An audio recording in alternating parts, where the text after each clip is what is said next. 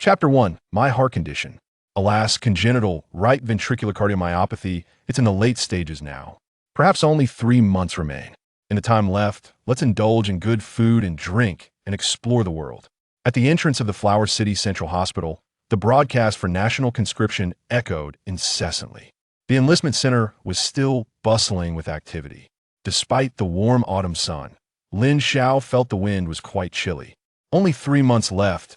Indulge in good food and drink and explore. Couldn't the doctor be a tad more subtle? Lin Xiao shook his head with a faint smile, clutching the terminal diagnosis document, and hailed a taxi. The wind swept through the car window, brushing away the boyish smile from his face, while simultaneously erasing the despair and helplessness buried deep in his eyes. Upon arriving home, the tantalizing aroma of his aunt's cooking wafted into his nostrils. Lin Xiao forced a smile, set down his school uniform and diagnosis paper, and walked into the kitchen. "Ah, little Xiao, you're back." His aunt was bustling about in the kitchen, a pan of steaming tomato, scrambled eggs releasing a rich mist. She turned with a gentle smile and said, "Wash your hands, it's time for dinner." Lin Xiao tied on an apron, seized the spatula from his aunt, and cheerfully declared, "Leave the rest to me." Although surprised, his aunt obliged. However, when she stepped out of the kitchen and saw the diagnosis paper on the shoe cabinet, her smile froze, gradually fading away. The atmosphere at dinner was oppressive. Even his usually boisterous cousin, Qin Jia, silently consumed his meal without touching the vegetables. "Little Xiao, I saw the diagnosis paper," his aunt finally managed to say, her voice trembling. "Your condition, is it really in the late stages?" Lin Xiao chewed on the tomato scrambled eggs, his words muffled. "Yeah, I guess it's almost over. I won't be going to school anymore. It'll stay home and keep you company." Before he could finish, his aunt suddenly burst into tears. "Little Xiao, don't say such things. To me, you're like my own son. Well, seek treatment. No matter what, well, seek treatment." Lin Xiao was a seasoned heart disease patient, and what's more, he suffered from a terminal condition, right ventricular cardiomyopathy, the kind that couldn't be saved even with a heart transplant. Diagnosed at 10, he now bore an 8-year history of illness. This condition left him perpetually weak, often fainting. His body and spirit were both battered and bruised. From despair to acceptance, Lin Xiao had endured over 2,000 sleepless nights. "It's all right." Lin Xiao wiped his aunt's tears and turned to pat his cousin Qin Jia's shoulder, feigning strictness from now on. "Don't get angry at your mom so easily, and study hard to get into a top martial arts university, or else it'll haunt your dreams and beat you up." Qin Jia managed to force a smile, but it looked more like a grimace. Just then, the front door swung open, and a middle-aged man in a daxia military uniform strode in, his features sharp and commanding, exuding an air of authority without raising his voice. This was Lin Xiao's uncle, Qin Jundao. "You finally returned, you rascal." His aunt stood up, tears streaming down her face as she pointed at the man. "You got promoted to a lieutenant, and are too busy to even check on your nephew." Qin Jundao had just removed half of his military uniform when he froze at her words. Upon noticing the diagnosis paper on the shoe cabinet, he fell silent for 2 minutes before pulling out his phone. "Hello, Captain, it's me. I'd like to apply for a leave of absence." The dinner table remained heavy with tension, so Lin Xiao continued to smile cheerfully. "Uncle, is the situation at the front still tense?" 2 years ago, a thick fog emerged from the depths of the ocean, bringing with it gods and spirits not of this world. The deities descended, standing at the pinnacle of existence. Flora and fauna grew wildly, dominating the urban landscape. Even the natural elements stirred storms. Fire raged, waves engulfed the land. Plants formed nations, and earth and stone became divine. Powerful forces clashed, leaving humanity to awaken and evolve, yet always lagging behind the might of the gods. Fierce rivals eyed one another, and humanity became entrenched in daily bloodshed. For 2 years, daxia has been embroiled in a bloody struggle, where everyone's blood boiled with rage. Elite institutions established martial arts academies, and the entire nation sent reinforcements to the front lines. Despite this, the military still struggled tremendously. Those gods were simply too powerful. Humanity's evolution was far too slow. The situation at the front resulted in daily casualties, with many never returning home. "It's fine. No need for you to worry." Qin Jun Dao rubbed his nose, the iron-willed man's eyes glistening with moisture. All right, no more crying. Lin Xiao began sternly, then smiled reassuringly. The doctor said I have 3 months left. Aunt, Uncle Little Jia, let's spend the last of my time exploring together. I want to see the mountains in the north and the seas in the south. Lin Xiao suddenly paused. Finally, take me to the East Sea. I want to witness the battlefield where Daxia's soldiers fight valiantly. Lin Xiao smiled brightly. In this life, I never had the chance to defend against the powers that be. To protect my home and country, it's indeed a regret. At the dinner table, his aunt finally broke down, covering her face as tears streamed down. Qin Jia bit his lip hard, tears brimming in his eyes. King Yundao nodded solemnly, clasping Lin Xiao's hand. Please don't cry. Before he could finish, Lin Xiao suddenly felt a wave of dizziness wash over him. It was the familiar sensation brought on by his heart condition. This feeling had been occurring more frequently of late. In the last second before fainting, his vision blurred, capturing the panicked expressions of his aunt and family. Yet, Lin Xiao maintained a serene smile, whispering, "Here it comes," as expected of someone nearing death. Thud!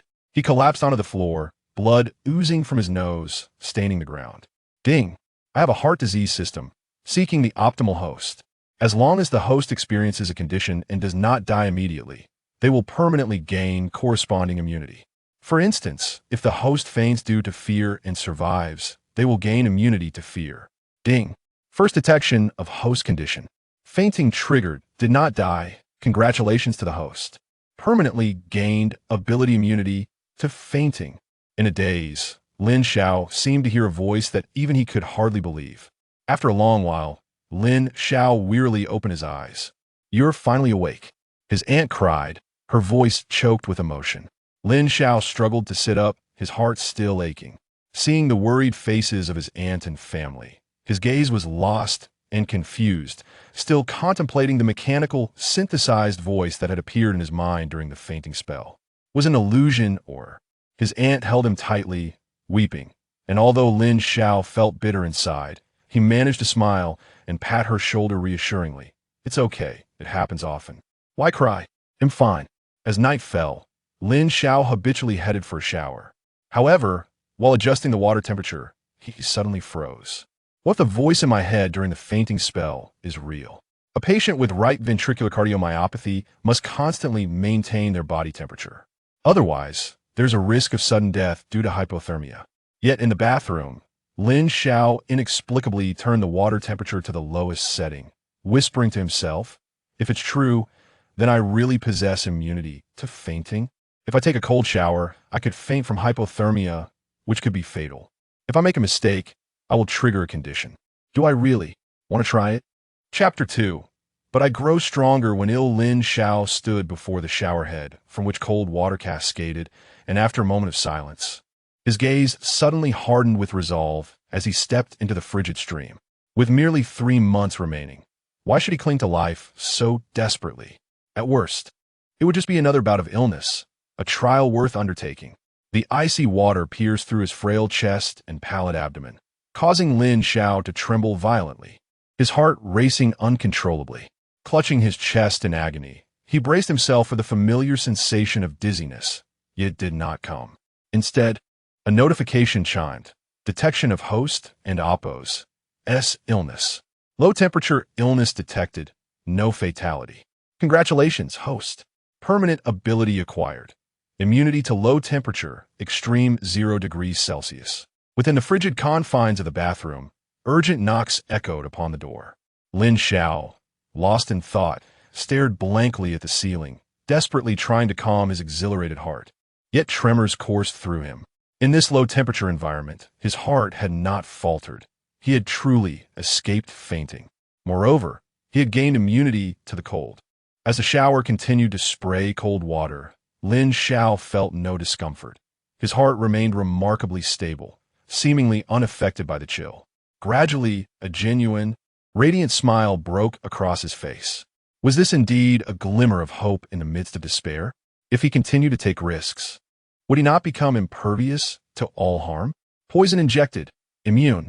Flame scorched, immune. Blades drawn, immune.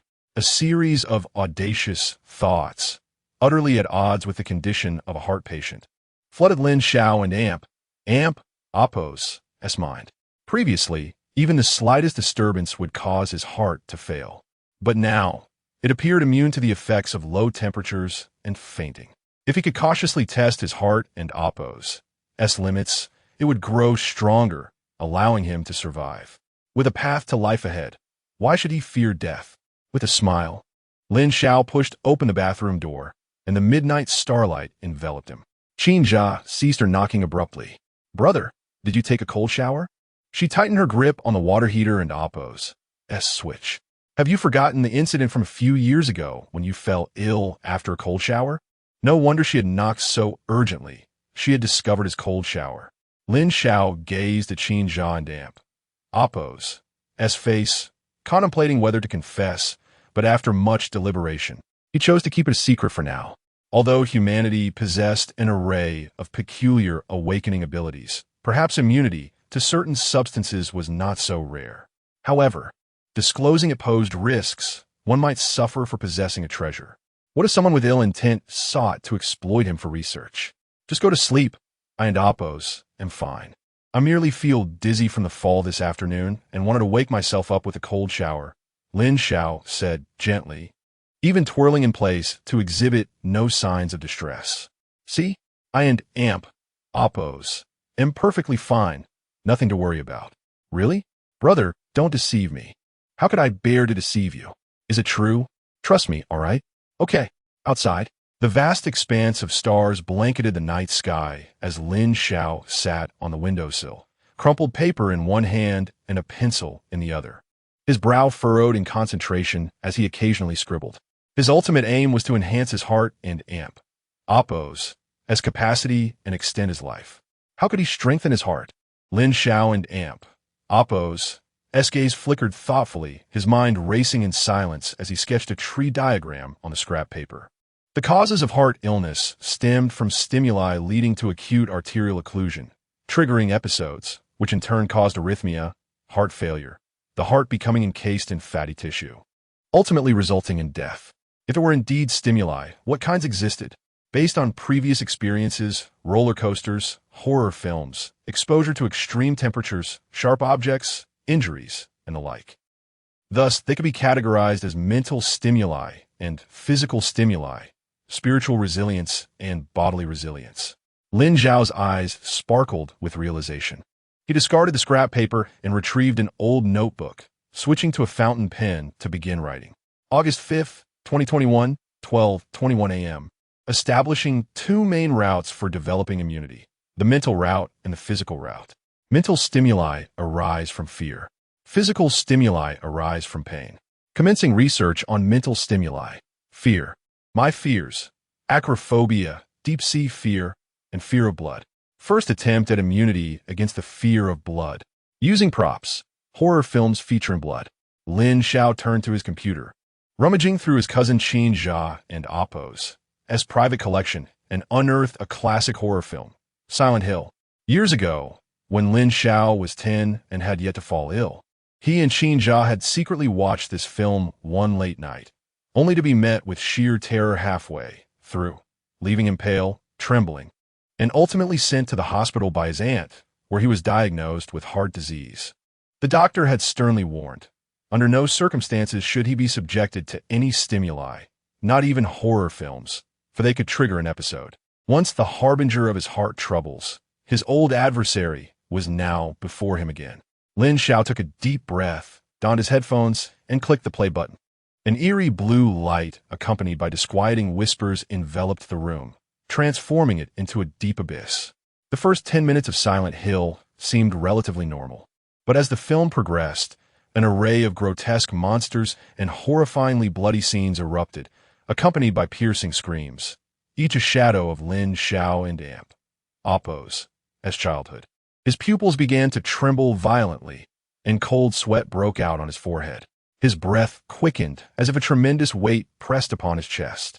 Upon witnessing a nurse with black blood streaming from her eyes and her limbs grotesquely bending, Lin Xiao and Oppos' fear finally reached its zenith. He collapsed onto the bed, his body shaking uncontrollably, his breaths and heartbeat growing heavy. A sharp pain erupted from his heart. An episode. Lin Xiao bit his lip, stifling any sound. Ding. Detection of host and oppos. Episode. Fear-induced episode, no fatality. Congratulations, host. Permanent ability acquired. Immunity to fear. At last, the system and oppos. Notification echoed in his ears. In an instant, the fear that had once engulfed Lin Xiao dissipated. 5 minutes later, the piercing screams from the headphones continued. Yet Lin Xiao lay drenched in sweat, staring at the ceiling, inexplicably no longer trembling. After a long pause, he slowly rose and glanced back at the film. Even as the butcher chased the protagonist with a cleaver, he felt no trace of fear, even pondering the performance of the actor portraying the butcher. Had he truly become immune to fear? Wiping the sweat from his brow, Lin Xiao murmured to himself, then opened more renowned horror films.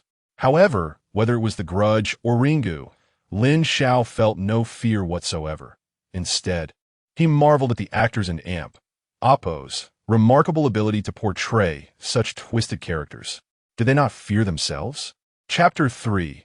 The unease of not causing one and Oppo's own downfall with no trace of fear. It was evident that I had become immune.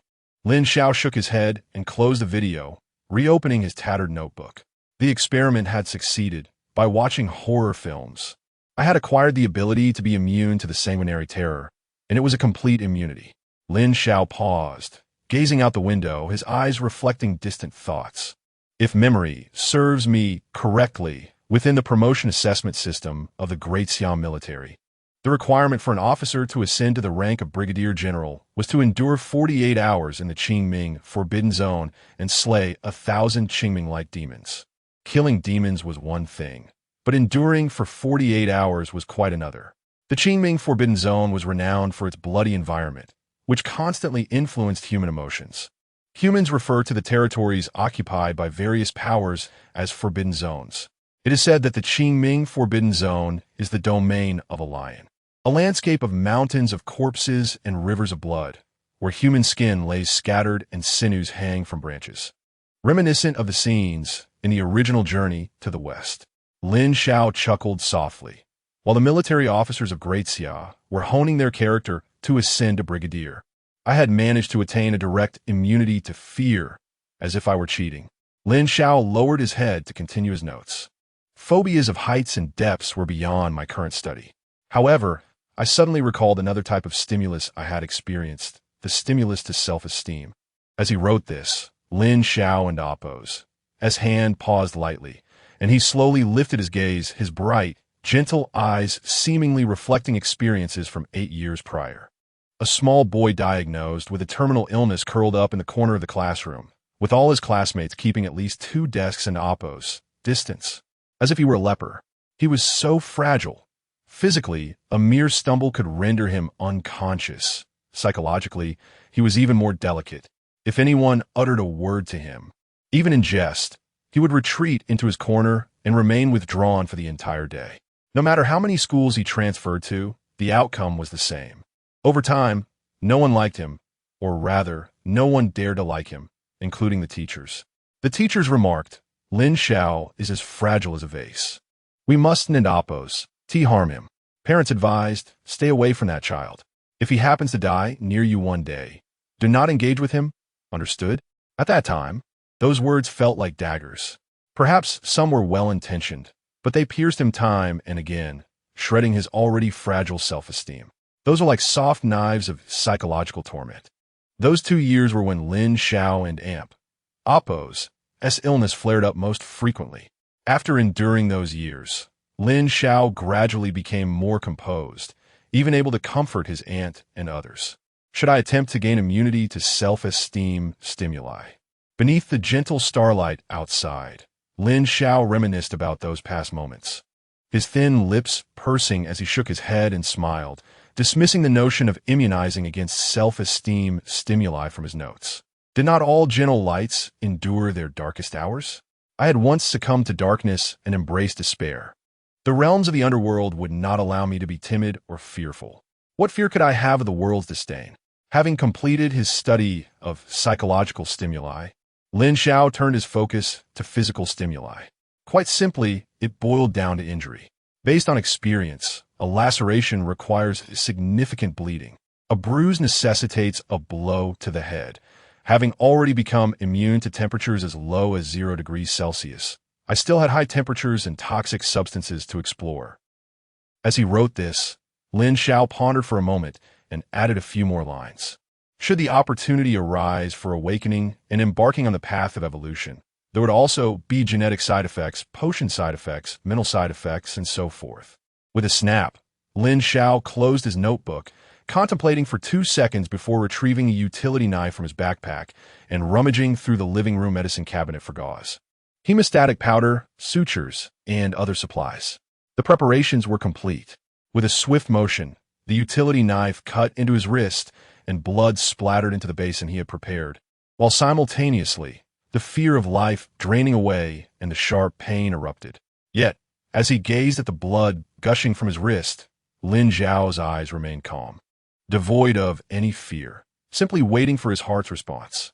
3 seconds later, as the body lost a considerable amount of blood, the heart struggled to supply blood, bypassing arterial blockage and entering a stage of arrhythmia, edging closer to death. Here it comes. It felt as if the cut was a bit too deep. With a murmur, Lin Xiao heard the system and amp, Oppo's voice chime in as expected. Ding! Host and amp, Oppo's illness detected. Anemia onset, nearing death. Regrettably, Lin Xiao and Oppo's eyes widened in shock. Damn it, I cut too deep. Hemostatic powder, sutures, gauze. Forcing himself to suppress the rising panic, Lin Xiao immediately began to staunch the bleeding. At this moment, as his heart faltered, his fingers trembled uncontrollably. The sutures poked through his wrist multiple times, leaving a gruesome sight. Lin Xiao was drenched in sweat from the pain, but fortunately immune to the fear of bloodshed. He bore the excruciating pain from his heart and Oppo's turmoil and continued stitching the wound. With the final stitch pulled through the skin, the wound was closed, and the flow of blood gradually stabilized. The system in Oppo's voice echoed once more, blood loss detected, but no death. Congratulations, host, you have gained a permanent ability, immunity to blood loss. Ding! Congratulations, host, for triggering hidden condition, survival through blood loss. Immunity will be enhanced. Immunity to blood loss has been upgraded to infinite blood. Breathing heavily, Lin Xiao lay on the blood-soaked floor, listening to the series of notifications echoing in his mind, his gaze lost in the ceiling, or more accurately, into the void before him, where a virtual panel appeared. Heart disease system host. Lin Xiao symptoms. Right ventricular cardiomyopathy abilities. Immunity to extreme cold at 0 degrees Celsius. Immunity to the fear of bloodshed, infinite blood dam. It's a good thing I learned how to suture in the hospital. Lin Xiao muttered to himself, reaching out to touch the virtual panel. Infinite blood? If a patient with heart disease were to donate blood every day, would the nation weep? Under the starry, dark sky, Lin Xiao gradually broke into a grin. Damn it, I've turned misfortune into fortune. So, I have become an infinite pool of blood. But why am I not immune to knife wounds? By this time, it was already 3 in the morning, and weariness began to creep in. Lin Xiao could only succumb to confusion and drift into a deep slumber. The following morning, as the sun rose, a knock sounded. Brother, wake up. Today we set off. Qin Jia, clad in pure black sportswear, his long black hair tied back, stood at Lin Xiao and Oppo's door, a massive backpack slung over his shoulder. Didn't you say you wanted to explore? Having stayed up half the night, Lin Xiao rose with panda eyes. Brother, did you stay up all night? I did not. I didn't tea. Your dark circles are showing. His aunt's husband had risen early, parking the car at the doorstep, poring over maps and travel guides. In today and Oppo's unstable human society, where demons lurked everywhere, as a soldier, he was acutely aware of which areas were chaotic and had meticulously selected 3 travel destinations. First on the list was Mount Hua in the west. Its sheer cliffs and perilous paths, particularly the unguarded skywalk, had left countless individuals trembling with fear of heights. A veritable hell for those afflicted. Let us go, we're all packed. Chapter 4. Conquest of the most perilous western peak of Mount Hua. At the threshold of his home, Auntie and Lin Xiao carried a plethora of bags, filled primarily with the essentials for Lin Xiao's daily life: light meals and pristine distilled water. As Lin Xiao stepped outside, his gaze drifted into the distance, brimming with anticipation. "Little Xiao, pursue whatever you desire. We shall support you wholeheartedly," Auntie said, tenderly brushing Lin Xiao's hair, her eyes filled with compassion. Lin Xiao merely smiled, choosing not to elaborate. Jun Dao took the wheel, merging onto the expressway, traversing through picturesque landscapes, albeit at a somewhat sluggish pace, maintaining a speed of around 80 kilometers per hour. "Hurry up, uncle. Don't fret over me. I'm perfectly fine." Upon hearing this, Jun Dao gradually accelerated.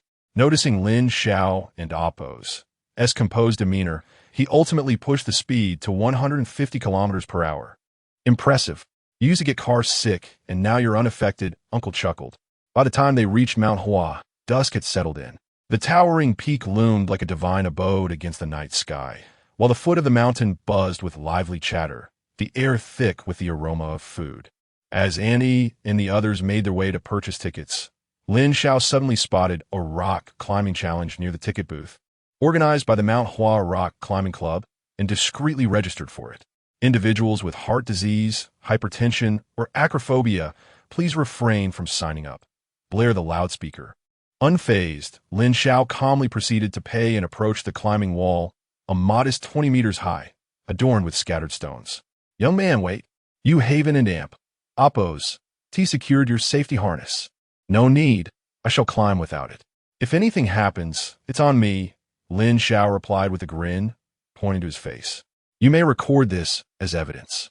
With that, he exerted himself, gripping the wall's rocky surface as he began his ascent.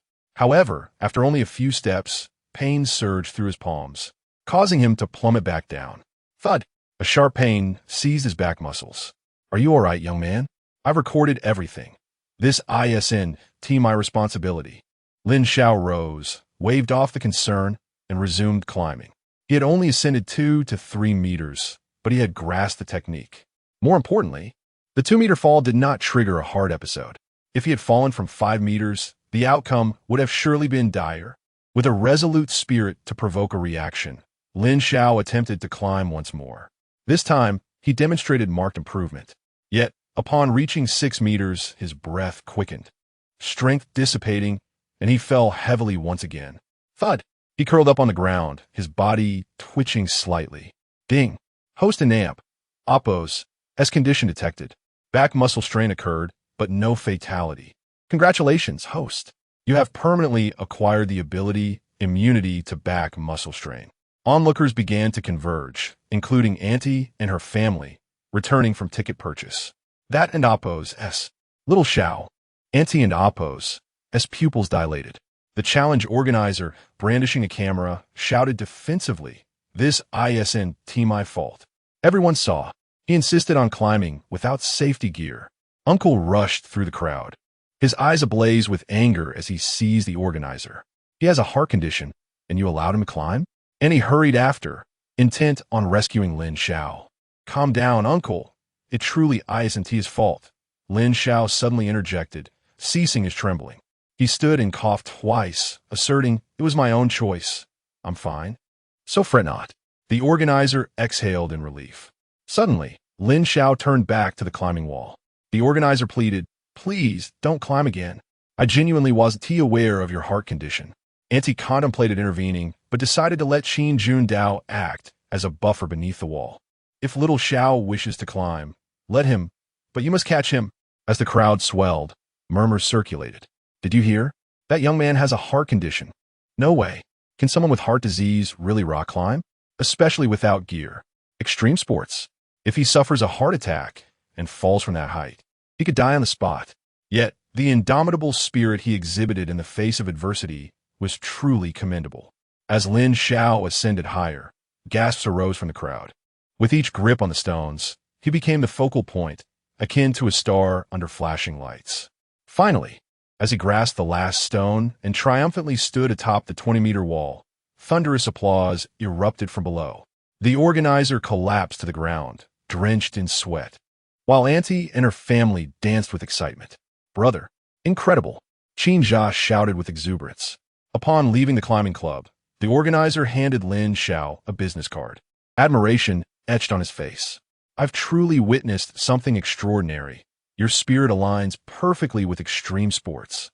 If you're interested, contact me. Soon, a remarkable extreme athlete will emerge in the Daxia. Lin Xiao smiled politely, but shook his head, his ambitions not lying within the realm of extreme sports. As twilight deepened, Auntie and her family commenced their ascent of Mount Hua. Due to fatigue, Lin Xiao frequently required breaks, each time feeling as though his heart might leap from his throat. Yet after each pause, his heart seemed to grow even more resilient. How magnificent! Midway up the western peak, the path steepened, nearing a 60-degree incline. Peering to the left, the night concealed Mount Hua and Appos as perils, yet Lin Xiao felt an involuntary chill. Suddenly, Lin Xiao and Appos' left foot slipped, and half his body dangled over the edge of the stone steps, suspended above an abyss. Buzz! Fear surged within him. His legs weakened, breath quickened, heart raced. Peering ahead at Auntie and her family, who remained oblivious, he seized the opportunity to lean further out. In that moment, terror overwhelmed him. Ding! Host and Appos, as condition detected. Acrophobia triggered, but no fatality. Congratulations, host. You have permanently acquired the ability, immunity to acrophobia. Ding! Hidden condition activated. The abyss. Permanently acquired ability, superior balance. A symphony of mechanical notifications resonated. Lin Xiao sat on the steps, drenched in sweat. Gradually calming his racing heart, he leaned out once more. The fear of heights had vanished, replaced by a sense of freedom beneath the night sky and the gentle caress of the evening breeze. To explore his newfound ability of superior balance, Lin Xiao gripped the edge of the steps with one hand, detaching himself, his feet poised at the mountain and Appos' precipice, then slowly released his hold. Is this what it feels like to fly? Lin Xiao closed his eyes, savoring the wind and the celestial expanse above. His feet, as if forged from iron, anchored him at the edge of the rock. Even amidst the fierce night winds, he discovered an exquisite equilibrium on that narrow ledge, impervious to the depths below. He felt akin to a mountain goat. At that moment, a thunderous thought erupted in Lin Xiao's mind. Mount Hua's western peak. The lofty plank road that had paralyzed countless souls with fear. What if he commenced his ascent from the midpoint, climbing unassisted all the way to the summit? Would that not bestow upon him even greater and more stable abilities? Chapter 5. With a body afflicted by illness, undertaking divine undertakings. Lin Xiao opened his eyes, his bright gaze ignited with intense impulse and curiosity. The only risk lay in his physical stamina. Yet, the superlative balance he possessed endowed him with climbing prowess akin to that of a goat. Should he ever feel fatigued, he would simply rest against the rock face. With such assurance, what risk could possibly remain? A faint smile graced Lin Xiao and Appos' lips as he hastened to catch up with his aunt and her companions. While the world spoke of the treacherousness of Huashan, he was determined to conquer it barehanded. Unbeknownst to him, a fervent flame named ambition flickered in Lin Xiao and Appos' eyes. At the midsection of the western peak of Huashan, within a temporary observation platform, his aunt fanned herself enthusiastically while Qin Jia attentively offered water. Lin Xiao relished the care of his family, yet his gaze frequently drifted toward the precipice outside the platform. The dilemma of how to discreetly detach from the group occupied his thoughts. His aunt and the others believed him to be frail, and, even if he led the way, they would surely glance back to check on him. Should he vanish for too long, their concern would escalate. After much contemplation, he found no perfect solution. Thus, Lin Xiao gritted his teeth, and, when the group resumed their ascent, he subtly slowed his pace. Ultimately, seizing the moment when his aunt and the others hesitated at the entrance of the glass walkway, he swiftly leaped down the steps, grasped the rock face, and began to scale the mountain. Hiss! He was completely climbing upon the surface of the peak. The rough texture of the boulder met his fingertips. The fierce winds at high altitude howled incessantly, causing Lin Xiao and Appo's clothes to billow dramatically. Gulp. Lin Xiao glanced at the swirling mist around him, swallowed hard, steadied his feet on a flat rock, and extended his left hand upward, securely gripping a higher crevice. He commenced his barehanded ascent of the western peak of Huashan. Meanwhile, in the depths of the heavens, the atmosphere shifted ominously. On the left side of the western peak, a group of soldiers clad in special military attire assembled a sniper cannon. Their commanding officer, bearing the rank of major, wore a grave expression as he studied the intelligence in hand. The military had specifically approved the use of the Thor heavy sniper cannon. Thus, they were tasked with eliminating the malevolent forces atop the western peak of Huashan today. Should they succeed, they would be hailed as heroes in the Chong and Amp, Appos, and Battle Zone.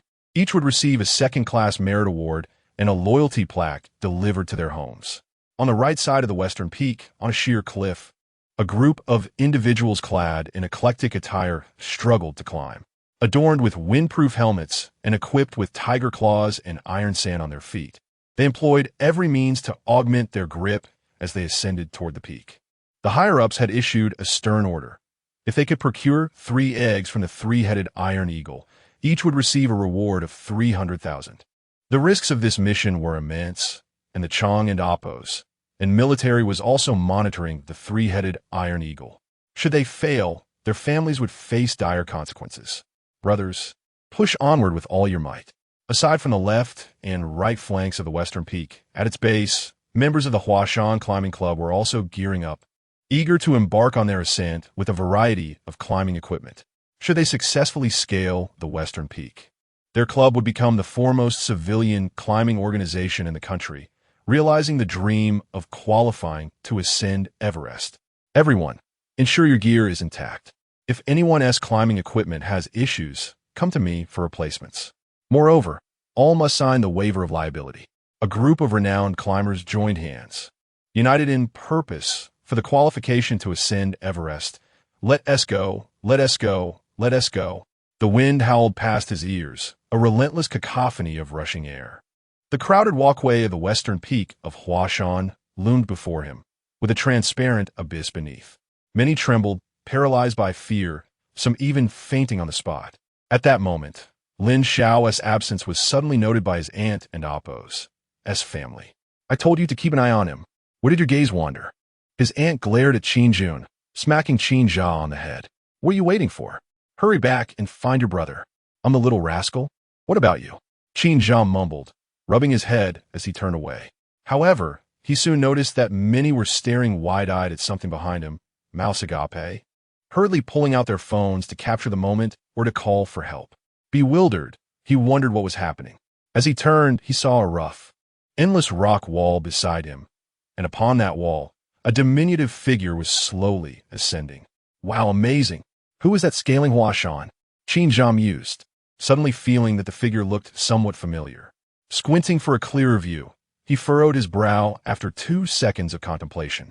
The attire of that person resembled that of his cousin. Oh no, it can't be, can it?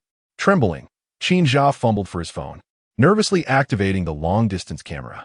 In the next moment, he froze in place.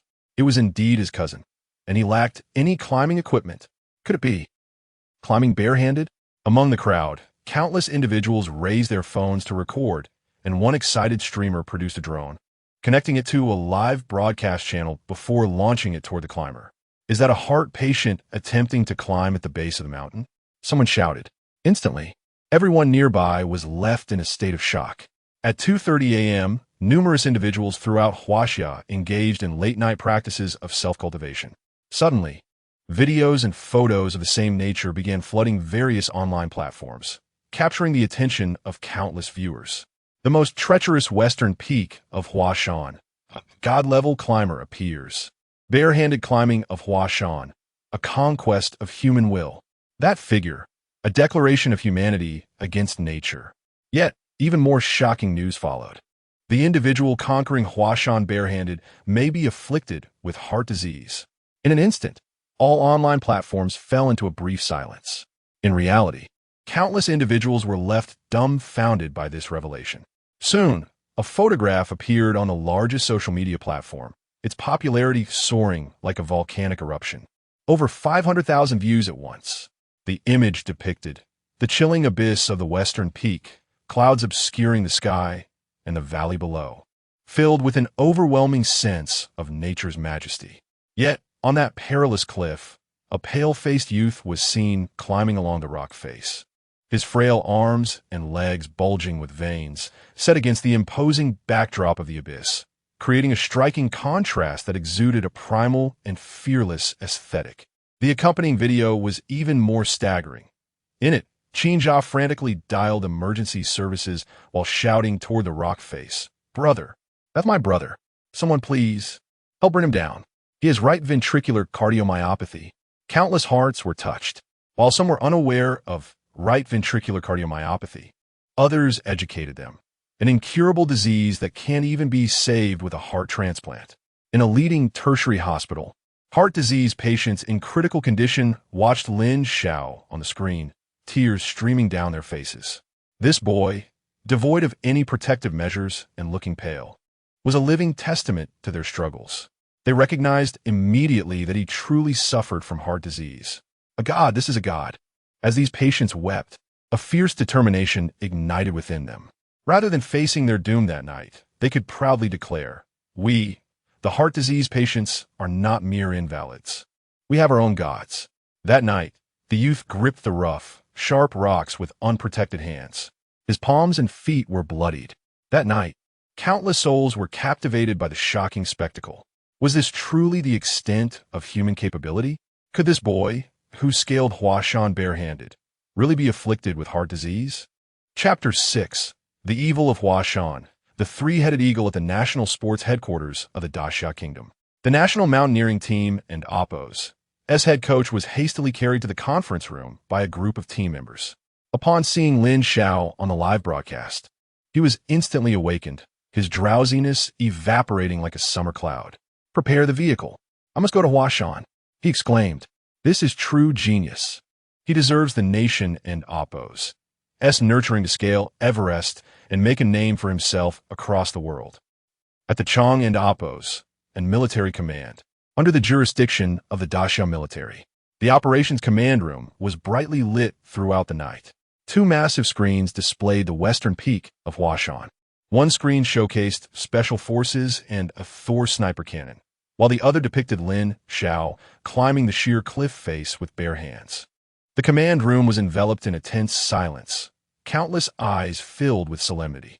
After a long pause, a middle-aged man adorned with military insignia gazed intently. "What a prodigious talent in the field of mountaineering. Such a pity," he murmured. A staff officer sighed heavily. "According to our calculations, this boy named Lin Xiao is about to pass near the lair of the three-headed iron eagle. The likelihood of survival is grim." The middle-aged man suddenly spoke. "Notify the Thor team. If there's a chance to save him, do so."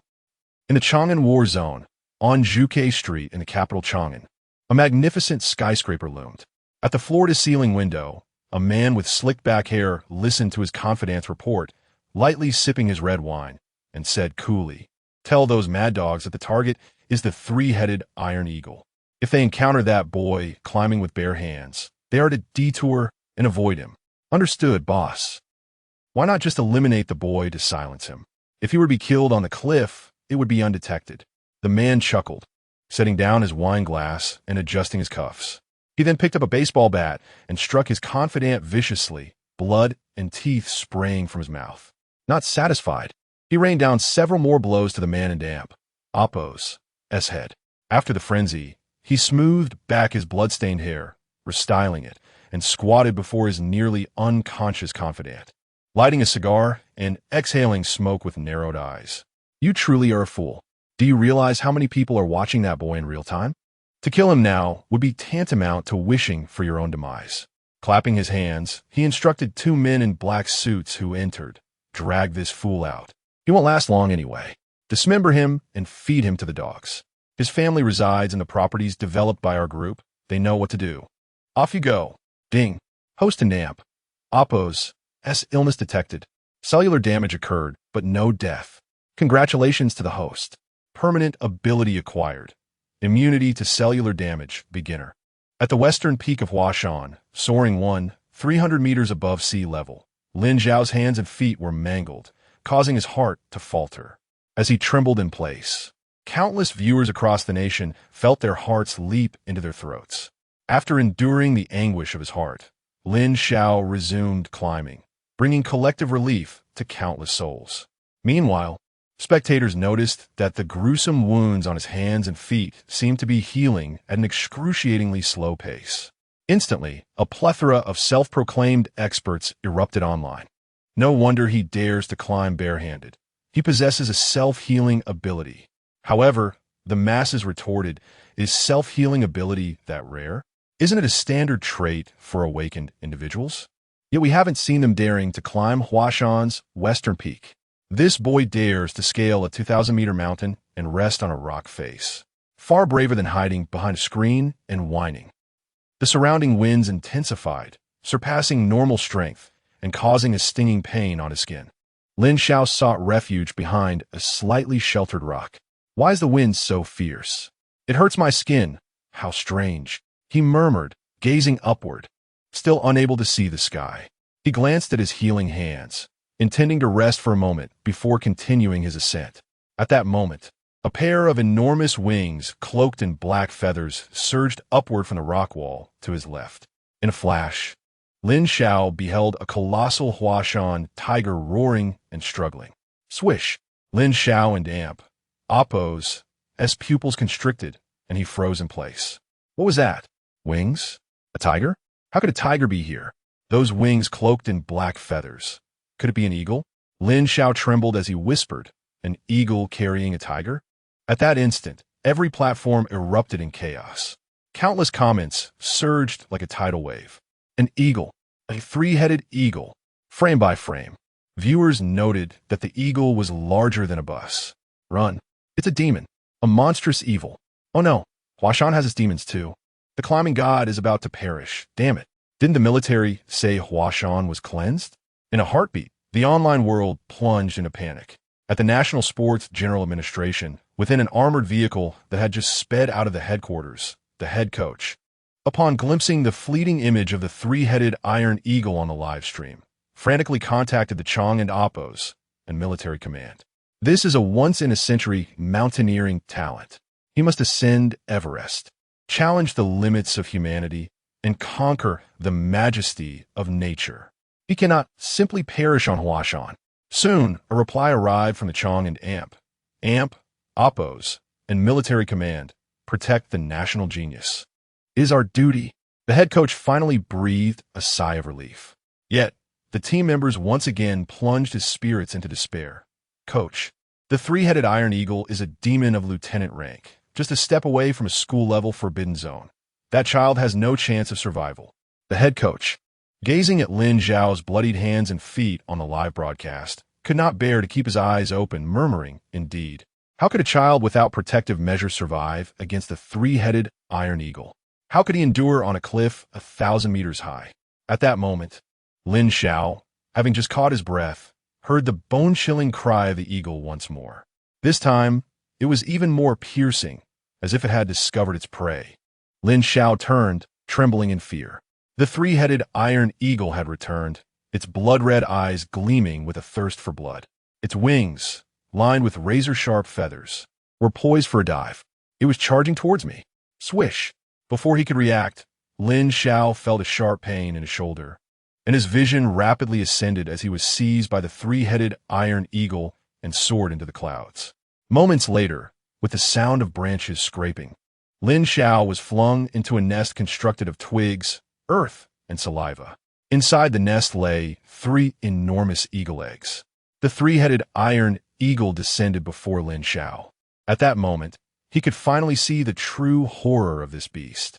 Its massive body was akin to a bus, its wings, when spread, as wide as a cruise ship, and the 3 blood-stained heads fixated on him with unblinking intensity. Chapter 7. Rising from Suffering. Damn it. Am I to be consumed by this beast? I can only fight back now. Lin Xiao gritted his teeth, steeling his resolve, and stood up to shout at the three-headed iron eagle. Beast, if you have the guts, come and kill me. The three-headed iron eagle ignored him, spreading its wings and pinning Lin Xiao and 3 eagle eggs against its abdomen. Indeed, it intends to keep me alive until the eaglets hatch. Although I fear not death, I never consented to be the fish on the chopping block. Lin Xiao glanced at the eagle eggs beside him, clenched his fists, and smashed one of the shells with a punch. He then buried his head into the shell, greedily sucking in the viscous fluid within. Warm currents surged into his body. The three-headed iron eagle caught the scent of the egg liquid, raised its rear to look, and instantly erupted in fury. Lin Xiao lifted his head, his face smeared with egg liquid, and grinned recklessly. "Beast, do you wish to eat me? But I find your eggs quite delectable." A thunderous and furious cry of the eagle echoed. The razor-sharp beak pierced Lin Xiao's abdomen, shredding his insides. Yet, rather than howl in agony, Lin Xiao erupted into maniacal laughter. "Yes, just like that. Ha ha, come harm me. Is that all the strength you possess?" The three-headed iron eagle, venting its anger, pecked mercilessly at the ant before it, wishing to preserve its prey. After all, fresh blood and flesh are far more nutritious for the eaglets. "I knew it. I knew you would keep me alive until the eaglets hatched. You Wuden and Oppos. Kill me immediately. No let my flesh rot. Ha ha ha. I placed my bet wisely." Enduring the excruciating pain, Lin Xiao bent down, laughing wildly as he smashed the second eggshell with another punch. The three-headed iron eagle panicked, now thoroughly enraged. If all 3 eagle eggs were shattered, this ant would no longer be worth keeping alive. Instantly, all 3 heads lunged toward Lin Xiao's limbs, intent on crippling him and draining him of all his strength. However, at that moment, the mechanical synthesized voice in Lin Xiao and Oppos' mind blared wildly. Permanent ability acquired. Immunity to evil gene side effects, beginner. Hidden condition triggered. Iron eagle egg liquid. This ability has been upgraded to intermediate. Permanent ability acquired. Immunity to chest trauma, beginner. Hidden condition triggered. Blood-stained heart. This ability has been upgraded to intermediate. Permanent ability acquired. Immunity to head trauma, beginner. Hidden condition triggered. Diamond skull. This ability has been upgraded to intermediate. Permanent ability acquired. Immunity to leg trauma, beginner. Hidden condition triggered. Flesh at the thigh. This ability has been upgraded to intermediate. The boy's manic laughter echoed amidst the scent of blood. The three-headed iron eagle's cries reverberated throughout the nest. Blood flowed, flesh rotted, hearts ached, and bodies evolved. New abilities were born amid suffering. I have faced disease and despair with open arms. Thus, I shall rise from anguish. Gradually, the tormented youth transformed into a bloodied figure. Rising amidst the pool of blood, a flicker of defiant and bright laughter emerging on his blood-soaked visage. "Beast, continue to hurt me. As long as you do not kill me, I will eventually slay you." Meanwhile, countless individuals witnessed Lin Xiao being seized by the three-headed iron eagle, vanishing without a trace, leaving the crowd in a state of panic. The 3 teams on the western peak of Huashan received orders, hastening their ascent to the summit. However, upon reaching the three-headed iron eagle and Oppos' nest, the Huashan Mountaineering Club arrived first, followed by the Thor squad, which sought the best sniping position, and finally the Zhao group's egg-stealing team. Gazing at the blood-soaked nest before them, all 3 factions stood frozen. The captain of the Thor squad picked up the radio, struggling to speak, calling the Chang'an Military Command Center. "This is the Thor squad. We have seen. The three-headed iron eagle is dead." The nest, drenched in flowing blood, was littered with shattered eggshells and disheveled feathers. The enormous three-headed iron eagle was covered in bite marks, lying stiffly in a nest, one of its heads missing, carried away by the winds into the abyss. Gulp. The Mountaineering Club members swallowed hard. The Thor squad stared in disbelief at this scene. What on earth had happened here?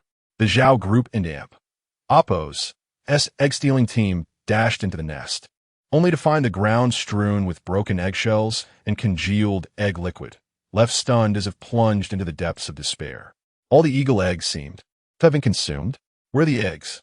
Where did they go? Crack. Military rifles aimed at them. Spend your lives in prison searching for eggs. The captain of the Thor squad, wielding a Type 95 submachine gun, said coldly, Dare to steal the eggs of the three-headed iron eagle? Don't move. Whoever moves dies. This night stretched endlessly. Countless people remained glued to their screens, holding their breath in anticipation. Until 4:00 amp, Oppo's clock in the morning. Drones captured Lin Xiao on the cliff once more, triggering waves of ecstatic cheers across the online world. They knew not how Lin Xiao escaped the clutches of the three-headed iron eagle. They only knew that this boy, afflicted with a terminal illness yet performing miraculous feats, was still alive, blazing like a dazzling sun that scorched countless eyes and hearts. Yet, after the cheers came a haunting silence, for Lin Xiao was battered and bloodied, his flesh torn and soaked in blood. Even so, he stubbornly continued to climb. The cliff tore at his fragmented skin, yet his blood flowed with an indomitable spirit. Shock, awe, admiration, respect. Tonight, this bloodied heart disease patient named Lin Xiao conquered the hearts of many, and his image of climbing through blood began to spread wildly among the people. Some called him a fearless god. Others spoke of him as the last rays of life seeking freedom. Still, others said he stood atop life, mocking the impotence of disease. But only Lin Xiao himself knew. I just want to live. Chapter 8, May I ask to which bank card the money has been transferred? National Highway, Chief Coach and Oppo's S-Team. The strongest mountaineer of our great Xia has survived. The Chief Coach was overwhelmed with joy, nearly fainting. Chang'an Military Headquarters Combat Command Center. Calling the Thunder God Squad. How did that child manage to survive? At the Zhao Group's top floor, Chang'an City, a man in a suit with slick back hair crushed the wine glass in his hand, his eyes filled with rage. The egg is gone. It's been eaten by that child. The child has the egg fluid within him. At the Chang and Oppo's and military headquarters, silence reigned. General, the investigation report is out. The staff officer held a stack of documents, his face a mask of shock. The virtual imaging of the injuries revealed that the three-headed iron eagle had suffered thousands of bites, its feathers plucked, its skin severely damaged. And the cause of death was the extraction of its heart. As he finished speaking, the entire command room fell silent as a grave. The middle-aged general quietly studied the report, suddenly fastening his collar and donning his military cap before turning to exit. Suffering from a terminal illness, right ventricular cardiomyopathy. No awakening data. His physical condition was so frail that even a gust of wind could topple him. Yet he was capable of tearing apart the hide of a captain-level demon with his bare hands, attacking its heart from within. He was not only a peerless talent in the mountaineering world, but also a remarkable warrior for our great Xia military. Truly, heaven blesses the great Xia, generously bestowing talent. At 5 o'clock in the morning, near the summit of West Peak, a tide of people surged. Countless individuals craned their necks to gaze down the cliff. Their expressions were fervent, akin to witnessing a miracle firsthand. Indeed, the boy who had escaped the demon's nest, bloodied yet still climbing West Peak, was a living miracle. He has coming. He has coming. An unknown shout erupted. The crowd surged forward, faces alight with excitement. Moreover, millions across the nation were simultaneously captivated by this scene, their hearts racing with tension, excitement, and anticipation. Countless rock climbers, geologists, sports clubs, and survival enthusiasts converged as if welcoming an unprecedented grand event. All concerned about Lin Xiao and Oppo's condition. He was actually resting on a rock face. He was still climbing. He had been climbing all along. Only 800 meters remained to the summit of West Peak. 500 meters, 100 meters, 10 meters. At the edge of the cliff, at West Peak, a bloodied, pale hand extended.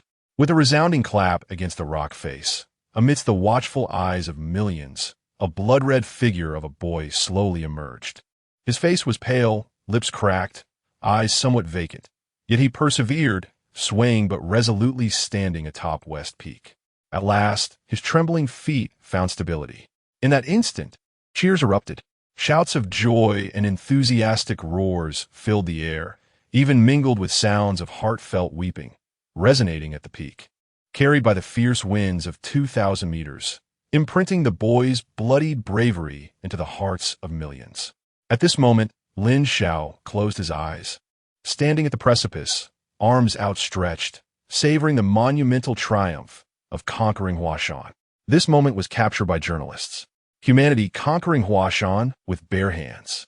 This photograph would undoubtedly become an illustration in textbooks. The next moment, Lin Xiao and Appo's head grew heavy, and he slumped into unconsciousness. His aunt and the medical team swiftly navigated through the crowd, rushing to his side. Overcome by exhaustion, he fell into a coma, promptly receiving glucose injections and immediate heart condition assessments. The sounds of the medical team echoed atop the mountain. The morning sun began to bathe the world, enveloping the bloodied, slumbering Lin Xiao. After an entire day and night of deep sleep, Lin Xiao gradually opened his heavy eyelids. What met his eyes was a pristine white ceiling, accompanied by a faint scent of disinfectant. Turning slightly, he beheld a wall adorned with countless banners, medals, and certificates of honor. Have I truly returned to life? Lin Xiao murmured to himself. Outside the ward, shadows flitted as if many had gathered. Following the nurse's scheduled rounds, the ward door was flung open by a throng of excited individuals, who then entered cautiously, suppressing their enthusiasm. His aunt wiped away tears from the corners of her eyes, sitting by Lin Xiao and Appo's bedside, gently stroking his head, explaining to the dense crowd behind her, "They have come here out of admiration. These banners and accolades are all gifts from them." Lin Xiao weary nodded slightly. Seeing this, his aunt ushered everyone out, leaving only herself and Qinjia to care for him.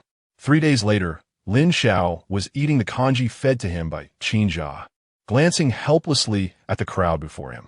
"Rest assured, I am the director of Chang and Appo's hospital. Here, you will receive the most superior treatment. All the professors in surgery, cardiology, and internal medicine will prioritize your diagnosis. I am from the Chang and Appo's and Charity Foundation. Your deeds have touched countless hearts. Your spirit has conquered Huashan.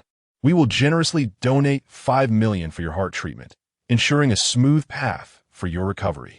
I am the Secretary General of the Chang and Appo's and Consortium. We will also contribute 13 million. I represent the National Disease Donation Center. As of noon today, donations from across the country for you have reached 10 million. May I ask to which bank card shall we transfer the funds? I am from the National Education Headquarters. Your deeds will be recorded in the National 9-Year Compulsory Education textbooks, and your name will become the answer to fill in the blank questions. The cover of the martial arts textbook for the 3rd year of junior high and high school will feature your photograph of standing at the summit of West Peak, arms outstretched against the wind. As each prominent figure arrived with warm smiles, money, fame, and medical resources cascaded like snow in the depths of winter, accumulating upon Lin Xiao's name, transforming into the aspirations of countless ordinary individuals. I am the chief coach of the National Sports Department of Great Xia.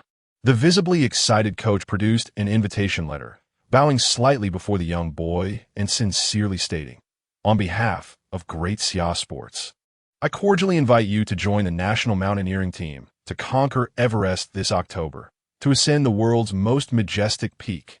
Conquering Everest? That sounds challenging. Lin Xiao paused slightly, a smile gracing his lips. "All right, thank you for the invitation." The coach clenched his fists, his expression alight with enthusiasm. At that moment, 2 fully armed soldiers appeared at the door. Instantly, all the distinguished guests in the ward took their leave with understanding. As the middle-aged man, adorned with military insignia, stepped into the ward, an air of solemnity enveloped the room, prompting Lin Xiao to rise from his bed, standing tall and straight as a pine. General Song. Qin Jun immediately stood at attention. Qin Zhan and his aunt were equally tense. In a nation where valor is revered, soldiers command respect, especially those generals who stand at the pinnacle of Great Xia, fighting for the country. The middle-aged man's gaze swept around before finally settling on Lin Xiao. His eyes filled with admiration. In the sunlit ward, the middle-aged man produced an officer's ID engraved with a golden star. "I am Song Jiao, the highest commander of the Chang and Appo's and military headquarters." Chapter 9. This child is an unparalleled warrior. This journey serves as a token of gratitude from the Chang and Appo's and military department. We extend our heartfelt thanks for your efforts in eliminating the 3-headed iron eagle and thoroughly cleansing Mount Hua, a feat of remarkable merit. Here is the second-class Meritorious Service Medal, and the plaque has been transported to Huacheng to be escorted to your home by armed military vehicles. Lin Xiao paused momentarily, a flicker of hesitation crossing his face before he slowly nodded in acceptance. Song Jiao placed the glimmering medal aside and abruptly shifted the conversation. However, my child, I am most curious to know how an ordinary child, devoid of any awakened abilities or records, managed to slay a lieutenant-level demon like the three-headed Iron Eagle, which is notoriously challenging, especially among airborne entities. Do you possess some hidden power? Is it genetic, magical, or perhaps mental? Genetics, potions, and spirit. These represent the three primary pathways of human evolution. Awakened abilities are indeed aligned with these three routes. Eventually, the truth must come to light. Lin Xiao sighed inwardly. His nocturnal ascent of Mount Hua was intended to avoid drawing attention. Yet, it now seemed fate had conspired to attract the gaze of high-ranking officials within the military. Indeed, immunity to trauma and boundless blood. Lin Xiao suddenly confessed. But I do not know to which category I belong. Song Jiao's expression grew grave. Is that truly the case? Lin Xiao nodded affirmatively. Song Jiao furrowed his brow and, with a serious demeanor, exited the hospital room to retrieve a military phone. Location: Chang'an First Hospital. Immediately dispatch a military inspection team. Inside the hospital room, Lin Xiao stared at the ceiling, lost in contemplation. The most critical secret to safeguard was his ability to grow stronger when his heart faltered. If he merely disclosed his immunity to trauma and boundless blood, that should suffice to obscure the truth. Outside the ward, a staff officer inquired curiously, "General, is the child's situation truly of such significance?" Song Jiao lit a cigarette, exhaling smoke as he replied slowly. "Do you know what the awakened ability of the greatest sword master of the great Xia, Sun Jiufeng, is? It is mastery of the sword path and meditation. What ranks do these abilities hold? The mastery of the sword at the rank of Major General and meditation at the rank of Lieutenant General. Awakened abilities are classified according to military ranks." Taking a deep breath, Song Jiao continued then, "What rank do you think the immunity to trauma that enables an ordinary child to slay a lieutenant-level demon would be?" It should be at least lieutenant level, right? No, it must be at least at the level of a major general. Song Jiao and Appo's eyes gleamed intensely. "And what do you think about the boundless blood, an ability so extraordinary that no one has dared to believe in its existence? What rank would that hold?" The staff officer fell silent, pondering. "There's no rank." Song Jiao's voice turned solemn, or rather, it transcends all known ranks. The corridor outside the ward fell into a profound silence, the eyes of all accompanying officers brimming with astonishment. Shortly thereafter, the military inspection team arrived, and a stream of military doctors entered, beginning with blood tests, followed by genetic, potion, and mental evaluations. The results of the blood test revealed no blood loss, boundless hematopoiesis. The genetic test indicated private-level genetics. The potion test showed private-level potion adaptability. The mental evaluation concluded unwavering in the face of blood-soaked corpses, strong enough to remain unperturbed by despair. "General, congratulations. The great Xia has gained another prodigy." The military doctor presented the report, his expression jubilant. "Although this child has the most ordinary genetic and potion adaptability, his mental strength is unparalleled, impervious to any pressure, unflinching even when faced with the collapse of mountains. Moreover, his body indeed possesses immunity to lieutenant-level trauma. Weapons below lieutenant rank cannot inflict harm upon him. Even if his skin, organs, or bones sustain damage, he rapidly heals autonomously. This immunity and self-healing ability have been verified to reach the level of Major General. The great Xia has gained another Major General-level awakened being. Most astonishingly, he truly possesses boundless blood. It is hard to believe such a terrifying ability has manifested in a child afflicted with a terminal heart condition. When blood spills, the hematopoietic cells within him disregard all factors and produce blood frantically. This ability is the first of its kind since the founding of the great Xia. We cannot assess his awakened rank." Upon the military doctor's concluding remarks, The ward fell into an eerie silence, shock etched on the faces of all present. The sound of swallowed saliva echoed repeatedly. Truly, a naturally born, unparalleled warrior, the staff officer murmured in awe. Lin Xiao glanced at Song Jiao, then at the elated and astonished medical team, and finally at his aunt and Appo's family, all wearing expressions of shock. He blinked and said, may I have something to eat? I'm quite hungry. The rumbling of his stomach echoed through the room. With a wave of his hand, Song Jiao commanded, someone go summon all the 5-star chefs from the Chang'an battle zone to the hospital. Whatever our greatest prodigy desires to eat, even if it's from outer space, must be procured. Lin Xiao scratched his head and suddenly smiled. General Song, may I request that you keep my information confidential? I tend to be reserved and prefer not to attract attention. Song Jiao raised an eyebrow in surprise. You scale the most perilous western peak of Mount Hua unassisted, attracting the gaze of millions simultaneously, and you tell me you are reserved?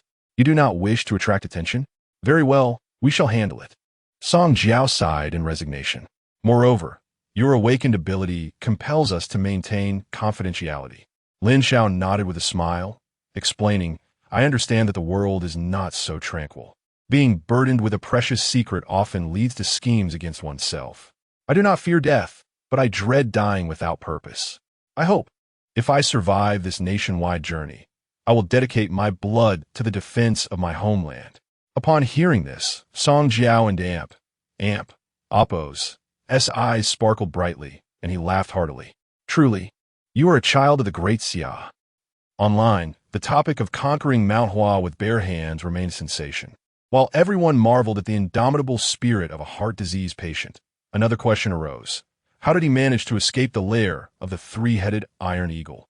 At this moment, a notice from the Chang'an Appo's and military department quelled all doubts. The Chang'an Appo's and Thunder God team has eradicated the latest demon of Mount Hua, the 3-headed iron eagle, lieutenant level, successfully rescuing a young man and completing the mission to cleanse Mount Hua. The Thunder God team bore the weight of public curiosity on behalf of Lin Xiao. A week later, in the Chang'an battle zone, Huacheng, an armed military vehicle approached slowly under the morning sun. Atop the central vehicle, a heavy, crimson plaque was affixed, its 4 bold characters capturing the attention of all passers-by. Is that a second-class meritorious service plaque? I never imagined Huacheng could produce a second-class meritorious servant. To earn such an honor, one must surely pay a hefty price. Nonsense. It's nearly impossible to earn a second-class meritorious service while still alive. The military vehicle continued toward Lin Xiao and Appo's, his aunt and Appo's residential complex, where a group of solemn-faced soldiers bore the crimson plaque, hanging it at the entrance to his home amid the gaze of countless onlookers. Chapter 10. Armed Escort. Reckless adventure, the once ordinary iron gate suddenly appeared vibrant and heroic due to the crimson plaque, evoking utmost respect from the onlooking crowd. Curiosity sparked among the bystanders, leading to inquiries about the family situation. The soldiers provided only one response: exceptional military merit.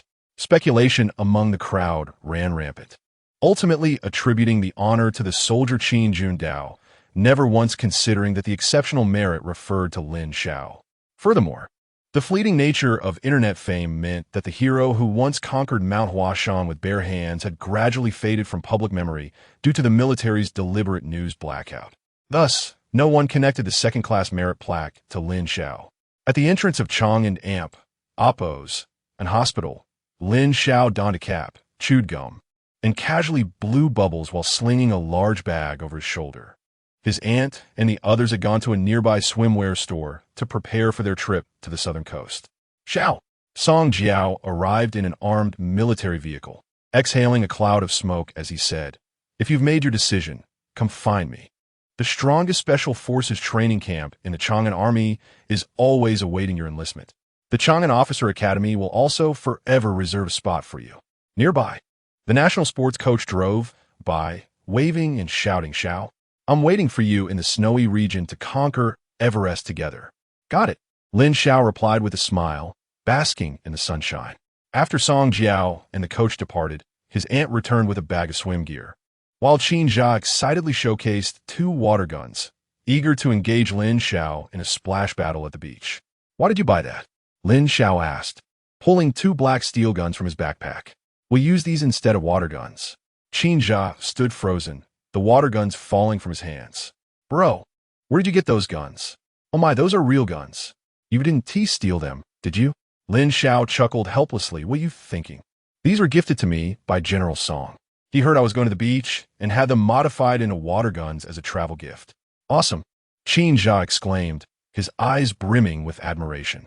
Soon, the family took a taxi to the airport. Upon arrival, they were escorted by 2 soldiers through a special passage that led to an armed helicopter. Lin Xiao and his family stood in shock, facing a genuine 3rd-generation armed helicopter, equipped with 30mm heavy machine guns on either side and 2 small missiles hidden inside the cabin, capable of providing fire coverage against aerial threats. It was a simplified model of the Daxia and Appo's initial fighter jets. "Isn't this a bit too grand?" Lin Xiao licked his dry lips. "I'm just going for a swim at the beach." The soldier saluted, saying, "Apologies, comrade. This was personally ordered by General Song. We are tasked with ensuring your safe arrival at the South China Sea." As a soldier, Qin Jundao understood the weight of military orders. After a moment of contemplation, he led his family onto the armed helicopter. The journey through the blue skies had his aunt gazing out at the azure expanse, remarking, "Xiao, your uncle has served for so many years without ever riding in an armed helicopter. This time, he is truly enjoying the privilege with you." Qin Yundao smiled, recognizing that General Song was not only recruiting Lin Xiao, but also showcasing the formidable strength of the Chang'an military district. After all, once news of Lin Xiao's extraordinary blood abilities spread to other military districts, it would undoubtedly attract the attention of many elite ground forces.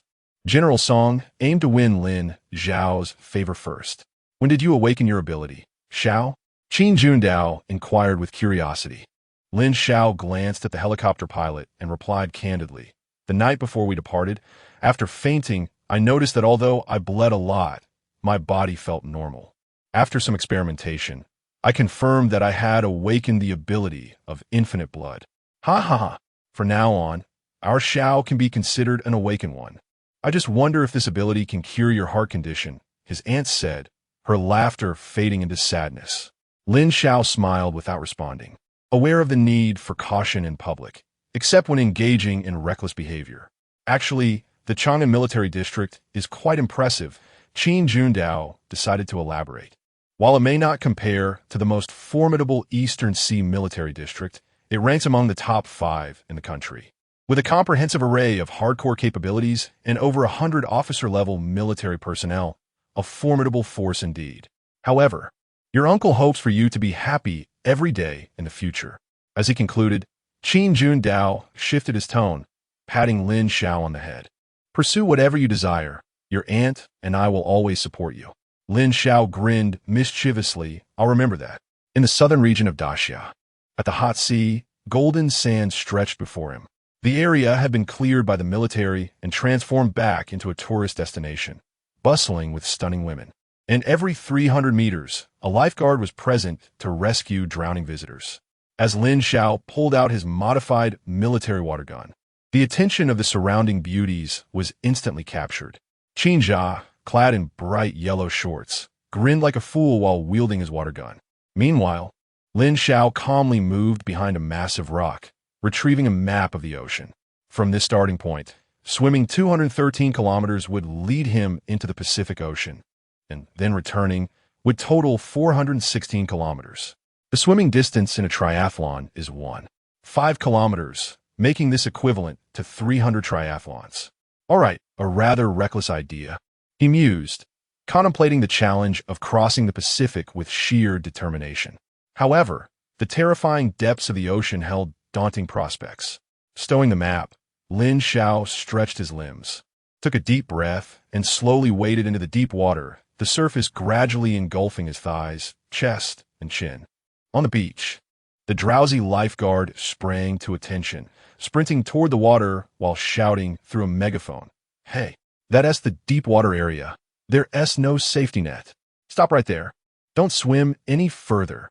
The lifeguard's shouts echoed across the beach, drawing the attention of everyone nearby. Qin Jundao dropped the coconut he was holding. I said I support you, but I never said I de-support you swimming in the deep water. His aunt, panicking, kicked Qin Jundao's rear end. What are you waiting for? Hurry and rescue your nephew. There are sharks in the deep water. To their surprise, two burly men in special military uniforms appeared out of nowhere, swiftly outpacing Qin Jundao and even a lifeguard, diving into the sea to reach Lin Xiao. Comrade, we're here to save you. The two military men flashed thumbs up, grinning handsomely. Lin Xiao and Appo's expression darkened, feeling a mix of despair and indignation. What is happening? I can't even swim without someone watching over me. If I had known, I would have just climbed Mount Huashan instead of putting myself in danger. With no choice but to press forward, Lin Xiao swam ahead, the two military men closely following him. His elementary-level swimming skills left him gasping for air as he struggled against the waves. Comrade, don't swim any further. Lin Xiao gritted his teeth and continued onward. After another bout of choking, seawater flooded his nostrils, causing him to cramp up as the terror of drowning gripped his heart. Thump, thump, thump. His heart raced violently, reaching a peak in an instant. Host detected an onset of symptoms. Drowning symptoms detected. No death recorded. Congratulations, host. You have permanently acquired the ability immune to drowning. At that moment, Lin Xiao surged upwards, gasping for fresh air before plunging back into the ocean, opening his nostrils and mouth wide, letting the seawater flood and without experiencing even the slightest sensation of drowning. All the seawater that had flooded and was expelled by the vibrant red gills that had sprouted from his throat. Lin Xiao, in this moment, had developed the ability to breathe underwater. These gills were a hallmark of his newfound immunity to drowning. Chapter 11. Underwater Breathing, the Madness of the Navy. Little comrade, you are drowning. Two military officers, their faces pale with urgency, surged forth like sharks, moving with astonishing speed and extending their hands, mere steps away from Lin Xiao. Turning back, Lin Xiao felt an overwhelming sense of despair. Brothers, please, spare me. Gritting his teeth, he plunged into the ocean, utilizing his fish-like gills to dive deeper, swiftly evading the grasp of the military men, increasing the distance between them. What? How can he swim so fast? The officers exchanged incredulous glances, their expressions resolute. The depths of the sea were terrifying. They had to rescue this prodigy. Let us dive. I refuse to believe that as a reconnaissance soldier, I cannot outswim a mere child. With a swift motion, they inhaled deeply and submerged themselves into the water. However, as time passed, their stamina waned, and they were forced to resurface, gasping for air, only to find no sign of Lin Xiao. Something's not right. Could he really be drowning? The officers' expressions turned grave as they opened their tactical packs, retrieving a compact infrared scanner to scan the water's surface. To their astonishment, the device revealed Lin Xiao not only safe but swimming away like a fish, exhibiting remarkable skill and an incredible ability to hold his breath, leaving the officers momentarily speechless. Impossible. One officer glanced at his watch, his pupils dilating in shock. He has been submerged for over 7 minutes. What did 7 minutes of underwater endurance signify? It meant he could easily outclass all domestic swimming champions and could even overpower numerous elite naval commandos. They exchanged glances once more, each reflecting the shock and disbelief they felt. At the Chang'an military headquarters, the office of the Major General erupted with a deafening shout. Help! Give me immediate assistance. Song Jiao shouted into the radio. I've investigated. Lin Xiao only practiced swimming in elementary school. He has no swimming capability. If he drowns in the hot sea, you two will face a military tribunal. Understood, came the reply over the radio. Hanging up, Song Jiao exhaled heavily. His aide sighed. General, the child you admire is reckless. Climbing Huashan without training in rock climbing, now diving in deep waters. He's simply youthful and reckless, relying on his limitless blood ability to court danger. No, you are mistaken. Song Jiao interjected firmly, glancing at a medical report on his desk, his gaze softening. That child has lived under the shadow of a terminal illness for 8 years. He has been frail, and unable to exercise freely. Once he awakened his limitless blood ability, he released years of pent-up emotions, choosing to experience various sports without restraint. Song Jiao stroked his stubble thoughtfully. Yet this child possesses a fearless courage to challenge the might of nature, which I deeply admire. The aide nodded in agreement. 5 minutes later, the radio crackled to life again. General, he is still underwater. Song Jiao's fingers, which had been stroking his stubble, froze. He looked toward his aide, who bore a similarly grave expression. Song Jiao seized the radio. You cannot catch up with him? Indeed, General. He has remained submerged, and each time we surface for air, he increases the distance between us. Continue monitoring. Keep observing. Song Jiao's voice trembled as he spoke. Could it be that this child possessed the ability to breathe underwater? The aide trembled as he replied, in our nation, no one can breathe underwater. The implications of this statement were clear. Do not panic. Continue to observe. Song Jiao inhaled deeply. 10 minutes later, the radio crackled for the third time. General, he is still underwater. At this moment, Song Jiao stood frozen, resembling a statue. That day, the atmosphere at the Chang'an military headquarters shifted dramatically. With the emergence of a singular piece of news, the nation trembled, while the lives of ordinary citizens continued peacefully, unseen in the shadows. High-ranking officials emerged from military barracks, boarding armed helicopters en route to the Chang'an military headquarters. A fleet of armed helicopters descended upon the headquarters, bringing with it generals adorned with golden stars upon their shoulders. Song Jiao stood at the entrance, his expression complex. Ha ha ha. Old Song, is the intelligence you shared truly accurate? A man with a scarred face approached, clad in deep blue military attire, a golden star on his shoulder, and a hearty smile.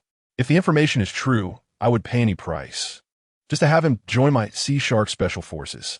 All the military leaders who arrived were dressed in deep blue uniforms, each adorned with at least one golden star.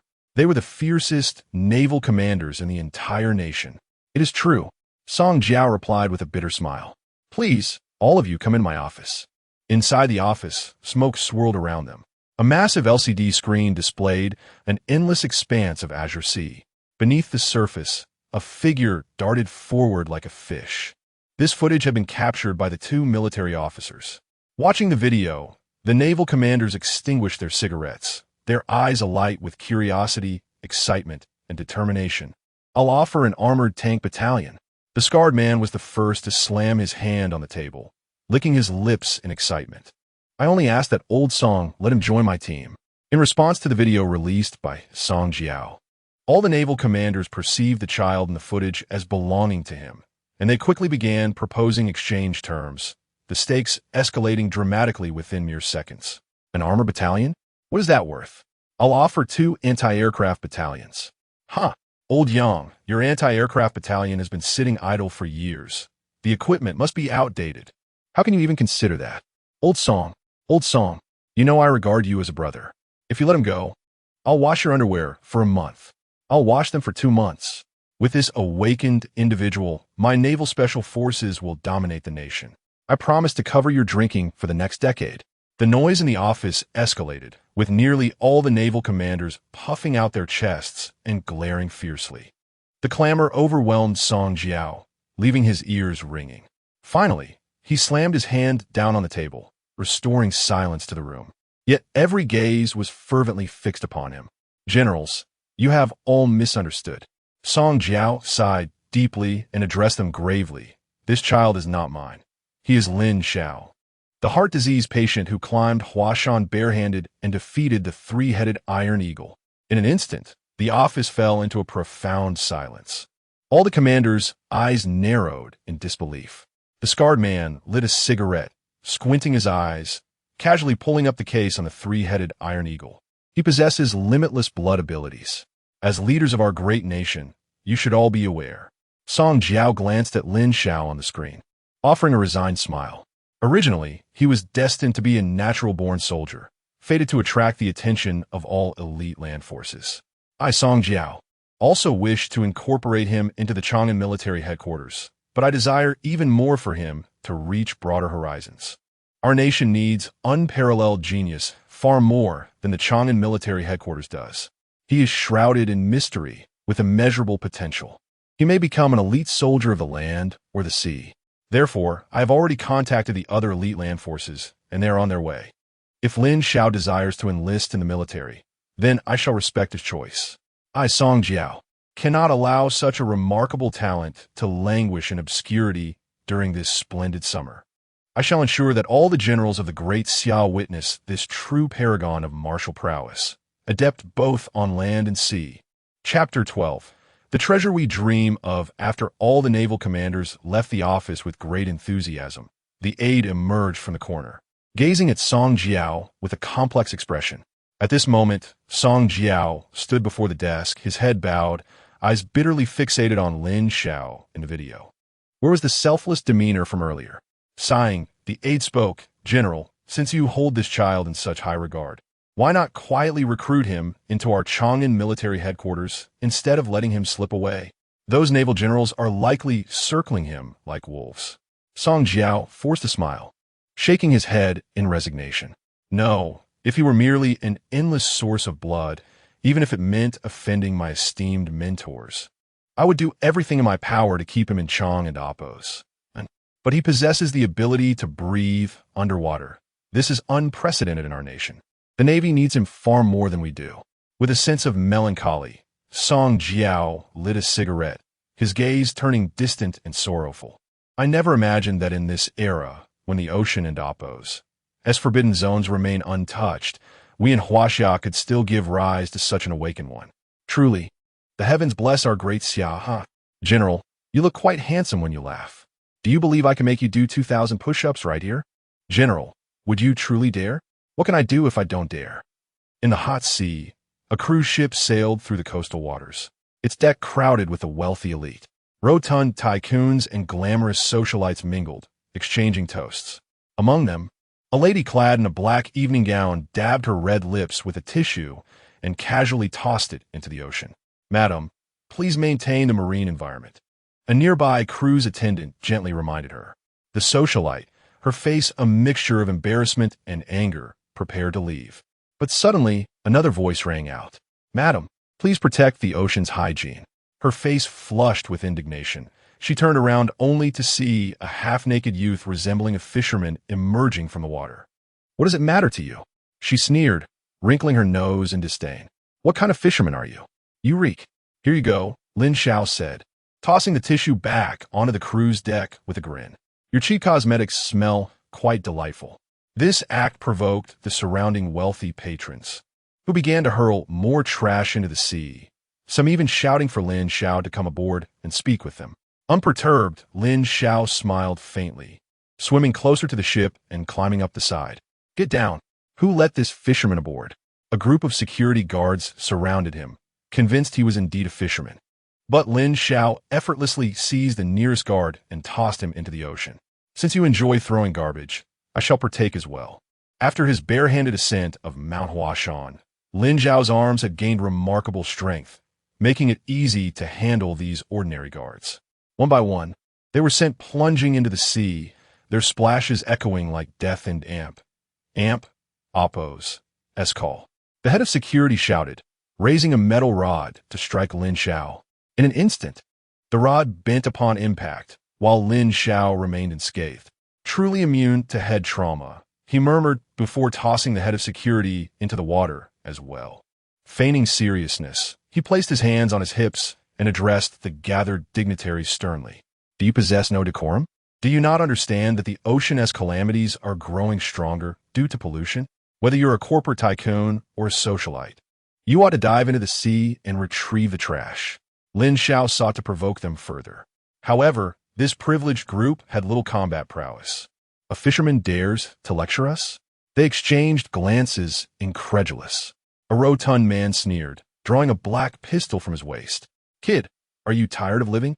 In response, Lin Xiao pulled another submachine gun from his backpack. "No, I think you're the one who's tired of life." Silence fell over the crowd, faces filled with terror. A submachine gun? This child possesses a submachine gun? Suddenly, Lin Xiao pulled the trigger, spraying water. "What the hell? Are you toying with me?"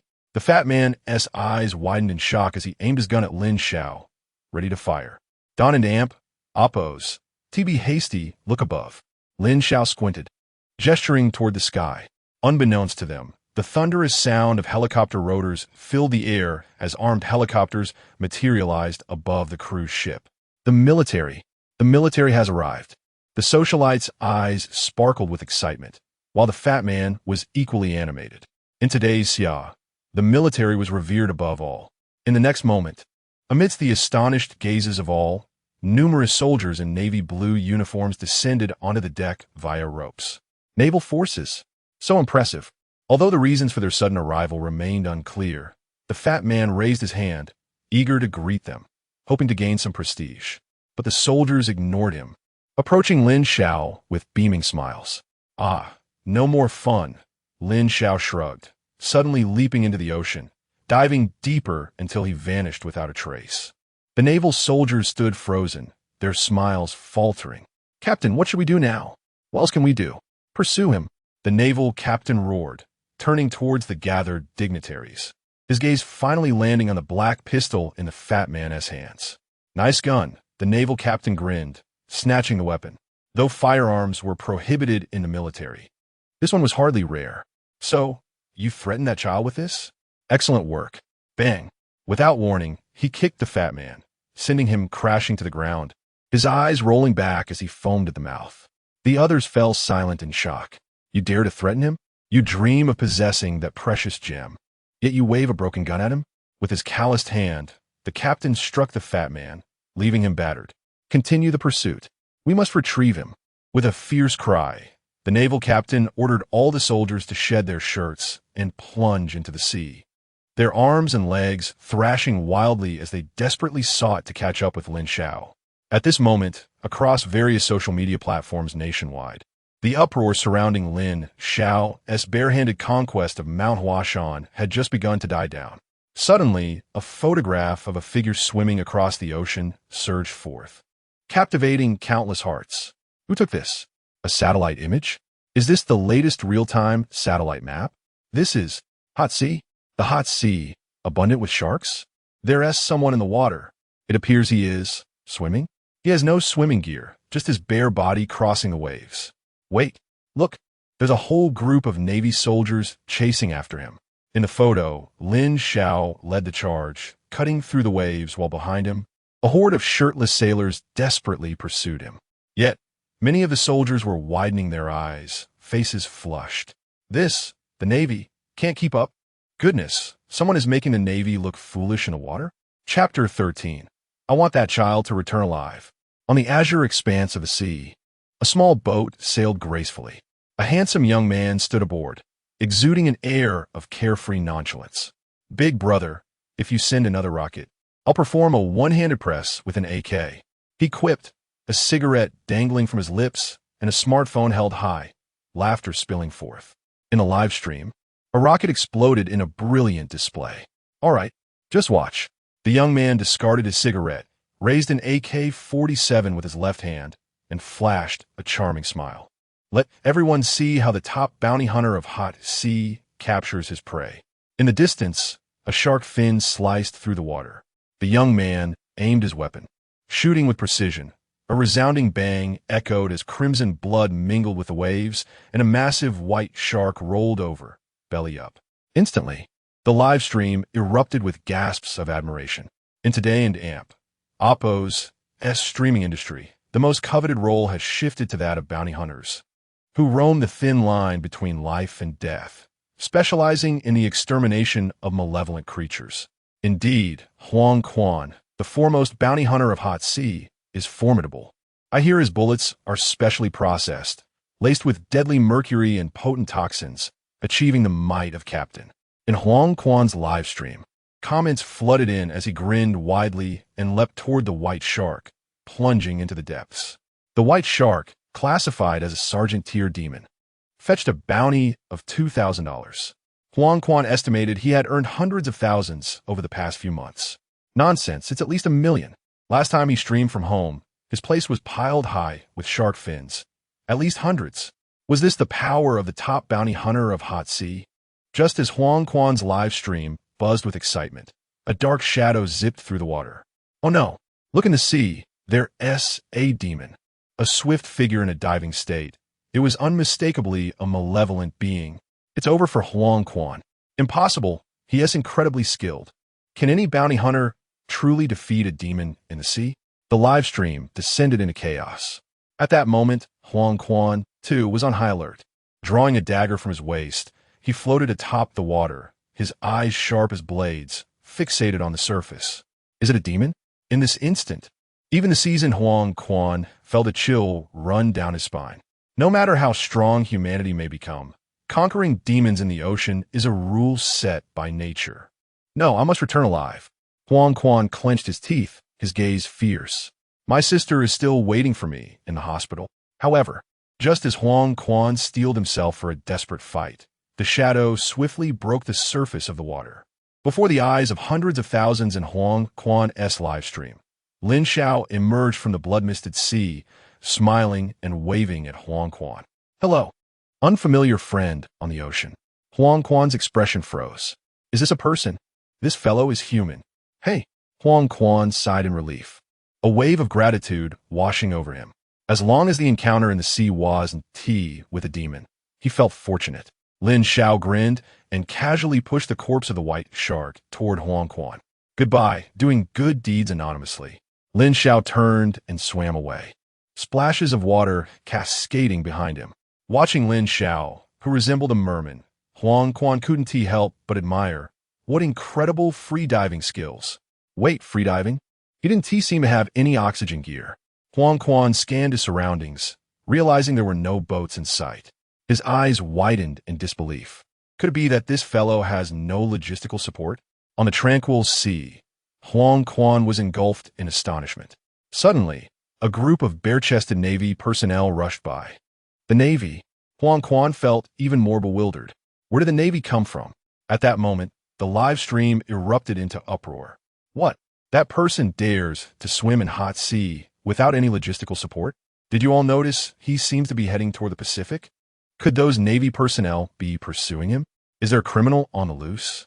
As Huang Quan read the barrage of comments in the live stream, he glanced at the direction Lin Xiao had departed and silently ignited the boat and Oppo's engine, setting off in pursuit. The live stream continued to buzz with excitement. Yet Huang Quan remained silent.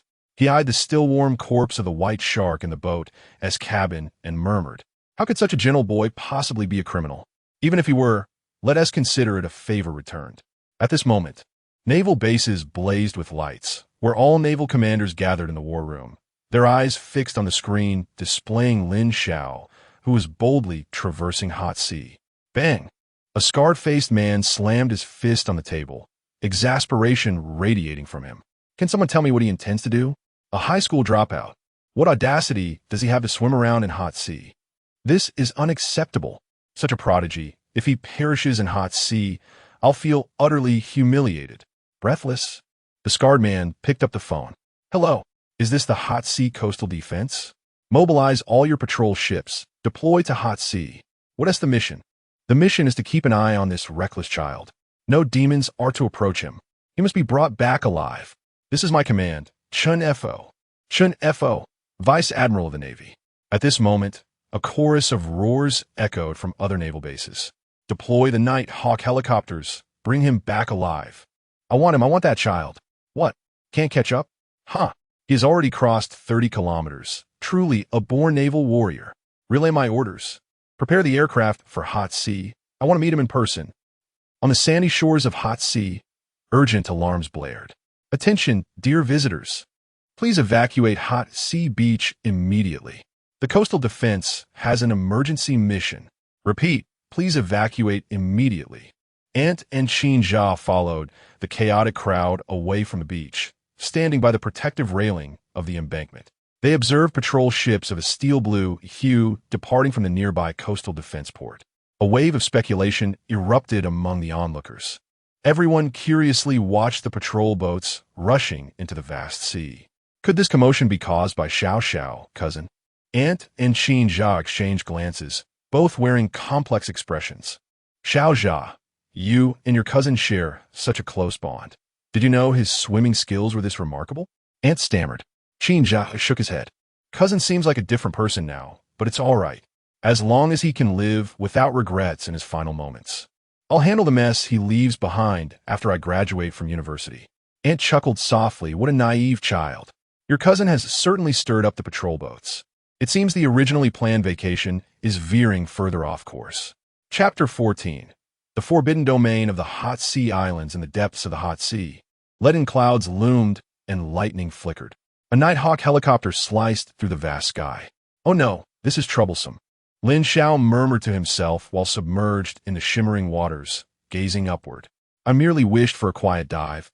How did I attract such attention? Frustration gnawed at him.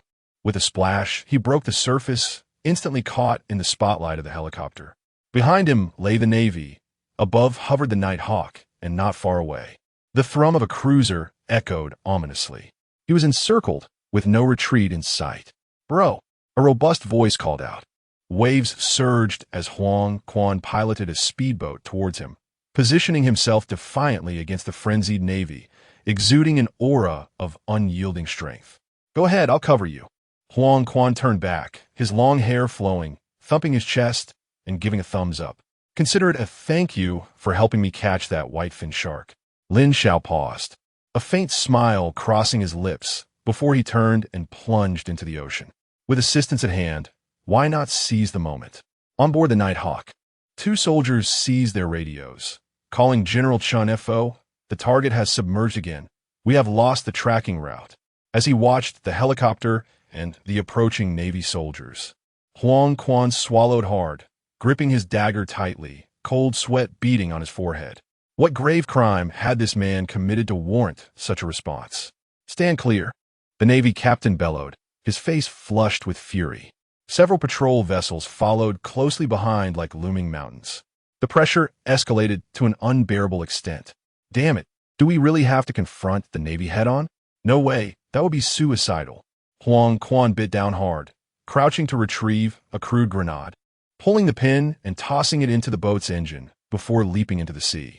The Navy captain's pupils constricted in horror as he shouted, "Everyone halt." Boom! A deafening explosion erupted as the boat disintegrated in flames. The fierce blaze and thick smoke enveloped the ocean, obscuring visibility. A violent shockwave surged outward. Huang Quan felt as if he had been struck by a train, losing his balance and plummeting into the sea, the wild waters flooding his nostrils, momentarily disorienting him. Bounty hunters often tread the line between life and death. While most are calculative, Huang Quan was different. Though he craved wealth, he valued human connections even more. Lin Xiao had merely assisted him in capturing a whitefin shark, and he sought to repay that kindness. The flames consumed the surface of the sea, utterly erasing Lin Xiao and Appos as presence. Damn it, the Navy captain cursed, striking the water in frustration. Gazing into the abyssal expanse, the Navy soldiers clenched their jaws. Beyond lay the unexplored forbidden domain of the Hot Sea. The district-level forbidden zone was rife with malevolent forces, strictly off-limits. Static crackled over the radio. This is the Hot Sea Border Defense Headquarters. The district-level forbidden zone ahead requires all personnel to remain on standby, cease pursuit, and refrain from unauthorized entry. At that moment, Chun Fo and Song Jiao stared at the blank screen that had lost Lin Xiao and Appos. Signal, both fists clenched, their eyes fierce with determination. In the oppressive atmosphere of the Navy base, Chun Fo gazed at the ceiling, exhaling heavily, rubbing his temples, filled with regret and longing. The district-level forbidden zone necessitated substantial military resources for entry, particularly in the perilous marine sector, with the ocean serving as a natural barrier for malevolent forces. Even missile strikes would prove futile if those forces submerged. The only recourse would be to send brave soldiers into the depths, risking life and limb. The mortality rate was exponentially higher than that of land combat. He could not recklessly send soldiers into such peril. If he were to rescue Lin Xiao, it would necessitate the deployment of the Navy's special forces. In the entire realm of Xia, there existed only 13 special forces units. Each soldier a combat king awakened to their potential, starting at the rank of major. They were formidable yet precious. Was it truly necessary to deploy the special forces? What if they returned empty-handed, or worse, suffered casualties? Chen Fo fell into a silent turmoil. At that moment, his phone rang. It was Song Jiao. Beyond lies the district-level forbidden zone of the Hot Sea, devoid of any military presence. She spoke in a subdued tone. If he has entered that region, it will be a death sentence. My Thunder God team is army-based. We are utterly incapable of rescuing Lin Xiao from the Hot Sea. Upon hearing this, Chen Fo gritted his teeth and picked up the Navy phone. Notify the Shark team to proceed to the Hot Sea immediately. After issuing the command, Chen Fo clenched his fists tightly, placing his hopes on the possibility that Lin Xiao had not ventured into the Forbidden Zone. Otherwise, even if the Red Howl team reached the Hot Sea, the lad might have already been devoured by the malevolent forces. Alert the Hot Sea border defense to halt advance. Remain vigilant and conduct patrol searches. Soon, in the heart of the Hot Sea, several patrol vessels swiftly arrived, forming a long line to deploy shark nets. Under the blinding light of the ocean searchlights, a multitude of Navy soldiers armed with steel rifles formed ranks, dispersing to scour the vicinity for Lin Xiao's whereabouts. Beneath the waves, Huang Quan lay unconscious, his body devoid of awareness, slowly sinking towards the ocean floor. Suddenly, a pale, frail hand grasped his sleeve, tugging him toward the surface. Cough, cough, oh! When Huang Quan opened his eyes again, he found himself on a gray-brown beach, and the next moment, he expelled a torrent of seawater mixed with seaweed and pebbles. On the shore, a boy with tousled black hair was preparing fish soup. It needs a bit of salt, Lin Xiao remarked, extending his hand to dip into the discarded tin of fish soup, tasting it before wiping sweat from his forehead. He then picked up a dark iron rod to stir the mixture. The sweat from the human body contains salt, providing a makeshift seasoning. As Lin Xiao approached, grinning while holding the tin of fish soup, Huang Quan was taken aback, stumbling backward in alarm. Don't move. You've already expelled your bile. Humans must replenish salt daily. But there is none here, and I can't refine sea salt, so this will have to do. Lin Xiao spoke earnestly, forcing the salty fish soup into Huang Quan and Appo's mouth. Reluctantly, Huang Quan drank it all, his eyes filled with despair. Where is this? It seems like an island, but it's not far from the borders of the Xia. After finishing the fish soup, Huang Quan felt warmth returning to his body and regained some strength.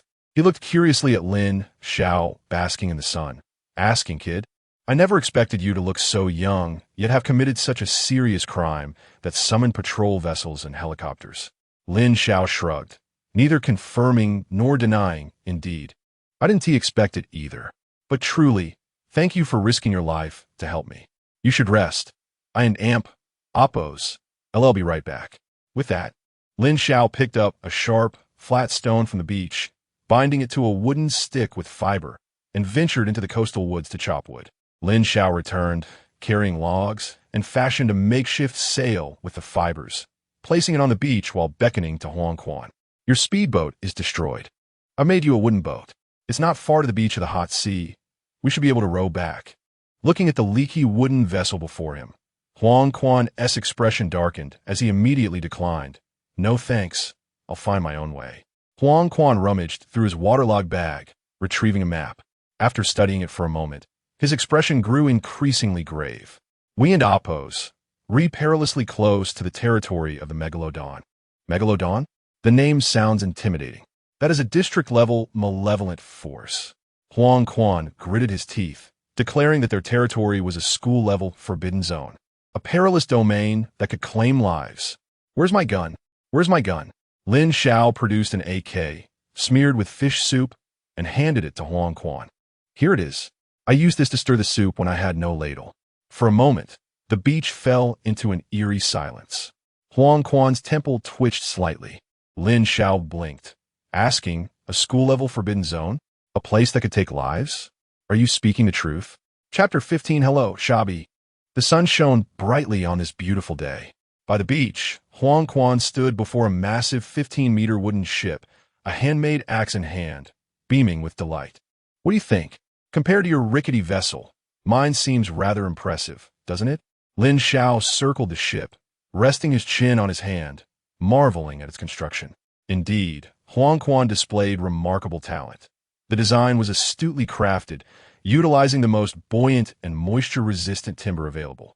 Are you truly set on accompanying me? I intend to traverse this school-level forbidden zone, Lin Xiao inquired one last time. My goal is to reach the edge of the Pacific Ocean and then return, a journey exceeding 400 kilometers. Huang Quan hastily boarded the ship, raising a freshly woven grass mat to serve as a sail. Let us go. My speedboat and white shark are both gone, and I'm at a loss. I must continue hunting, but you must heed my guidance and navigate around the forbidden area ahead. Lin Xiao shrugged with a smile and quickly climbed aboard. On the wooden ship, Huang Quan curiously eyed the gap on Lin Xiao's neck. What is that? Oh, just a scrape I got accidentally. Are you joking? Do you think I haven't seen gills before? Huang Quan shrugged, grasping the oar nonchalantly. I was wondering why you didn't bring an oxygen tube. Turns out you have gills. But don't worry, I'm not curious about their origin. This world is filled with bizarre, awakening abilities. Unbeknownst to them, in the vast realm of Great Xia, no one possessed gills, and thus they dismissed this ability as inconsequential. The wooden ship set sail into the ocean. After a moment of contemplation, Lin Xiao approached the edge of the vessel and leaped into the water. With a splash, he resurfaced, swimming ahead of the ship in a freestyle stroke, carving a path forward. Huang Quan exclaimed in surprise, "Why did you jump back in?" Lin Xiao turned and shouted back, "You need to hunt, and I want to train my body. Let us work together while pursuing our own goals." Huang Quan paused, taken aback. "Brother, if you want to train, you needn't come to the hot sea for that. The forbidden zone lies ahead. Just follow the ship."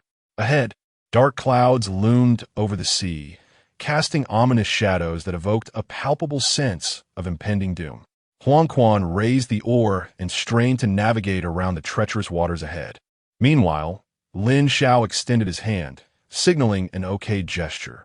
Suddenly, he shouted, "Shark? Don't worry, I'll handle it." A gunshot rang out, and the surface of the water erupted in a spray of crimson mist.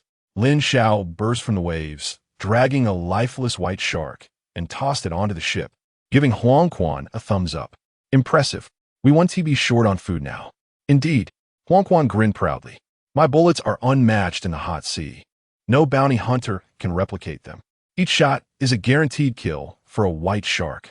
The ship continued onward, but the blood from the white shark spilled into the ocean, trailing behind them, a crimson lure for the denizens of the deep. In the depths of the hot sea, a rocky outcrop concealed a pair of blood-red eyes that emerged, fixated on the wooden ship marked by the trailing blood.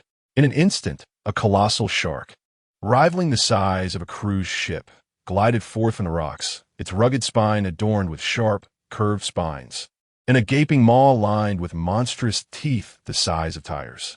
On the surface, Lin Xiao swam steadily, when suddenly an overwhelming sense of threat surged through him. Instinctively, he grasped the edge of the ship, exerting all his strength to leap aboard just as a massive shadow surged beneath the surface. In that moment, the sea erupted in a violent explosion, sending waves soaring into the sky. A gigantic shark, exuding an aura of terror, erupted from the ocean like a cannonball, its spiny body drenching the starry sky, enveloping both Huang Quan and Lin Xiao in darkness and spray. Good grief! A megalodon! Huang Quan's pupils dilated in shock, frozen in disbelief as they both stared in awe at the monstrous creature before them. Suddenly, the megalodon turned sharply, snapping its jaws as it descended, sinking its teeth into the wooden ship, each tooth larger than their heads. With a resounding crunch, the ship shattered, and both men were cast into the depths. Damn it! Huang Quan fought his way to the surface, clambering onto the wreckage of the ship, tightly gripping his AK, eyes wide with panic as he scanned the turbulent waters. Lin Xiao! Lin Xiao! Where are you? Alas, amidst the debris of shattered vessels, Lin Xiao was nowhere to be seen, and the megalodon remained as an ominous presence. After what felt like an eternity, Huang Quan lowered his head in despair. No one could escape the clutches of a megalodon. Yet, unbeknownst to him, Lin Xiao chose not to surface. Clutching a military dagger, he surged toward the megalodon like a swordfish. The megalodon, deep beneath the waves, slowly adjusted its course, its blood-red eyes piercing into Lin Xiao, bewildered by the audacity of its prey. Who dared challenge such a formidable predator? A megalodon? Excellent. In the face of this fearsome beast, Lin Xiao felt no fear. Rather, he was invigorated, grinning as he charged at the colossal shark. The megalodon, too, was exhilarated. A human buffet? It opened its gaping maw, filled with rows of razor-sharp teeth. Lin Xiao appeared minuscule before such a monstrous opening. Boom! The water enveloped him as the megalodon swallowed him whole. In that instant, the massive jaws clamped shut, resembling a meat grinder as Lin Xiao was drawn inside. Though there was pain, Lin Xiao looked up to see hues of pink and white in the darkness, the pink being the shark's mouth and the white its teeth, arranged in menacing rows. This design ensured that once prey was swallowed, the densely packed teeth would shred flesh, leaving no chance for survival. With a sickening sound, the skin broke, and agony surged through Lin Xiao as the sharp teeth tore into his back, ripping through layers of flesh, aiming to sever him in two. He writhed in pain, his heart racing. Ding! Host detected with critical condition. As the teeth pierced him on the brink of death, he heard the system and amp. Oppo's voice, regrettably. Lin Xiao and amp. Oppo's eyes widened in fury as he raised his hands, allowing the serrated teeth to pierce through, channeling every ounce of strength to press against the roof of the mouth. For a moment, the megalodon's jaws halted in their descent. Host successfully immune to piercing damage, major level. Just as the system's voice echoed, Lin Xiao felt his strength wane. The sheer force of the megalodon's bite was enough to crush his frail body, and he could barely endure for even a second. The megalodon felt something hard in its mouth, surprised it had swallowed a stone, but as the sensation vanished, it resumed its effort to close its jaws.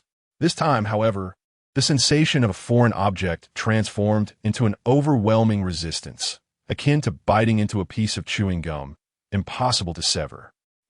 What is this? I don't have dental issues. Inside the megalodon's maw, Lin Xiao lay limply, expressionless, as he felt the teeth biting into him, yet unable to penetrate deeper, but instead pushing him outward. The ability to resist piercing damage allowed his body to naturally expel the giant teeth. Lin Xiao didn't end Oppo's to even need to exert himself against the megalodon. How fortunate am I? He murmured to himself.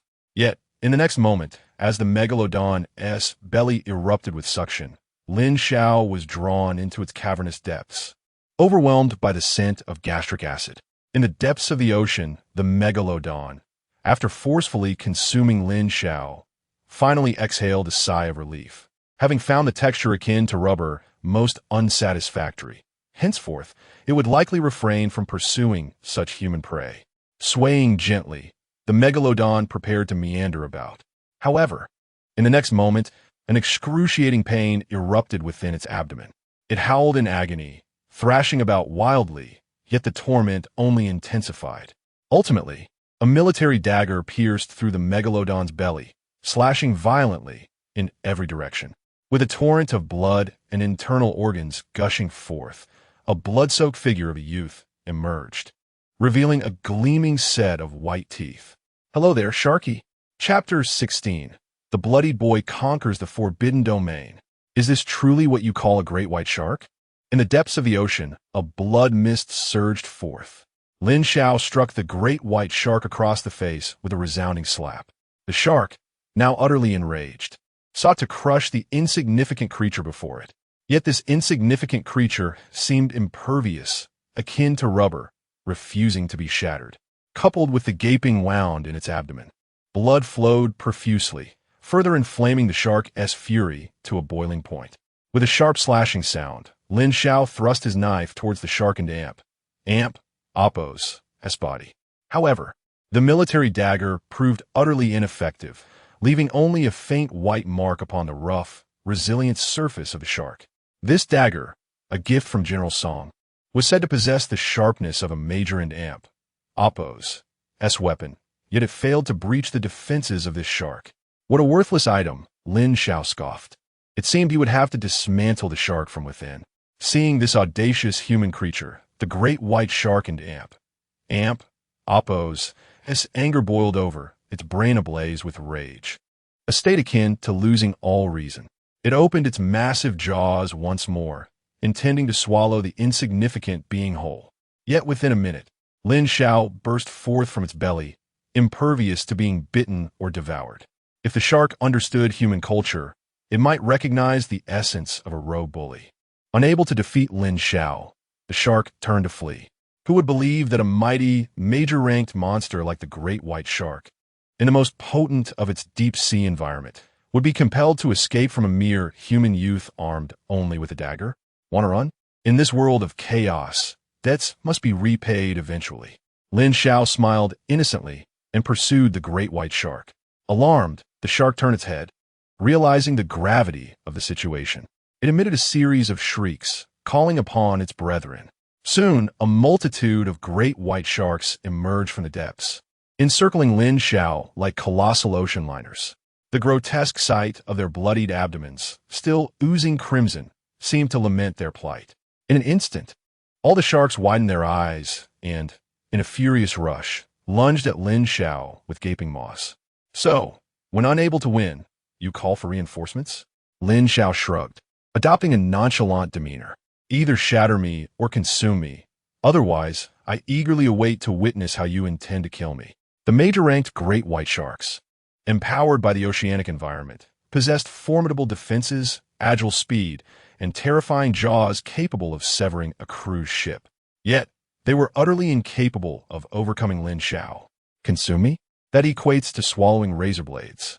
Lin Xiao was repeatedly ingested by two great white sharks, only to slice his way out of their bellies, leaving the remaining sharks trembling with trepidation, realizing they could not devour this audacious creature. They could bite, yet they could not break him. The texture was akin to rubber, soft, tender, and sweet. Yet, they could not penetrate him. Ultimately, all the great white sharks fell silent, rendered helpless, even as they frantically racked their brains. They devised a plan to dismember Lin Xiao, only to despairingly discover their jaws were too large to efficiently grasp his limbs. Lin Xiao consistently escaped their onslaught, seizing one shark to deliver a deviously cunning, eye-poking attack. I refuse to believe that you possess any defense in those eyes. With a dagger in his left hand and gripping the edge of the shark in Oppo's SI socket with his right, Lin Xiao mercilessly stabbed and obliterated its eyes, causing a crimson haze to engulf the water. The anguished shrieks echoed through the depths, creating a chaotic scene in the ocean. In the end, the once invincible great white shark clan, rendered powerless against the elite forces of the deep sea, conceded defeat that day, utterly vanquished, accompanied by their anguished cries. The great white shark herd began a frantic retreat into the abyss, desperate to escape the relentless rogue behind them. At the naval base, within a stifling atmosphere, General Chun Fo gazed at the clock, which had ticked away 2 hours, then at the still, motionless surface of the sea displayed on the large screen, despair washing over him. For a full 2 hours, not a whisper of Lin Xiao's whereabouts. This indicated he had undoubtedly entered the Major's forbidden domain. How infuriating. Chun Fo clenched his teeth, his temples throbbing. He is the first awakened, one capable of breathing underwater in the founding of the Great Xia. At that moment, the naval phone rang sharply. Reporting, General Chun, we are the Sea Shark Squad. We have located the target.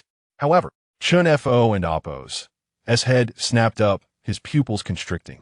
The tension eased among all present as they exhaled in relief. He's still alive?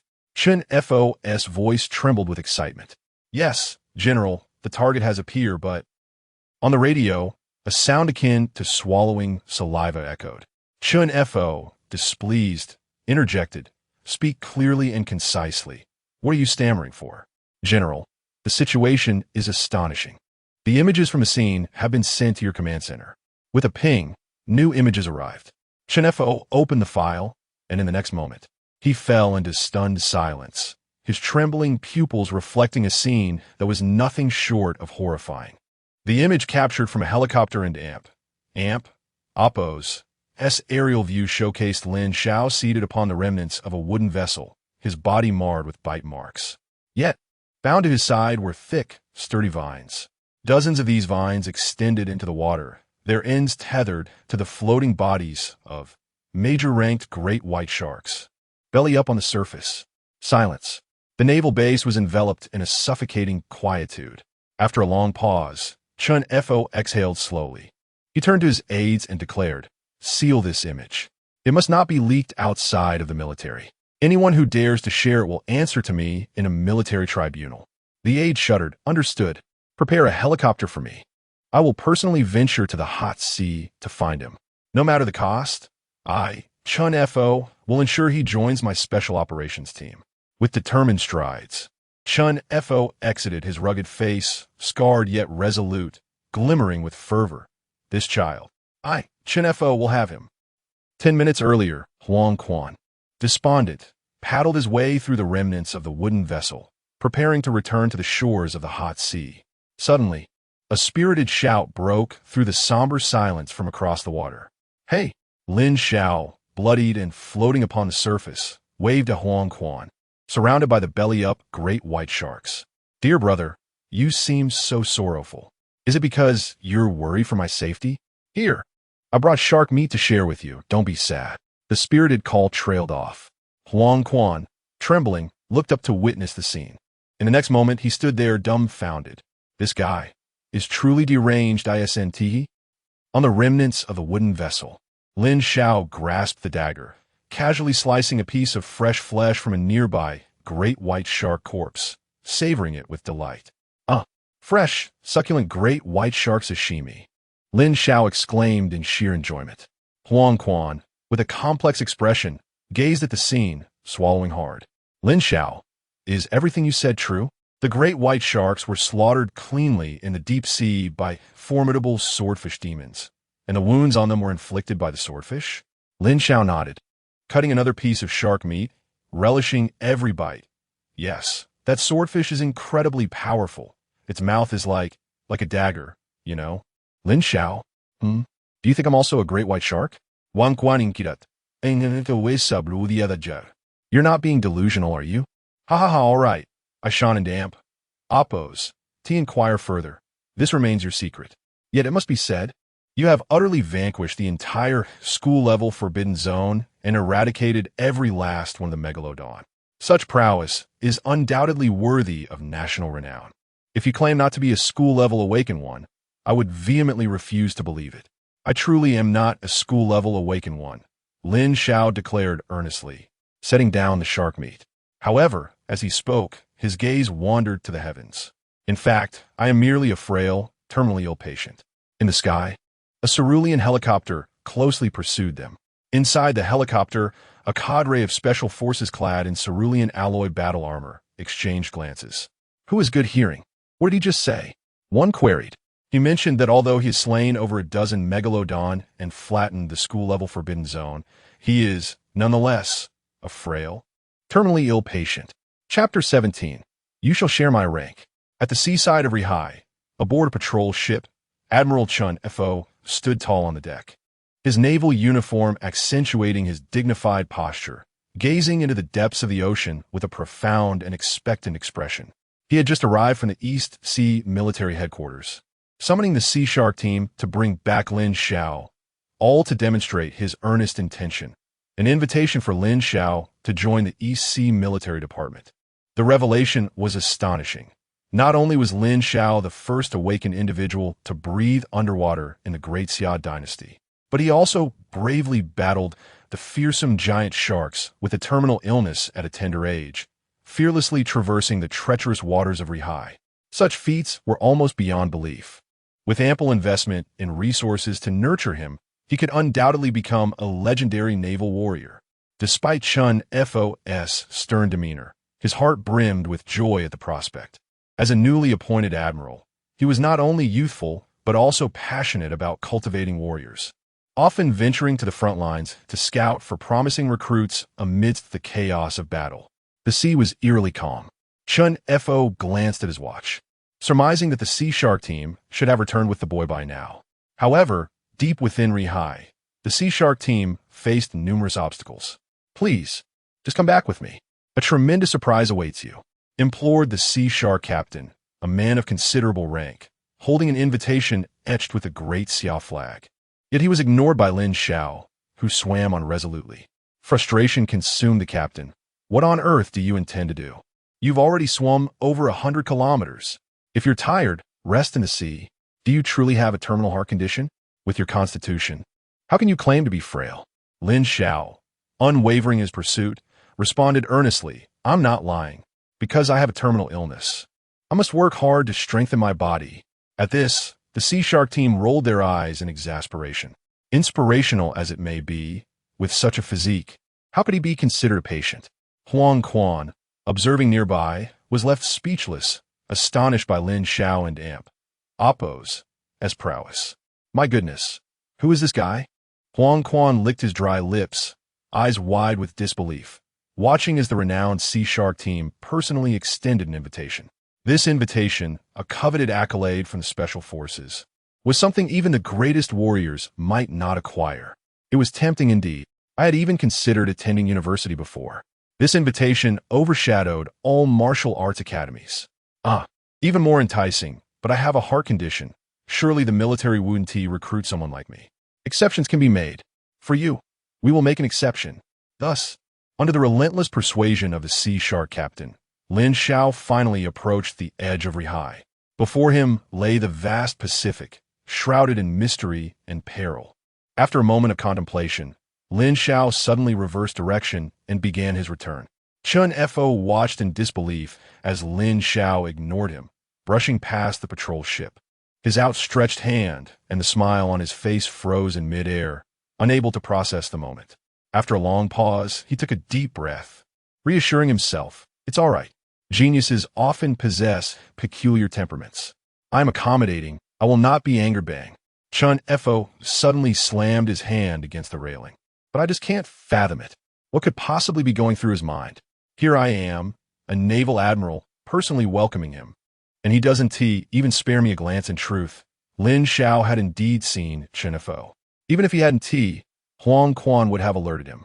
Upon seeing Chun Fo, Huang Quan reacted like an ecstatic fan, waving his paddle from the wreckage of a wooden boat. It was hard for Lin Xiao to overlook such fervor. However, he decided to focus on his objectives.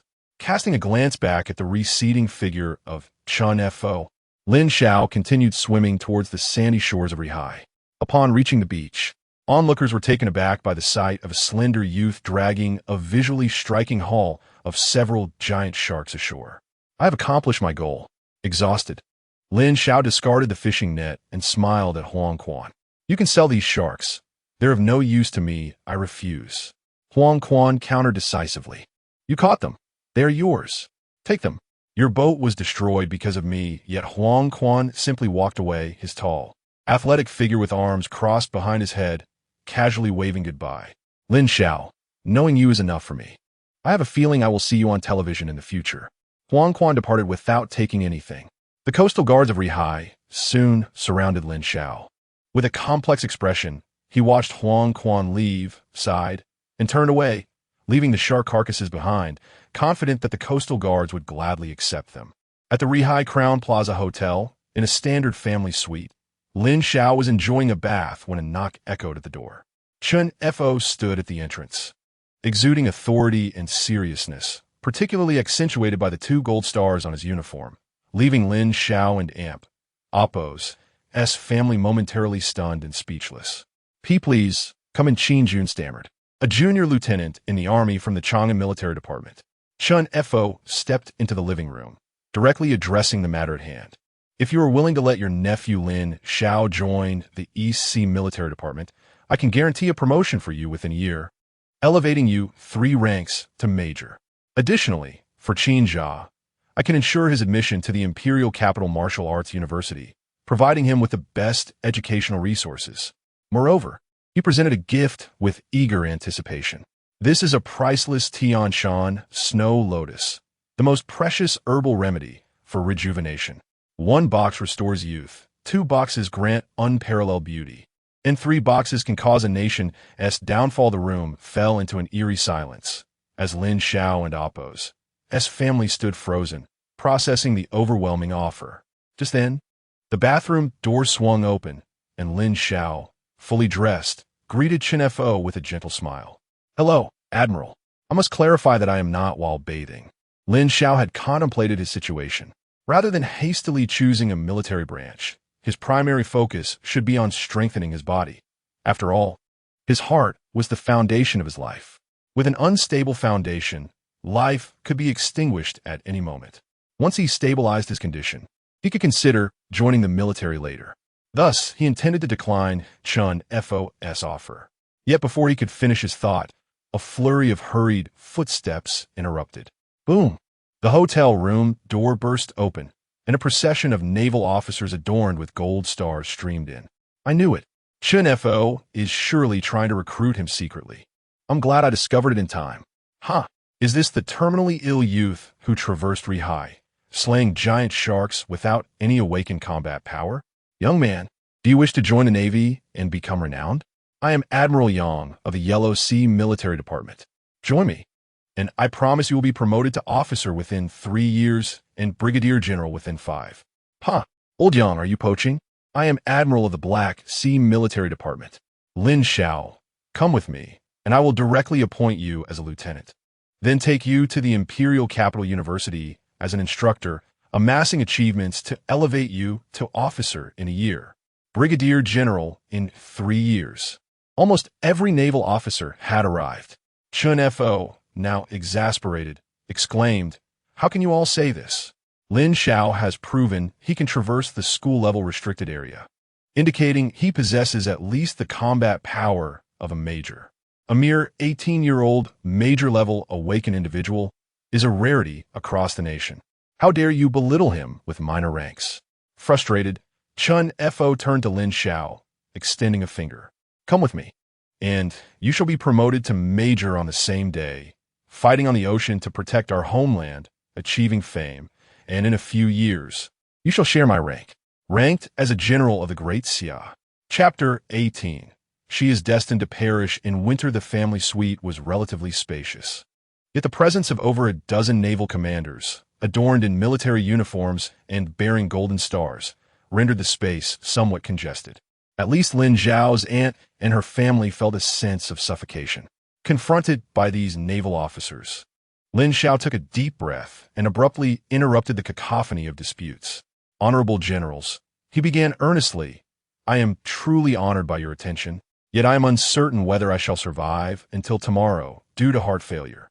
Therefore, I humbly request that we postpone any decisions regarding my future until I have completed my travels across the nation and survived the 3-month prognosis given by my physician." The previously heated arguments among the generals fell into an unexpected silence.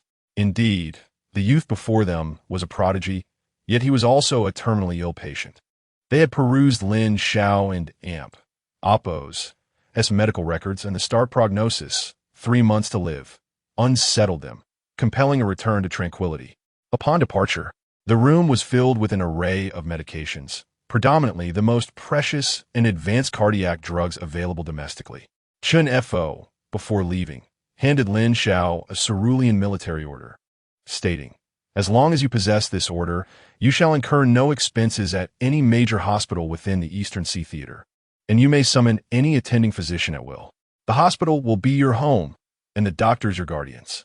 This gesture stemmed from Lin Xiao's desire to seek the freedom of glory at the end of his life, prompting Chen Fo to relinquish any thoughts of enforced treatment in favor of extending his own vice admiral and Appo's decree. It was a gesture of goodwill. Lin Xiao felt a pang of headache. His aunt and the others regarded him with complex expressions, asking no further questions, merely placing a comforting hand on his shoulder. "Little Xiao, do not overthink. Focus on living each day to the fullest." As midnight arrived, with the moon shining faintly amidst scattered stars, Lin Xiao found himself restless. He slipped out of his room, and as he exited the hotel, the fresh, cold night air invigorated his senses. "Will I truly survive?" he pondered while strolling through the vibrant streets of Hot Sea, gazing at the city and Appo's dazzling splendor, whispering to himself, "Although my physical condition has improved in various aspects, the heart and Appo's deterioration persists nonetheless." His heart had been in constant decline, inexorably approaching death. The newfound immunity seemed formidable, yet it merely slowed the inevitable decline of his heart, failing to offer a genuine cure. While his immunity could enhance the heart's load capacity, the heart itself remained in a state of failure, gradually enveloped by adipose tissue. Is there a possibility that I could cease the accumulation of fat to completely avert the fatal consequences of right ventricular cardiomyopathy? Leaning against a wall in the alley, Lin Xiao continued to contemplate when suddenly his gaze caught a familiar silhouette, carefree, flowing hair, and a robust, athletic figure. What brings him here? Lin Xiao squinted and instinctively followed. Huang Quan, with a somber expression, entered Hot Sea Hospital carrying a cloth bag, navigating the familiar corridors with ease. Upon reaching the third floor, he pushed open the door, his face lighting up. "Dawn, your brother has come to see you." On the hospital bed lay a pale little girl, her shaven head encircled by an oxygen tube, who managed to muster a faint smile upon seeing Huang Quan. After soothing his sister to sleep, Huang Quan gently exited the room. At that moment, the doctor handed him a report, and the smile on his face gradually stiffened, ultimately leaving the hospital as if in a daze. In the dimly lit alley, despair overwhelmed Huang Quan, who sank to the ground, his strong hands clutching the report with such intensity that his fingers turned pale and veins bulged. Why? Why must fate be so cruel to me? He lamented, tears welling in his fierce gaze. At 18, engulfed by a thick fog of calamity, his parents had perished at the hands of malevolent forces, leaving him to shield his 5-year-old sister in a basement as they trembled together through their darkest days. He had hoped for a respite, yet misfortune compounded when, one fateful night, his sister, pale and weak, suffered a sudden nosebleed and was subsequently diagnosed with leukemia. The revelation struck Huang Quan like lightning, yet he wiped away his tears and brought his sister to the hospital, receiving a daunting list of exorbitant medications. To afford the staggering medical expenses, the 20-year-old Huang Quan took up an AK, loaded it with bullets, and began his life as a bounty hunter in Hot Sea, engaging in daily battles to survive. To outsiders, he appeared untamed, a free-spirited and fearless hunter of fortune. Yet, upon returning to the hospital, he was a powerless figure, confronted with the impending loss of his closest kin. The medical fees amounted to 200,000 each month, necessitating the slaying of 100 whitefin sharks.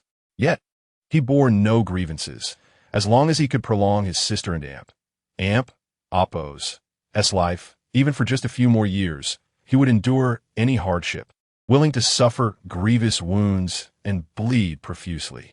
However, the reality was grim. Leukemia bore a high mortality rate. When the doctor presented the report, two statements pierced Huang Quan's heart. The first, we must intensify the treatment. Costs may escalate from 200,000 monthly to 500,000. The second, your sister is too young and frail. Brace yourself for the worst. If we proceed with the 500,000 plan, she may last until this winter. He accepted the first statement with composure, but the second shattered him completely. In the dim alley, Huang Quan curled into a corner, his battered arms hugging his shoulders, biting his lip fiercely, tears brimming yet refusing to fall. Suddenly, a pair of slender legs appeared in his blurred vision, followed by a warm hand resting on his shoulder. It and Oppo's, "It's okay to cry," a soothing voice offered. Huang Quan lifted his head, unable to discern the figure in the dim light, but when the person squatted down, he forced a smile that was more painful than tears. "Damn it, why are you here?" Lin Xiao produced a tissue and gently wiped away the tears from Huang Quan's eyes. "Your sister is truly adorable." The word struck a chord, and Huang Quan broke down, sobbing uncontrollably. Every month he needed to earn 200,000. He had fought on the seas, drenched in blood, yet he shed no tears. He had remained stoic while watching his sister rely on an oxygen tube for survival. But it was the simple compliment from another that unraveled the young man who danced on the precipice of life and death. "She is so lovely, truly lovely. I longed to hold her hand as we walked down the street. But the doctor said, she will die in winter." Huang Quan struck the wall, his fists bloodied and bruised. Lin Xiao observed the crimson imprints on the wall, remaining silent for a long while. Once Huang Quan and Oppo's emotions began to settle, Lin Xiao firmly patted his shoulder and offered a comforting smile. "I understand, I truly do." As the stars twinkled faintly and the world fell silent, Lin Xiao watched Huang Quan stagger away before quietly entering the hospital. Upon leaving, he discarded a bank card with an empty balance. Chapter 19. This Life in the Underworld, yours to command upon returning to the hotel. Qin Jia found his aunt and others already asleep, yet Lin Xiao remained seated in the living room. As Lin Xiao pushed open the door, Qin Jia stood up with fervent eyes. "Why are you still awake?" Lin Xiao smiled, removing his coat and casually opening his laptop to search for information on leukemia. "Brother, where are you going next?" Qin Jia whispered, his face alight with excitement. "To ride a roller coaster," Lin Xiao replied with a grin. "I've heard the ones in a mountain city are exhilarating, and I wish to experience that thrill." "Brother?" "Yes. Next time you go to the mountain city, can you take me with you?" Lin Xiao's fingers paused over the mouse as he turned to look at Qin Jia, a serene smile appearing on his face. "Did you discover something?" Qin Jia, with fervent eyes, opened the door slightly, peering into the room where his aunt and uncle slept, then softly closed it, his face brimming with excitement. "Brother, I knew that once you awakened the infinite blood ability, you would not settle for mediocrity. You dared to climb Huashan with your bare hands, and even dared to traverse the forbidden zones of the school while swimming. It's simply a testament to living life to the fullest. Please take me with you next time. I truly want to." Observing Qin Jia's uncontainable excitement, Lin Xiao felt a sigh of relief within himself, a faint smile gracing his lips. "All right, but you must mentally prepare yourself. I fear you might faint." Qin Jia chuckled, turning to leave Lin Xiao's room. After gently closing the door, he did not return to his own room, but stealthily crept into his parents' room, signaling an okay gesture to his wide-eyed aunt and uncle. His aunt exhaled in relief. "Now, we can be somewhat at ease." Qin Jundao remarked, "Indeed, these past two instances where Xiao stole away to scale mountains and cross seas were truly perilous.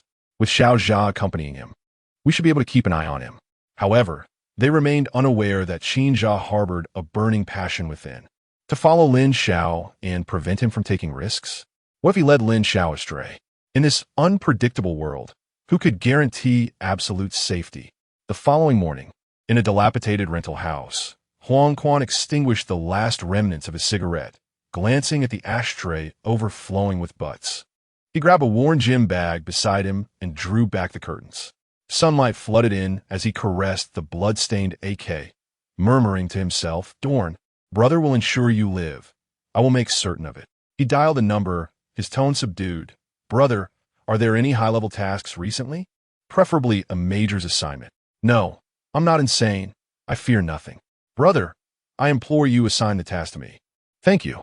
After hanging up, Huang Quan donned a cap and hefted his gym bag as he pushed open the door. He kept his head bowed, following a familiar route to the Hot Sea Hospital, first visiting the ward to bring breakfast to his sister, Dorn. The breakfast was sumptuous, laden with costly meats, salmon, poached duck, bringing joy to his sister. Seeing her delight brought a smile to Huang Quan's scarred visage. "This is so delicious, brother.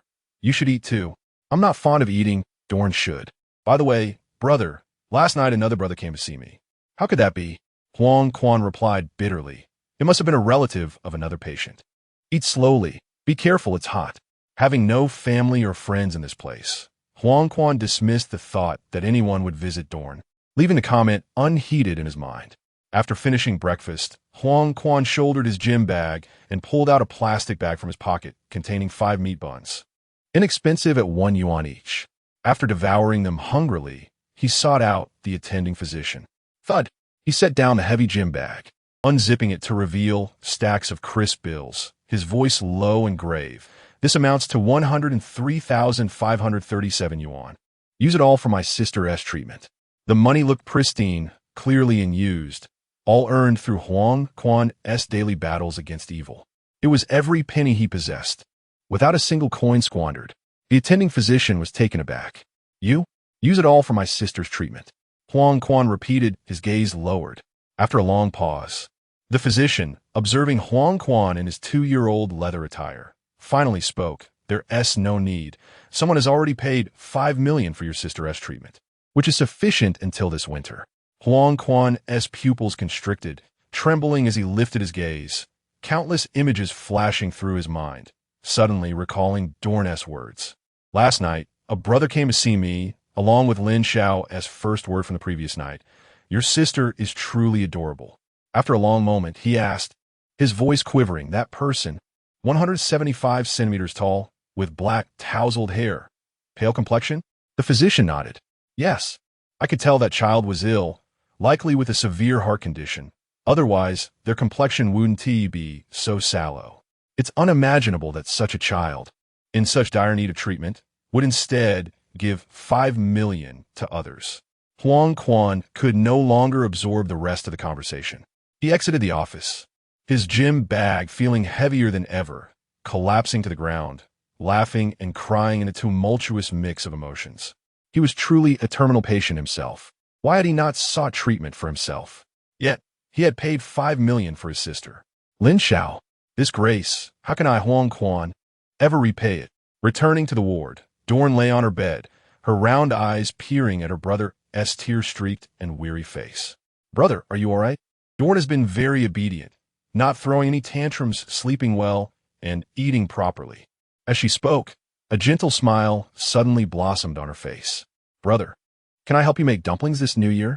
I want to eat the dumplings you make and set off fireworks with you. Huang Quan bit his lip, nodding with a smile. Yet, the muscles at the corners of his mouth trembled, and his eyes brimmed with tears once more. All right, this winter, brother will accompany you to make dumplings. At that moment, footsteps echoed outside the ward, followed by a youthful figure appearing at Dorn and Appo's bedside. Hey, Dorn, we meet again, Lin Xiao said with a cheerful wave, accompanied by Qin Jia. Dorn's face lit up with joy, pointing at Lin Xiao. Brother. It was this brother who came to see me last night. He even patted my head and told me stories. Huang Quan turned around, his expression frozen in shock. The warm sunlight poured into the disinfectant-scented ward, illuminating Lin Xiao's face, which despite 8 years of illness, radiated an extraordinary warmth in the light. Lowering his head, Huang Quan, before the eyes of all present, patients, doctors, nurses, aides, and family, slowly bent his knees until he knelt before Lin Xiao with a resounding thud. Lin Xiao. Huang Quan raised his head, his voice hoarse. From this day forth, my life in the underworld shall be commanded by you. Should I betray this vow, may I be struck down by thunder. Chapter 20. The challenge of skydiving in outer space. Get up. What are you doing? Lin Xiao set down a pile of nutritional supplements, all sent by naval generals. There was an abundance, far more than he could ever use.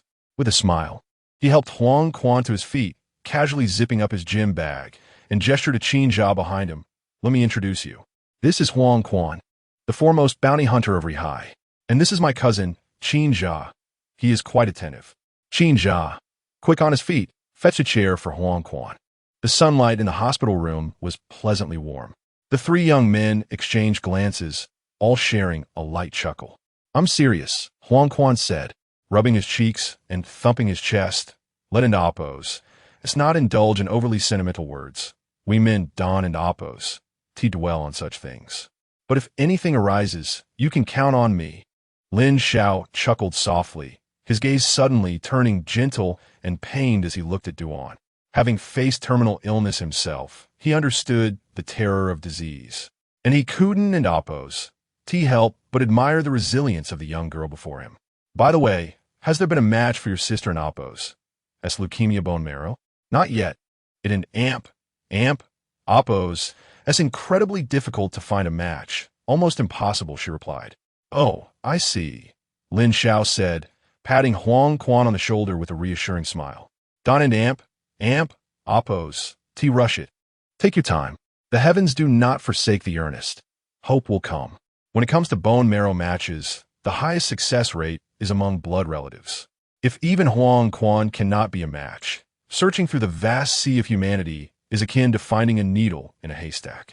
Fortunately, Duan was a remarkably understanding little girl.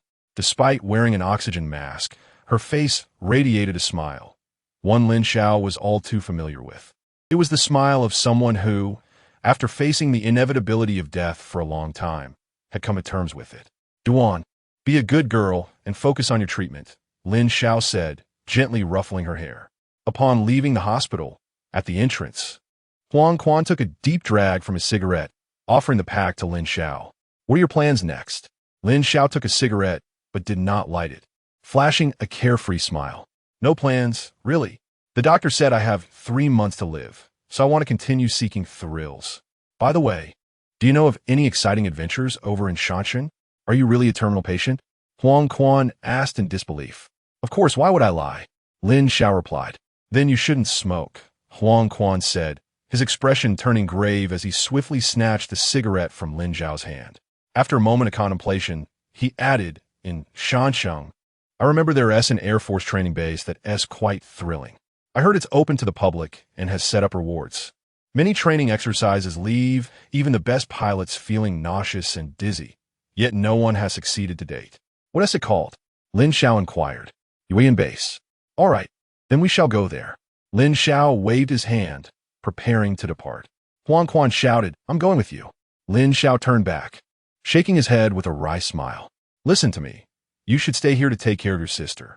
Duan is a very understanding child. But being understanding doesn't mean she should bear all the pain alone. Watching Lin Xiao's retreating figure, Huang Quan was momentarily stunned, unable to discern whether the slender youth before him was a mere child or a weathered adult. At the Rihai Crown Plaza Hotel, Annie chattered incessantly. You mustn't take such risks again. It sounds impressive to conquer the forbidden zones of the school, but do you have any idea how worried we are? Listening to her rambling, Lin Xiao idly scrolled through his phone. His message inbox was overflowing, primarily filled with messages from classmates. After all, the photos of his barehanded conquest of Huashan had circulated wildly, despite being suppressed by Song Jiang. In their class group chat, out of 10 messages, 8 were tagged at him. Sighing, he thought how tedious. These so-called classmates, who hardly showed any enthusiasm in the past, were now bombarding him with messages. Just as he contemplated shutting off his phone, a new message popped up. Lin Xiao, can I meet you? The sender was Jiang Lan, the most beautiful high school girl in Huachin. Sorry, I and Amp, Oppos, am busy, Lin Xiao replied, tossing his phone aside. He pulled out another device, one personally given to him by Chen Fo, claiming it was for military use, containing contacts of various generals and the national head coach. Chen Fo, Xiao, take care of your treatment and enjoy yourself. We will meet again in 3 months. I will be waiting for you at the East Sea Military Headquarters. Song Jiang Xiao. How is Rihai? Crossing the Rihai and conquering the forbidden zones of the school. Ha, you and Oppos, V, you become quite famous. I can imagine all the military branches are scrambling to recruit you. But focus on your treatment. Your health is paramount. National Head Coach, Xiao, we have arrived at Mount Everest and are setting up camp. Look at our tents. Magnificent. I assent it. Moreover, the world's tallest mountain is waiting for your conquest, huh? Lin Xiao replied to each message. Thanks for your concern, General Chen. Song, don't joke around. I'm not famous. Many generals have come to seek me out, but let us see after my nationwide travels. All right, I can't wait to climb Everest barehanded. After sending the messages, his phone rang frantically 2 seconds later. Lin Xiao covered his ears as he answered, only to be met with the frantic voice of the head coach. Xiao, are you insane? Climbing Everest barehanded? Even equipped and trained mountaineers could. Thank goodness he had his ears covered. After hanging up the phone, Lin Xiao's gaze drifted to his aunt, who was still chattering away, and his patience wore thin. Brother, Qin Jia suddenly exclaimed excitedly. Should I help you register a live streaming account? Extreme Sports live stream. You'd surely gain 1 million followers. Lin Xiao looked up, utterly bewildered. Huh? Half an hour later, Qin Jia held up his phone, beaming with excitement. Hello, Extreme Xiao King has officially landed on platform. I'm not targeting anyone. I just want to say that all extreme sports athletes in the country are trash. An hour later, amidst Qin Jia's relentless banter, the number of viewers in the live stream skyrocketed from single digits to over 20,000, many of whom were extreme sports streamers drawn in by fans. Reclining on the sofa, Lin Xiao muttered to the ceiling, this is truly a case of being infamous for being infamous. Hey, Qin Jia, don't record me in this. I prefer to remain low-key. Qin Jia turned with an okay, and continued to dive deeper into the realm of infamy, growing more animated until he was directly arguing with over 20,000 viewers. Huh, how brazen. When it comes to extreme sports, who can outshine the extreme great sage? Qin Jia retorted, extreme great sage? Just a small-time nobody. Proving a point for attention. The extreme great sage survived 30 days of wilderness survival and even defeated a lieutenant-level demon bear with his bare hands. He is the foremost extreme athlete in the country. You should at least pick on someone your own size. Qin Jia scoffed. Wilderness survival? Lieutenant Bear? What kind of nonsense is that? Then what are your skills? The extreme great sage challenged. As the extreme great sage himself entered the fray, the live stream became even more chaotic, with countless viewers eagerly awaiting to see Qin Jia get put in his place, only for him to later apologize for trying to ride the coattails of fame. Yet, Qin Jia merely smiled. Do you know about Yueyun Base in Shanshan? Soon, I and the extreme Xiao King will challenge Yueyun Base. Suddenly, Lin Xiao's voice chimed in. Wait a moment, you've got it wrong. It's not just about challenging Yueyun Base. It's about competing alongside all the elite Air Force pilots of Daxia. Qin Jia turned in astonishment. The live stream camera inadvertently shifted. Lin Xiao, seated on the sofa, tapped away at the military phone, his expression inexplicably excited, not looking up as he continued. They are challenging wingsuit flying. As for me, I shall take on the challenge of skydiving in outer space. Chapter 21. I truly like you. Meanwhile, in the vast expanse of an extreme sports club in the Sichuan military region, a robust young man with fiery red hair reclined on a sofa, disdainfully glancing at his phone screen before typing a response. Extreme Master. Ignorance breeds fearlessness. I shall personally visit the Moonfall base. Let's wait and see. Casting aside his phone, Extreme Master gazed at the ceiling, shaking his head with a chuckle. Oh, skydiving in outer space? Who doesn't he know that the higher the altitude, the more formidable the demons become? Moreover, the feathered dragon demon, soaring 10,000 meters above, is not something a mere jester can provoke. The feathered dragon demon, a supreme evil creature, reigns over the skies of Sichuan, having swept away the Sichuan Air Force 2 years prior, establishing its dominion and turning the sky into a human forbidden zone. Such a demon of a forbidden zone level. What a reckless endeavor. At Hot Sea Hospital, in the ward for leukemia patients, Huang Quan gently stroked Duan's head while holding his phone, his expression a mix of complexity. Skydiving in outer space? Has he lost his mind? Brother, are you referring to Lin Xiao? Duan asked with bright eyes, his voice crisp.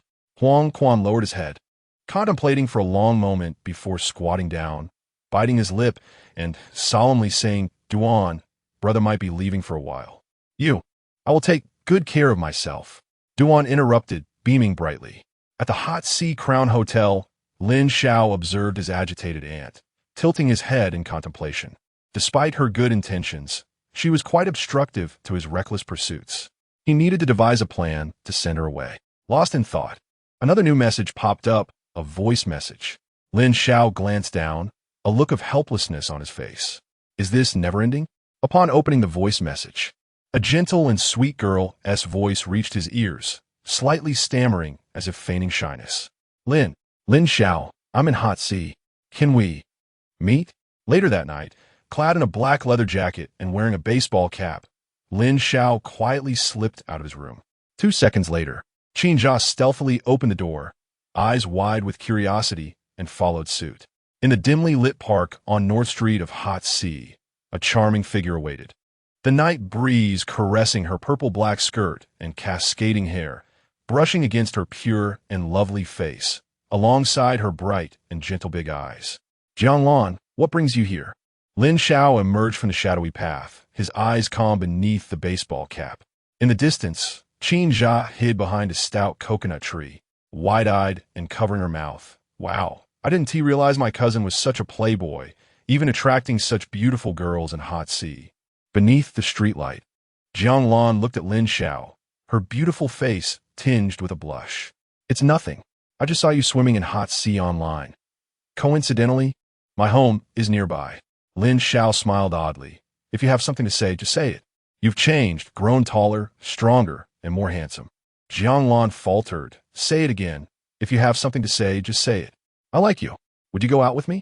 Jianglan mustered all her courage. Her face completely flushed. Lin Xiao remained composed. Why? What do you mean, why?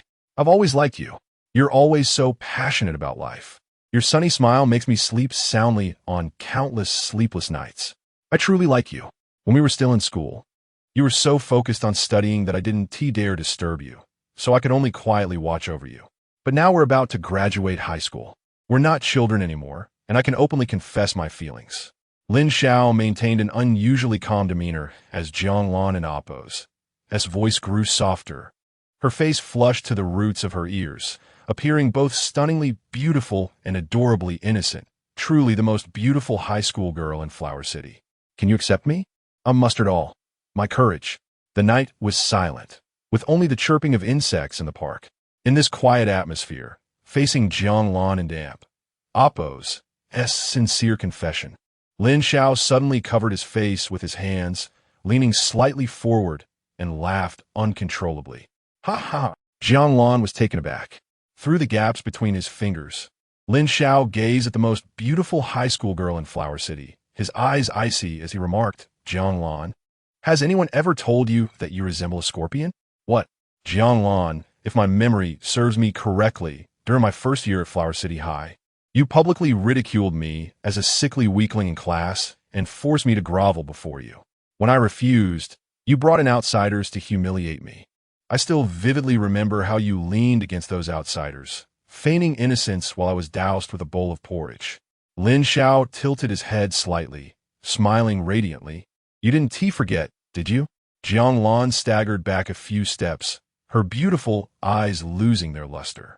She had always been adored for her pure and lovely appearance, attracting admirers since 6th grade, and throughout middle school, she was the center of attention.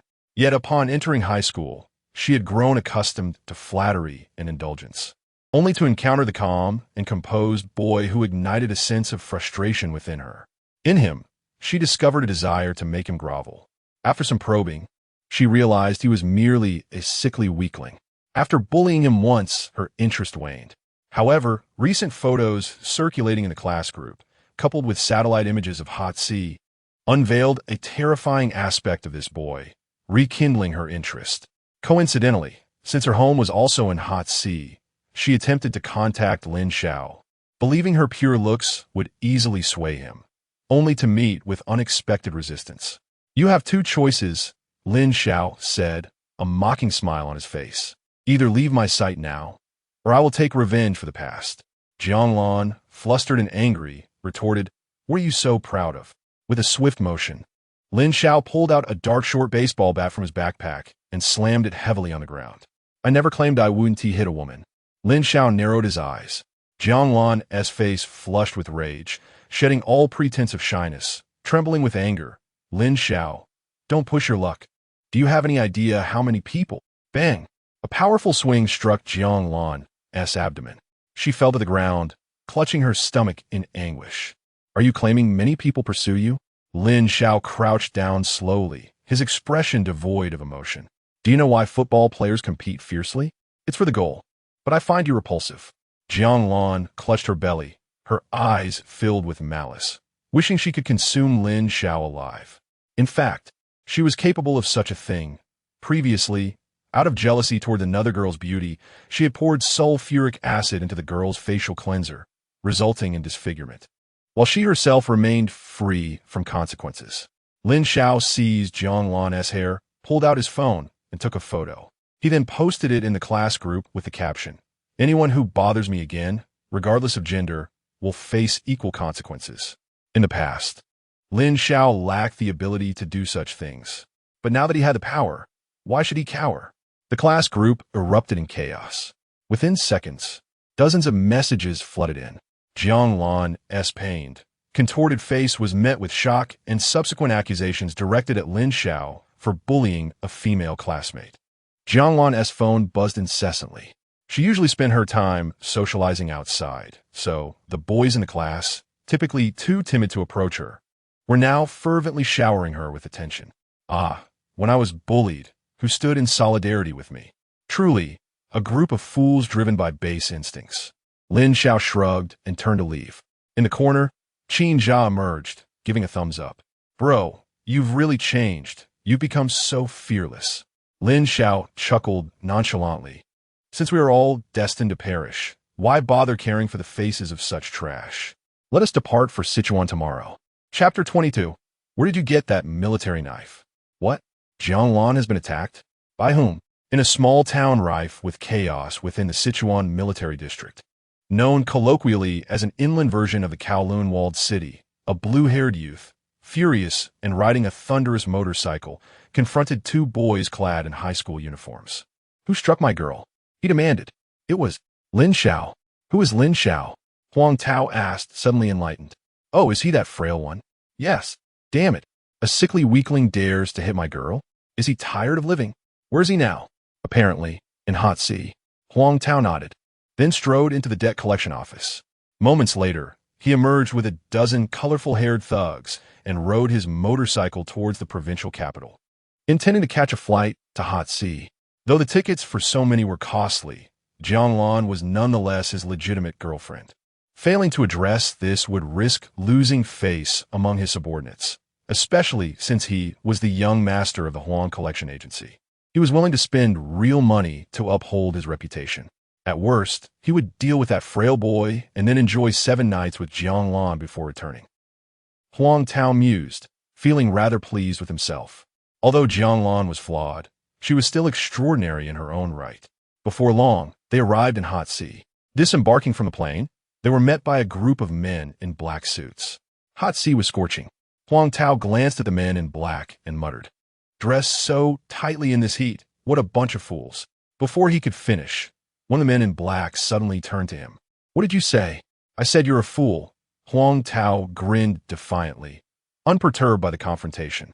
However, the man in black acted unpredictably, drawing a gun and firing 2 shots directly into Huang Tao's chest, blood splattering everywhere.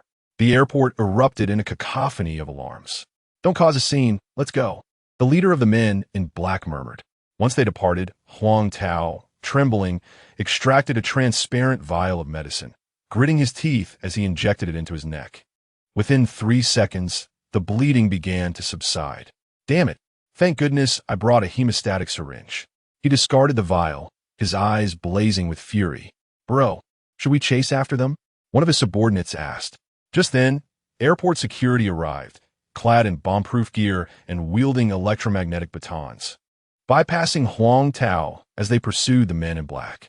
The sounds of a scuffle gradually faded into the distance. "Damn it, next time," Huang Tao fumed. The world was already tumultuous, with daily brawls and gunfights at airports. Arriving in Hot Sea only to be shot was infuriating for anyone. Grinding his teeth, Huang Tao resolved, "First I need to find that Lin Xiao. I wanted Oppos. T rest until I end Oppos. VE crippled him. My rage must find an outlet." It was now 3 in the morning. Jianglan, disheveled and weeping, appeared on the street, burying her face in Huang Tao and damp Oppos' chest. The fury reflected in her companions and Amp, Oppos' eyes only intensified Huang Tao and Amp, Oppos' determination to eliminate Lin Xiao. That frail boy truly believed no one would dare challenge him. "Tao Ge, you must be cautious. He seems capable of scaling Huashan with his bare hands." "Oh, climbing Huashan? Is that impressive?" Huang Tao retorted, producing a black short stick. With a press of his finger, sharp blades sprang forth from either side. He cackled, slashing at a nearby street lamp. In an instant, the lamp cracked silently, collapsing with a resounding crash, its edges unnaturally smooth. This double-edged dagger was painstakingly acquired by my father from the Sichuan military headquarters, a ceremonial officer's weapon. I refuse to believe that frail boy is formidable enough to withstand a single strike. If I don't cleave him in 2, I'll write my name backwards. Everyone looked on with envy. Indeed, what a fortunate birthright. Jianglan was overjoyed, suddenly pulling out her phone and checking the class group chat. Noticing that Lin Xiao had left the group, she sneered, calling him a coward, and without hesitation began a live stream. "Please don't trouble Lin Xiao." Before hundreds of classmates, Jianglan feigned a look of desperation, grasping Huang Tao's hand. "Getting hit by Lin Xiao isn't a big deal. It's my fault for upsetting him." This manipulative vixen could truly play the innocent. Huang Tao cursed inwardly, then leaned closer to the phone screen, licking his lips with a sinister grin. Daring to strike a woman? I will ensure Lin Xiao pays dearly. Jiang Lan cleverly cultivated an image of innocence, while Huang Tao crafted the persona of a chivalrous knight. In an instant, the crowd was incensed, applauding and cheering, with even a few dissenting voices drowned out by the collective outrage, as if Lin Xiao were the true villain. Huang Tao smirked, urging Jiang Lan to summon Lin Xiao. The group rallied in support, eager to avenge Jiang Lan and Appo's grievances. How could a man strike a woman? They were oblivious to the truth, quick to condemn without understanding. Meanwhile, Lin Xiao was enjoying a bath when his phone chimed with a new message. He glanced at it, and his expression darkened. Without even putting on his pants, he grabbed a baseball bat and prepared to leave. Lin Xiao, you worthless coward, garbage. Planning to run after you've attacked me? If you have the guts, come out again. If I don't finish you off, I'll one T be called Jiang Lan. Seeing Lin Xiao's agitated state, Qin Jia intended to follow and inquire, but a knock on the door interrupted him. Lin Xiao opened the door to find Huang Quan standing there. I made up my mind. I will go with you, Huang Quan said, patting the gun bag on his back, grinning. This AK of mine has claimed countless lives. It should prove useful. Lin Xiao remained silent, casting a deep glance at Huang Quan before heading toward the elevator with a grim expression. Huang Quan noticed Lin Xiao gripping the baseball bat and paused for a moment, then quickly followed alongside Qin Jia. Exiting the hotel, Lin Xiao dialed Jiang Lan's number, his voice frigid. You found some help. Haven to you? Where are you? After confirming the address, ignoring the insult from the other end of the line, Lin Xiao strode towards the nearby beach park, with Qin Jia and Huang Quan hurrying to catch up. Bro, how did you know she found help? Only scavengers howl when hyenas are nearby. Otherwise, they wouldn't dare make a sound, Lin Xiao replied succinctly. Huang Quan glanced at the bright moon overhead, feeling the night was ripe for bloodshed, and quietly unfastened the gun bag, the sound of a bullet being chambered echoing ominously. In the park, Jiang Lan and her thugs were smoking on the pathway, while Huang Tao faced the sea, hands clasped behind his back, the dual blades in hand giving him an air of a weary, seasoned leader. Suddenly, amidst Jiang Lan's piercing scream, a dark baseball bat struck him fiercely on the back of his head. Damn it! Who's that? Huang Tao clutched his head, turning around with bloodshot eyes. In a shadowy path, Lin Xiao held Jiang Lan by the neck with one hand, the baseball bat discarded. His gaze was icy as he regarded Huang Tao. Is this the hyena you summoned, Jiang Lan? Where did you get that military knife? Jiang Lan's face flushed, her delicate neck straining as she desperately tried to claw at Lin Xiao's face. However, the next moment, accompanied by the sound of gunfire, a bright orange bullet pierced her palm, causing her to shriek in agony, trembling as if she were a leaf in a storm. Bang! Huang Quan pressed the gun barrel against Jiang Lan's forehead, his expression unyielding. Make another move against Lin Xiao, and I'll blow your brains out. Killing you would only earn me a bounty, and I could escape to the sea. The bounty hunter insignia etched on Huang Quan's worn leather jacket made all nearby thugs swallow hard. He was the real deal. Huang Tao trembled with rage, bellowing, You are Lin Xiao. Yet, Lin Xiao offered no reply, merely releasing Jiang Lan and approaching Huang Tao with a blank expression, his lips parting to ask just one question. Where did the military knife you hold come from? Chapter 23. Dare to challenge me? Go ahead. You're courting death, Huang Tao roared, brandishing his twin daggers as he charged forward. However, Lin Xiao's gaze remained somber, neither dodging nor evading. With a sharp thrust, the twin daggers pierced Lin Xiao's skin. It stopped there. A mere layer of skin was breached without even reaching the flesh beneath. Not a single capillary was harmed, and not a drop of blood was shed. How could this be? Huang Tao's eyes widened in disbelief. As his gaze slowly ascended, Lin Xiao suddenly stooped down, his bright eyes, seemingly laced with amusement, fixed intently upon him. What's wrong with you? Huang Tao instinctively recoiled.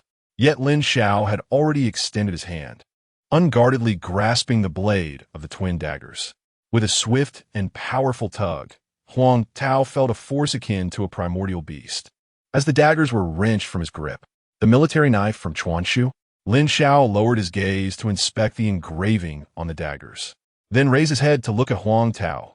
How did you acquire this military knife? The sudden turn of events rendered the chaotic scene eerily silent. All the thugs swallowed hard at the sight of Lin Xiao. To seize a military knife with bare hands, truly a formidable person. Huang Quan gazed at Lin Xiao in silence.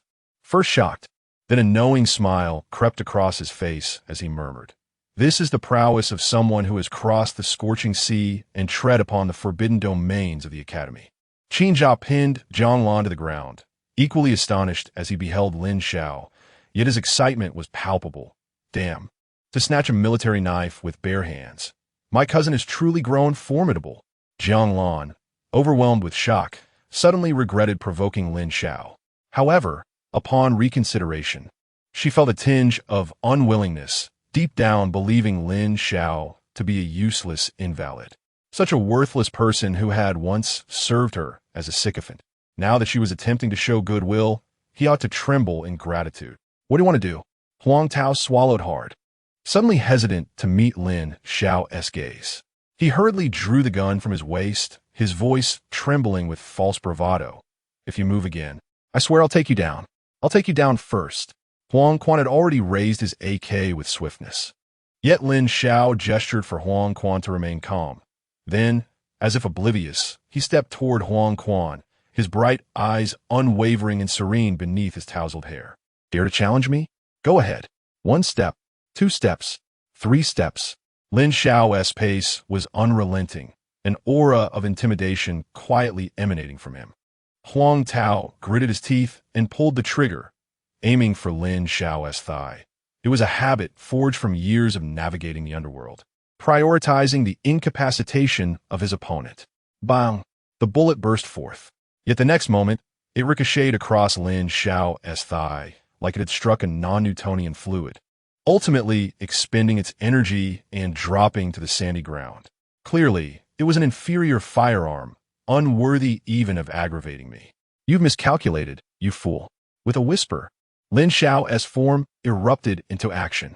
He struck Huang Tao's abdomen with a fist, the force akin to being hit by a freight train, causing Huang Tao to spit and collapse to the ground, trembling uncontrollably. How could this guy's punch be so powerful? Is he truly an invalid? Thud! Lin Xiao stepped upon Huang Tao's chest, suddenly thrusting the twin daggers downward. Huang Tao, terrified, shut his eyes tightly, yet he felt no pain. Trembling, he opened his eyes to find the dagger south tip poised perilously close to his pupil, a mere 3 centimeters apart. I'll ask you again. Where did the military knife come from? Gazing into Lin Xiao's increasingly grim face, Huang Tao held back his panic and pain, hastily confessing, I found it. Thud! Lin Xiao retaliated with a knife thrust, piercing Huang Tao's abdomen. Blood gushed forth. Last chance, will you speak? I will. My uncle helped me out. Thud! Another stab into his abdomen. Do you have the right to seek help? One last time, will you speak? Lin Xiao pressed the twin daggers against Huang Tao's chest. This time, Huang Tao finally broke down. You're a madman. I'll tell you. It was my uncle who got it for me, costing 800,000. Lin Xiao slowly lifted his foot, his gaze lowered. Leave. A throng of thugs rushed over, assisting Huang Tao as they scurried away. Qin Jia shouted at Zhang Lan, holding her down. Brother, what should we do with her? Let her go as well. Lin Xiao didn't even turn back. Zhang Lan, I'll tell you one last time. I'm not interested in engaging in meaningless matters with you. Should you trouble me again, I will ensure you regret it deeply. Zhang Lan, disheveled, rose and cast a resentful glance at Lin Xiao before stumbling away. It seemed as if the storm had passed. Wang Quan uproka quietly, inquiring of Lin Xiao, who was still gazing at the twin daggers. Is this a troublesome matter? Lin Xiao nodded, retrieving a military phone to check the time, 4 in the morning. After a moment of contemplation, he sent a message to Song Jiao, then turned, stretching and yawning repeatedly. So tired, I need to get some sleep. Lin Xiao, what time should I come find you tomorrow? Huang Quan asked. No need for that. Just take care of Xiao Duoan. Lin Xiao waved his hand, lazily departing with Qin Jia. Meanwhile, in a dimly lit alley, Huang Tao slapped Jianglan harshly, veins bulging in fury. Damn, didn't you say that guy was an invalid? Jiang Lan covered her face, tears streaming down in distress. Seeing this, Huang Tao became even more enraged, turning to pummel the wall. Damn it! When has Huang Xiao ever endured such humiliation? Besides Lin Xiao, who were those other two scoundrels? At that moment, the small thugs suddenly brightened, raising their phones and shouting, "Brother, we found it! The one with the gun, Huang Quan, is a bounty hunter from Hot Sea. He is famous for live streaming in this area." Huang Tao, exasperated, yelled, "What use is it to find a perverse bounty hunter?" "But brother, look at this photo." A small thug held up his phone. In the picture, Huang Quan was holding Duoan. The background was the Hot Sea Hospital. This photo was taken before Huang Quan became a bounty hunter. He had posted it on his personal social media, but later deleted it quietly out of fear of revenge from enemies. Who is this? His sister? Yes, Huang Quan does live streams. I found the oldest user in his chat room, and upon inquiry, they knew for certain. He has an early photo of Huang Quan. This one, in fact. Apparently, his sister had fallen gravely ill and was in the Hot Sea Hospital, but it's uncertain if she is still there. Oh, and brother, this photo cost me 8,000. You'll reimburse me later. Huang Tao clutched the phone, his grin growing increasingly sinister. Reimburse? I'll certainly reimburse you. Ha ha, damn it. I back you now. You three scoundrels, just wait for me to take you down one by one. Jiang Lan's pupils trembled, suddenly grasping Huang Tao. Can we not mess with Lin Xiao? I'm a bit scared now. Slap. Huang Tao struck her fiercely. You ungrateful wench. I traveled thousands of miles for you, endured 2 gunshots inexplicably, and suffered such humiliation from that invalid. Now you want to back out? Night fell. By the wall of the Hot Sea Hospital, a group of shadows stealthily scaled the wall. Brother, what if his sister isn't here? Fool if she isn't. We'll withdraw. There are only 5 hospitals in Hot Sea. I'll search them all. I refuse to believe I can't find her. Damn it, you idiots. Tread lightly. Chapter 24. Is it easy for a terminal patient like me to draw blood? At 4 o'clock in the morning in the Hot Springs Hospital, only the night shift nurse was present in the silent corridor. Jiang Lan tidied her disheveled hair, revealing her customary innocent expression. Nurse, I am here to care for a patient. May I inquire where the restroom is? Oh, it's just at the end of the corridor. Nurse, I'm frightened. Could you accompany me? The night shift nurse hesitated, for she was alone in the vicinity. Please, I beg you, you are the best. Jiang Lan resorted to a charming plea, her pitiful demeanor ultimately persuading the nurse. All right then, it won't take long. Once the nurse was led away, Huang Tao and his accomplices stealthily slipped in, beginning their search room by room. To their delight, they soon found a girl who bore a striking resemblance to Duan. Is that her? Of course, she is the only child here. Duan was asleep, her small face creased with worry, seemingly suffering even in her dreams from the torment of illness. Quickly, Jiang Lan urged as she returned, that nurse is such a chatterbox. Time is of the essence. Have you found her? Huang Tao pushed open the hospital room door, gazing at Duan in her bed, and grinned wickedly. Look, isn't that her?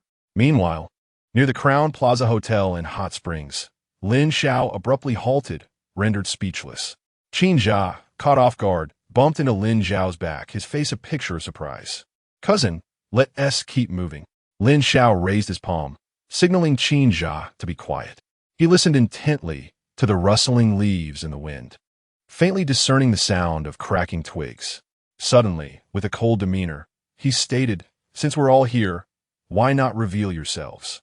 Qin Jia was utterly perplexed. But in the next moment, a group of burly men in black suits slowly emerged from the shadows, their bloodthirsty gazes fixed upon Lin Xiao, accompanied by gleaming steel knives. Cousin, Qin Jia's pupils dilated as he instinctively positioned himself in front of Lin Xiao. You go first. Lin Xiao gently pulled Qin Jia behind him, fixing his gaze on the unfriendly intruders. By merely observing their predatory eyes, it was evident they were not the kind of trash Huang Tao could compare to. Do you gentlemen have business with me? The leader of the black-suited men stepped forward, his muscular neck adorned with black tattoos and a menacing glare. Kid, do you remember the 3 Iron Eagles? Upon hearing this, Lin Xiao's expression shifted as he tilted his head slightly, a playful smile gracing his lips. "Oh, I remember. What is the matter?" Simultaneously, Lin Xiao discreetly signaled Qin Jia to leave, but Qin Jia stubbornly refused to budge. "Brother, if you don't leave, how can I act? Just remember." The tattooed man grinned cruelly, his eyes gleaming with malice. "I'll give you a chance. Let us see 2 pounds of your blood, or I'll chop you to pieces. Then I'll take your corpse with me." Lin Xiao narrowed his eyes, the atmosphere growing tense. "Kid, do you wish to be minced?" The tattooed man licked the edge of his knife, grinning sinisterly. "Just 2 pounds of blood. It won't kill you." As if in a show of force, the other men in black took a step forward, their knives reflecting the cold moonlight. Lin Xiao glanced back at Qin Jia, and just as the tattooed man was about to lose his patience, he suddenly nodded. "All right, toss me a knife." The tattooed man was taken aback, but after a moment, he burst into laughter. "Not bad, not bad. You know your place. To give him the gear? This kid's interesting, but he's just too timid." Is this the same ruthless character that took down the 3 Iron Eagles? Worthy of our Black Dragon Gang's mobilization? A steel knife and a tin can were tossed over. The blade, forged from meteorite iron, was sharp enough to slice through steel. Most were weapons used by gangs, likely at the lieutenant level. Lin Xiao picked up the knife, his demeanor calm and unruffled. Qin Jia could no longer contain himself and grasped Lin Xiao and Amp Oppo's hand. "Brother, don't." The tattooed man raised an eyebrow. "Kid, if you dare to interfere again, do you believe I won't chop you to pieces?" Lin Xiao patted Qin Jia's hand, offering a warm smile before gripping the steel knife, and without hesitation aimed it at his own neck. The tattooed man's expression turned hopeful. He anticipated the task would be completed so effortlessly. Surely, he would receive a hefty reward upon returning. However, in the next second, his expression froze. The knife failed to pierce Lin Xiao's neck, leaving not even a scratch. "Ding!" Lin Xiao discarded the knife, disdainfully exclaiming. "Giving you guys a chance doesn't seem to work. What a pathetic knife. It's not even worthy to scrape my skin." All the men in black stood frozen, exchanging bewildered glances. The tattooed man picked up the knife, staring blankly at Lin Xiao. "Hey, bring the sharpest knife over. Still giving you a chance. But you're utterly useless. Keep it coming, bring me a knife." Gradually, beads of sweat began to form on the tattooed man and Amp Oppo's forehead. The ground was littered with everyone's knives, and not a single one could breach Lin Xiao and Oppo's defenses. "What on earth are you?" I'm merely a terminally ill patient." In the end, the tattooed man lowered his head in defeat, frustration overwhelming him. After a moment, he lifted his reddened eyes, fixing a steely gaze on Lin Xiao before suddenly drawing a pistol. "In that case, I'll take your corpse back. A magnum handgun, a weapon of the major level. I refuse to believe I can't kill you." He pulled the trigger, sending a golden bullet flying. Lin Xiao's pupils constricted. He barely managed to sidestep in time. Thud! The golden bullet penetrated Lin Xiao's right chest, causing him to collapse to the ground, blood spilling profusely. A sharp pain surged through him, instantly compelling his heart into a frenzy. "That hurts." Lin Xiao grimaced in agony, glancing at the gruesome gunshot wound on his right chest. With a hidden smile, he thought, "Fortunately, it's not a fatal injury. Gunshot wounds are either lethal, such as to the head or heart, or result in excessive blood loss." However, Lin Xiao was not lacking in blood. At this moment, his hematopoietic cells surged into action like they had consumed high-octane fuel, with fresh blood rushing throughout his body every millisecond. "Ding! Host condition detected. Gunshot wound sustained, but not fatal. Congratulations, host. Permanent ability acquired. Gunshot immunity, major level." As the system's voice echoed, the golden bullet lodged in his chest began to be slowly expelled by the writhing flesh, and the gruesome wound gradually healed. "Brother, are you still so impressive?" The tattooed man hoisted Lin Xiao up, casting a vicious glare at Qin Jia. Take care of this brat. Leave no trace." Suddenly, Lin Xiao opened his eyes wide, raising his iron fist and delivering a heavy blow to the tattooed man's nape. This kind of gravitational impact could render a person unconscious. The tattooed man staggered back a few steps, instinctively discarding Lin Xiao, barely managing to stand. having surprisingly withstood Lin Xiao and damp Oppo's S-punch. Damn, he is still alive? Furious and humiliated, the tattooed man fired 2 shots at Lin Xiao, but this time, Lin Xiao emerged unscathed, only sustaining 2 shallow bullet marks on his chest. What the hell? He really doesn't fear bullets. Let us go, let us go. We misjudged the target's strength. Seeing this, the tattooed man's pupils dilated, a sense of danger surging within him. With a low growl, he attempted to flee. Yet, Lin Xiao's fist was already racing towards him. With a powerful strike to his forehead, the tattooed man's robust body crumpled to the ground as if struck by a train. I said, "Did I permit you to leave?" Lin Xiao stepped forward, pressing his foot on the tattooed man's chest, his gaze lowered. "Didn't you just say you would chop my cousin into pieces?" Qin Jia, panting heavily, felt as if he had narrowly escaped disaster upon seeing Lin Xiao unscathed. "Regrettably, we have erred, indeed, gravely so." The tattooed man in the black suit, realizing he had encountered formidable opposition, immediately began to plead for mercy. However, when Lin Xiao inquired about his employer, the individual transformed entirely, resolutely refusing to divulge any information. Ultimately, Lin Xiao delivered a powerful blow to his temple, rendering him unconscious. He then gazed at the deserted alley, letting out a resigned sigh. Despite my attempts to remain inconspicuous, why must trouble continually seek me out? After venting his frustrations, Lin Xiao dialed the Border Patrol hotline. "Hello. I wish to report an involvement in organized crime." Yes, indeed, they were brandishing firearms to threaten me. "How many?" "Approximately 23 or 4 individuals." No, it's perfectly fine. Reporting criminal activity is my duty." "What is my name?" "I am Lin Xiao. We met yesterday evening." Lin Xiao smiled radiantly, while Qin Jia looked on alarmed. Upon ending the call, Lin Xiao sat quietly on the curb, awaiting developments. Soon, blinding headlights approached from a distance, the sheer scale causing the ground to tremble beneath him. When the tattooed man in the black suit regained consciousness, he found himself inside an armored vehicle, surrounded by a cadre of fully armed naval officers. Terrified and disoriented, he glanced through the window to behold an entourage of vehicles, each emblazoned with naval insignia, an imposing sight that might lead an outsider to believe they were escorting a national war criminal. At that moment, a singular thought consumed him. What heinous crime have I committed? How burdensome this situation is. Why must they demand my blood? Is it easy for a terminally ill patient to spare even a drop? Lin Xiao waved goodbye as the Border Patrol departed. "Brother, are you all right? Why not let me experience what it feels like to be shot by a handgun? Are you truly injured?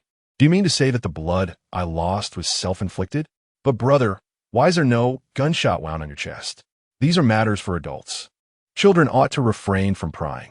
Brother, I implore you, let me wash your underwear for 3 months. Deal. Self-healing abilities indeed. Did those military doctors that Song Jiang sought not claim I possess remarkable regenerative capabilities? How exhilarating, cousin. Exhilarating? 3 slaps to the face in one day. 3 instances of pretentiousness and enduring both knife wounds and gunshots. If you wish to experience this, be my guest. I am utterly exhausted. Qin Jia looked at Lin Xiao with admiration. My invulnerable brother, from this day forth, I shall be your most loyal subordinate. Please, allow me to accompany you in your displays of bravado. I too wish to savor the thrill of wielding influence over others. Lin Xiao clasped his hands behind his head and suddenly turned towards the Hot Sea Hospital. Well then, whether I can survive 3 months is uncertain. Let us go. It's nearly 5 in the morning. Why linger in slumber? Tomorrow I must depart, and I wish to see Xiao Duoan. You return to the hotel and procure some nutritional supplements. Select the most expensive ones. Understood, brother. Qin Jia left with a cheerful demeanor. In the ensuing silence, Lin Xiao retrieved his phone. Indeed, although midnight had passed, messages from Song Jiao continued to arrive at a rapid pace.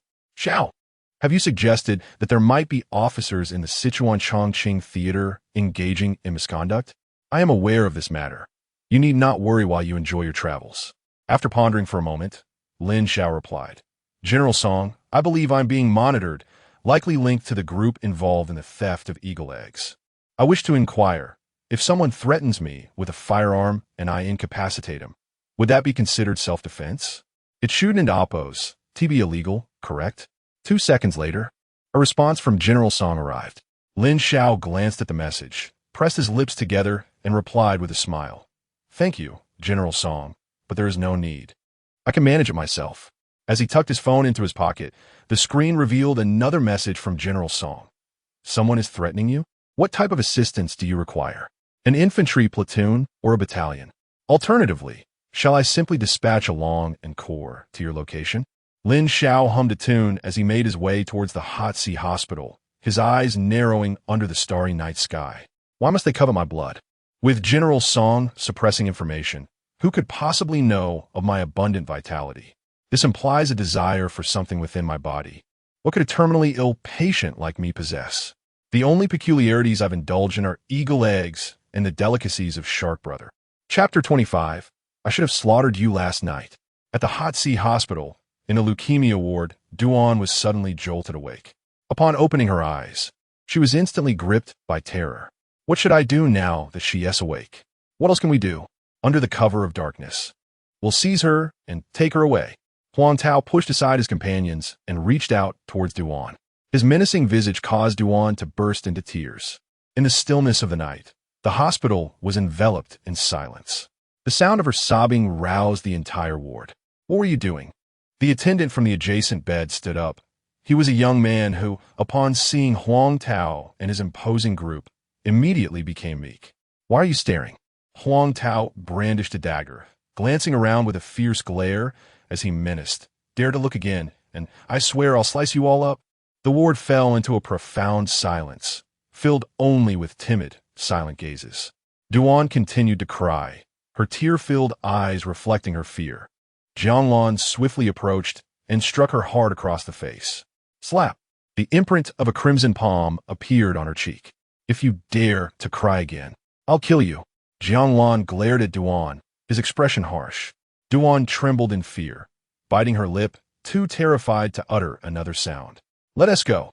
Huang Tao yanked away Duan's oxygen tube, wrapping her in a blanket like a rice dumpling, and swiftly departed with his gang. While climbing over a wall, he slipped, and both he and Duan tumbled hard onto the cold, unyielding bricks.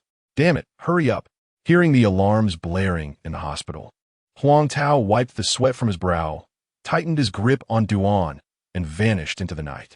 Amid the blaring alarms, Lin Xiao arrived at the hospital entrance. The startled security personnel rushed toward the building with steel rods in hand. He quickly grabbed one of them, asking what is happening. An emergency call came from inpatient department. The guard replied breathlessly. They said a group of intruders has entered the ward and abducted a leukemia girl. A jolt of shock coursed through Lin Xiao, as if struck by lightning. A leukemia girl? There seemed to be only one such girl in the Hot Sea Hospital. Yuan. Lin Xiao trembled slightly as he pulled out his phone, his voice laced with uncontrollable fury. Get to Hot Sea Hospital immediately. Just as Huang Yuan returned to his rented room, he burst out like a ferocious tiger, racing through the frigid night, deaf to the howling wind, only aware of his heart pounding like thunder. Upon arriving at the Hot Sea Hospital, he spotted Lin Xiao and Qin Jia. He froze in place, trembling slightly. Lin Xiao emerged from the hospital with his head bowed, shrouded in a dark cloud, his eyes burning with rage visible through his disheveled hair. His arms, bulging with tension, clutched the surveillance footage tightly. Observing this, Huang Yuan's pupils quivered as he gazed at Lin Xiao, refraining from asking questions. Lin Xiao placed a hand on Huang Yuan's shoulder and, at 5 a.m, dialed the private number of the Major General of the Great Xia. General Song, I have a request. Speak. Lin Xiao, gazing into the oppressive darkness, revealed a murderous intent for the first time in his life, his voice trembling with fury. Can you contact the coastal defense of Hot Sea? My sister has been kidnapped, and I wish to cleanse the entire Hot Sea. Huang Yuan stared at Lin Xiao, his teeth grinding audibly. Moments later, General Song's voice came through the line. I've informed the naval headquarters. The coastal defense of Hot Sea, 2 naval battalions, are at your disposal. Within military regulations, you may cleanse as you see fit. Military regulations stipulate to counter the strong, protect the citizens, and defend the homeland. Never kill the innocent. Never violate military discipline. This is the foundation of the Great Xia. General Song, what kind of cleansing are you referring to? Within military regulations, life and death are inconsequential. Thank you, thank you. This was also the promise made to Lin Xiao by Song Jiao. Power, I relinquish to you. After hanging up, Lin Xiao exhaled heavily. Huang Yuan gritted his teeth, asking, who did this? Jiang Lan and that bunch of scum.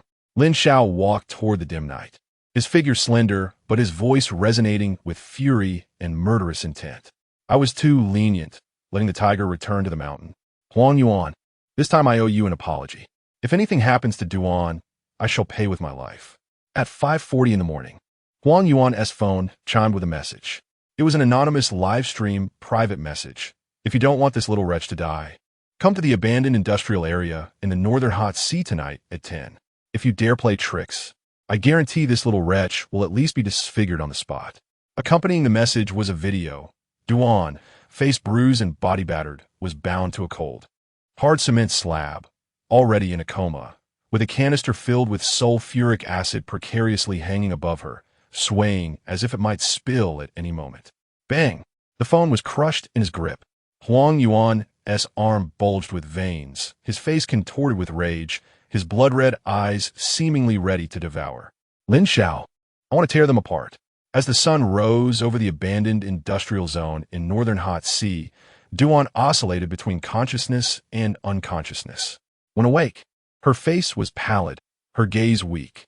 When she succumbed to slumber, blood flowed from her nostrils uncontrollably, while she could still hear nightmarish words echoing around her. Brother, will we get in trouble for doing this?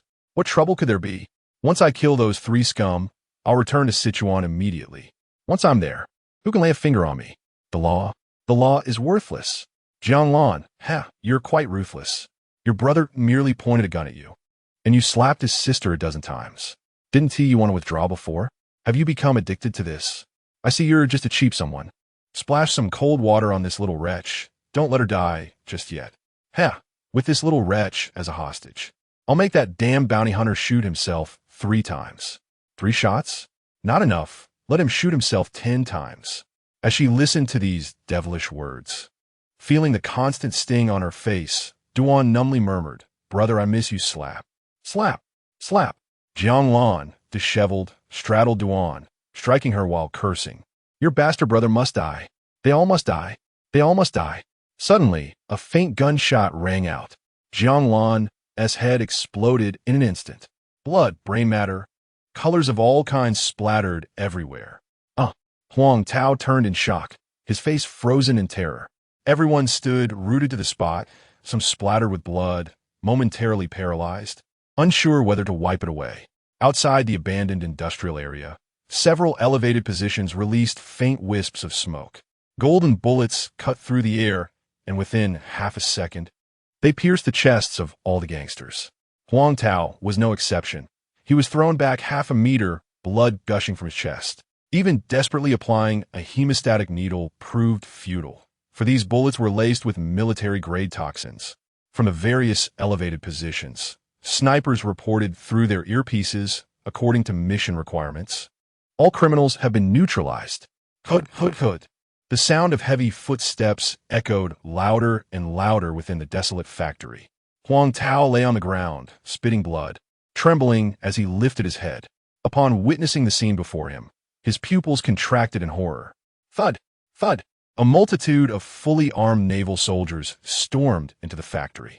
Huang Yuan pushed past the soldiers, dashing toward Duan like lightning. Before Huang Tao, the footsteps halted abruptly.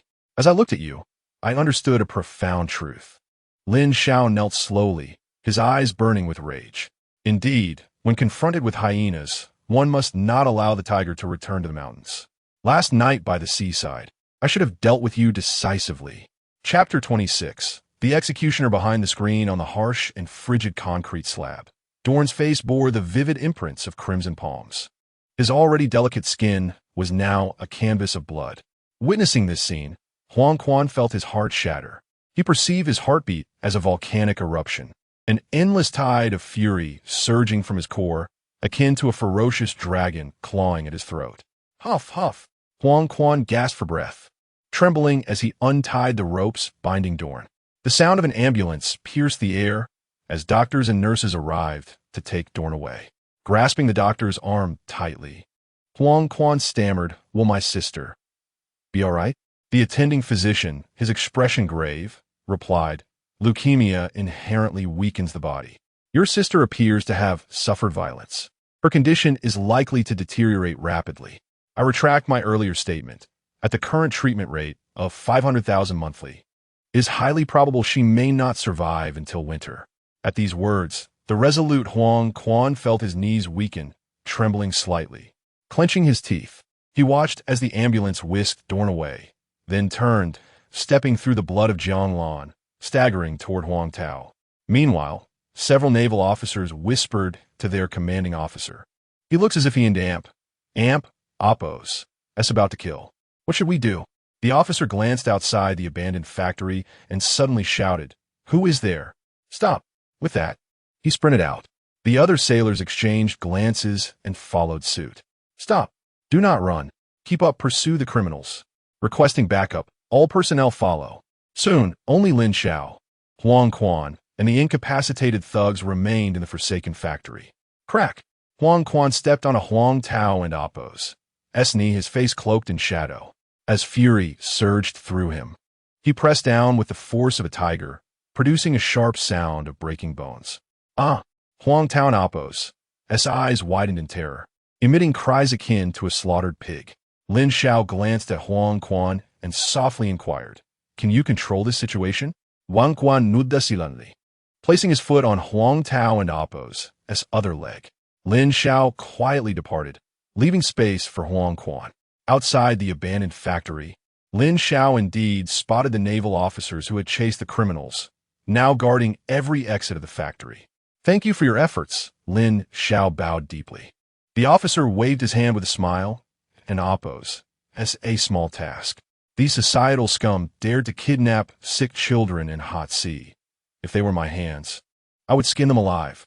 Before he could finish, anguished cries echoed from within the factory, accompanied by the sharp sounds of bones breaking, one after another, like a chorus of frogs. The officer looked toward the factory, admiration flickering in his eyes, then turned to Lin Xiao, asking, "What is the name of your friend? Could you ask him if he would be willing to join the hot sea border defense? I can assure you that his sister would be admitted to a military hospital, free from the threats posed by these scoundrels." Lin Xiao suddenly realized, of course, why didn't I think of that? Time passed, and the sun rose higher. Huang Quan, covered in blood, emerged from the forsaken factory, raising his hands and bowing his head in an apparent surrender before the naval officers. The officer in Oppos' gaze sharpened as he strode into the factory, gasping at the sight before him. The once abandoned space had transformed into a hellish battleground, stained with blood. All the thugs, including Huang Tao, lay broken and lifeless on the ground, akin to heaps of refuse. "I have killed them all." Huang Quan and Oppos' voice was solemn. "I confess." To his surprise, the officer waved his hand dismissively. "Is it necessary to confess to such societal scum who kidnap children?" Suddenly, Lin Xiao noticed a pink phone on the factory floor. Picking it up, his expression darkened with rage. Jianglan and Oppos' group livestream was still active, filled primarily with classmates. As he scrolled through the history of comments, a chill of anger gripped him. When Jianglan tormented Dorn, although many viewers could not bear to watch and exited, there were still a dozen who seemed even more exhilarated. The comments flew in. "What just happened with Jianglan? I caught on screenshot. Shot in the head. So terrifying and bloody. I can't sleep. Hee. I want to see Jianglan take revenge on Lin Xiao." Sitting behind the screen, the faces of the viewers were expressionless as they commented. Some mocking, some indifferent, some expectant, some terrified, and some blaming Lin Xiao. Suddenly, the livestream brightened as Lin Xiao and Oppos' face appeared, his fierce eyes alight with fury, as if he could pierce through the screen. "Whoa, I got scared," exclaimed a boy with a face full of moles, dropping his phone in shock. After regaining his composure, he picked it up, ready to lash out in anger when Lin Xiao's voice rang out. "You all witnessed Jianglan abuse Dorn, did you not? Lin Xiao's tone brimmed with suppressed rage and disgust. Each person in the live stream felt strangely foreign, disturbingly so. Yet you did nothing. No, you did not do nothing. You encouraged Jianglan to strike Dormor. You clamored to come and hit me. You laughed and schemed, embodying the very essence of demons, as filthy as flies. After the hatred, Lin Xiao and Appo's eyes were filled with disappointment. You do not deserve to be students of Daxia. In fact, you do not deserve to be human. With those final words imbued with disappointment, Lin Xiao smashed the pink phone, abruptly cutting off the live stream. In a cramped room in a city in Sichuan, filled with takeaway boxes and the revelry of flies and bacteria, the mole-faced boy disdainfully set down his phone and sneered, "Just ordinary people. Why pretend? One sickly child. Yet he carries himself like a saint. I thought I saw the Navy. Could it be that Jianglan was taken out by them? What a pity. I won in Appo's. TC Jianglan after school starts. I and Appo's. LL, just have to settle for staring at his picture." Huang Quan squatted outside the abandoned factory, watching the naval officers clear the gruesome scene within, his head bowed in despair. Lin Xiao approached him and patted his shoulder. "Why the long face? Aren't it Appo's? Tu the cheerful, bright first bounty hunter of hot sea I met on the ocean?" Huang Quan held his head, anguish etched on his face. "I'm useless, truly useless. If only I were stronger, strong enough to deter such vile characters, then Dorn would not have had to endure this." Huang Quan suddenly lifted his head. "Lin Xiao, you, at a young age, have managed to conquer the school-level forbidden zones. You must possess extraordinary talent and undoubtedly have superior training methods. I beg you, teach me." Lin Xiao scratched the back of his head. Well, my training methods might not be quite suitable for you." Chapter 27.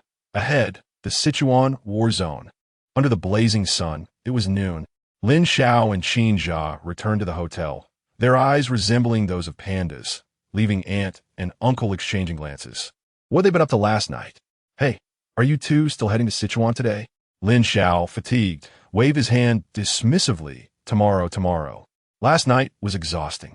Qin Jia appeared equally lethargic, resembling someone under the influence of medication. Aunt harbored suspicions regarding their nocturnal activities. As evening approached, Huang Quan arrived. "Hello, I'm a friend of Lin Xiao and Qin Jia. My name is Huang Quan." Clad in his worn leather coat, with long hair tied back, he bowed respectfully. Who could imagine that this gentleman had dispatched a group of rogues with his bare hands that very morning? Aunt warmly served tea, and Huang Quan sat quietly in the living room, resembling a statue. "Who is that? I don't know. Where did Xiao get such a friend? He clearly dwells in the realm of life and death, reeking of fish and gunpowder." Qin Jun Dao sat silently, hands resting on his thighs in a defensive posture, ready to draw his sword at the slightest sign of Huang Quan and Appo's abnormality. At 5:00 and Appo's clock, Lin Xiao lazily pushed open the door, taken aback yet resigned at Huang Quan's presence. "Really, just stay here and take care of Duan." Lin Xiao produced a pile of expensive nutritional supplements and placed them before Huang Quan. "Take these. I have no use for them. Moreover, my training methods are not suitable for you." However, Huang Quan insisted, "No. Even if I gain nothing from your training methods, I will remain by your side. I have pledged my life to you, and I will see it through." Upon hearing this, aunt and uncle exchanged astonished glances. Sighing, Lin Xiao continued, "At least consider Duan. She is not afraid of illness, but she needs her brother's companionship." Huang Quan fell silent, stubborn in his resolve. Lin Xiao handed him a business card. Huang Quan looked at it in surprise. "This is the director of the Chang'an Military Hospital.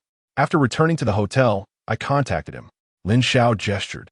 "They can arrange for a medical convoy to transfer Duan to Chang'an Military Hospital for the most comprehensive and cutting-edge treatment, under the protection of the Chang'an military, ensuring she won T encounter." Thud. Huang Quan knelt heavily on one knee. "I will follow you." His eyes gleamed fiercely, exuding a formidable aura. "Xiao Ge. No need for thanks. Once again, my life is yours." Lin Xiao's first impression of Huang Quan was bright and sunny. His second was of stubbornness and ferocity. Sighing, Lin Xiao tilted his head, his gaze suddenly landing on Aunt, his eyes sparkling with a new thought. "Aunt? Yes? Do you find this little girl adorable?" Ah, she is so cute, but she seems so weak, Aunt. This is Huang Quan's sister, Duan. Like me, she suffers from leukemia, and her condition is quite severe. Lin Xiao looked at Aunt, biting his lip, tears glistening in his eyes. Aunt, I know you want to spend my last days with me, but I want to say I'm truly fine. I'm grateful to have you both. Now that Huang Quan insists on coming with me, Duan will be left alone in the hospital. She is only 7 or 8 years old. It's so pitiful. Aunt understood Lin Xiao and Appo's intent, yet her expression was conflicted and hesitant. Suddenly, Lin Xiao produced a medical report. It was freshly issued by the director of Chang and Appo's and military hospital before returning to the hotel.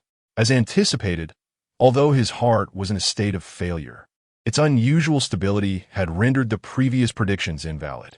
The director stated, at least 6 more months of life. Aunt was greatly excited upon seeing Lin Xiao's medical report. This meant that Lin Xiao's awakened infinite blood ability could combat the illness and prolong his life. With this thought, Aunt felt a wave of relief.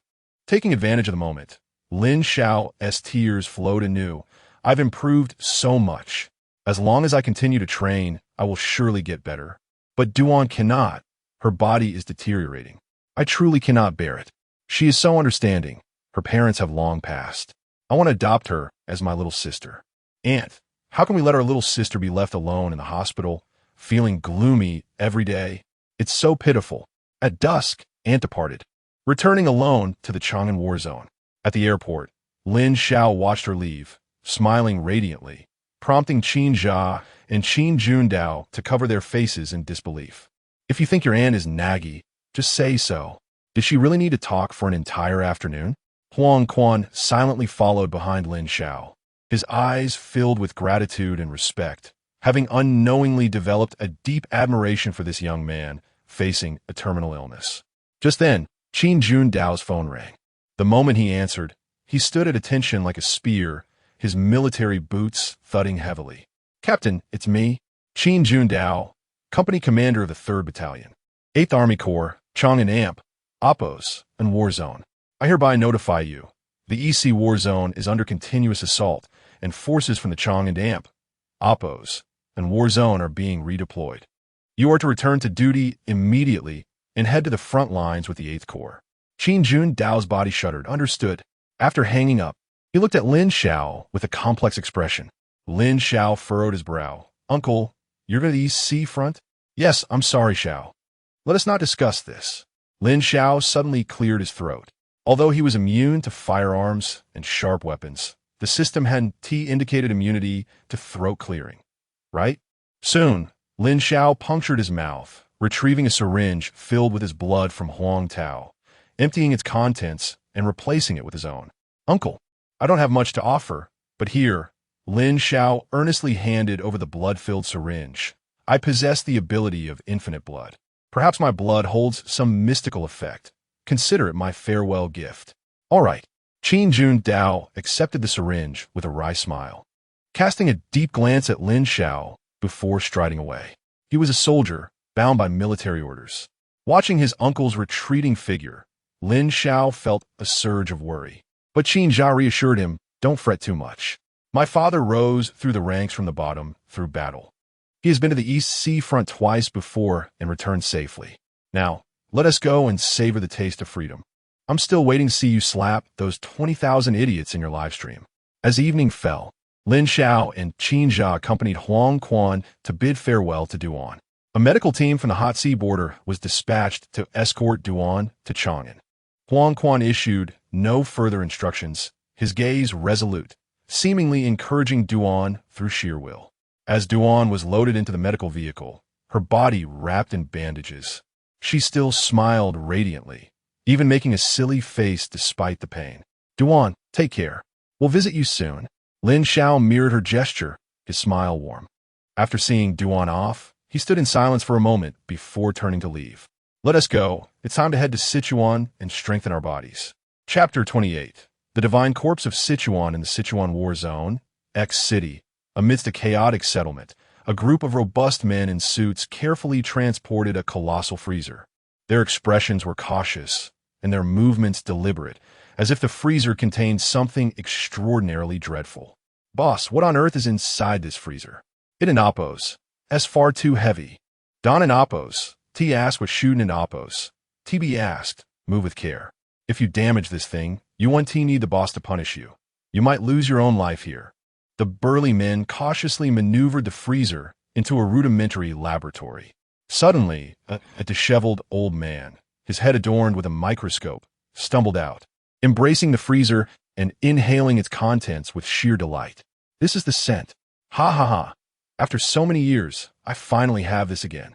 The madman shooed away all the robust men. Despite his efforts, he couldn't and Oppos. T moved the freezer and had to rely on the laboratory and Oppos' mechanical arms to position it in a corner. Eagerly rubbing his hands, he carefully unlocked the freezer and Oppos' latch. A wave of frigid air surged forth, causing the laboratory's temperature to plummet dramatically. How beautiful! The old man's face lit up with obsession. Inside the freezer lay a corpse, a fully nude adult male, standing in an astonishing height of 2 meters 3. He appeared strikingly handsome, his muscular physique sculpted to perfection, exuding an undeniable masculine charm. Most importantly, this corpse possessed 3 eyes, one vertical eye gracing his forehead. It's you, the deity that appeared 2 years ago on Kunlun Mountain. The madman jubilantly danced around the laboratory, emitting ecstatic shrieks akin to a monkey's. Suddenly, footsteps echoed from the corner of the laboratory. From the shadows emerged a man with slicked-back hair, holding a glass of red wine, his narrowed eyes fixated on the corpse within the freezer. Boss, when did you arrive? I didn't even notice. The madman quickly composed himself. The man with slicked-back hair approached the freezer, gently caressing the corpse in Oppos' muscular chest. Even in death, the vitality radiating from this body is remarkable. He sipped his wine and turned towards the laboratory's exit, his voice cold and commanding.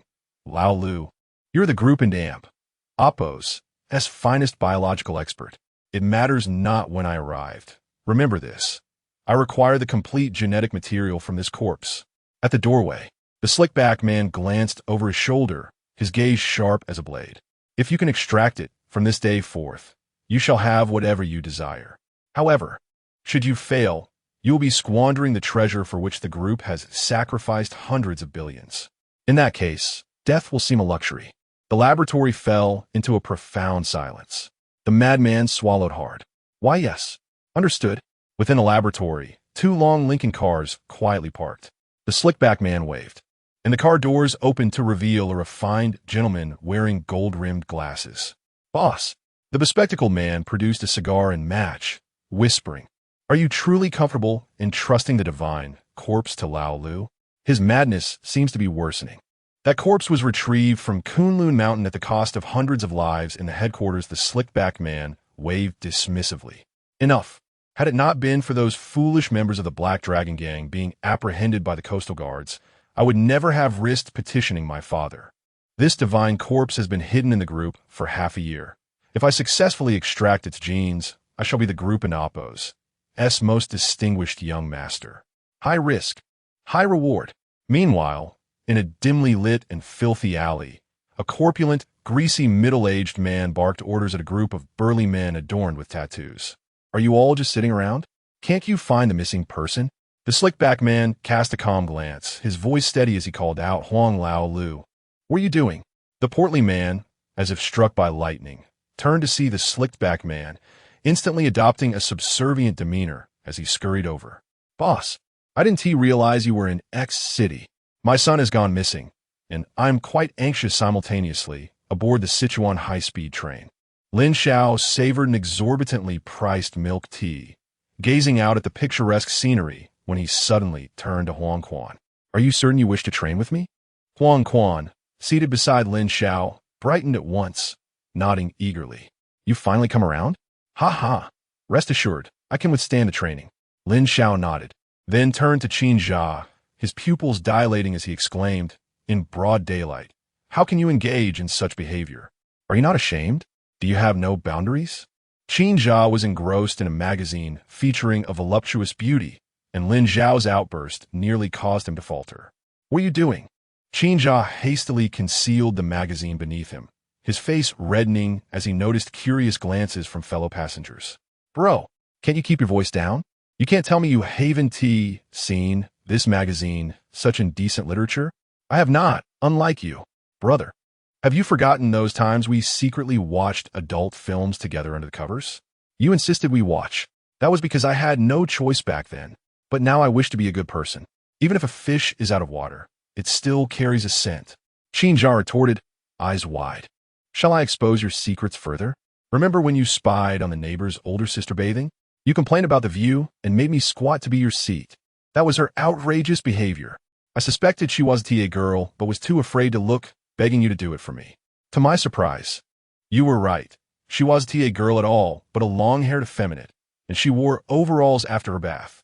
As Lin Xiao and Qin Jia exchanged banter, Huang Quan, with hands clasped behind his neck, gazed out at the enchanting Sichuan landscape, his taut nerves gradually relaxing. Having lived a life of hardship and bloodshed, this feeling of ease was a long-forgotten pleasure. Before he knew it, the high-speed train arrived at its destination. Here, it is upon exiting the station. The expansive light rail stretched endlessly, the towering mountains stacked upon one another in a magnificent display. Sichuan Province's capital, a mountain city? Under the grand welcome sign of the mountain city, Huang Quan's eyes sparkled with wonder. It was his first visit to a city since the foggy era. Let's go. The competition is in 2 days. I'll take you for some intensive training. Lin Xiao patted Huang Quan's shoulder, a peculiar smile gracing his lips. Brother, take me along. Little brother, please be a good photographer. Lin Xiao glanced at Qin Jia's backpack. Weren't you saying there are over 20,000 fools in the live stream? Tell them I will be at the Moonfall base in the mountain city for 2 days, accepting challenges from all extreme sports enthusiasts in Sichuan. And add that it's too intense. Amateurs need not apply. Qin Jia couldn't help but exclaim, You're even more arrogant than I am. Actually, I just want to find a worthy opponent to create a sense of urgency. What exactly will we be training for? Huang Quan asked, sensing an ominous turn. Very simple, basic projects, Lin Xiao replied, blinking innocently, his signature naive expression emerging. Like jumping off a 30-story building as he spoke. Huang Quan felt a cold sweat break out. Chapter 29. A chaotic dance of demons. A perversion of human hearts as night fell upon the mountainous city of Sichuan. The atmosphere grew thick with tension. How audacious! Exclaimed the great sage of extremes, his forehead pulsating with indignation as he watched Qin Jia's brazen tirade in the live stream. All of you in attendance are nothing but trash. Within the live broadcast, Qin Jia stood with his arms crossed, silhouetted against a starry night sky atop a towering building, exuding an air of defiance. If anyone believes they possess the skill to contend with me, come to the Sichuan Provincial Satellite Tower. I, Lin Xiao, shall await your arrival. The comments section erupted with vitriol, yet Qin Jia remained unfazed, raising his thumb with a flourish, defiantly inverting it. Surely, amidst Sichuan, 1 or 2 individuals must be worthy opponents, right? After delivering this challenge, he feigned calmness as the barrage of insults continued, eventually shutting down the stream. His legs trembled slightly as he turned to Lin Xiao. Brother, could this thankless task of attracting disdain be passed on to Huang Quan? I'm genuinely concerned about facing a barrage of bricks one day. At the edge of the skyscraper, the wind howled fiercely as Lin Xiao approached, dragging a thick hemp rope behind him. Then you should inquire whether Huang Quan is willing to take on the task. Meanwhile, Huang Quan stood at the precipice, gazing down at the minuscule vehicles below, swallowing hard. I actually find myself rather fond of being in the limelight. The night sky lost its grandeur, yet the biting wind sent shivers down Huang Quan's spine. The mere thought of standing at the edge of the abyss evoked a chilling dread. He could scarcely imagine how those who leapt to their demise overcame such psychological terror. Huang Quan murmured to himself. Lin Xiao, taken aback, replied softly, Perhaps certain real-life sufferings are more devastating than the fear and pain of jumping. Huang Quan froze, feeling the night wind grow colder. All right, I believe I've calculated the distance adequately. We need 8 more ropes to complete this rapid descent. Lin Xiao crouched at the building's edge, gradually rising. You two should return and prepare the ropes while I make another assessment. Qin Jia and Huang Quan nodded and departed. Lin Xiao remained at the edge, lost in thought as he gazed at the pitch-black city. Since the onset of the fog and the ensuing chaos among the powerful, urban centers like this one had long been deprived of electricity at night. If the city were to regain its former glory, it would likely attract not joy, but a multitude of malevolent entities and formidable foes. It had indeed been a long time since he had witnessed the city by night. As Lin Xiao mused, he suddenly noticed a slender figure on the opposite side of the rooftop. Curiosity piqued, he rose to investigate. It was a girl, obscured by darkness, yet undeniably beautiful. Her long black hair cascading down her waist. Her fair legs dangled precariously in the air, adorned with knee-high socks embroidered with two small beige suns, exuding an aura of innocence and charm. Yet, Lin Xiao perceived a profound despondency in her demeanor. Sitting alone atop a building in the dead of night was indeed an incongruity. Hello? Lin Xiao greeted softly. The girl turned slowly, her eyes vacant and glazed. Dried tear tracks traced down from the corners of her eyes to her chin. She nodded at Lin Xiao, then returned her gaze to the starry sky, remaining silent. Lin Xiao furrowed his brow, contemplating for a moment before turning to leave. 10 minutes later, he returned with a pack of tissues, a box of desserts, and a thin blanket.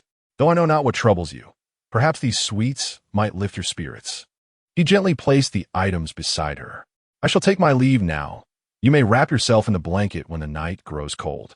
As she beheld the desserts and the blanket, a flicker of emotion crossed the girl's eyes, and after a prolonged silence, the corners of her tear-stained lips twitched slightly. Thank you. As Lin Xiao prepared to exit, he paused at her words, turning slowly to face the girl. If you were to fall, it would hurt immensely. The cold wind tousled her cascading hair, and time seemed to stand still. At some point, the girl managed to muster a haunting smile. I know it would hurt terribly, but I believe I can endure it. Is it because certain matters weigh heavier on your heart than the thought of jumping? Lin Zhao's expression turned serious. The girl remained silent, her lips sealed. Ultimately, with the sound of the door creaking shut, Lin Xiao departed quietly. Amidst the stillness and the howling wind, the girl sat motionless, akin to a statue. Meanwhile, around the corner in the stairwell, Huang Quan, listening to the uproar outside, furiously struck the wall with his fist. Damn it, those fools below are truly insufferable. Lin Xiao gently pushed the door open and stood on the rooftop, furrowing his brow as he scrutinized the girl's silhouette and the crumpled paper in her hand. Hey, are you going to jump or not? I'm just curious if you'll take the plunge. The clamor continued below. It's a chaotic dance of demons. It reflects the corruption of human hearts. Lin Xiao grasped the rope Huang Quan had brought, securing one end to his chest and the fire escape window, while addressing the girl softly. Do not heed the words of those ruffians below. May I have a moment to converse with you? Suddenly, a furious shout erupted from below. If you have the guts, then jump already. The girl trembled slightly as she slowly turned around. The tear stains that had dried from the previous night were now once again drenched by a torrent of hot tears. Her tears flowed like a spring, and gripping the letter tightly, she smiled at Lin Xiao, her gaze light yet cool. Thank you for the cake and the blanket from last night. Chapter 30. There is still light in this world. The girl's smile was hauntingly beautiful, akin to the desolate leaves of late autumn. Lin Xiao felt his heart race violently, an ominous premonition surging within him. No, don't. He dashed forward, desperately reaching out for her. However, the sensation of grasping at nothing caused his heart to momentarily cease. Time seemed to freeze as the echoes of her impending fall resounded. In that fleeting moment, the girl's face broke into a liberating smile. The city's wind was tumultuous, filled with the ecstatic shouts of the crowd below. The broadcast became a hoarse drone, while the flowers in the garden appeared to wither. She jumped. She really jumped. Oh my God, she did it. Amidst the cacophony, Lin Xiao tightened the protective harness around his chest and sprinted forward, stepping onto the edge of the high-rise before leaping into the void, the wind howling around him and his heart pounding fiercely. Look, someone else is jumping. There are two people. Quick, post it on social media. The first-hand news spread like wildfire, a couple plunging from the satellite tower in the mountain city. Mad for love? What fools! At the edge of the building, Qin Jia and Huang Quan rushed in a frenzy. Huang Quan suddenly grabbed the ledge, ready to leap, sending Qin Jia into a panic as he clung to him, exclaiming, "Without a safety rope, you'll be signing your death warrant." Lin Xiao could not hear the crowd's raucous din, nor could he see the scenery around him. His focus was solely on the girl plummeting before him.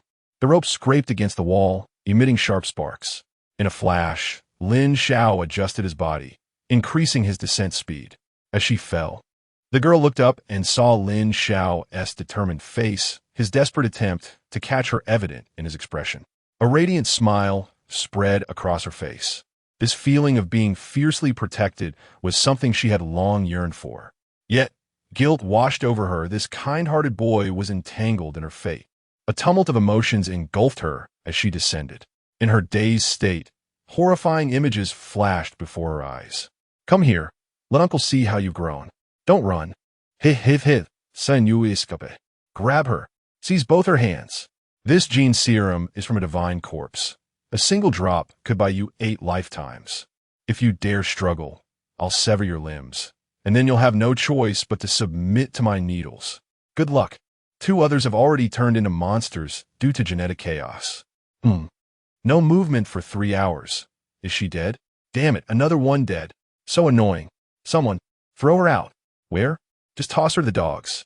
That mad old man has truly lost his mind, making us commit such heinous acts. We're a gang, not brutes. Hey, there's a dumpster. Shall we throw her there? She looks half dead anyway. Let fate decide her life or death. The icy sting of a needle piercing her muscle, the pearl-like liquid flowing into her cold body, and the devilish whispers echoing in her ears awakened memories of lying on the cold, hard experimental table amidst the stench of the garbage dump. Images and phrases replayed, especially those of the deranged old man, causing her soul to writhe in anguish. In her next life, she vowed never to return to City X. With a smile, the girl closed her eyes, crystalline tears escaping the corners. "Catch her! Catch her! Catch her!"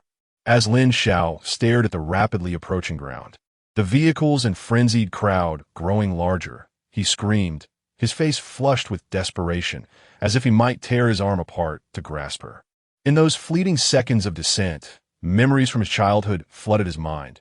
Mockery and bullying due to his frail health, each image etched painfully in his memory. If he were to introspect on why he was so resolutely jumping, Lin Xiao could find no suitable justification. Yet he understood. When I was derided as a sickly child, cut in line, bullied, ostracized, and isolated, I wished for someone to shield me from the storm, but there was none.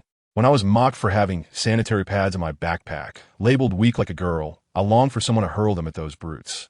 But again, there was no one.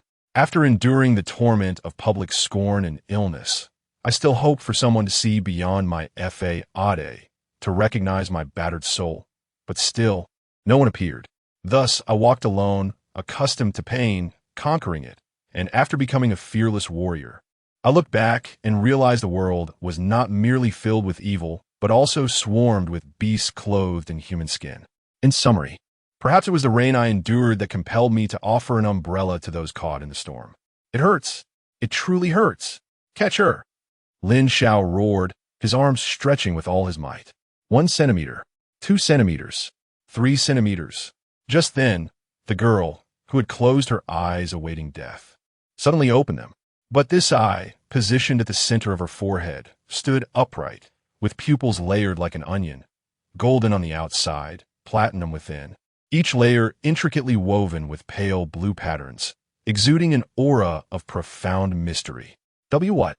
Lin Xiao and Oppose, as pupils constricted in shock, and in the next instant, the rope snapped taut, propelling him upward as if rebounding from the ground. Meanwhile, the girl's descent decelerated, ultimately defying the laws of free fall, her body astonishingly righting itself. Thud! The sound of her petite shoes gently touching the ground resonated. She stood, unharmed, descending slowly.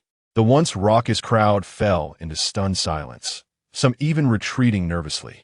"Stop!" The girl's voice, though soft, carried an undeniable authority. freezing those who wished to slip away in place, drenched in sweat and unable to meet her gaze. Look at me. Tell me, why did you make me jump? Her 3 eyes widened, fixating intently on the trembling, gaunt man before her. Evil, evil spirit! With a shriek, the surrounding crowd scattered in terror. The girl surveyed her surroundings, imprinting every face deeply within her heart. I. The gaunt man stammered, his complexion pale and lost. I just followed what everyone else said, joining the uproar. Despair washed over the girl as she closed her eyes again, unwilling to gaze upon these people any longer. Looking skyward, she caught sight of Lin Xiao. In that moment, her expression brightened, her long, dark hair seemingly reflecting the sun's rays. In this world, there is still light. Suspended midair by the rope, Lin Xiao gazed in bewilderment at the sudden turn of events, his mind racing with questions. What am I doing? Who is she? What does she intend to do? Chapter 31. I only believe in you. This morning, a bizarre incident occurred at the Satellite Tower high-rise, as reported by the Mountain City journalist. According to eyewitnesses, a young woman who fell from the building did not perish, but instead descended slowly, suggesting she might be a high-level awakener. Room 2101, Mountain City International Hotel. Lin Xiao gnawed on a chicken leg, casually switching off the television, muttering indistinctly, high-level awakener? Yang Yao's awakening ability far surpasses that of a mere high-level awakener. As he spoke, his gaze fell upon the graceful silhouette leaning against the floor-to-ceiling window. In the realm of awakeners in the Great Xia, there exists a hierarchy based on both innate talent and combat prowess, classified by military ranks. The 4 fundamental levels of soldier, sergeant, officer, and general. Typically, the innate talent determines the upper limit of combat prowess. To manage these awakeners, the military established the Great Xia Martial Artists Headquarters, which diligently gathers scattered awakeners from various regions each month. It is highly likely that an envoy from the Martial Artists Headquarters is already en route. Are you certain you wish to seek vengeance? Huang Quan, seated atop the television cabinet with his legs crossed, remarked gravely, as far as I know, the underground forces in Mountain City and City X are both under the control of the Hanyuan Group, a colossal entity dominating Great Xia's commercial landscape. One of the 3 major conglomerates. Are you sure? It was they who forced you into genetic modification? By the floor-to-ceiling window, Yang Yao turned her gaze toward Lin Xiao, her indifferent expression giving way to a subtle smile, reminiscent of winter melting into the vibrant bloom of spring. Hanyuan Group? Lin Xiao asked, curiosity piqued. Huang Quan gritted his teeth and explained, you are aware of the martial artists headquarters, right? The individuals who established the military department were primarily the higher-ups from the Hanyuan Group, alongside military generals. Anyone who has navigated the martial world knows this event solidified the Hanyuan Group and Oppo's unassailable position. Their direct influence is not through underground organizations, but through legitimate branch offices, primarily rooted in the 5 war zones of Great Xia, each controlling local underground forces and martial groups. Although the impoverished region of Rihai lacks Hongyuan's minions, I am still acutely aware of its reputation. If the visible military power of Great Xia lies in the military department, then the Hanyuan Group represents its shadowy forces, being one of the 3 most formidable clandestine powers. Are you truly certain it is the Hanyuan Group? Huang Quan's expression was conflicted. Not some scattered martial factions. Huang Quan understood the enormity of the Hanyuan Group. Even local dignitaries yearned to join rather than oppose it. The Great Xia Military Department combats evil forces, while the Martial Department focuses on uncovering awakeners. Entities like the Hanyuan Group wield control over every aspect of society. The streets you traverse, the water you drink, and even the fresh air you breathe are orchestrated by such titanic forces. Moreover, Huang Quan had heard that this year, to mobilize more troops to the front lines, the military department had depleted many urban garrisons, thereby enhancing the Hanyuan Group's grip on the cities. Thus, Huang Quan was genuinely reluctant for Yang Yao to confront such a behemoth. Should the Hanyuan Group take action, it would spell her doom. If the Hanyuan Group intervened without resorting to brute force, they could render Yang Yao's life unbearable, cutting off her water, electricity, and internet, compelling all merchants to refuse her service. leaving her unable to procure even a grain of rice or a drop of water, slowly driving her to despair. However, Yang Yao nodded resolutely. When that mad old man injected me with the genetic serum, I distinctly saw the Hanyuan group's emblem tattooed on his arm. I am certain he is affiliated with them. Huang Quan swallowed hard. Did you see clearly what color the emblem was? Each branch of the Hanyuan group has a different color. Please, let not be someone from the Hanyuan headquarters. Yang Yao pondered briefly. Her foreheads seemed writhing as her platinum vertical eye opened, rotating in concert with her other two. Moments later, she exclaimed, "It was fire, a fiery red tattoo."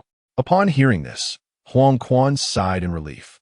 Thankfully, it was not directly associated with the Hanyuan headquarters, whose emblem is black and gold. Lin Xiao, smacking his lips while consuming porridge, mumbled, "Isn't fiery red associated with Chang'an? That means he belongs to the Chang'an branch of Hanyuan." Lin Xiao, you've devoured 8 chicken legs and 5 bowls of porridge already. Are you a reincarnation of a starving ghost? Yang Yao scoffed. You're robust from shooting guns all day at sea. So you wouldn't understand the nutritional needs of someone as frail as I am, he retorted. Yes, frail people casually leap from buildings as if drinking water, she quipped. Sister Yang Yao, please bring me another bowl of porridge. I could easily finish 10 bowls of this. Yang Yao ventured into the kitchen and returned with the 6th bowl of porridge, gently placing it before Lin Xiao, while her 3 eyes glimmered with resentment. I bet that mad old man has no clue that the person he thought was dead is still alive and knows his identity. Do you plan to confront him now? No. Yang Yao shook her head. He is surrounded by many people, and I have yet to comprehend my own situation. Approaching him now would be akin to walking into a death trap. Well, you're quite clever, but you won't be able to hide for long. Those scoundrels urging you to jump off the building in the news have already detailed your features, Lin Xiao remarked, pointing to her forehead where an eye resided. If that mad old man sees the news, he will undoubtedly suspect it is you. After all, he administered the genetic serum and is aware of its effects, he added. What should I do? Yang Yao bit her crimson lip, her brows furrowing in distress. There are certainly solutions. Either you enlist in the military or join the marshal department, securing an official identity. Even if he is from the Chang'an branch of Hanyuan, he would think twice before acting against you, Lin Xiao suggested, just as his phone rang. He did not answer immediately, but instead wore a half-smile, glancing at the 3, asking, guess who is calling? I'll wager a meal of radish and pork dumplings that it's the marshal department. Yang Yao look at Buzlet, while Huang Quan and Qin Jia shared a knowing glance. Lin Xiao, this is the Great Xiao Marshal Department, Sichuan War Zone, Special Envoy for Awakeners. Upon answering, Lin Xiao couldn't help but smile wryly. His appearance had long circulated within the military and martial departments, and those who spent their days sipping tea and watching the news certainly would not overlook contacting him. After all, who would believe that 2 individuals jumping off a building had no connection? Yes, I'm Lin Xiao. How may I assist you? Lin Xiao, are you feeling all right? You were yanked down quite harshly by the safety rope. I brought 2 boxes of wound ointments. The best available, please. Just state your purpose. Do you have the contact information for the girl who fell with you? Lin Xiao abruptly covered the phone, turning to Yang Yao with an inquiring gaze. Yang Yao slowly shook her head. I'm sorry, but I do not, Lin Xiao said quickly, hanging up before there was time for further conversation. Silently gazing at Yang Yao.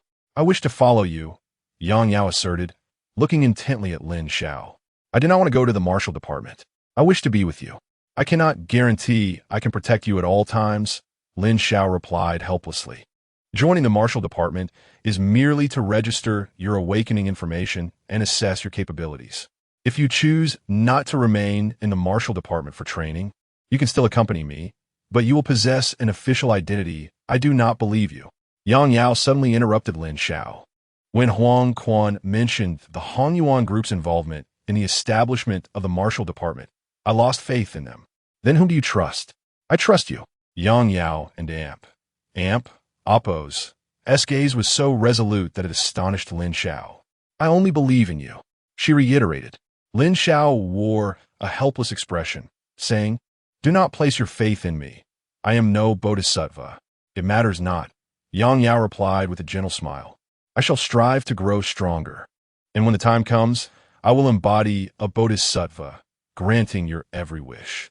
Her smile was as delicate as leaves falling and flowers blooming, captivating in the deep autumn.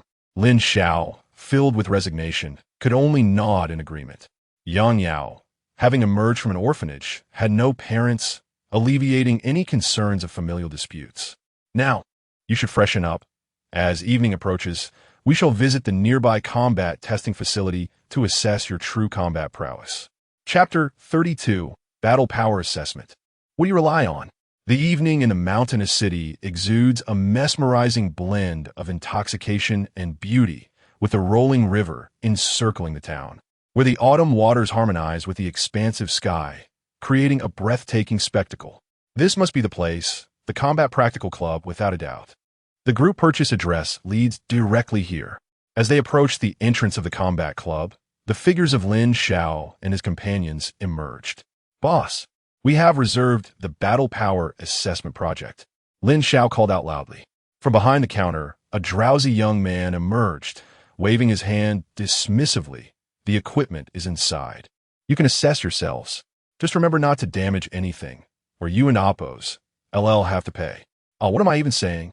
The club owner sighed to himself, realizing the absurdity of his own words. The testing equipment met national standards, robust enough to endure for 20 years, provided that no awakened beings of the advanced level came through. Ah, awakened beings of the advanced level. What nonsense am I thinking? Such prominent figures would never visit a place like mine. I must still be groggy from sleep. As the club owner muttered to himself, Lin Xiao stepped into the equipment room. The space was quite expansive, roughly half the size of a basketball court, filled with an array of testing apparatus.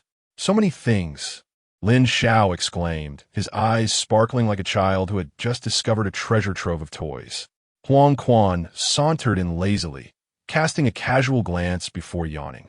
They all seemed quite ordinary. Just gene-based punching machines and leg strength testers. Not a single potion or mental testing device. What a letdown. Qin Jia immediately retorted. Awakened beings of the potion and mental categories are rare gems, personally assessed by the military and the martial department. Those testing devices are prohibitively expensive. They wouldn't be found in a street-side club like this. Lin Xiao eagerly approached the punching machine, ready to give it a try, but suddenly turned to them with curiosity. What's up? Should I go first? Huang Quan smiled faintly, his body suddenly taut. He twisted his waist backward, gathering strength in his right fist, and struck with a mighty blow. Bang! The punching machine's numbers soared, 100, 200, 300. Huang Quan is impressive. Lin Zhao's eyes lit up. The numbers continued to climb until finally resting at 625. 625 pounds. Huang Quan seemed unfazed, waving his hand dismissively. I've been preoccupied with shooting lately and haven't really trained. If I were in peak condition, I could easily hit 650 pounds. Qin Jia's eyes sparkled as he pointed at the testing level chart beside the punching machine. Huang Quan, with a punch like that, you qualify as a lieutenant level. Incredible. The lieutenant level represents the backbone of the Great Xia. If I didn't possess this ability, how could I be the top bounty hunter in the hot sea? Huang Quan grinned. And you should know, my specialty isn't punching, it's shooting. With a broad smile, Huang Quan proclaimed, within 2,000 meters, I never miss. A lieutenant-level eagle eye? The eagle eye isn't particularly rare among awakened abilities. Many with good vision can awaken it. However, a lieutenant-level eagle eye marks a significant upgrade. In Lin Zhao's hometown of Huacheng, numerous possessors of this ability abound, yet he had never heard of anyone achieving lieutenant level, with most barely reaching sergeant level. Is that true? Qin Jia looked on in admiration. Huang Quan wasted no time, pulling out his phone to log into the Great Xia Martial Department, presenting his personal information to Lin Xiao. Lin Xiao read it with great interest. What a natural-born sniper. Name, Huang Quan. Age, 20. Gene-based abilities. Lieutenant-level gene activity, Lieutenant-level eagle eye, Lieutenant-level diving, Lieutenant-level physical strength, 2nd Lieutenant-level stamina, corporal level. Potion-based abilities. None mental abilities. None participating in practical assessment. Yes, overall battle power evaluation. Major level awakener badge. Issued major level new ID card. Issued the majority of awakened abilities are gene-based. And Huang Quan is no exception. However, potion and mental abilities are exceedingly rare, representing the most enigmatic paths of human evolution. Wow, Huang Quan, you're amazing. 2 lieutenant-level abilities. Lin Xiao and Qin Jia expressed their admiration. Huang Quan waved his hand nonchalantly. Let us keep it low-key. I prefer not to draw attention. Next, Qin Jia approached the punching machine, but his awakened ability did not pertain to physical strength. In the end, despite his best efforts, he could only achieve a peak score of 152. Huang Quan encouraged, "Come on, Lin Xiao, give it a try. You were the one who flattened the Forbidden Zone and killed all those great white sharks. Surely you can hit at least 800. Lin Xiao, somewhat bewildered, nodded and prepared for a powerful strike. He panted heavily as the punching machine began to register his strength, but ultimately, it barely reached 98, leaving Huang Quan wide-eyed in disbelief. "Wah, 98 pounds!" Huang Quan exclaimed. "You must be kidding. Even if you're faking it, at least make it believable. Your punch is weaker than that of a street punk from the peaceful era." Lin Xiao gasped. "I really put my all into it. Can't you see I'm out of breath? Who are you trying to fool? I'm not lying. I've always been frail and sickly, suffering from a terminal illness. Yet you refuse to believe me. Then how did you kill those great white sharks?" "Well, if I told you wouldn't amp, oppose, to believe it anyway. So why should I bother?" Lin Xiao hummed a tune, hands behind his back, sauntering away to the leg strength tester. Huang Quan still wore a look of incredulity. He simply couldn't and oppose to fathom how someone like Lin Xiao, who seemed so weak, could have vanquished a pack of great white sharks. With a kick at the leg strength machine, Huang Quan turned his gaze, only to be met with the disheartening result of 135 displayed on the screen. It is common knowledge that a person and oppose leg strength should at least be double that of their punch, indicating that Lin Xiao and amp oppose legs were utterly useless. Both his fists and legs were ineffective. Suddenly, Huang Quan recalled the scene of Lin Xiao fighting with Jiang Lan and his gang. He realized that while Lin Xiao's punches and kicks were weak, they were incredibly swift, precise, and ruthless, targeting soft spots to create maximum damage with minimal force. Yet, even so, it was inconceivable that he could kill a great white shark. Given their weight and thick skin, they could easily withstand Lin Xiao's attacks. Thinking along these lines, Huang Quan was unable to contain his curiosity any longer and leaned closer to Lin Xiao, whispering, "I know, but I really want to ask." Lin Xiao turned, narrowing his eyes with a smile. "You want to know about my awakened ability, don't you?" Before Huang Quan could respond, Lin Xiao had already shoved his phone into Huang Quan and amp, oppose, hands, then turned to enthusiastically try out other testing devices. Huang Quan stared blankly at Lin Xiao and amp, oppose, phone screen. This was a personal information document, but not from the Marshal Department. Instead, it was a highly classified document from the Great Siam military, and prominently displayed in the upper left corner were the words "Top Secret." The significance of those words was well understood. Therefore, upon seeing "Top Secret," Huang Quan's pupils constricted. Without even reading the specific details, he quickly shoved the phone back into Lin Xiao's pocket. "Don't show this to anyone," Huang Quan said with a serious expression. Lin Xiao was taken aback but smiled and nodded, only to once again present his phone to Huang Quan. "I trust you, just as you trust me. Next time, remember to secure the safety rope before jumping off a building to save me." Huang Quan stood frozen in place. "How do you know?" "Qin Jia told me." Qin Jia scratched his head, recalling, "You truly frightened me back then, when I saw my cousin leap. You were so reckless as to jump without even securing your safety rope. If I hadn't oppose, T reacted swiftly and caught you, you would surely have found yourself in the depths of the underworld." The sentiment of trust stirred within Huang Quan, a choice made reflexively, unbeknownst to him. Yet it lingered in Lin Xiao's heart.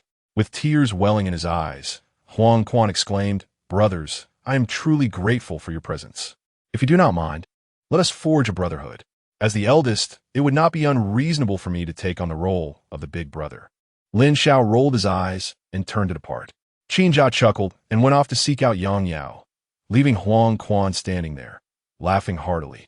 However, as he continued to laugh, his expression froze upon glimpsing the contents of Lin Xiao's profile. After a long moment, only a deep sigh remained. No wonder at all on Lin Xiao's phone. Daxia Military Awakener Profile Top Secret Document Name. Lin Xiao Age. 18 Genetic Abilities. Major General Level Self-Healing. Major General Level Deep Sea Navigation. Major General Level Bone Hardening. Access requires approval from Daxia Military. Potion Abilities. Corporal Level Potion Adaptability Mental. Major General Level Resilient will participation in combat assessment. No overall combat power evaluation. Undetermined Daxia Military Awakener Badge. Not issued Chapter 33. The female school officer of the great Xia Huang Quan was utterly bewildered, his eyes wide with shock as he gazed at Lin Xiao's retreating figure. His mind was flooded with a series of astounding phrases. Major General Level Self-Healing. Major General Level Deep Sea Stealth. Major General Level Skeletal Hardening. Even more terrifying were the mysterious abilities so concealed that even the great Xia military had to keep them under wraps. At least of Major General rank or higher. A general? Or perhaps a marshal level? It was simply astonishing, unheard of. Could he truly be a terminally ill patient? What kind of terminally ill person could achieve such extraordinary feats? The self-healing and skeletal hardening signified what? They represented a tank, coupled with deep-sea navigation. It was a land and sea amphibious powerhouse, which frail and sickly terminal patient could be likened to a super tank. Huff. Huang Quan exhaled heavily, solemnly tucking his phone into Lin Xiao and Appo's pocket, fixing him with an earnest gaze. You must safeguard your secret. A commoner is innocent, yet possessing a treasure is a crime. Even with military support, while a direct attack can be countered, a hidden arrow is far more insidious. This is the most valuable lesson I and Appo's learned from my time in the world. Lin Xiao paused, nodding with a smile. At that moment, a jarring buzzing sound erupted. The crowd turned towards the source, which was the gene testing apparatus. At this instant, Yang Yao was at a loss, her gene testing device erupting like a volcano. The data on the testing page surging uncontrollably. 500. Within 3 seconds, it surpassed 500. Qin Jia pointed at the gene activity level chart on the wall, his face awash with astonishment as he shouted, "It and amp. Appo's has already surpassed the major rank. Gene activity level chart. 500. Major level gene activity. 1,000. Lieutenant Colonel level gene activity. 2,000. Colonel level gene activity. 5,000. Senior Colonel level gene activity. 10,000. Brigadier General level gene activity. Surpassing 10,000 signifies the rank of general. Now, Yang Yao's gene activity level was galloping like a wild stallion. And after breaking through 500, the data on the testing device continued to soar, leaving Lin Xiao and Huang Quan utterly dumbfounded. 5 seconds to surpass 1,000? More ferocious than I am. Goodness gracious, it's already 2,000. Colonel level. No way. It's still climbing. Ha ha ha, we've struck gold. Huang Quan grinned widely, and Lin Xiao matched his expression, both of them resembling exuberant monkeys. Yang Yao's expression faltered, her cheeks tinged with shyness. It's still rising. The data from the gene apparatus continued its relentless ascent, as if it possessed an inexhaustible reservoir, soon breaking through the 5,000 mark, reaching the senior colonel level, a status that in the military is at least that of a high-ranking officer. Suddenly, an ear-piercing alarm blared throughout the club. The drowsy owner jolted awake, his face a mask of horror as he stared towards the apparatus room, trembling as he rose, excitement causing his eyes to twitch. For he knew that when the club alarm sounded, it meant the detection of a senior colonel-level awakened individual, at the very least with senior colonel-level awakening talent. Wow, Yang Yao is incredible. Nearly 8,000. The owner, trembling, approached the apparatus room, spotting a scrawny youth circling around a beautiful girl, animatedly gesturing as if in a state of exhilaration. Could it be that she possesses senior colonel-level awakening talent? The owner, in a fit of excitement, pulled out his phone and dialed a special number. Indeed, the boss had good reason for establishing the club here. Unexpectedly, a stroke of luck had led to the discovery of such an exceptional awakened individual. Inside the testing room, Yang Yao's gene activity data eventually stabilized at 9880. This figure was a mere 120 away from the brigadier general level. With diligent cultivation, surpassing this gap would be a simple endeavor. I had no idea I was this strong. Yang Yao felt a sense of panic, akin to the surreal joy of winning the lottery. Growing up in an orphanage, she was at the very bottom of society, relying entirely on state poverty assistance for schooling and martial arts training, subsisting on the cheapest yellow rice and drinking the most inferior filtered water. She had always maintained a respectful distance from concepts like awakening and martial artists, believing they belonged to a world entirely apart from her own. Yet now, the glaringly vivid 9,880 gene activity level appeared before her, like a glaring blade, quickening her breath. Could it be possible that I could awaken too? It must be that gene serum that transformed your body, unlocking your latent potential. Huang Quan clapped in delight. From here on out, as long as you are unafraid of bloodshed and injury, you will undoubtedly activate more awakening talents and achieve even greater strength. Congratulations on your survival. How strong can I become? I don't know, but at the very least, I could reach the rank of lieutenant colonel or colonel. There are very few female officers of the Great Xia at that level. Yang Yao smiled joyfully, her eyes bright with delight. Fortune and misfortune are intertwined, having survived adversity. Suddenly, a message notification chimed on Lin Xiao's phone. It was a private message from a live streaming platform. Extreme Master, little brat. I've gathered all the experts from Mountain City. I hope you won't be crying and begging us to take you as a substitute at the satellite tower building. Lin Xiao raised his phone, shrugging as he said, "Everyone, it's time to head to the satellite tower building." The group of extreme sports enthusiasts that Qinjia angered have arrived. Brother, it was you who urged me to provoke them. Be good. I understand your efforts. I'll go buy you a magazine. As they exited the club, the owner suddenly blocked their path with a beaming smile, extending a card towards Yang Yao. "Miss, we are from the Huang Collection Agency. Would you be interested in joining us as a guest? At the very least, a monthly income of 50,000. Lin Xiao cocked his head, while Huang Quan explained, although the martial department oversees civilian awakened individuals, many of them are scattered far and wide. Thus, numerous corporate groups hire these awakened individuals, offering substantial funds for their training and enhancement. These awakened individuals are often referred to as guests. I and Appos am not interested."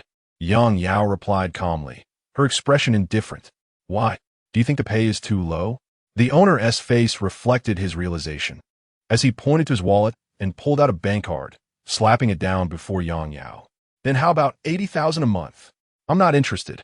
"You're not interested? You'd better think it over. 80,000 a month is already quite high for someone without an awakening certification." The owner coaxed. "Consider this. Your awakening talent is high, but talented individuals are everywhere, and that ISN and Appos, worth much. The reality is quite harsh. You may have talent, but you haven't trained, have you? Your combat power is still at the level of an ordinary person. At the very least, training requires money for purchasing medicine, right? I see your clothes look like they're from a welfare home. Think carefully. 80,000 a month means an annual income of over $1 million. Suddenly, Lin Xiao stepped aside, positioning himself in front of Yang Yao, and similarly produced a bank card, slamming it onto the table. Then he flashed his characteristic innocent smile. "The Huang Collection Agency, you say? An annual income of over $1 million. Huh? This is her bank card, with 13 million inside. How about you become her dog, and she'll pay you 80,000 a month?"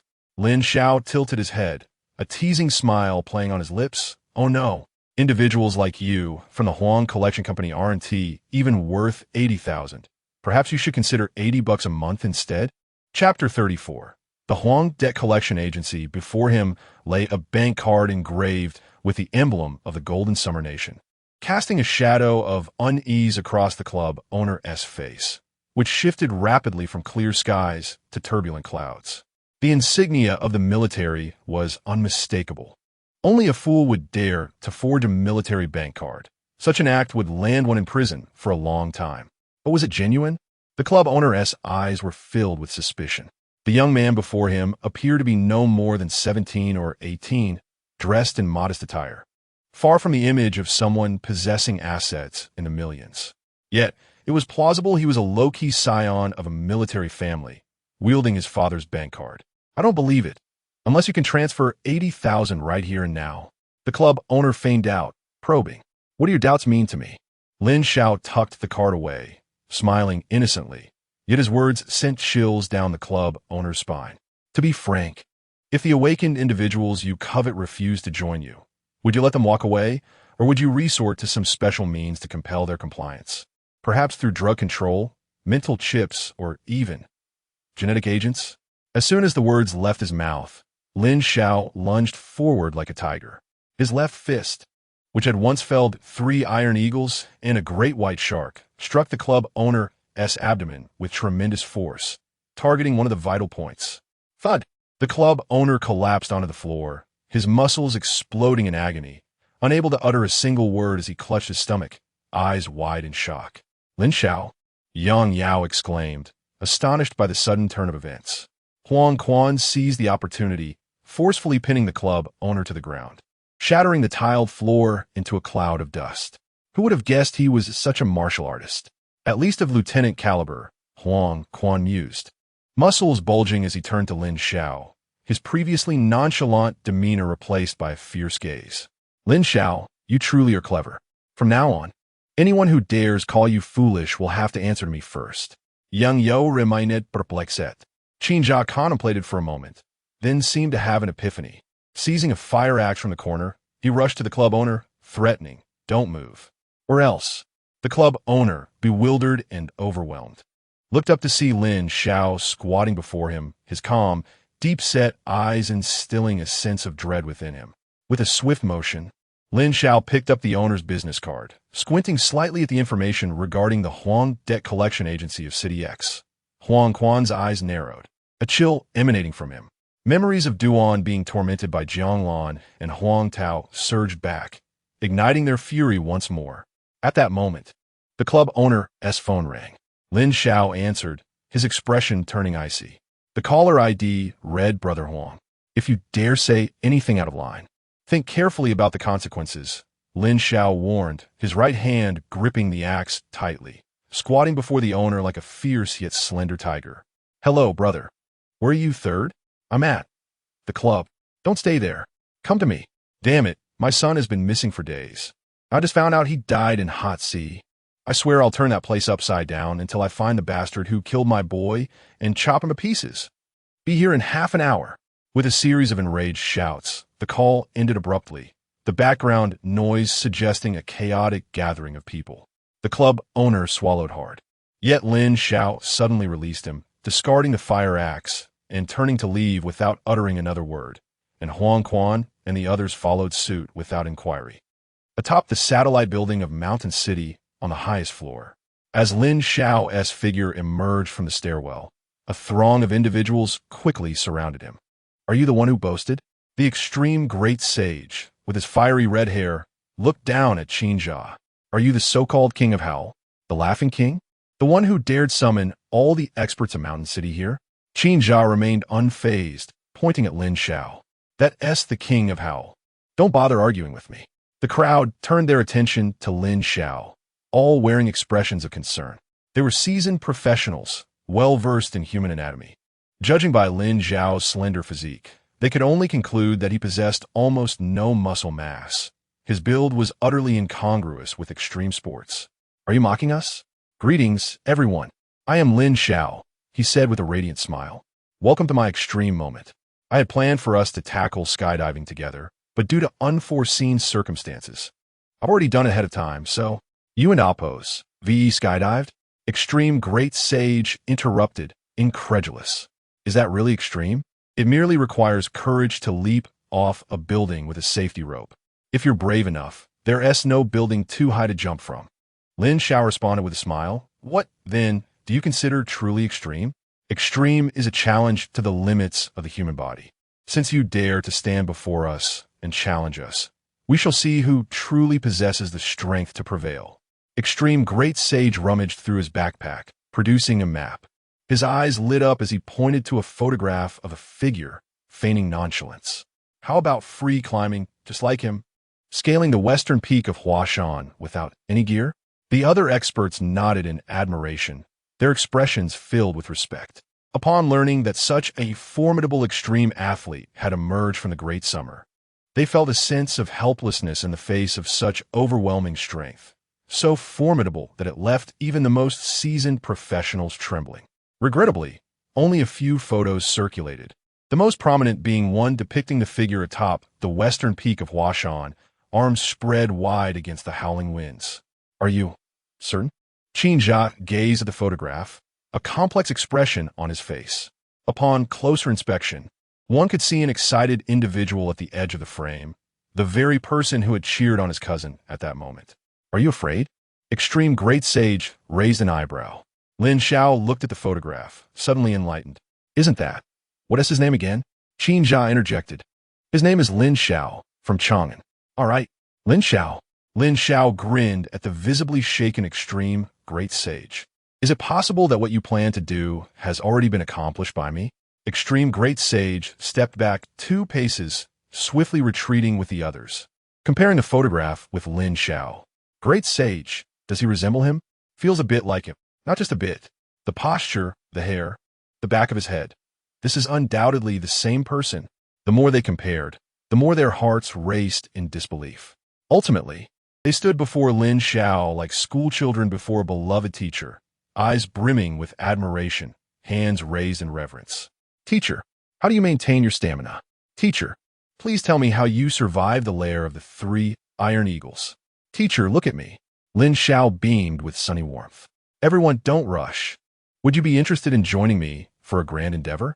It promises to be far more thrilling than climbing mountains or crossing seas." Chapter 35. Conquering the Madman, the Extreme Sage gazed at Lin Xiao with a mixture of 7 parts admiration and 3 parts skepticism. He revered Lin Xiao as a formidable individual who had conquered Mount Hua with bare hands. Yet the sight of his seemingly frail physique raised doubts.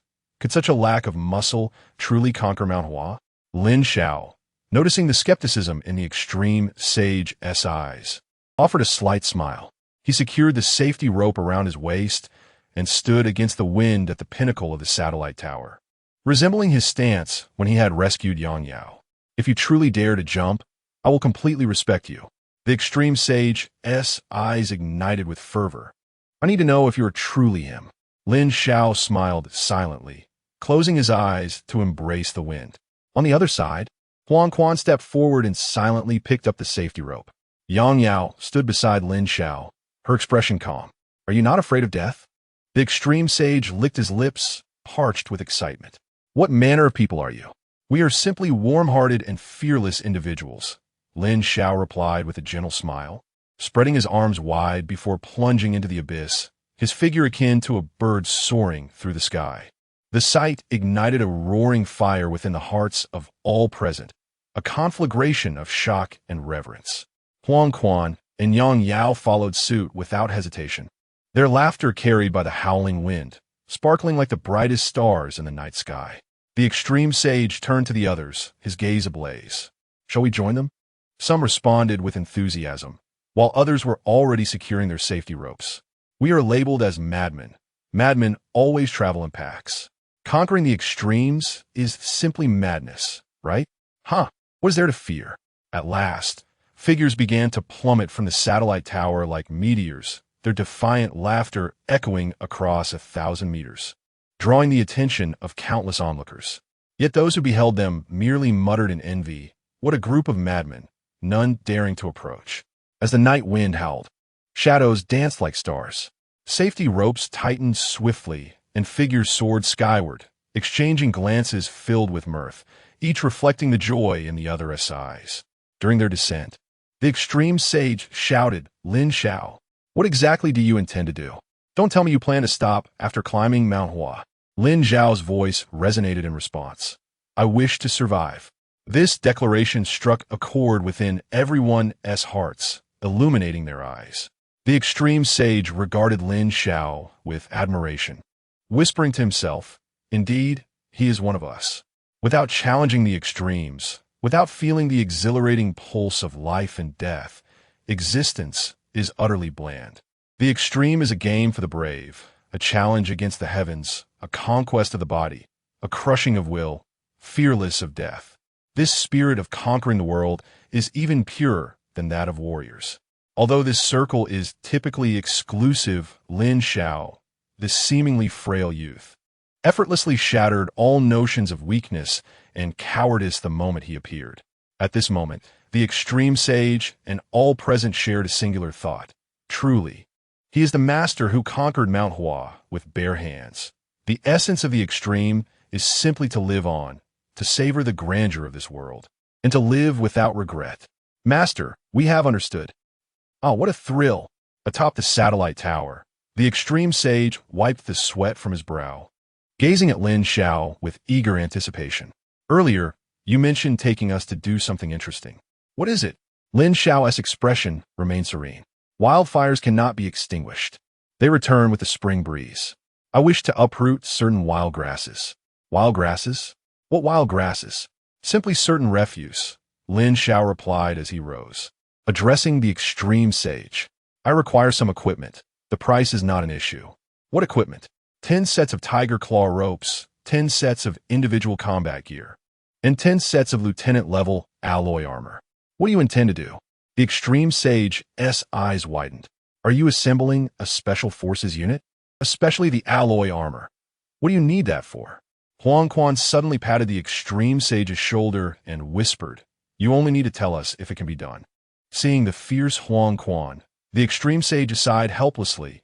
It can be arranged. After all, Mountain City is the nation's premier extreme city, and such equipment is available on the black market. Very well, this is the deposit. Lin Xiao handed over a bank card. There are 3 million in here. The sooner, the better. I won't be in Mountain City for long.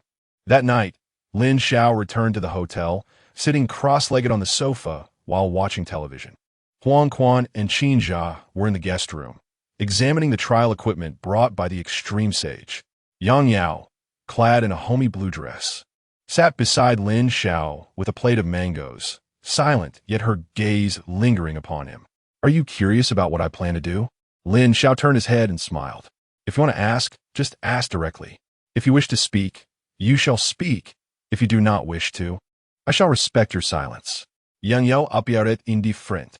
After a brief silence, Lin Xiao spoke slowly. Not long ago, Huang Quan and I offended a group of local ruffians from Mountain City.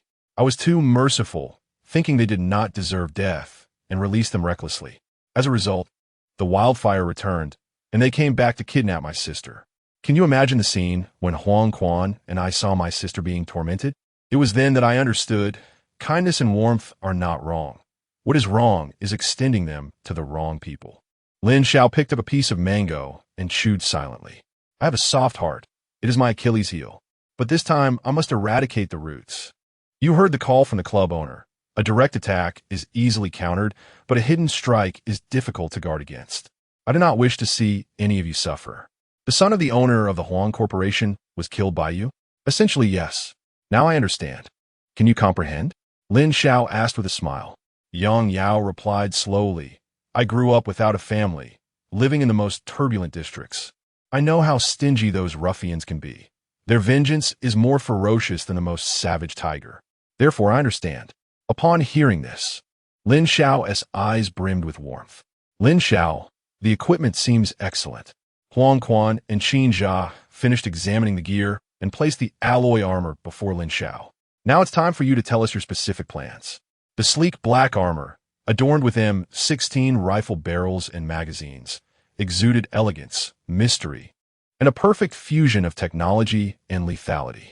It was the first-generation soldier's body armor, once worn by millions in battle, stained with the blood of evil, yet gradually phased out during upgrades, becoming a sought-after combat gear on the black market. Tomorrow night at midnight, we will gather punctually. Lin Xiao sent a message to the extreme sage and, after contemplating the armor, said, Tomorrow night, we will first head to City X, where the Sichuan Air Force will hold a wingsuit flying competition.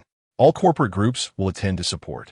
At that time, the next day, at 8 in the evening, a procession of modified motorcycles roared into view, drawing all eyes as they parked in front of the Mountain City International Hotel.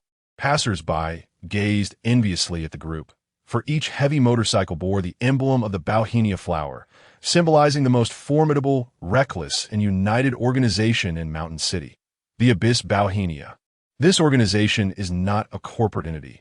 It lacks official support, yet it is renowned throughout Mountain City. They are so formidable they can wrestle with cars barehanded. They are so reckless they temper their bodies with firearms. They are so united they bond through blood oaths and brotherhood. Their strength and unity inspire countless admiration. Yet their madness instills fear in many. Thus, the gazes of all passers-by were filled with 7 parts envy and 3 parts trepidation. At this moment, the motorcycle convoy, attracting the attention of countless onlookers, stood quietly aligned at the Mountain City International Hotel, seemingly waiting for someone. Chapter 36. Do you have a license? What are you staring at? Haven't you seen the entire Purple Flower team mobilized? Sun Sheng leaned casually against his Harley motorcycle, casting a sidelong glance at 2 passing girls and grinning. Would you like to take a ride with your big brother? I promise I'm quite fast. The 2 girls flushed, muttering an insult before striding away with long legs. Unfazed, Sun Sheng continued to laugh with reckless abandon, but suddenly his expression turned serious as he slightly bowed.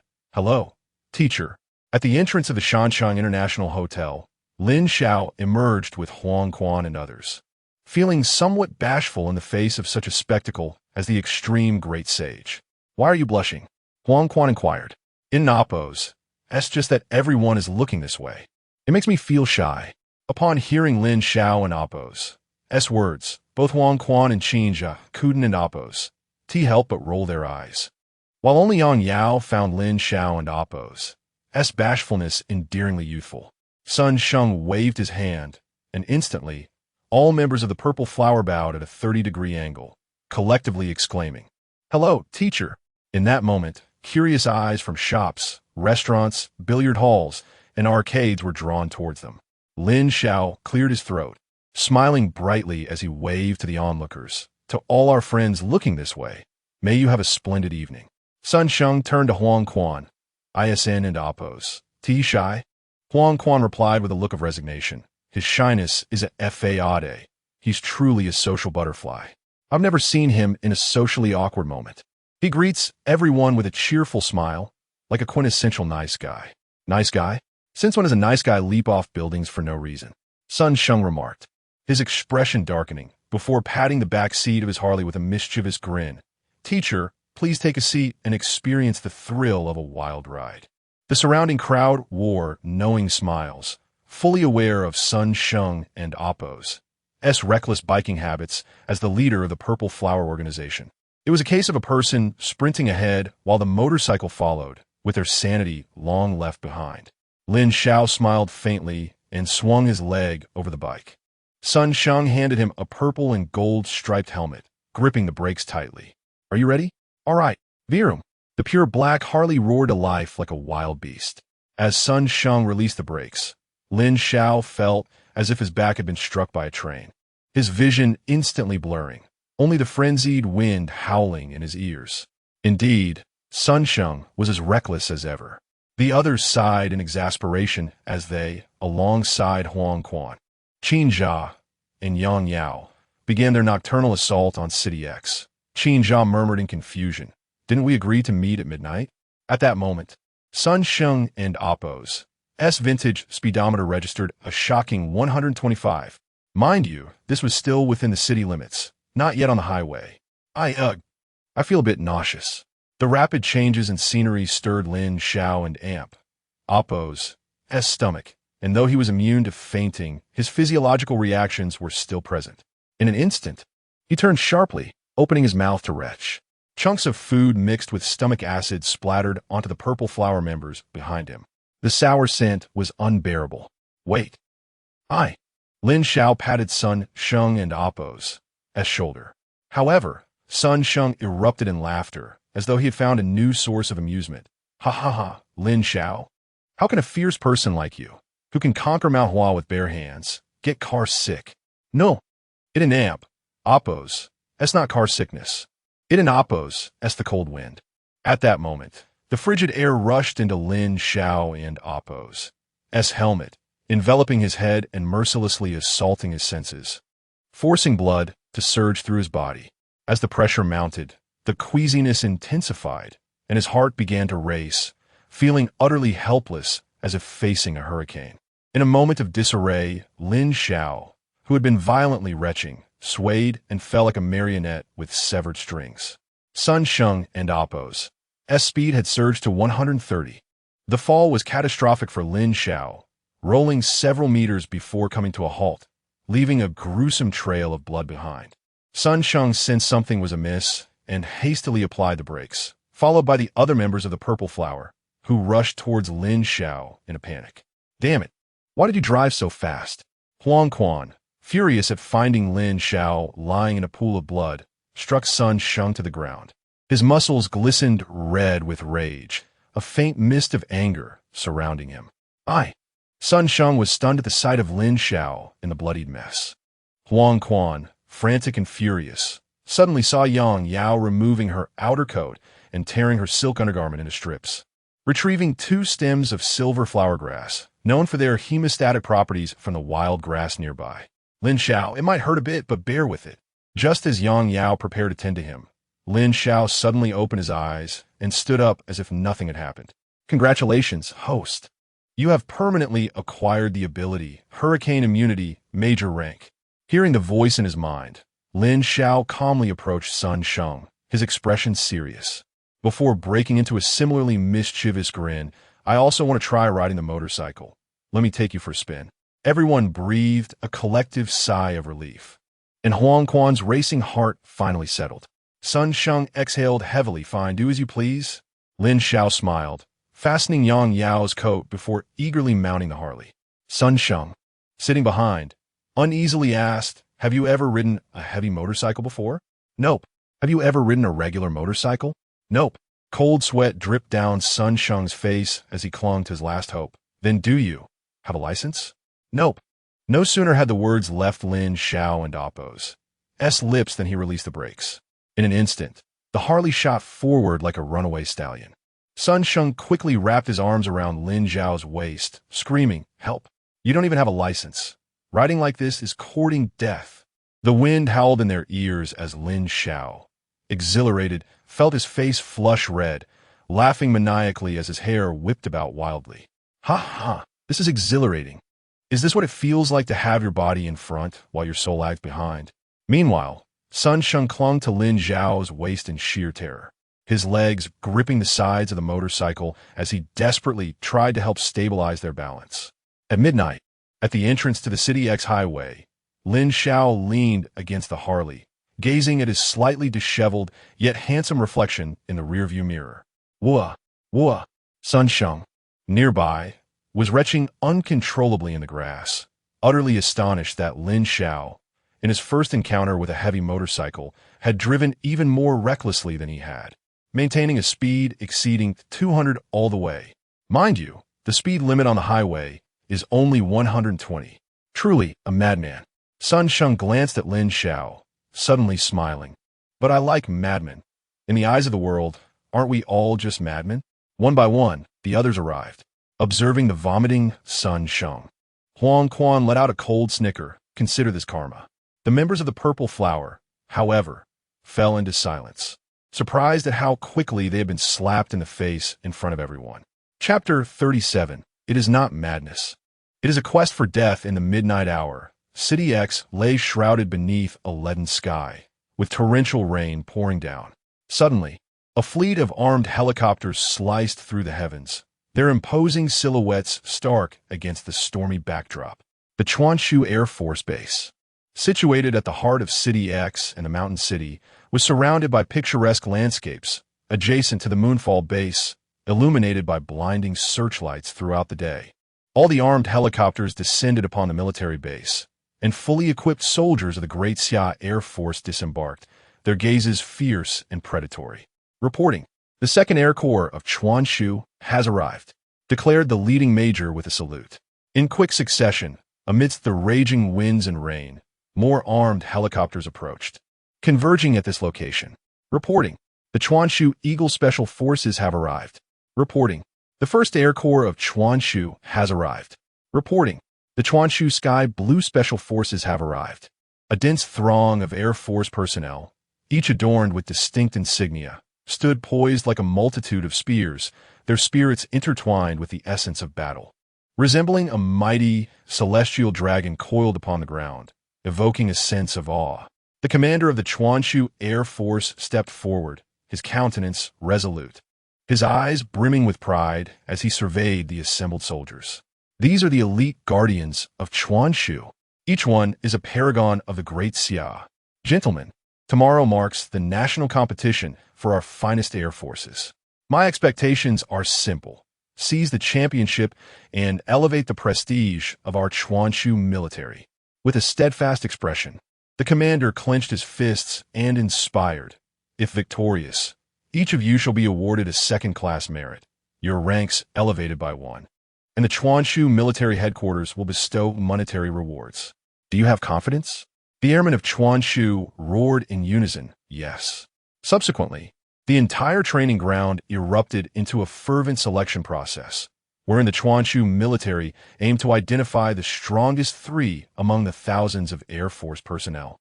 Signifying selection from a multitude, strength assessment commenced, with Su Yi eliminated. Strength assessment, Zhang Fei eliminated. Strength assessment, Wang Gang eliminated.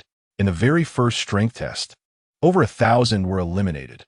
Following this were skill assessments, physical fitness tests, combat evaluations, and an array of other evaluations, with the number of casualties soaring like a rocket. Every eliminated soldier bore an expression of discontent. Their indomitable military spirit surged within them. They had come to this election to serve Chuanshu in battle. Yet the elimination rate was suffocatingly high. General, we have already eliminated 580 personnel, a staff officer reported anxiously beside the commander of Chuanshu. There's still 352 remaining. Yet thus far, we have only selected one individual. As for the other two, provide me with that individual's information. Yes. The commander glanced at the list, sighing in resignation. Alas, is Zhang Huhan truly our only top-tier elite in Chuanshu? Information list. Zhang Huhan, 22 years old, a mid-ranking, awakened individual, became a military prodigy in the Chuanshu Air Force at 18, participated in the Great Xia National Defense War at 19, joined the first batch of Air Force teams to contend against formidable foes at 20, returned to Chuanshu at 21 as a guiding instructor and captain of the Chuanshu Eagle Special Forces, currently holding the rank of major. General, it's futile. Zhang Huhan is the hallmark of our Chuanshu Air Force. Using him as a benchmark for elite selection renders it nearly impossible for anyone to meet the standard. The staff officer lamented. Suddenly, the commander's phone rang. Hello, General Song. What brings you to call me today? The commander answered with a smile, glancing at the caller ID. That exquisite Matai you sent last time was delightful. I shall make a trip to Chang'an soon. Old Yang, I have a favor to ask. Lin Xiao is currently in Chuanshu. I will provide you with his number, and I hope you can look after him. Lin Xiao? That terminally ill youth? The commander's brow furrowed with concern. Are you not aware that he has registered for the Chuanshu Air Force wingsuit competition? General Song's tone shifted to one of worry. Wingsuit flying is a traditional contest for your Air Force. I have no authority to interfere. I merely wish to say, please look after Lin Xiao. He has no experience with such competitions, and I fear for his health. As they spoke, the staff officer hurriedly approached, holding off his phone. Whispering, General, Lin Xiao is on the line. The commander narrowed his eyes, ending General Song's call and picking up Lin Xiao's call, stating, for your safety. After much consideration, I still cannot permit you to participate in the competition. On the other side, the desolate welcome road of City X. Lin Xiao held the phone, a look of helplessness on his face. Back when Qin Jia had provoked the audience in the live stream at the hot springs, Lin Xiao had noticed the announcement from the Great Xia military regarding the Air Force competition, and he eagerly registered. Ever since his registration, everything had been smooth. Yet at this critical juncture, he was informed of his disqualification. What's wrong? Huang Quan inquired, noticing Lin Xiao's troubled expression. Lin Xiao sighed. The registration process was smooth, and even General Song provided me with the direct line to the commander of the Chuanshu Air Force. Yet, I never expected to be personally informed of my disqualification. What will you do now? Participating normally seems impossible. Lin Xiao paced back and forth, his gaze contemplative. But I must seize this opportunity. Upon registering, there were two events available: wingsuit flying and outer space parachuting. The former was merely a technical competition, while the latter demanded raw strength.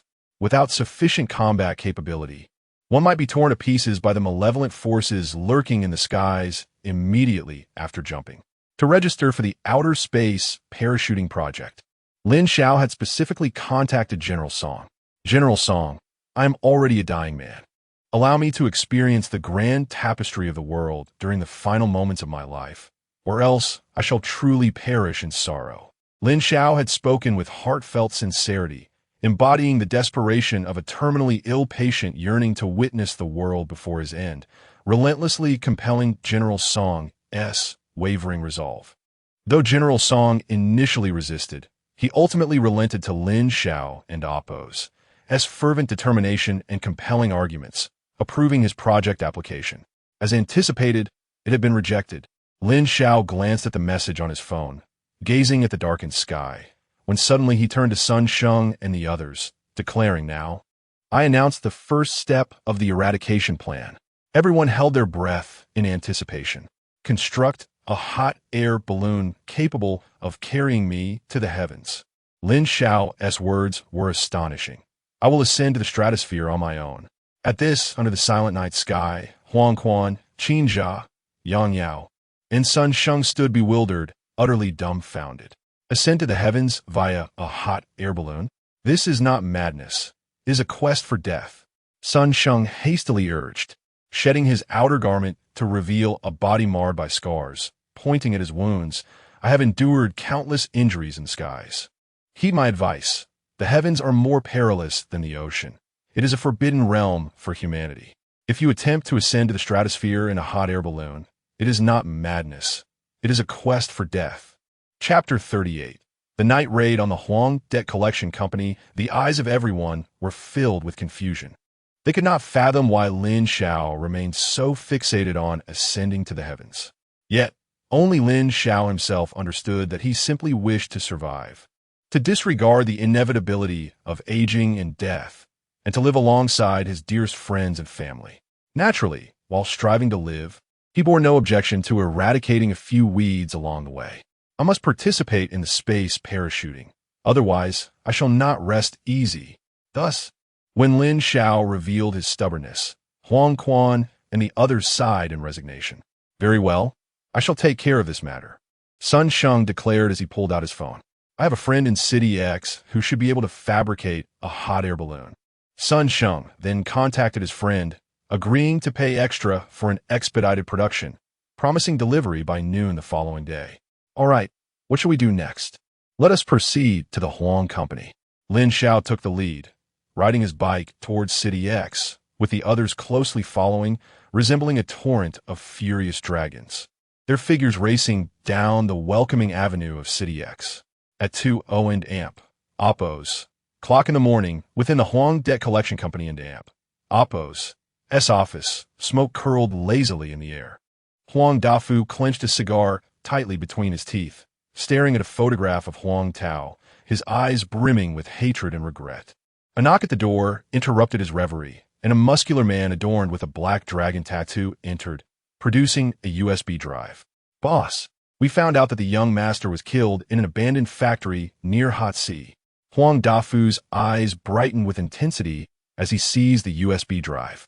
The video revealed a group of tattooed brutes surrounding a cluster of ragged Hot Sea homeless, their gazes fierce as tigers, instilling fright in the impoverished souls. Boss, these are the homeless near the abandoned factory, explained the tattooed man. The video captured the homeless weeping. It's true. We only saw a group of Navy soldiers storm into the factory that morning, and we hid in the shadows, witnessing Huang Quan kill your young master. We truly know nothing else. Huang Dafu's teeth ground together, his flesh quivering with rage. Who is Huang Quan? The foremost bounty hunter in Hot Sea. Nearly everyone knows of him. Here is his dossier. He has a sister who has been hospitalized due to leukemia, but just a few days ago, she was suddenly transferred to the Chang'an Military Hospital. Clutching Huang Quan's dossier, Huang Dafu's gaze turned lethal, a desire to tear him apart radiating from his eyes. Chang'an Military Hospital? Arrange for a spy to infiltrate, no matter the cost, 1 million, 5 million, 10 million. Just ensure that a spy is placed inside. In the smoke-filled office, Huang Dafu's voice was harsh and tyrannical. Bring his sister to me. I demand blood for blood, to be mutilated and defiled. The tattooed man nodded in acknowledgement. At this moment, outside the Huang Debt Collection Company, Lin Xiao secured himself with a safety rope, fastening himself to the outer wall. His eyes dark as he stared at Huang Quan. Not only Huang Quan, but also Qin Jia, Yang Yao, and Sun Sheng bore expressions of wrath akin to bloodlust. Huang Tao, that beast, intended to kill Lin Xiao, but resorted to kidnapping Huang Quan's sister.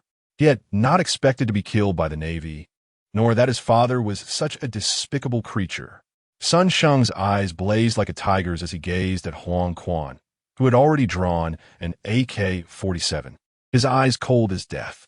This layer of glass is specially reinforced. Huang Quan stated icily, such underworld factions install bulletproof glass in their lairs. I did not bring armor-piercing rounds. It will be difficult to shatter. Upon hearing this, Sun Sheng produced a tungsten hammer, unhesitatingly smashing it against the floor-to-ceiling window.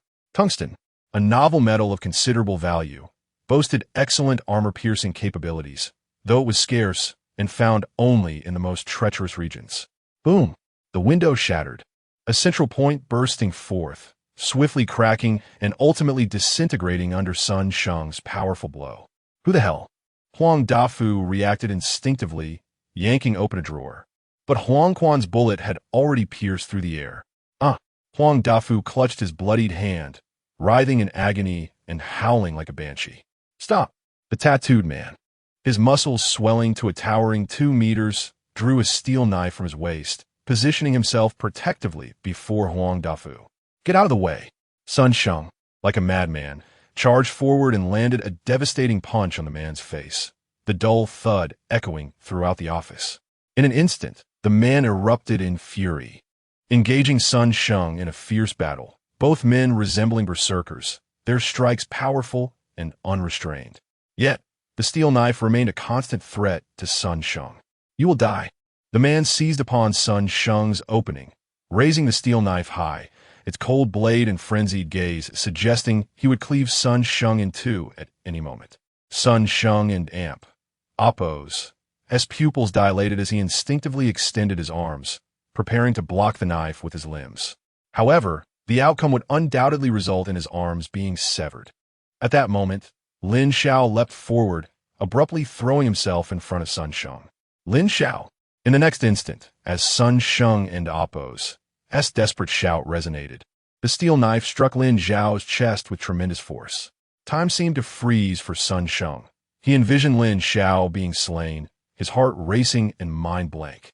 Yet, the steel knife failed to penetrate Lin Xiao's chest, instead striking like a blow against a massive rock, producing a sharp sound as the blade dulled instantly. What? In that moment, the man was stunned, as were Sun Sheng and Yang Yao, along with all members of the Zijinga organization. The steel knife, a standard issue for junior lieutenants, could easily sever a human thigh, yet had dulled against Lin Xiao? What manner of monster is this? The man stood in shock, muttering incoherently. Lin Xiao, without hesitation, seized the steel knife while delivering a crushing blow to the man's temple. Do not move, or I will end you. The man's eyes dimmed, stumbling back. Lin Xiao took the opportunity to wrest the steel knife away, brandishing it with a frigid glare. Who are you? Whatever grievances we have can be discussed. Why resort to knives and guns? Were you hired to kill me? I can offer you triple the reward. Huang Dafu clutched his hand, his eyes filled with panic as he roared in desperation. Bang! Another bullet pierced through Huang Dafu's hand. Huang Quan entered the office, expressionless, and swung the rifle but down onto Huang Dafu's face. Huang Dafu collapsed, blood pooling around him. Wait, do not act yet. Who the hell are you? What grudge do we hold against each other? Huang Quan remained silent, merely lifting his weapon. Do you dare to kill me? Huang Dafu, bloodied, suddenly roared to the heavens. I'm a man of Li Junyuan. Sun Sheng's expression shifted slightly. Huang Dafu continued to rant frantically. I have weathered countless storms over the years. You would kill me without a word? I am aggrieved. If you dare to kill someone under Li Junyuan's banner, do you even know who he is? Lin Xiao turned to Sun Sheng. Who is Li Junyuan? Sun Sheng replied. He is the minister of Chang'an Hanyuan, the second son of Li Hanyuan. Li Hanyuan, the chairman of Hanyuan Group, rules over half of the underworld forces in the Great Xia. No wonder Huang Dafu exuded such confidence. It seemed he had a powerful master behind him. Sensing the heavy silence among them, Huang Dafu seized the opportunity. Brothers, regardless of your reasons for coming, I will offer you 500. No, I will give you all the money I have, 18 million. 18 million to buy my life. Chapter 39. Purging the malevolent tiger of X City, a vast fortune lay tantalizingly close, transforming the expressions of many members of the Purple Flower Organization. Their breaths quickened as their minds conjured images of over 10 million in cash laid before them. Suddenly, with a fierce punch, Sun Sheng struck Huang Dafu in the face and turned, roaring, What? Whoever desires this money, step forward now. Lin Xiao opened his mouth to speak, but was restrained by Huang Quan. After a moment of contemplation, he fell silent. At this juncture, the discord within the Purple Flower Organization was palpable, and it remained to be seen how Sun Sheng would address it. Indeed, a Purple Flower member, his face marred by burn scars, stepped forward with gritted teeth. Boss, you know that my face has been ruined for life due to madness. I no longer wish to continue this reckless pursuit. What do you mean? Sun Sheng squinted slightly, the atmosphere thickening with tension. Boss, we must face reality. We are not young anymore. We shouldn't continue aimlessly chasing madness. We ought to seek employment and cherish our families. Therefore, boss, forgive me, but I cannot obey your command. I choose to let Huang Dafu go. Sun Sheng exploded in fury. Fan Hu, you should remember when you begged me to let you join the Purple Flower. You swore you would pursue the brilliance of life for the rest of your days. And now, just a year later, you have forgotten your original intent. Boss, it's not that I've forgotten my intent, but that we should mature. Trust me, many brothers would gladly take that over 10 million. After Fan Hu's declaration, more members of the Purple Flower stepped out, totaling 7. Like 7 daggers, they pierced Sun Sheng's heart. Boss, do not follow this child as folly. Fan Hu glared at Lin Xiao with malice. He is a lunatic, dreaming of ascending in a hot air balloon. Boss, let us take the over 10 million. Sun Sheng's lips trembled with anger as he realized he no longer recognized these people he had once spent every day with. Greed. You are blinded by greed. He longed to shake Fan Hu from his stupor, but in the next moment, Fan Hu aimed his gun at Sun Sheng, his gaze icy. Sun Sheng, I'll give you one last chance. Will you take this 10 million? 7 guns were pointed at Sun Sheng. Only 2 members of the Purple Flower remained by his side. Overwhelmed by grief and fury, he suddenly burst into wild laughter. Ha ha! So this is what it feels like to be betrayed. Fan Hu, it was I who gave you that gun, and now you pointed at me? Ha ha ha! How utterly ridiculous. I am truly laughable. Tears welled in his eyes as he laughed through his fingers. Those who had once shared his days now turned against him for money. It was laughable, truly laughable, and he found himself utterly foolish. Visions of the past flooded his mind. Fan Hu, upon joining the Purple Flower, had clung to him like a shadow, his eyes filled with innocence and aspiration. Brother Sun, does anyone dare to cross the hot sea? Brother Sun, what is the essence of extreme sports? Brother Sun, I want to pursue the brilliance of life like you. I wish to conquer this world. Yet now, the former Fan Hu raised a gun, aimed at the very person he once revered. Ha ha ha ha ha! Sun Sheng's laughter flowed like a river of tears. Lin Xiao and the others stood silently by. Huang Quan glared coldly at Huang Dafu. Qin Zhao watched the unfolding drama with keen interest, while Yang Yao stood quietly behind Lin Xiao, completely unaffected by the allure of over 10 million. Fan Hu! Sun Sheng ceased his laughter, inhaling deeply as a faint red mist began to emanate from his muscles. I understand your desire to leave the Purple Flower and return to a normal life. I understand your wish for sufficient wealth to secure your family's future. The mist thickened around him, transforming him into a blazing sun, radiating a unique, fiery ferocity. Fan Hu's pupils dilated, cold sweat beading on his forehead. What the hell? When did Sun Shang cultivate to this level? Blood surged around him, his muscles burning like magma. He had clearly reached the rank of an awakened being. He had always been a lieutenant. But I cannot comprehend one thing.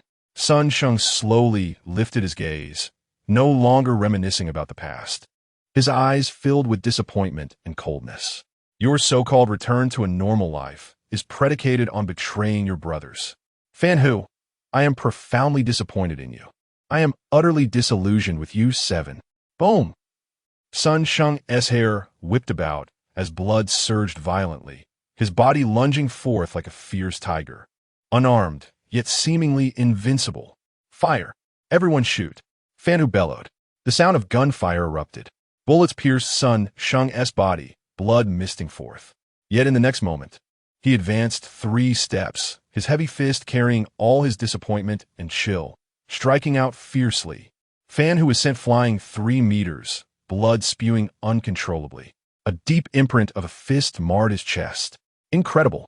Huang Quan's eyes widened. That punch must have had at least a ton of force. This guy, Sun Shang, must be a born berserker. Sun Shang stood tall, his body flowing with blood, yet the blood vaporized into mist, surrounding him and presenting him as a divine being. Fierce and terrifying. Cough, cough. Fan Hu Napo's eyes were filled with horror. He never imagined he would be defeated by Sun Shang with a single punch. His ribs shattered. You all. Sun Shang turned his gaze to the remaining 6, his eyes aflame with fury. Choose to be beaten to death by me, or choose to flee right now. The 6 exchanged fearful glances, murmuring apologies before fleeing in panic. The moment Fan Hu was defeated, they knew Huang Dafu and Appo's wealth was forever beyond their grasp. You truly disappoint me. Sun Shang regarded Fan Hu, his eyes filled with desolation. Suddenly, Lin Xiao coughed twice and approached the increasingly desperate Huang Dafu. What? What do you want? Nothing much, merely inquiring if this object looks familiar to you.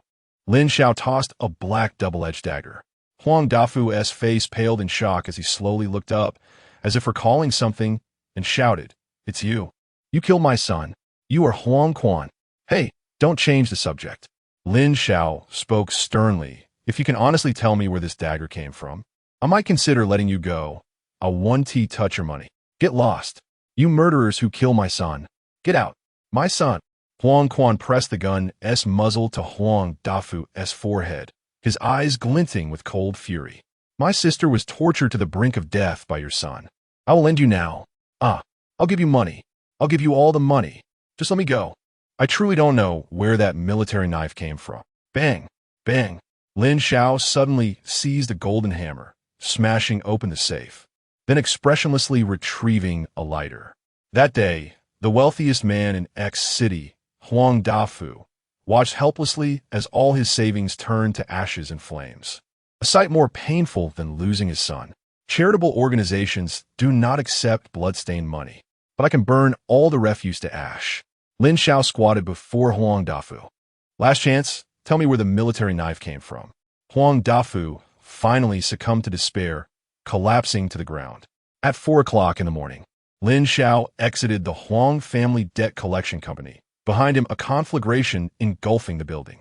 The streets were filled with startled citizens, their faces initially shocked and horrified, ultimately united in genuine joy and relief. Has the malevolent tiger that has long haunted City X finally faced retribution? Chapter 40. The establishment of the Great Xia Supervisory Hall. Had Huang Dafu perished last night? In the Chang'an War Zone, at the Hanyuan branch building on Zhuke Street, a man with slick back hair listened intently to the phone, veins bulging in his fingers. Junyuan, your actions are erratic. Be cautious. On the night of Huang Dafu's demise, all nearby surveillance was destroyed. The method was highly professional, likely the work of assassins dispatched by the other 2 factions. I understand, Uncle Wang. After hanging up, Li Junyuan ran a hand through his slick hair, visibly agitated. Boss. 2 men in black suits entered. Li Junyuan, still irritable, ordered, inform the people in X City to eliminate Huang Dafu's entire family and incinerate the account books. Ensure that the inspectors do not trace that fool back to us, understood? Understood. Also, let the mad old man know that X city may have assassins from rival factions. He should hasten to gather his belongings and come here for research. Got it, boss. After the two left, Li Junyuan, holding a glass of red wine, gazed quietly out of the vast windows of Zhuke Street, murmuring after a long pause, "Those fools failed at Huashan. The Black Dragon Gang was captured in Rihai. And now Huang Dafu has died mysteriously. How strange. Is there someone unafraid of death targeting me?" At a budget hotel in X City, Lin Xiao observed Sun Sheng, who carried a backpack, tilting his head in confusion. Sun Sheng set down his bag, dusting off his leather jacket, and smiled broadly. "Why are you looking at me like that?" Huang Quan approached with a strong drink, downing it before pulling Sun Sheng to join him. "Brother, did you really disband the purple goldflower?" Sun Sheng took a couple of hearty swigs, wiping the liquor from his lips. "Haha, it's truly disbanded. The purpose of the purple goldflower was to unite in pursuit of life's brilliance. Now that the hearts are scattered, it has lost its meaning." After a few drinks, Sun Sheng appeared even more spirited. "I find myself once again a solitary wanderer, and if you don't mind, I would like to join you." The room fell silent. Lin Xiao stroked his chin, pondering when things had begun to change. Initially, he was alone, but later he had Huang Quan, then Yang Yao. And now, perhaps another addition in Sun Sheng? "Lin Xiao, you might truly consider forming a team," Huang Quan suddenly suggested. "Awakeners assembling their own squads can rise to prominence, rivaling the military and martial divisions." Lin Xiao nodded, contemplating, but he also had his reservations. What if others discovered his secret to gaining strength through peril? "Let us wait a bit longer." Lin Xiao extended his palm. "Sun Sheng, welcome to the team, but let us postpone the discussion of forming a squad for now." Sun Sheng extended his calloused hand, his fiery red hair cascading wildly as he grinned. "Lin Xiao, thank you for saving me from that blade. I shall remember this kindness for a lifetime." A simple initiation ceremony unfolded, yet held profound significance for Sun Sheng. He yearned for a life of brilliance and cherished deep friendships. In that moment when Lin Xiao shielded him from danger, he felt a surge of emotion that made him want to pledge his loyalty forever. At this very moment in the capital of the Great Xia, within the military headquarters, numerous awakened individuals filled the halls. The strength of warriors was immeasurable, forming a veritable forest of power. Yet in the innermost office, a group of middle-aged men bearing military insignia frowned through the haze of smoke while gazing at the large screen. "Everyone, the situation in the East Sea War Zone is growing increasingly dire. Hundreds of soldiers perish in the ocean daily. The situation is brutal, and we can no longer afford hesitation." Chun Fo, holding a command baton, addressed the assembly with grave seriousness. "We must deploy more troops to the front lines in the EC. Otherwise, if the EC falls, Great Xia will share the fate of those small nations, trampled by evil forces, leading to mountains of corpses replacing green hills and seas of blood supplanting rivers."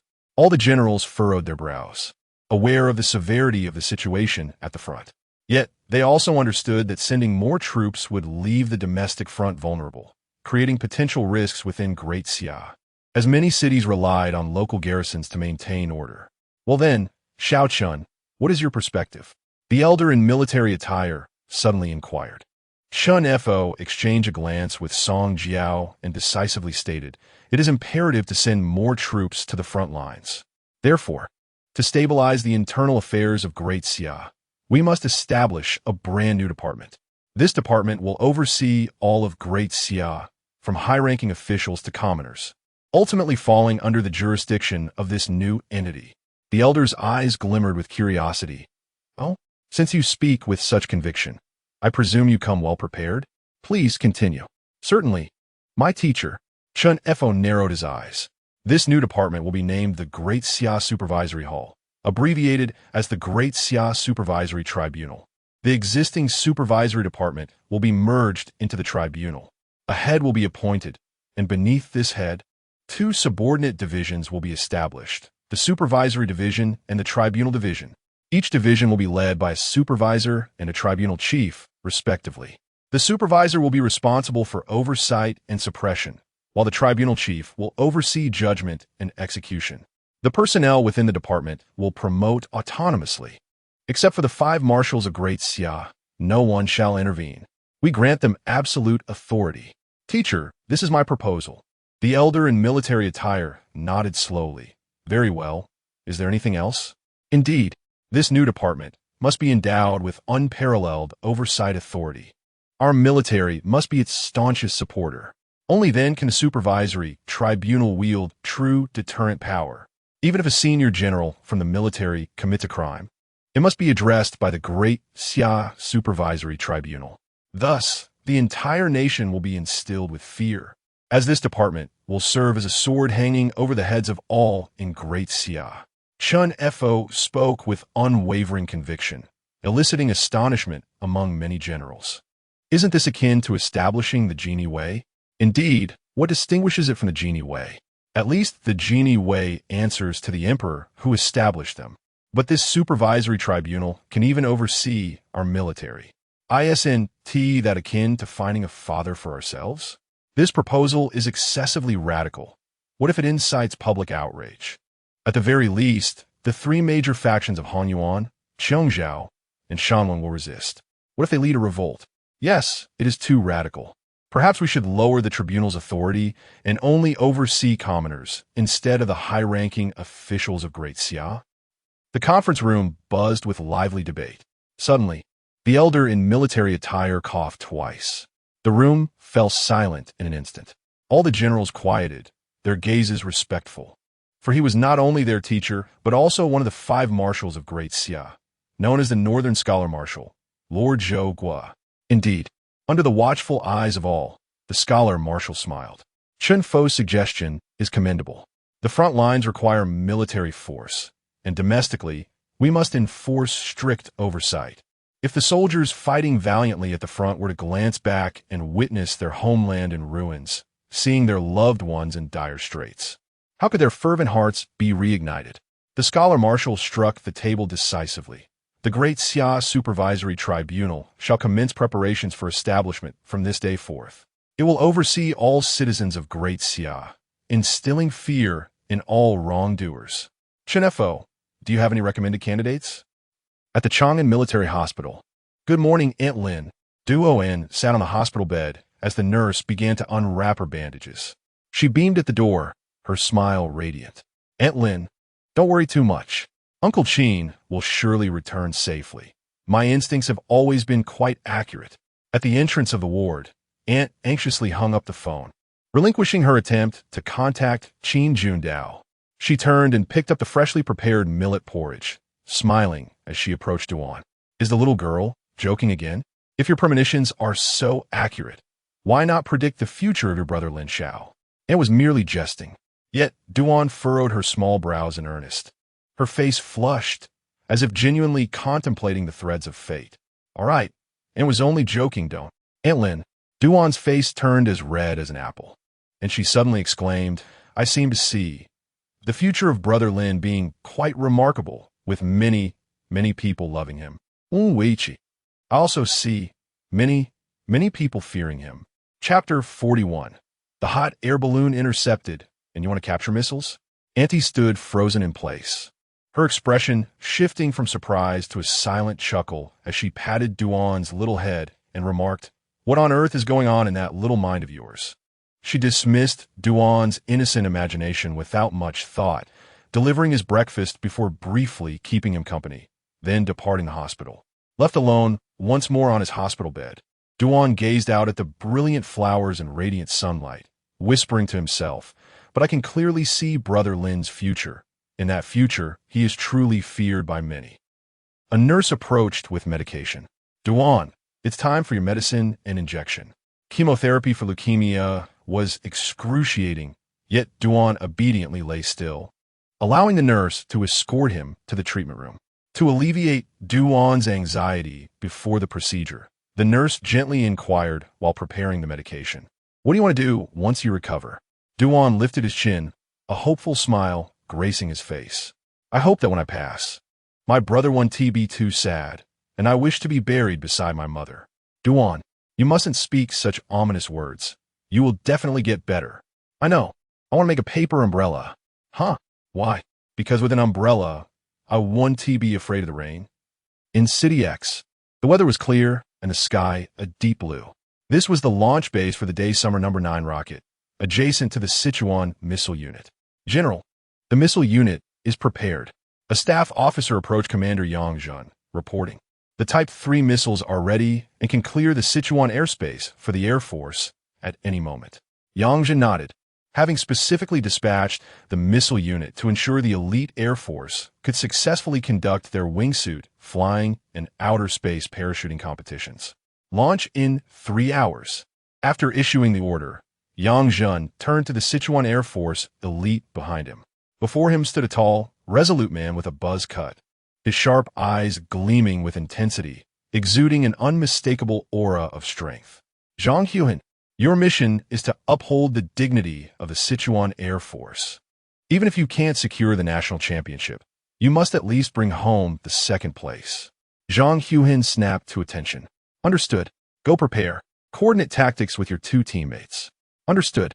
Once Zhang Huan departed, Yang Jun gazed at the azure sky, a deep sigh escaping his lips. Alas, in the vast expanse of Sichuan, I can only find one elite like Zhang Huan. Suddenly, Yang Jun's brow furrowed. In his line of sight, he spotted a hot air balloon not far off in the sky. Someone, go investigate that hot air balloon. This area is completely sealed off during the military competition. How is this order being executed? The staff officer hurried away. 15 minutes later, 2 helicopters surrounded the hot air balloon. Half an hour later, they returned with a silent youth. Lin Xiao. Yang Jun inhaled sharply, his anger flaring. This airspace has not been cleared. How dare you ascend in a hot air balloon? Do you realize how precious your life is? Song Jiao and Chun Fo both called me. I refused you. And then you respond by taking a hot air balloon into the sky? Lin Xiao looked at the furious Commander Yang, a look of helplessness on his face. Just an hour prior, he had boarded the hot air balloon, and before he could ascend halfway, he was intercepted, thwarting his reckless plan. He could only respond in silence. After a lengthy reprimand, Yang Jun noticed Lin Xiao's right ear had absorbed the scolding and decided to wave him off with resignation. All right, return. Don't engage in such dangerous activities again. Staying alive is the right path. Lin Xiao departed with a sense of resignation, but as he left, his gaze flickered momentarily, catching sight of the Type 3 missiles ready for launch, his eyes reflecting uncertainty. After leaving the missile base, Huang Quan and others quickly gathered around him. I told you it was futile, right? Even if I had friends procure a hot air balloon, we couldn't ascend during this critical time. Lin Xiao, why not just let go? This is far too dangerous. What if we encounter aerial monsters? Indeed, the sky over Sichuan is notorious for harboring the formidable winged demon dragon. Honestly, I believe the elite Air Force competition is a facade. The real objective is to consolidate power and eliminate the winged demon. The group fervently urged caution, but Lin Xiao suddenly voiced a startling proposition. Draw their attention for me. I want to get close to the missiles.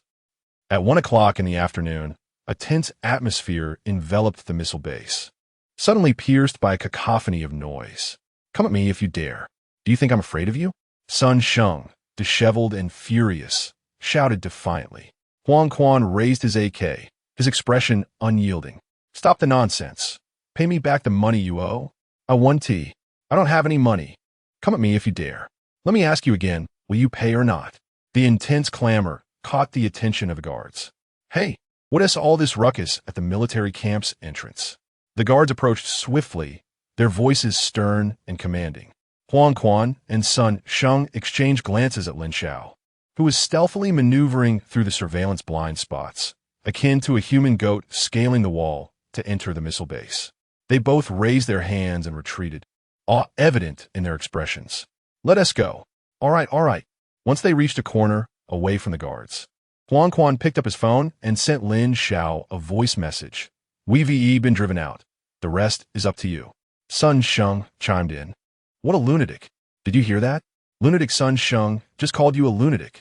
After sending the message, Huang Quan and Sun Sheng exchanged glances, both letting out heavy sighs. That guy truly is a stubborn mule. Indeed, an inexplicably obstinate mule. Sun Sheng, don't you enjoy madness? I enjoy madness, but I'm not a self-destructive maniac. Sun Sheng glanced toward the missile base, shivering slightly. To ride a missile into the sky. It's astonishing that Lin Xiao can conceive such a plan. I was actually contemplating dragging him away, but why didn't you cooperate with me? Huang Quan pondered for a moment before raising his gaze resolutely. Because I believe in him, unconditionally.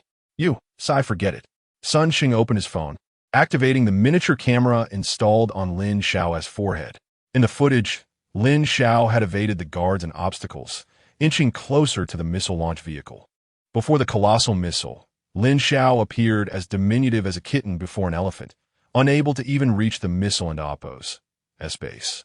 The Type 3 missile was terrifyingly powerful.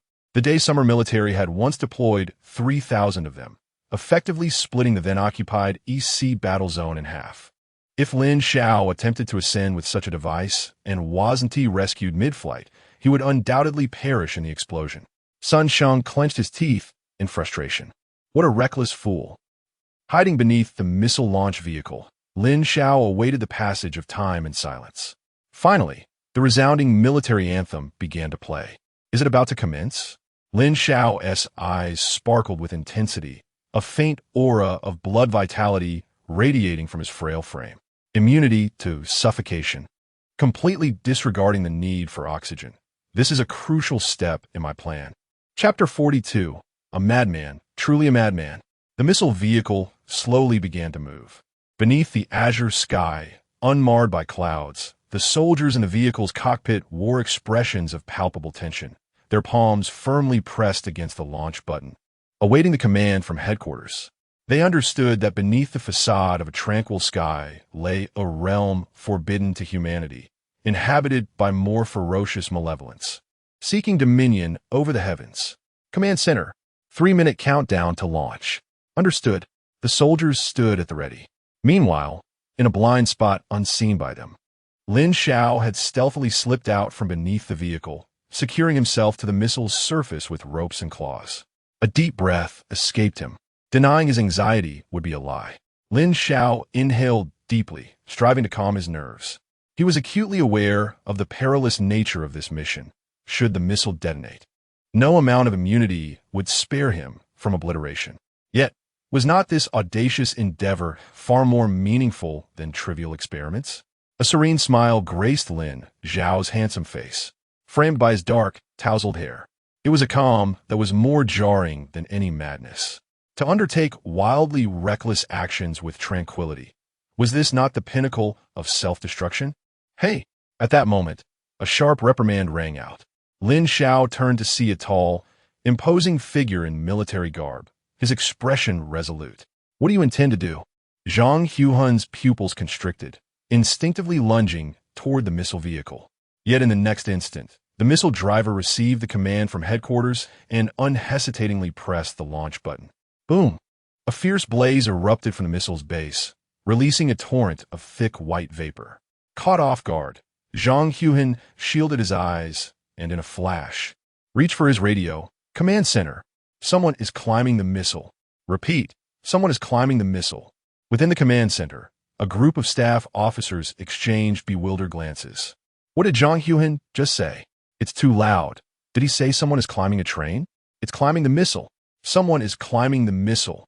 The command center erupted into chaos. Yang Zhen felt his scalp prickle, seizing the radio with a roar.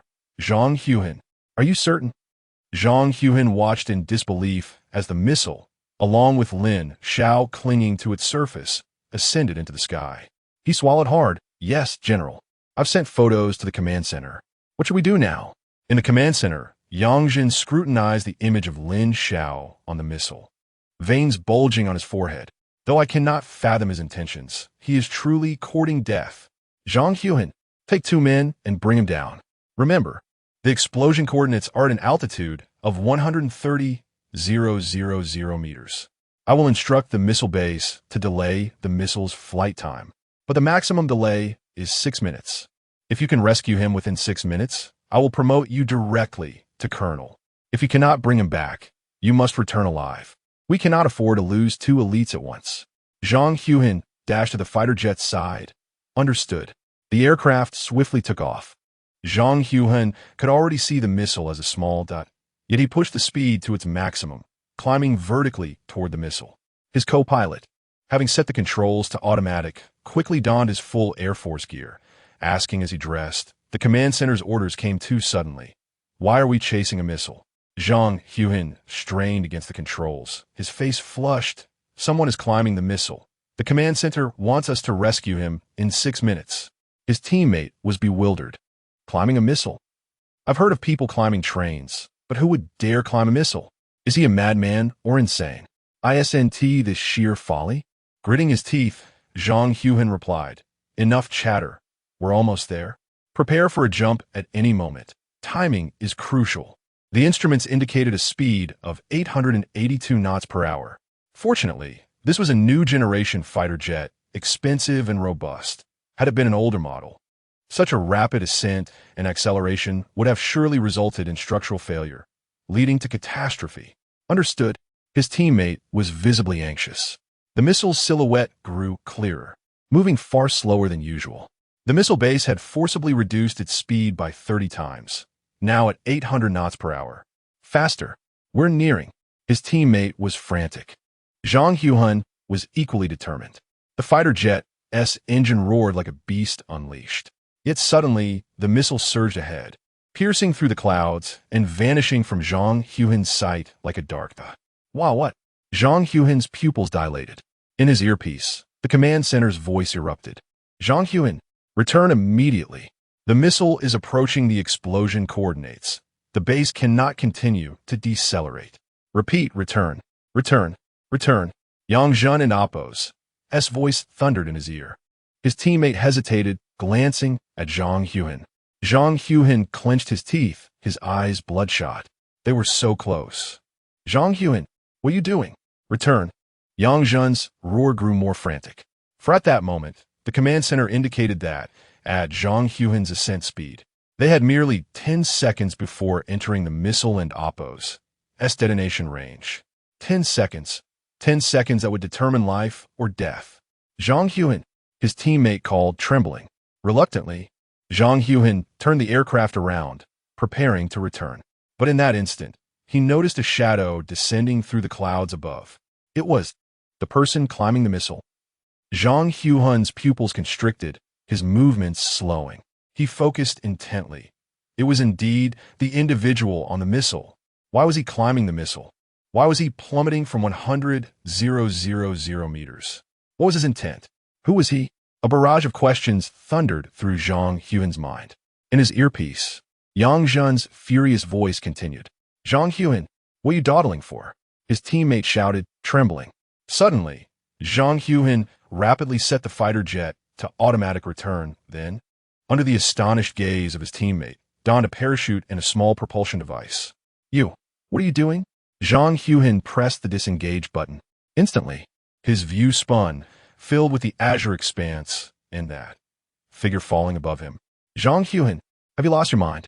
His teammate frantically took control of the jet, screaming in despair. In the command center, time seemed to halt, enveloped in silence. All the officers stood in stunned disbelief. Yang Zhen's pupils dilated. A madman, truly a madman. This thought echoed in the minds of all present. Yang Zhen glanced at the missile's flight path. Only 3 seconds remained until detonation. Countdown. 3. Grab me. Catch me. Zhang Huan cried out frantically, reaching for Lin Xiao. Yet Lin Xiao's eyes were tightly shut. His face contorted in pain, seemingly unconscious. The gills on his neck had already evolved. Suffering from hypoxia, he had not perished. Congratulations to the host for permanently acquiring the ability. Immunity to hypoxia. Chapter 43. The battle begins. The feathered demon dragons. Countdown. 2 seconds. Lin Xiao opened his weary eyes and beheld the azure sky. A faint smile of survival graced his lips. His complete plan was to utilize a missile to soar into the stratosphere, experience hypoxia, trigger a cardiac event, awaken new abilities, and then let go to return to the ground. With this thought, Lin Xiao trembled as he reached for his back, where he wore a portable parachute.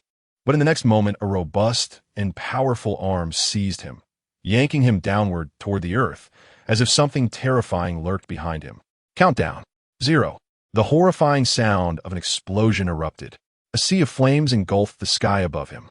A violent shockwave surged forth, and Lin Xiao felt himself becoming dizzy, the ringing in his ears drowning out all other sounds, as if a train had crashed into his back. Whoosh! His vision blurred rapidly. Lin Xiao descended into unconsciousness once more. Unconsciousness is not synonymous with fainting. It is an extended state of being fainted, while fainting is merely a brief episode of unconsciousness. And the qualitative difference between the two lies in their duration. In his hazy awareness, Lin Xiao saw someone shielding him in their embrace. Zhang Huin's rugged back was fully exposed to the raging inferno and missile debris, covered in wounds and surrounded by a mist of blood. Yet his eyes remained resolute as mountains. It succeeded. Zhang Huin opened the parachute, gently descending toward the ground. At this moment, in the command center below, everyone cheered for Zhang Huin's bravery and fearlessness. Truly, he is the strongest elite of our Sichuan Air Force. Yang Zhen beamed with pride, envisioning a personal first-class merit award for him and a promotion to colonel within a month after this competition concludes. One of the staff members sighed, yes. And that rascal. Yang Zhen's gaze fixed on Lin Xiao on the screen, a mix of love and resentment in his clenched jaw, always thinking of new ideas. When he returns, I shall drag him before Chun Fo and Song Jiao. Suddenly, a massive shadow streaked across the screen. Whoosh! Whoosh! In the next moment, the entire Sichuan Air Force Base erupted with piercing alarms. What is happening? General, a powerful evil entity has been detected. The staff members flew across the keyboard. Soon, a photograph froze on the large screen. In the blue sky, above the descending figures of Zhang Huin and Lin Xiao, a colossal eagle, cloaked in black feathers and adorned with a serpent's head, soared by, its size comparable to that of a bus. General, it is a brigadier-level demon, the feathered demon dragon. The staff member retrieved the information, speaking gravely. The feathered demon dragon, a brigadier-level demon formed from the combination of the red-bellied eagle and the green anaconda, is most notorious for its method of attack, which involves using the red-bellied eagle and Apo's as talons to secure its prey, then constricting it with the anaconda and Apo's neck until death. The feathered demon dragon possesses incredible flying speed and feathers as hard as steel. When mortally wounded, it uses its feathers as weapons, launching indiscriminate attacks in all directions before succumbing completely. Upon hearing this, Yang Zhen inhaled deeply. Indeed, is the feathered demon dragon this beast appearing? This creature is not overly powerful. The challenge lies in its final, self-destructive attack. This means that any soldier engaging in battle must don rigid protective armor. Have the elite Air Force from across the nation gathered? They have all assembled, comprising the finest Air Force warriors of the Great Xia. Perfect. Let us join forces to eliminate the feathered demon dragon. Yang Zhen smiled. Finally, we have a legitimate reason to gather the nation's elite Air Force here. This tough bone of the feathered demon dragon shall be devoured together. The staff members' lips twitched slightly. General, do you truly believe that the Air Force leaders from other regions are mere novices? Since they agreed to participate in the competition, it signifies their willingness to send assistance to help Sichuan encircle the feathered demon dragon. They simply wish to extend their favor in a smoother manner. Within the Air Force Base, amid the blaring alarms, armed helicopters carried fully equipped Air Force warriors soaring into the skies. Each airman was a battle-hardened elite, outfitted with the nation's best equipment. Some even bore poison guns specifically designed to target the weaknesses of the feathered demon dragon, clearly having come prepared. Soon, the fleet of armed helicopters reached an altitude of 30,000 meters. All soldiers began loading their ammunition. Pay close attention. A major yelled. However, before his words could settle, the entire armed helicopter was shrouded by a dark cloud, and he looked up, his pupils constricting as he beheld a menacing swarm of feathered demon dragons overhead. Those pairs of crimson eyes thirsted for blood. Open fire. Roars of fury erupted. In an instant, all soldiers pulled their triggers. Countless bullets transformed into a torrent, surging toward the flock of feathered demon dragons. Yet the dragons swiftly shielded themselves with their massive wings, the bullets striking them, most merely leaving white marks, with only a few managing to penetrate the fragile points of their wings, piercing into the bodies of the feathered demon dragons. A cacophony of ferocious screeches erupted. Driven by their insatiable hunger for flesh, the swarm of feathered demon dragons charged toward the armed helicopters. Inside one helicopter, a young Sichuan pilot, drenched in sweat, operated the controls, while several elite soldiers from the Great Xia fired frantically behind him. Suddenly, a long, enormous claw shattered the windshield.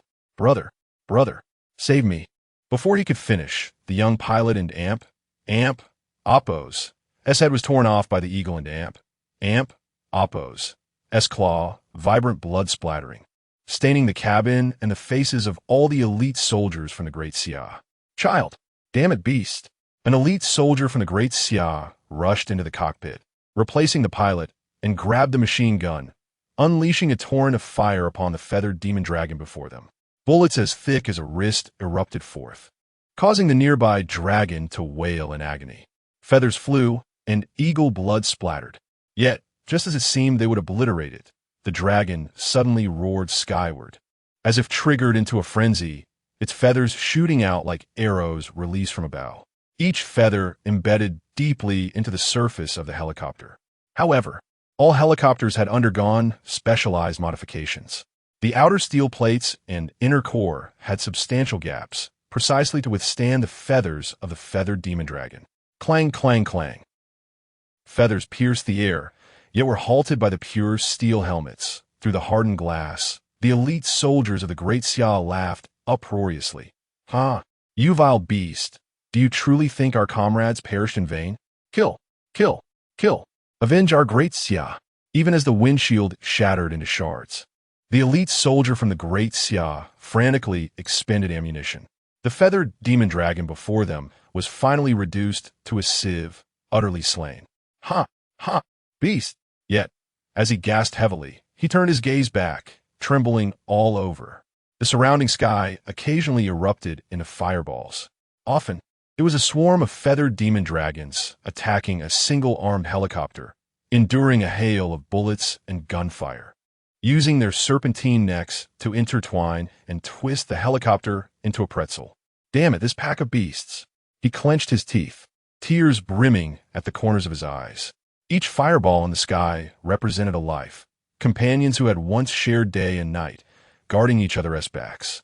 But now, in the face of war, were abruptly separated between life and death. Chapter 44. On that day, a relentless rain of blood fell upon Sichuan. Lin Xiao witnessed a scene that would forever leave him in awe beneath the azure sky. The frenzied battle of the soldiers of the Great Xia. The air was thick with the clash of flesh and gunfire, painting the heavens crimson as if shrouded in mist. "Ha ha! To die on the battlefield is our glory." Lin Xiao beheld the moment an armed helicopter erupted in flames, as two soldiers of the Great Xia, bound with explosives, leapt from the cabin, laughing maniacally as they met their fate alongside two feathered demon dragons in a cataclysm of fire. His pupils trembled, and within him ignited a fervent flame. Is this what our soldiers embody? A reckless slaughter, a calm acceptance of death. Is this the essence of the Great Xia military spirit? Deeply shaken, Lin Xiao felt every ounce of his blood surging within him, his heart pounding with fervor, as if his very genes were boiling. We, the sons of men, stained with the blood of battle. It is both destiny and honor. The crimson blood symbolizes the flag of the Great Xia, and embodies the spirit of all its sons and daughters. Born frail and sickly, Lin Xiao felt unworthy of staining the battlefield with blood. Yet in his youth, he had yearned for the front lines, inspired by the uncles and brothers who fought valiantly. For he believed, as a man, to face life and death was a duty, and he could not bear to remain sheltered like a delicate flower. Yet fate had dealt him a cruel hand, rendering him powerless. In this moment, however, every drop of blood in Lin Xiao boiled with resolve. With a swift motion, he deployed his parachute and thrusters, breaking free from Zhang Huwan's grasp, drawing forth his twin daggers, and hurling them towards a nearby feathered demon dragon. "You've lost your mind. Zhang Huan shouted, for they were ill-equipped for battle and had no aerial support. Provoking the feathered demon dragon was tantamount to seeking death. I am a descendant of Yin and Huang, a child of the great Xia, and I cannot bear to see my compatriots bleed and sacrifice. Lin Xiao succinctly explained, redirecting his thrusters towards the feathered demon dragon. Zhang Huan attempted to grasp him, but Lin Xiao and Appo's speed was too great. All he could do was draw his pistol and provide cover with utmost effort. Yet, Lin Xiao's daggers failed to breach the dragon's defenses, inciting its wrath instead. With razor-sharp claws, the feathered demon dragon seized Lin Xiao, entwining him with its thick, serpentine neck, squeezing tightly as if to crush its prey. In an instant, Lin Xiao's vision blurred, and as his heart began to falter, a voice echoed within him. Congratulations, host. You have permanently acquired the ability, immunity to external pressure, brigadier level. In that moment, Lin Xiao and Appo's body transformed, becoming as unyielding as stone. The feathered demon dragon, sensing its prey and Appo's rigidity, believed it had succeeded in killing Lin Xiao and opened its foul maw to consume him whole. Beast, release him. Zhang Huan fired continuously, but the bullets merely grazed the dragon's thick hide, and it paid him no heed, leaving him helpless as it swallowed Lin Xiao. Madman. What a true madman. Zhang Huan gritted his teeth, momentarily at a loss. But suddenly, the feathered demon dragon let out a pained roar, writhing as if every bone in its body ached. Then, Zhang Huan witnessed the dragon's belly rupturing in a crimson gash, and Lin Xiao emerged, drenched in gastric acid and slime, bursting forth like a deity, no longer the lifeless corpse he had been moments before. Luckily, the creature and Appo's digestive capabilities were not as formidable as it had presumed. Yet in the next heartbeat, the lifeless dragon, along with Lin Xiao, plummeted toward the earth. Lin Xiao and Appo's parachute and thrusters lay in tatters. The impact from 10,000 meters would surely obliterate him. Catch me, came a furious shout. Zhang Huan arrived just in time, matching the dragon's descent, pushing the limits of human endurance as he fought to pull the bloodied Lin Xiao free. The feathered demon dragon crashed heavily against the rocky summit 20 seconds later, splattering into a gruesome mess. Zhang Huan glanced at the remains, then turned to Lin Xiao and shouted, "You are truly insane, utterly insane." Wiping the blood from his face, Lin Xiao gazed skyward, where the battlefield still raged with the soldiers of the great Xia clashing against the feathered demon dragons.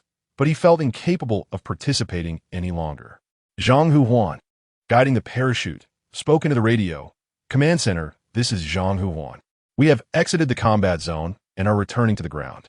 Upon finishing, Zhang Huan regarded Lin Xiao with a complex expression. After years of service, he had never encountered such a reckless youth. "We are as humble as ants, yet we are as fervent as gods." This thought struck Zhang Huan in that moment. He asked Lin Xiao, "Do you truly fear not death?" Lin Xiao stared at the blood-stained sky and replied, "Everyone dies. I do not fear death, but I cannot accept dying in vain." Is this your definition of madness? To plunge into the belly of a feathered demon dragon from such heights? Do you realize that no one in all of Great Xia dares to undertake such a reckless act? Zhang Huan's words dripped with exasperation, yet his gaze held a glimmer of admiration. Madness aside, the slain brigadier-level feathered demon dragon stood as a testament to the young man and Appo's prowess, a feat worthy of respect. Lin Xiao smiled wearily, choosing silence as he continued to gaze at the sky, where visions of courageous souls rushing to their deaths danced before his eyes. In that moment, he comprehended what it truly meant to be a soldier of the Great Xia. Some wept for their fallen homeland. Some faced the overwhelming enemy with swords drawn. Others fled in disarray, fearful of untimely demise. Yet, there were those who gallantly faced death, fueled by the warmth of countless homes behind them. Is this the spirit of our Great Xia soldiers? The battle of that day raged from noon until dusk, as the sky wept a steady rain of blood, staining the Sichuan region. When the first drop of blood fell upon the city, countless souls looked skyward, They witnessed figures charging forth, engulfed in the fiery inferno of helicopter explosions, uniting with the feathered demon dragons in a final embrace of blood and fire. 1 drop of blood, 2 drops of blood, 3 drops of blood, a relentless drizzle of crimson. It stained the buses. It soaked the city sidewalks. It filled the eyes of innumerable citizens of Sichuan with tears of sorrow. Countless people gathered at the nearest military outpost, standing silently in the blood rain, honoring the valiant sons of the great Xia, their garments gradually transforming into the blood red of the national flag. Reporter S. note, at 14:20 today, a war against the demon scourge erupted in the Sichuan battle zone. Great Xia news. The situation in Sichuan is dire, with blood rain falling from the skies. Central Plains news. On that day in Sichuan, the heavens were painted red, and the eyes and clothes of the citizens bore the same hue. Eastern news. Reports estimate that the demon uprising involved brigadier-level demons, feathered demon dragons, numbering approximately 800, while the valiant soldiers of the Great Xia comprised an elite air force of about 212 individuals. Chapter 45. The red wedding garment and the white garment guiding souls. A solemn wind swept down from the vast heavens, fiercely brushing against the figures of those adorned with white flowers. This is the Air Force Base in Sichuan. Today, everyone wears white flowers. Before all, there lie numerous urns, each draped with a vibrant red national flag. Beside each flag rests a first-class merit medal and countless delicate white paper flowers. In the fierce battle of the Sichuan Air Force, the formidable domain of Brigadier Yumalon was vanquished, and the vibrant lives of 130 comrades were exchanged for the bright skies of Sichuan. Amidst the drizzling, somber rain, the base's loudspeaker resonated with a deep, magnetic voice, repeatedly conveying the significance of the urns draped in national flags. Outside the base, countless citizens of Sichuan stood in silent vigil, clad in raincoats adorned with white paper flowers, their heads bowed, expressions solemn. Suddenly, the national anthem of the Great Xia resounded. Our blood forges the indomitable Great Xia. Our souls endure through the ages. The profound prelude began to play. In that moment, tears streamed down the faces of the Sichuan citizens, who gazed blankly at the urns within the base, their eyes brimming with tears, bodies trembling slightly. The clear skies of Sichuan were earned through a rain of blood. They stood resilient, fierce as deities, yet now they lay eternally within those small wooden boxes. Clop, clop, clop. The synchronized sound of military boots echoed. Soldiers in formal attire marched with heavy, decisive steps, solemnly lifting the weighty urns, the flags fluttering in the wind, as if dragging along the very essence of those once vibrant lives. We refuse to allow our homeland to fall. We shall face our formidable enemies with valor. We refuse to let our mountains and rivers collapse. We shall forsake all for our sacred duty. If the sun extinguishes, we shall ignite it with our very lives. If our homeland grows cold, we shall warm it with our blood. The rhythm of the anthem surged, as if countless valiant sons and daughters were collectively roaring defiantly into the dark, murky world. We wield knives and guns, using blood and fire. We march to our deaths, fighting until the final chapter. Before the lights of countless homes, there shall always be fearless souls standing resolute. Lin Xiao stood beneath the eaves of the command room, watching the white paper flowers dance in the air, feeling the lingering essence of loyal souls in the wind, his gaze igniting with unprecedented fervor. At this moment, Yang Zhen, clad in an Air Force uniform, stepped forward to address the soldiers, similarly adorned with a white flower, his eyes also glistening with moisture. Yet he proclaimed, "To guard the Sichuan River, we shall not loosen our saddles. How many have returned from battles throughout history? I represent the Sichuan war zone in extending my highest respect and gratitude to the 130 elite warriors of the Great Xia who have perished in battle." Yang Zhen's white military robe trembled. Then, under the gaze of all, he slowly knelt on one knee, offering the utmost homage before the 130 urns. Looking up, he saw not merely urns nor flags, but rather the spirited sons and daughters of Great Xia, as if they stood alive before him, each one a dragon, each one heading towards the afterlife. After 2 years of bloodshed for Great Xia, Yang Zhen's voice was hoarse and weathered, surrounded by formidable foes. Fierce wolves watch us closely. Every day, we lose our beloved compatriots on the battlefield. This is our glory, yet also our destiny. The media present were deeply moved, hastily capturing Yang Zhen's words, which echoed nationwide. There is no retreat for the warriors of Great Xia. To take a step back is to allow our homeland to fall. Yet they are but young children, sacrificing their lives for the sake of Great Xia. Today I, Yang Zhen, with the highest honors of Sichuan, bid them farewell. Yang Zhen's voice suddenly deepened. Farewell, my iron-blooded sons and daughters of Great Xia. May the underworld remain warm, comforting the loyal souls of Great Xia. All soldiers stood at attention, saluting. In the next moment, the mournful music replaced the national anthem. Cannons fired solemnly into the sky, sending off those within the urns with the most dignified of ceremonies. They ought to have been youthful, yet chose to brave the flames for their homeland. If they could open their eyes, they would see outside the base how many of the white-clad citizens were their loved ones. Outside the base, listening to the mournful music, they watched the transport planes land, saw the soldiers carrying the urns depart. An elderly woman could no longer contain herself, tears streaming down her face. My son! My son! Her son was one among those in the urns. Just days prior, they had spoken on the phone. She sensed something amiss in his tone, carefree, yet as if he were bequeathing final wishes. Little did she know, today would mark their eternal separation. The sorrows of this world are not only that a child wishes to honor their parent who is no longer present, but also that a gray-haired person sends off a black-haired child.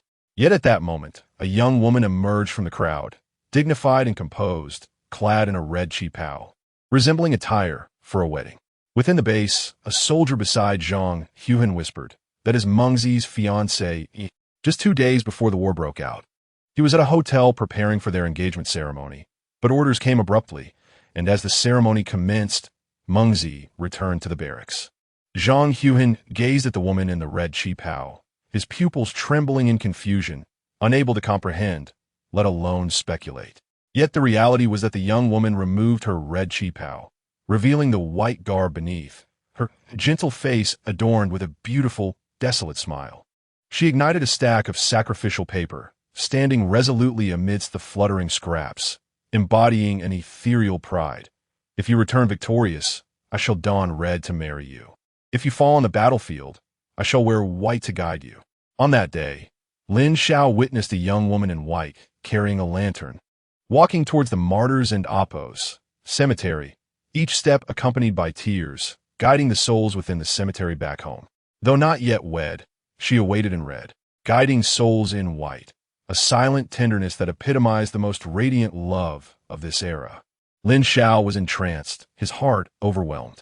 Indeed, in this chaotic and tumultuous world, there exist not only those clad in human skin who are beasts, but also these genuine, heartfelt sons and daughters of Great Xia. Upon reaching this point, Lin Xiao felt a pang of sorrow in his nose. Huang Quan and son Sheng quietly offered tissues, but they were swiftly taken by Yang Yao, who exclaimed through tears, "This is the true spirit of Huaxia. A woman who awaits in red and guides in white deserves the valiant warriors who have fallen in battle. May the cemetery eternally embrace the hearts of loyal souls." As the ceremony concluded, with the urns laid to rest in various martyr cemeteries, the Sichuan base began to discuss merits and rewards. Yet, amidst the gathering, a figure clad in somber attire approached quietly. "Mr. Jiufeng, what brings you here?" "I come in search of a young prodigy. The sword god of Great Xia, the guardian of the Great Xia military." And the deputy minister of the Ministry of Military Affairs, Sun Jiufeng, leaned against the entrance of the Sichuan base, smiling at Yang Zhen and saying, "I have no choice. Those generals insist I take up the position of the supervising hallmaster. If I don't find some aides, I might just work myself to death." Chapter 46. I cherish him. Yang Zhen's expression was one of curiosity. Suddenly, a realization dawned upon him as he discreetly glanced at the conference room where accolades were being distributed, his gaze slightly fixating on Lin Xiao. "Sure." Sun Jiufeng, clad in a poncho, raised a finger to his lips and whispered, "Indeed, the power to oversee the nation is utterly formidable. I must observe him for a while in secret. Should he embody the virtues of both familial loyalty and national duty, I shall bring him into the Hall of Review. Yang Zhen's face reflected envy. The Hall of Review, although it had yet to be formally established, the authority to govern the nation was akin to wielding a sword over the realm. To enter the Hall of Review was tantamount to ascending to the heavens. I hope that the young lad, jointly recommended by Chen Fo and Song Jiao, possesses such qualifications. Sun Jufeng leaned against the wall, a faint smile gracing his lips. Yang Zhen stole another glance at Lin Xiao, his mind replaying the audacious scene of the ailing youth slaying the feathered dragon at an altitude of 10,000 meters. He murmured, if such a young prodigy can still harbor noble aspirations, he would indeed be a source of pride for our great Xia. Inside the conference room, soldiers swathed in bandages sat in attendance. They did not need to rise as medals were presented to them. Moreover, each medal was a first-class honor. It is worth noting that first-class medals are traditionally delivered with great fanfare to the recipient's home, bestowing honor upon 3 generations of the family. Among all the severely injured soldiers, the 18-year-old Lin Xiao appeared out of place. Yet, none voiced dissent. This was solely due to the record of his achievements, which indicated the slaying of a brigadier-level feathered dragon, sufficient to warrant a first-class medal. Lin Xiao, congratulations on becoming a first-class hero of our great Xia. The staff officer beamed as he personally delivered the medal to Lin Xiao. The surrounding soldiers erupted into enthusiastic applause, their eyes devoid of jealousy, filled instead with affection, joy, and pride. Though no words were spoken, their gazes seemed to convey, this is the iron-blooded son of our great Xia. With tangible accomplishments, Lin Xiao had won the admiration of all the military elites. However, the staff officer's next words left all the military leaders momentarily stunned. Lin Xiao, your transgressions are quite serious, the staff officer stated earnestly. As a patient with a terminal illness, what have you done? Let us set aside the matter of slaying the feathered dragon. Merely tampering with missiles is enough for the military to enforce your detention.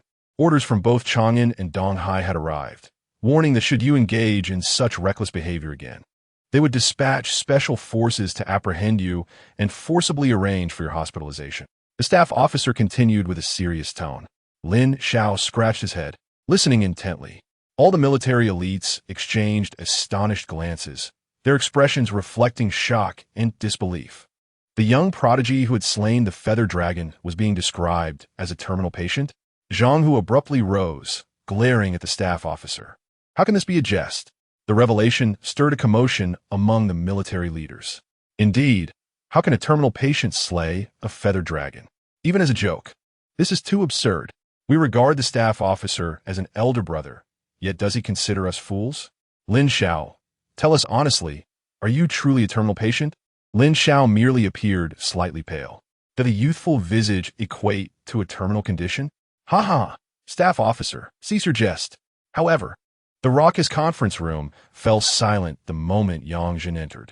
Before everyone, he personally adorned Lin Xiao's chest with the medal and then solemnly stated, Lin Xiao, had I not witnessed your medical report firsthand, I too would struggle to believe you are a terminal patient. While your actions may seem reckless, your combat prowess is evident. Should you require anything in the future, feel free to bypass all formalities and contact me directly. Here's my phone number. Yang Zhen firmly patted Lin Xiao's shoulder, his eyes brimming with admiration and affection. Yet, a hint of confusion lingered. However, I remain perplexed.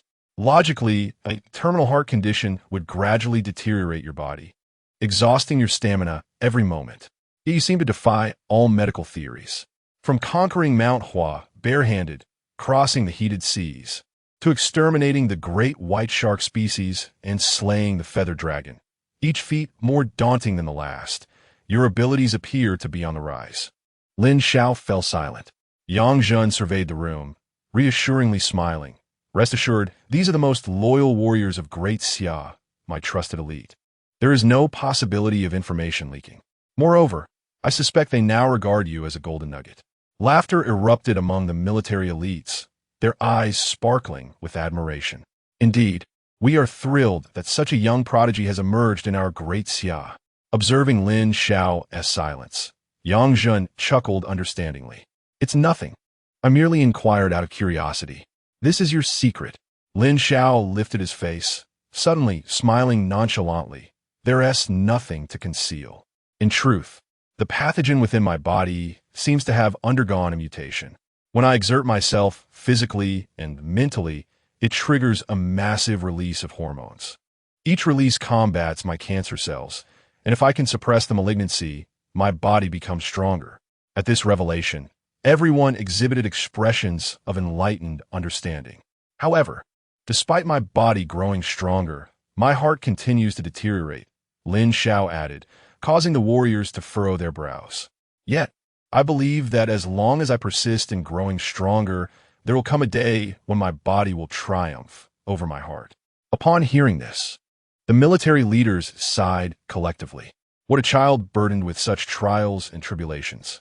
Yang Jun's eyes shimmered with a mixture of admiration and sympathy. So, you tampered with missiles to stimulate your hormones? Yang Jun gently ruffled Lin Xiao's hair. It's all right. I have a fully equipped training facility here that can stimulate various bodily hormones. Lin Xiao, however, politely declined. Thank you, General Yang, but I prefer to train on my own. I have other matters to attend to. I shall visit you another day. You. Yang Jun watched Lin Xiao's retreating figure, a helpless smile creeping onto his face. Such a proud and spirited child. Sun Jiufeng quietly appeared beside Yang Jun, observing Lin Xiao with keen interest. To enhance his strength through hormone secretion is rather rapid, yet it aligns with the path of awakening. Yang Jun turned, a look of resignation on his face. Mr. Jiufeng, are you certain you wish to include such a stubborn child in the Hall of Review? While I admire and sympathize with him, his obstinate nature may not truly suit the Hall of Review. Sun Jiufeng chuckled lightly. Stubborn? That's merely a clear sense of right and wrong. I need someone who is unequivocal in their convictions, a child of iron will. Moreover, did you not notice how composed he was when awarded the first-class medal? What other 18-year-old possesses such poise? General Yang, this rare gem of a child. If you do not cherish him, I shall. Sun Jiufeng donned his straw hat and sauntered out of the conference room, waving lightly. Yang Jun stood frozen in place. And only when Sun Jiufeng had walked far did he snap back to reality, gritting his teeth in frustration. This Sun Jiufeng is truly silver-tongued. After all that praise, who says I do not cherish him? I wish to cherish him, yet he offers me no opportunity. Chapter 47. Do mice dare to defame military families? Lin Xiao, where shall we go next? First, let us head to the Chang'an War Zone to find Duan. At the entrance of a budget hotel in City X, Lin Xiao and his companions emerged, still bleary-eyed. Sun Sheng and Huang Quan appeared particularly haggard, with dark circles under their eyes, as if they had endured an entire night without rest. What had they been up to? It was rumored that they had been stimulated by Lin Xiao and Appo's recent exploits, and had spent the night training at a club. Stimulated? Lin Xiao asked, puzzled. Qin Jia explained with a touch of exasperation. You participated in the Feather Demon Dragon War, slaying a quasi-brigadier level Feather Demon Dragon, and were awarded a first-class merit medal. That's what spurred them on to train all night. Lin Xiao burst into laughter, pointing at Sun Sheng and Huang Quan in mockery. Was it really necessary? If I were to slay a god, would you both end up in a mental institution? Huang Quan rolled his eyes and laughed heartily. I feel in peak condition right now.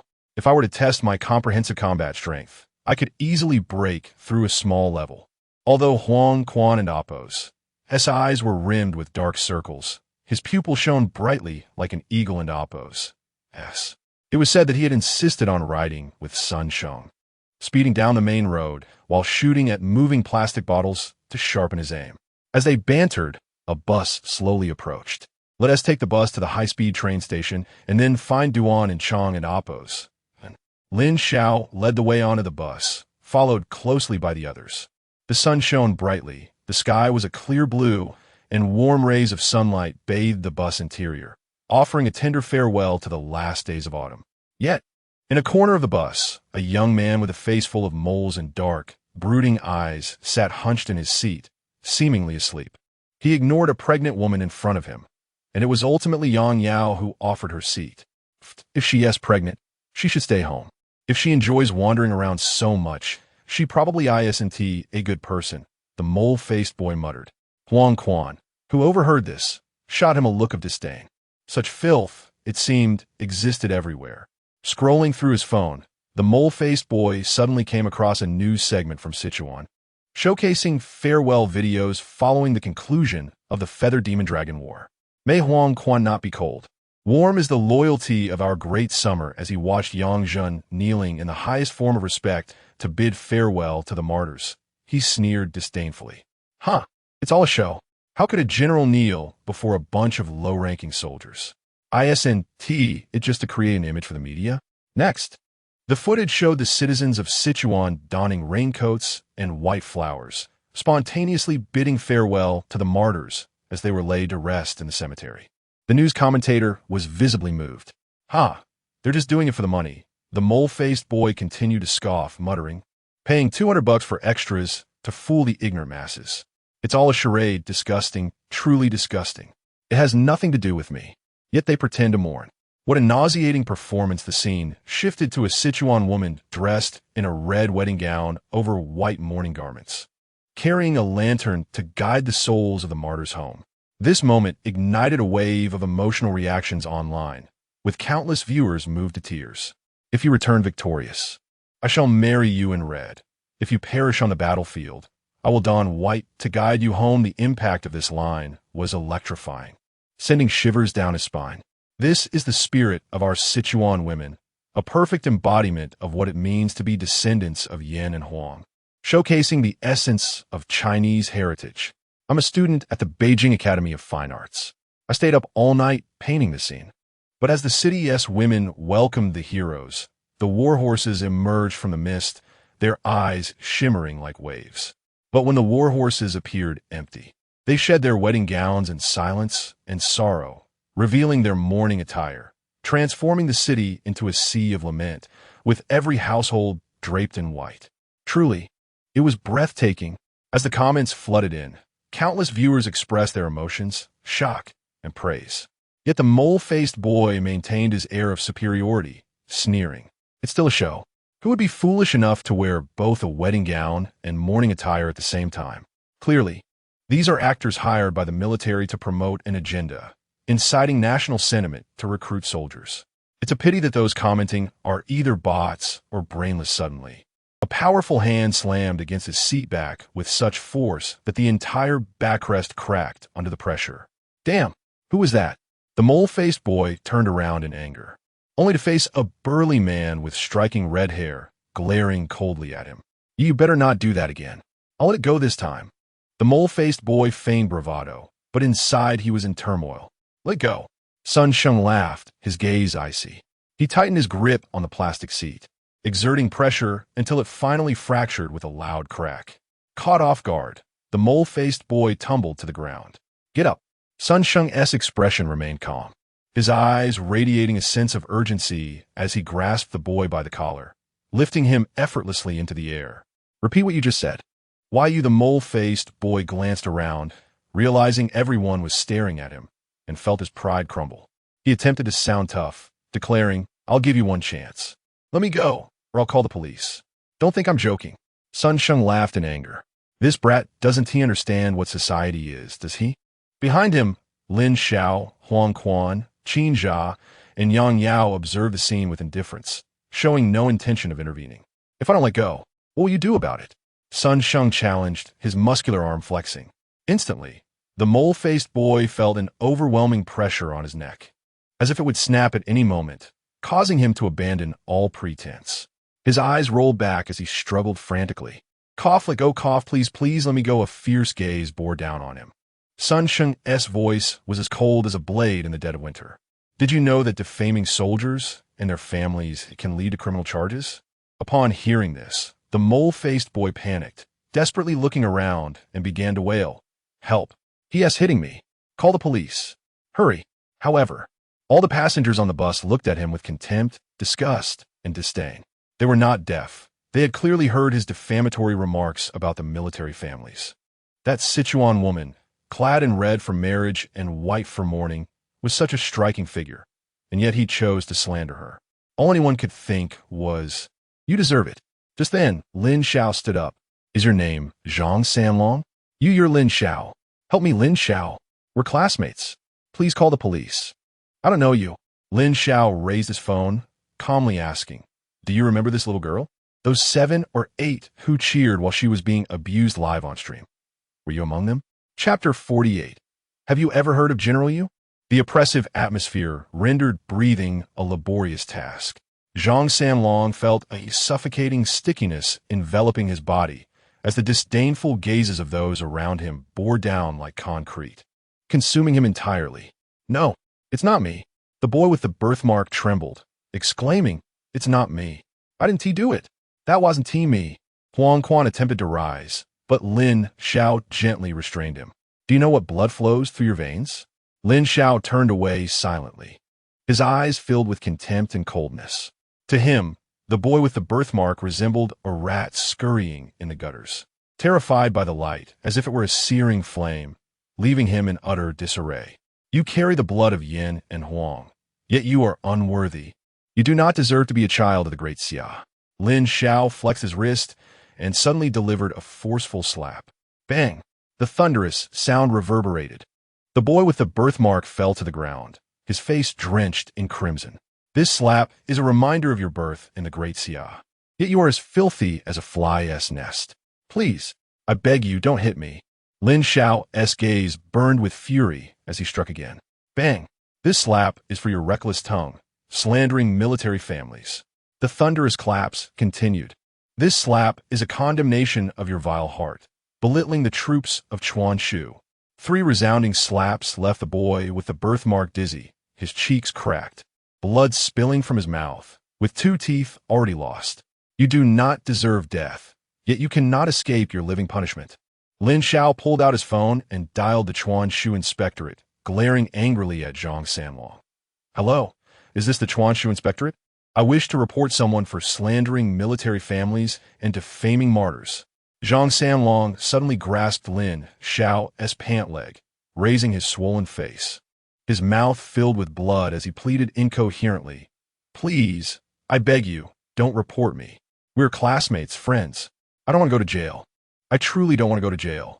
Lin Xiao expressionlessly pried Zhang Sanlong's hand away, his eyes filled with revulsion. "Do not tarnish the word friend." Despair clouded Zhang Sanlong's eyes as he erupted in a fit of rage. "Did I say anything wrong? I did not say anything wrong. I am innocent." "What makes you so impressive, Lin Xiao? Aren't you just a sickly runt? Aren't you merely a bounty hunter? What does that little girl being beaten have to do with me? Did I hit her? And since my mouth is my own, I can say whatever I choose. What is wrong with wearing a wedding dress? What is wrong with wearing morning clothes? Which sane person would wear both at the same time? You are all fools, unable to see that it was merely a performance, daring to invert black and white to slander me." At this moment, the entire bus erupted in outrage. There was no need for Lin Xiao to intervene. Office workers, market-going matrons, young maidens, and innocent boys, each face radiated uncontainable fury. Slandering military families, do you still have any shame? The bright skies of Chuanshu were earned with the lives of its martyrs, yet you dare call their memorials a performance? Has your conscience been devoured by dogs?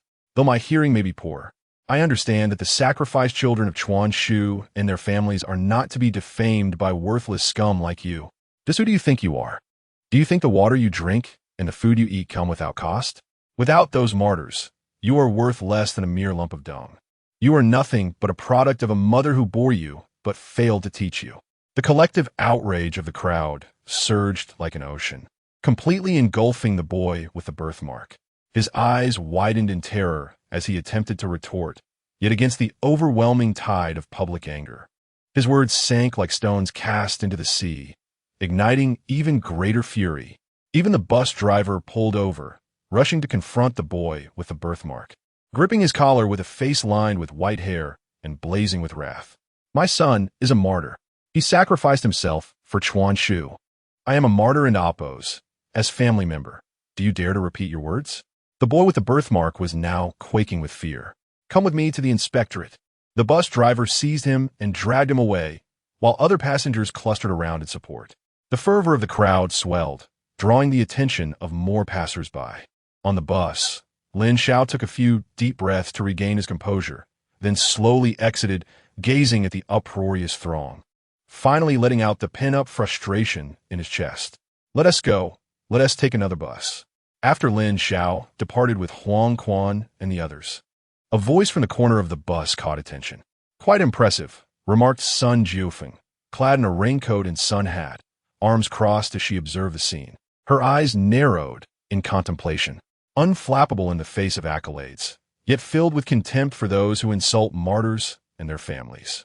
This child's character truly resonates with me. The high-speed railway station connecting City X to Chang'an lay adjacent to a slum. A chaotic and filthy scene unfolded, where any ne'er-do-wells of all stripes converged. Yet, amidst this turmoil, a welfare institution stood resolute. Autumn winds scattered fallen leaves, disrupted by the shuffling of countless pairs of bean shoes. Bang, bang, bang. The urgent sound of iron gates being struck resonated. Regardless of your excuses today, I demand the protection fees to be paid in full. If you refuse, I can easily raise this welfare institution with a single kick. A group of men in black surrounded a wiry figure adorned with tattoos resembling shrimp lines. From behind the iron gate of the welfare institution, the elderly matron brandished a broom, her back against a window filled with trembling children. You all need to leave. I will call the police if you do not. The tattooed man at the forefront chuckled, prompting one of his lackeys to step forward, feigning seriousness. Old hag, do you know that when our General Yu delivers a flying kick, even MacArthur would deem the entire Pacific Fleet superfluous? Get lost. The elderly matron retorted fearlessly. The tattooed man's eyes turned icy as he stepped back several paces before charging forward like a stubborn mule, forcefully kicking open the iron gate of the welfare institution. Can a mere iron gate stop our General Yu? The tattooed man smirked defiantly. Have you ever heard of General Yu? Have you ever heard of the flying kick that can determine fate? Have you ever heard MacArthur say that upon seeing the stars on my shoulder, every star in the heavens became superfluous? His laughter grew sinister. A girl with a wild demeanor stepped forward, proudly leaning against the tattooed man. If it were General Yu, even bean shoes wouldn't matter. The tattooed man laughed maniacally. Old hag, did you hear that? Those with sense will pay the protection fees. Gritting her teeth, the elderly matron glanced back at the window, where many terrified faces of children cowered in the corners. Fine. She suddenly turned, gritting her teeth. But you must not harm my children. At that moment, various colorful voices drifted from around the corner of the street. Yang Yao, are you sure the welfare institution is here? What a coincidence. It's right by the high-speed railway station. Huang Quan, could you please put away your AK? Chapter 49. The Benevolent Orphanage. An hour rewound in time. Lin Xiao and his companions arrived at the high-speed railway station. Suddenly, Yang Yao expressed her desire to revisit the orphanage. Having grown up there, I had witnessed the mingling of diverse individuals, with local ruffians frequently causing trouble for the institution. Yang Yao earnestly pleaded, please give me half an hour. The orphanage is nearby, and I just want to take a quick look. Is that all right? Lin Xiao laughed heartily. Then we shall all go. We are not in a rush. Gratefulness is shown in Yang Yao's eyes as she began to recount more stories about the orphanage along the way. Ideally, a legitimate orphanage should not be situated in a slum. However, the Aurora Orphanage is privately operated, with a kind-hearted matron at its helm. Each day, homeless children from the slums would sleep on the streets, and she would bring them back to the orphanage, providing them with food and a warm room. Lin Xiao suddenly interrupted, frowning as he inquired, those homeless children are likely in conflict with their families. They essentially have homes and are not orphans. Did the matron really take them in without hesitation? Yang Yao's beautiful eyes widened in surprise. I don't know. All I know is that I was also taken in by the matron. She told me I was found in a trash bin at the hospital, nearly frozen to death in the harsh winter. Lin Xiao nodded. Please continue. Indeed, the orphanage is wonderful. There is fresh food every day, which all the children adore. When they reach 18 and must leave the orphanage, they often cry in protest. I once had a close sister who suffered from severe epilepsy. She was beautiful, but during her episodes, she resembled a zombie, which was terrifying. Yet, The matron never shunned her and frequently took her for medical checkups. Unfortunately, after my sister turned 18, I never saw her again.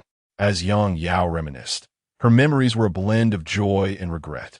The matron was fiercely protective of us. The slum was rife with ruffians who often troubled the orphanage. Some of these thugs were truly depraved, with one having sneaked into the orphanage at night a few years ago and abducted a 5-year-old boy. By the time the matron and her aides found him, the boy had already been tortured to death. In a fit of rage, the elderly matron, over 60, wielded a kitchen knife and chased that monster 13 streets away. Since then, few dared to harass us again. Upon hearing this, Lin Xiao felt an inexplicable sensation of peculiar unease. Yang Yao continued, I have always cherished my life at the orphanage and hold fond memories of the matron. Look, the orphanage is right there. With excitement, Yang Yao pointed toward a distant domed building, but her expression shifted to one of fury as she glared, her platinum vertical pupil widening fiercely. Who are you? She demanded, her voice laced with anger, interrupting the laughter of the ruffian leader. The ruffians immediately seemed ready to act, but the leader waved them off with indifference. You asked who I am? He replied slowly, crossing his arms and lowering his gaze, an air of arrogance emanating from him. Have you heard of General Yu from Eastern District Data City X?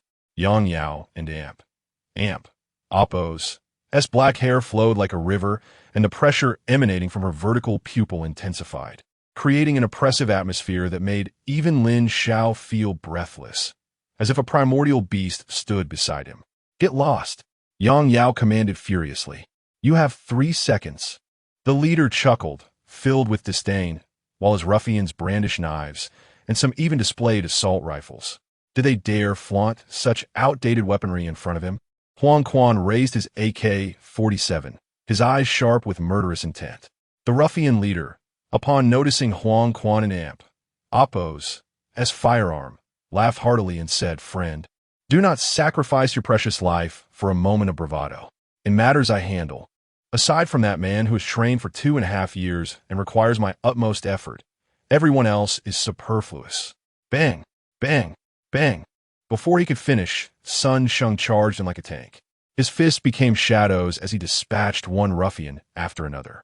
The ruffian with the assault rifle attempted to shoot, but Sun Sheng swiftly seized the barrel and yanked it, sending both the rifle and its owner crashing to the ground, blood splattering in the process. Sun Sheng's explosive entrance took everyone by surprise, and before the leader could react, all his ruffians lay incapacitated. So, you're General Yu, are you? Sun Sheng sneered, glancing at the cheap copper star on the leader and Oppo's shoulder. Where did you buy such a shoddy star? You, a mere scrawny monkey. Think you have a right to boast in front of me? With a resounding punch, Sun Sheng sent the leader reeling, blood pouring from his nose as he collapsed, unconscious. After resolving the conflict, Yang Yao smiled gratefully at Sun Sheng and took a deep breath, her face brightening as she rushed toward the matron. Grandma, Yao Yao is back to see you. The matron and Oppo's expression shifted from shock to confusion, then darkened, only to transform into sheer joy in an instant. Is that you, little Yang Yao? You truly are my precious darling, returning to visit your grandma. Yang Yao and the matron exchanged warm pleasantries while Lin Xiao calmly entered the orphanage. The orphanage's windows gleamed in the autumn sunlight, reflecting the numerous children inside, easily drawing attention. Yao Yao, who are they? They're all my friends. Ah, friends. Yao Yao is impressive, making friends everywhere. How did you do it? The matron smiled and nodded at Lin Xiao and the others. Oh, I and Amp, Oppo's, am doing well, Grandma. How have the younger ones been? Lin Xiao replied with a smile, but internally, he grew increasingly cautious. Having endured the vicissitudes of life during his 8 years battling a terminal illness, he had witnessed the coldness of human nature, and he had become adept at discerning the true intentions of others. Although he maintained a facade of calm, his sensitivity surpassed that of ordinary individuals. The matron's seemingly warm smile concealed a probing intent within her gaze and words. Indeed, Lin Xiao was certain of it. There was an underlying motive behind her demeanor. Lin Xiao, I must say, this orphanage is truly a paradise, Huang Quan remarked, gazing at the flourishing locust trees the clean ground, and the spacious, tidy environment of the orphanage, exclaiming, "It's like heaven compared to the slum outside." Lin Xiao raised his head slightly. The abundance of locust trees cast an extraordinarily dense shadow. He discreetly approached the window, extending a finger to touch the glass, observing the two fingers side by side in silence. After a moment, he gently waved at the children inside, yet they remained unmoved, seemingly oblivious to his presence. At that moment, Lin Xiao and Appo's expression darkened significantly. Chapter 50. Is human flesh sold at the Southern Vegetable Market? Lin Xiao. Huang Quan noticed Lin Xiao's peculiar demeanor.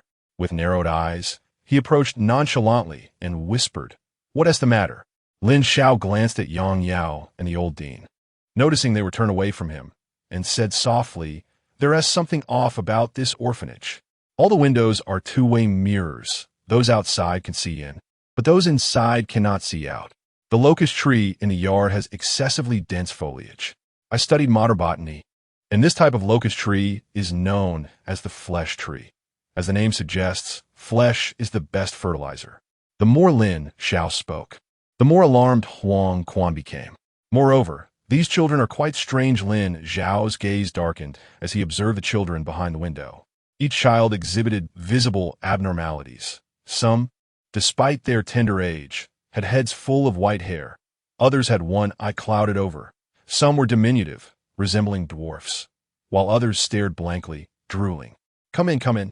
Today we're having cabbage stew with pork, made by me, and it's absolutely delicious." The old dean suddenly beckoned everyone inside. However, they entered the adjacent kitchen rather than the room where the children stayed. Yang Yao, filled with joy, reminisced about the flavors of her childhood. Yet Lin Xiao, with a smile, inquired, "Shall we assist in bringing it to the inner room? It seems the children are quite hungry." "No need. The children are weak and have various ailments. They cannot be exposed to outsiders, as it may lead to infections. We will eat in the kitchen. The other aunts will bring food to the children."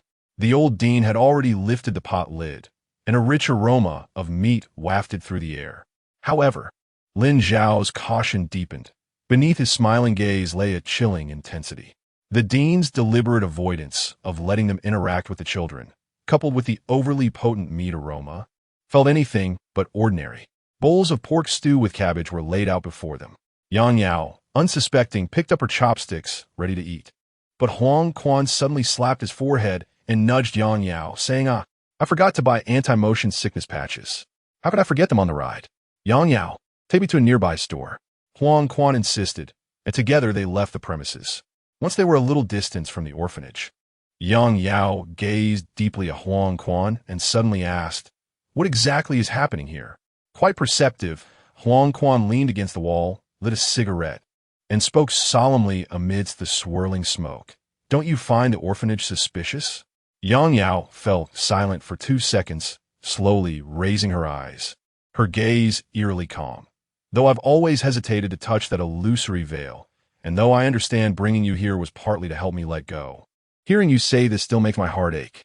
Huang Quan quietly regarded Yang Yao. After a long pause, he gently nodded. "Since you're also aware, it makes things easier." Meanwhile, in the kitchen of the orphanage, "No worries, Grandma. Don't fret. Yang Yao is surely familiar with this place, and won't he get lost?" Lin Xiao reassured, noticing the old dean and Appo's wistful gaze toward the door. The old dean snapped back to reality, enthusiastically inviting, "Come on, children, eat. This pork is fresh. Bought from the market early this morning, Grandma." "Which market did you buy it from?" "The Southern Vegetable Market." Lin Xiao picked up a piece of pork, observing its surface where a small, translucent fingernail lay, and quietly asked the old dean, "So, does the Southern Vegetable Market also sell human flesh?" In an instant, it was as if thunder struck. The atmosphere in the kitchen plummeted to an icy silence. The old dean's expression shifted from panic to a sinister calm. The scattered white hairs on her forehead and the dullness in her eyes resembled a corpse staring blankly at Lin Xiao. "What do you mean?" Sun Sheng and Qin Zhao were both taken aback, springing to their feet in shock and disbelief. "I said, does the Southern Vegetable Market sell human flesh?" Lin Xiao flung the piece of meat onto the table, his gaze icy. Not even the fingernails were cleaned properly. The old dean erupted, rising furiously. Her countenance darkened as she questioned, "Young man, speaking recklessly comes with consequences. You are tarnishing my name, tarnishing Aurora Orphanage." Lin Xiao smirked coldly, glancing behind him. Sun Sheng and Qin Zhak promptly blocked the kitchen door. "Tell me, how many people have you killed?" Lin Xiao's eyes suddenly sharpened like a tiger's, intensely scrutinizing the old dean. "You monitor the children in the back room daily, and every month you gather new children, each of whom disappears upon turning 18. Speak. How many children have you harmed in this orphanage?" The old dean laughed in fury. As her laughter escalated, her mouth split open, blood gushing forth until her smile stretched to her ears, revealing a terrifying, gory maw. Suddenly, all the iron doors of the orphanage slammed shut. When the world is that? Lin Xiao and Apos, as pupils constricted as he slowly retreated. "Damn it! The doors are locked. Brother, what do we do now?" Sun Sheng and Qin Zhao were drenched in cold sweat. The old dean before them could no longer be considered human. Her head split in two around her lips, a grotesque, bloodied mouth protruding a long, barbed tongue. Each limb bent at unnatural angles, and a thick brown tail extended from her rear, resembling a reptile. "You're given a chance, yet you're so feeble," the old dean cackled maniacally, lunging at Lin Xiao with her terrifying maw. Blood and viscous liquid gushing forth like a fountain. Lin Xiao let out a muffled grunt as the old dean viciously bit into his chest. The force of the bite was on par with a Major S strength. It stings a bit, but not excessively. How did she manage to bite so easily? The old dean felt elated. She initially thought this boy had some ability, but now he appeared to be a mindless fool. "Then let us rip you to shreds." With a gleeful heart, the old dean clamped her monstrous jaws shut, her horrifying bite force capable of effortlessly shattering concrete walls. But in the next moment, she froze in place. "Bite harder, keep biting." Under the awed gazes of Sun Sheng and Qin Zhao, Lin Xiao remained calm. His eyes fixated on the old dean and Apos. Jaws clamped around his chest, his tone a blend of mockery and cold fury. "Is this how you used to treat people when you were young? But you know, age comes with its own set of problems. Your teeth will loosen with time." What if Lin Xiao clenched his fists tightly, his gaze fierce as he suddenly struck the old dean's temple? What if you break a tooth? Wouldn't that be unfortunate? Chapter 51. Fury from the Welfare Institute's Dungeon. Boom! The old director crashed to the ground. Lin Xiao coughed violently, turned around, and shouted angrily, "What are you standing there for? Hurry up!" Sun Sheng and Qin Zhao suddenly came to their senses. "I'm coming." Sun Sheng noticed a pile of hemp rope in the corner, grabbed it, and lunged at the old director, whose appearance was somewhat repulsive. This creature is no human. Taking a deep breath to overcome his psychological fear, Sun Sheng pressed his knee firmly onto the old director, commencing a skilled binding performance. The rope wound around the armpits, tied into a cross knot at the back, and then wrapped around to the front, forming another cross knot along the contours of the chest. "I thought you were formidable, you old monster." Sun Sheng sneered at the wildly struggling old director. "Turns out you're nothing special. Lacking strength, speed, and with such weak skin defenses. You barely qualify as a major-level combatant. How dare you stir up trouble here? Roar!" The old director thrashed violently, roaring incessantly, blood-red froth spewing from his mouth, creating a horrifying scene. "No, this is not human at all. Qin Zhao, keep an eye on this old monster. Sun Sheng, let us check on the children." Lin Xiao took out the alchemical hammer and forcefully smashed open the kitchen door, leading Sun Sheng into the inner room. At that moment, a nauseating stench wafted from the inner room, overwhelming Lin Xiao, who couldn't Apos, help but vent his frustration, who defecated in their pants. "My goodness, this is worse than my uncle's stench from not bathing for 18 years back in my village. How do you all endure this?" All the children appeared terrified, yet somewhat dazed. What are you?" A child with grayish pupils trembled and inquired. "We are the angels of justice," Lin Xiao replied casually, suddenly stepping forward and gently cupping the face of a white-haired child, whose nasal bone had been maliciously removed, leaving only soft flesh against the cheek, a clear sign of loss of smell. And the other children? "You!" Lin Xiao was stunned, his eyes ablaze with fury. His heart thundered like a drum, the sound of his heartbeat drowning out the foul odor. Because, upon closer inspection, he noticed the horrifying wounds on the faces, bodies, and limbs of all the children.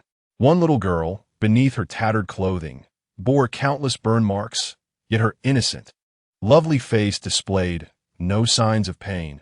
Her eyes were vacant, and her lips curled into a foolish smile. Lin Xiao staggered back a few steps. "Are you all right?" "I'm fine." Lin Xiao took several deep breaths, but found that the fire of rage within him refused to subside. Gritting his teeth, he asked, "We're the good guys. You don't need to be afraid. Tell me, did the director harm you?" To his astonishment, the burn-marked little girl clapped her hands in a daze and said, "No, Grandma Director treats us very well. Whenever we're in pain, she gives us medicine. And after taking the medicine, it doesn't hurt anymore." Upon hearing this, Lin Xiao felt a raging firestorm in his chest. What kind of torment have these children endured? What medicine? Where is it? Lin Xiao inquired. The little girl pointed dreamily towards the corner. "The medicine is in that hole. There's also an older sister sleeping in there. She's so beautiful. I want to be as pretty as her." Lin Xiao exchanged glances with Sun Sheng, both taking deep breaths before cautiously approaching the corner. They discovered it was a metal floor, and upon knocking, it echoed hollowly. "It's a dungeon. Should we break it open?" Lin Xiao tightened his grip on the alchemical hammer, slowly closing and then reopening his eyes. The hammer swung down with force. "Open!" Bang, bang, bang! The dungeon door burst open with a series of strikes, a more putrid stench flooding out, reminiscent of decaying flesh and pungent chemicals. Clang! The moment Lin Xiao beheld the scene inside the dungeon, he froze, his pupils trembling, and the hammer fell heavily to the ground, the sharp sound causing his heart to convulse violently. Damn it! How could a human do such a thing? Sun Sheng was enraged, his hair standing on end. The scene within the dungeon. A sturdy, dust-free operating table. The corpse of a bound adult girl. Judging by her appearance, she was stunningly beautiful, possessing a breathtaking allure. Her silky black hair, full lips, and youthful visage. Those gentle, arched brows resembled a moonlit fairy, yet were covered in thick blood scabs that began at her forehead, obscuring her face and 9 eyes, extending to her 5 arms and 6 thighs. Surrounding her were various surgical instruments, chunks of flesh, vials, tubes, and equipment, scattered and stained with blood. How could a human commit such atrocities? Inhuman, utterly inhuman. Sun Sheng and Appo's roar echoed throughout the Welfare Institute. At the doorway to the inner room, Huang Quan and Yang Yao rushed in. Yang Yao stumbled forward, and upon seeing the scene in the dungeon, her legs gave way, collapsing at the entrance. "Sister! Sister!" Tears streamed down Yang Yao's face as she cried out, her trembling pupils seemingly flooded with images from her childhood. "Yao Yao, is your sister the most beautiful? Yao Yao, you must believe me, I'm not sick. I'm just pretending to be sick. You don't know that every time the director takes me out for treatment." Director, Grandma, I didn't speak to Yao Yao. I was wrong. I want an amp, Appo's, to go crazy again. Yao Yao, I'm in so much pain my eyes hurt. My head hurts, my arms and legs hurt.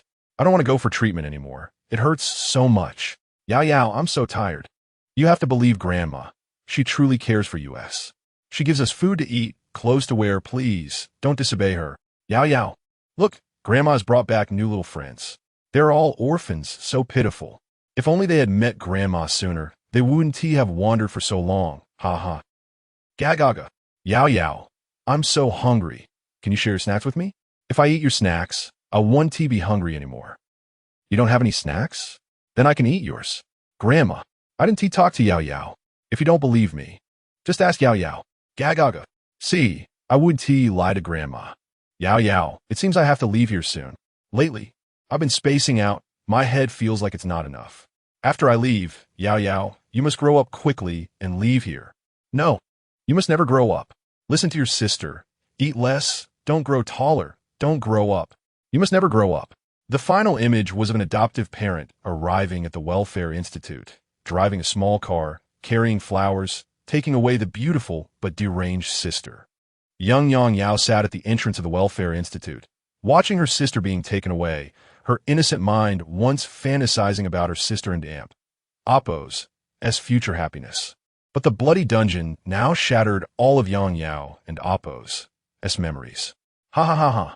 It's all a lie, all a lie. Yang Yao wept blood tears. Lin Xiao stood up, his expression dark as he walked toward the kitchen. This time, his murderous intent reached its zenith. Lin Xiao wait. Sun Sheng, covering his nose, jumped into the dungeon and emerged holding a diary. It seems there's a diary here. Chapter 52. To combat evil, one must wield a blade. Diary? Lin Xiao struggled to contain his fury as he opened the diary, only to be met with the first sentence that ignited his rage like a rolling boulder down a mountain utterly uncontainable. February 3rd, 2001. The first case of human genetic experimentation. Subject name, Wan Miao Miao, 18 years old, devoid of awakened talent, subjected to divine corpse genes. May 3rd, Wan Miao Miao's experiment failed. Her genes began to deteriorate, leading to the conclusion that divine corpse genes far surpass human genes. Currently, the characteristics of gene chaos have not manifested.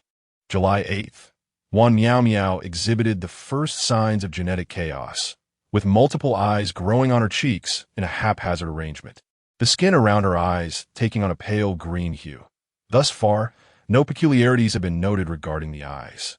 August 3rd, Wan Miao Miao and Appo's genetic chaos has intensified, resulting in the growth of extra limbs, rapidly losing human characteristics. However, the good news is that a more stable gene chain has been extracted from her body. October 5th, the stable gene chain was injected into the orphanage director with great success. The genes stabilized, and the director began to undergo transformation, rapidly gaining strength and likely to emerge as a major-level awakened being. November 3rd, Wan Miao Miao and Appo's deranged state is becoming increasingly frequent and must be addressed promptly. Otherwise, it will pose a risk to the laboratory and the organization. December 1st, measures to deal with Wan Miao Miao commenced, intending to utilize adoption policies to imprison her in the cellar for future genetic experimentation. December 15th, Wan Miao Miao has been handled. December 30th, selection of the next test subject has begun. As Lin Xiao read on, his fingers clenched into a taut fist, his youthful brows furrowed like a wrathful dragon. Yang Yao, upon reading the diary's contents, wept inconsolably. I knew it. I knew my sister's last words were true. She changed. She became a monster, battling the creature within her. Yet in the end, she knew she was to perish and still urged me not to grow up. Lin Xiao slowly closed his eyes, the flames of rage surging within him. Thus, the beautiful sister you spoke of was Wan Miao Miao, the very corpse in the cellar. You claim that the orphanage brings in new children each month. They're not providing charity, but rather preying on homeless children, luring them with food and clothing to become test subjects. This so-called orphanage is, in fact, merely a storage facility for genetic experimentation. Lin Xiao, consumed by fury, let out a bitter laugh. That old monster truly seeks death. Sun Sheng furrowed his brow at Yang Yao, inquiring, have you not noticed anything over the years you've lived here?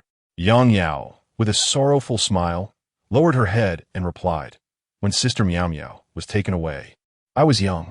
Though I sensed something amiss, I didn't dwell on it. It was until later that I gradually realized this orphanage seems like a den of evil, but I lacked the power and the right to resist. On my 18th birthday, someone came to adopt me, and I fought with all my might to escape, only to be knocked unconscious, waking up in the madman's laboratory. Today, as I prepared to take the high-speed train, I felt compelled to return here. I must confront the grudges and entanglements of this place with my own hands. At this point, Yang Yao's gaze transformed, filled with sorrow, coldness, and resolute determination.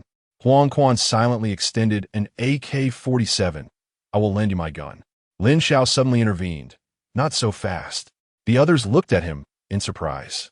Lin Xiao strode into the kitchen, took over from Qin Jia, and produced twin daggers, pressing them against the old director's head, his murderous intent palpable, as if he were no mere 18-year-old lad.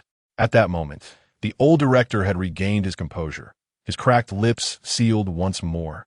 His twisted limbs returned to their original state, glaring at Lin Xiao with malevolent resentment. Speak. What is your relationship with the madman in the laboratory? What ties do you have with the Chong and Amp? Amp, Oppos, and Hanyuan group. What is this so-called divine corpse? And how many innocent children have you harmed over the years? Lin Xiao appeared as a judge, his gaze lowered, cold and merciless, the twin daggers in his grip showing no hesitation as they pierced the old director's collarbone. Roar!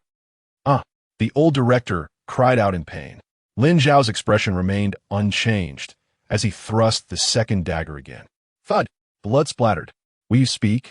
Lin Xiao viciously twisted the dagger's hilt, the blade rotating within flesh and bone, delivering a pain akin to scraping the bone, rendering the old director utterly limp.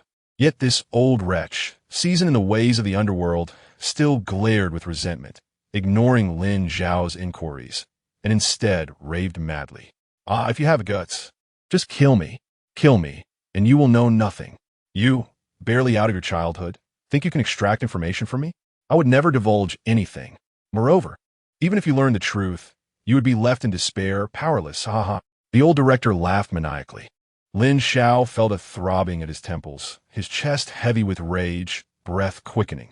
Unbeknownst to him, the daggers had found their way to the old director's heart. Hey. Come, stab me, and I'll be dead, he. The old director's laughter was both wicked and terrifying, revealing a row of blood-stained teeth. Huff. Lin Xiao gasped for breath, his eyes gradually turning crimson. Before him, it seemed as though the figures manifested, children marred with scars, a girl scorched all over, the multi-eyed corpse in the cellar, syringes and drugs scattered across the floor. Let me tell you, the most delectable flesh in the world is human flesh, and the most exquisite of all is that of children. The old director's grin stretched grotesquely, his smile chilling. Every month, I carve a large piece of meat from the deceased children to make pork stew with cabbage. Bang, bang, bang. In that instant, Lin Xiao and Oppos' heart shattered, his eyes blood-red. He roared as he thrust the blade forward, intent on annihilating this monster and delivering justice for the tormented children. However, a sudden hand appeared before Lin Xiao, fingers slightly splayed, clamping down on the blade, preventing him from plunging deeper. Who are you? Lin Xiao, with eyes aflame, turned. Sun Jiufeng, clad in a raincoat, stood before him, her expression grim. Child, leave the killing to me. Sun Jiufeng patted Lin Xiao's shoulder, slowly drawing him behind her. Lin Xiao would forever remember that as the first sentence exchanged between him and Sun Jiufeng. I am, under the old director and Amp, Oppos' terrified gaze. Sun Jiufeng slowly raised her hand, drawing forth a crimson long blade from her waist. The master of the Great Xia Judicial Hall, Sun Jiufeng, tasked with purging evil and overseeing the realm, suppressing the 36 battle zones of the Great Xia. Who could have anticipated that upon her recent appointment, she would encounter such?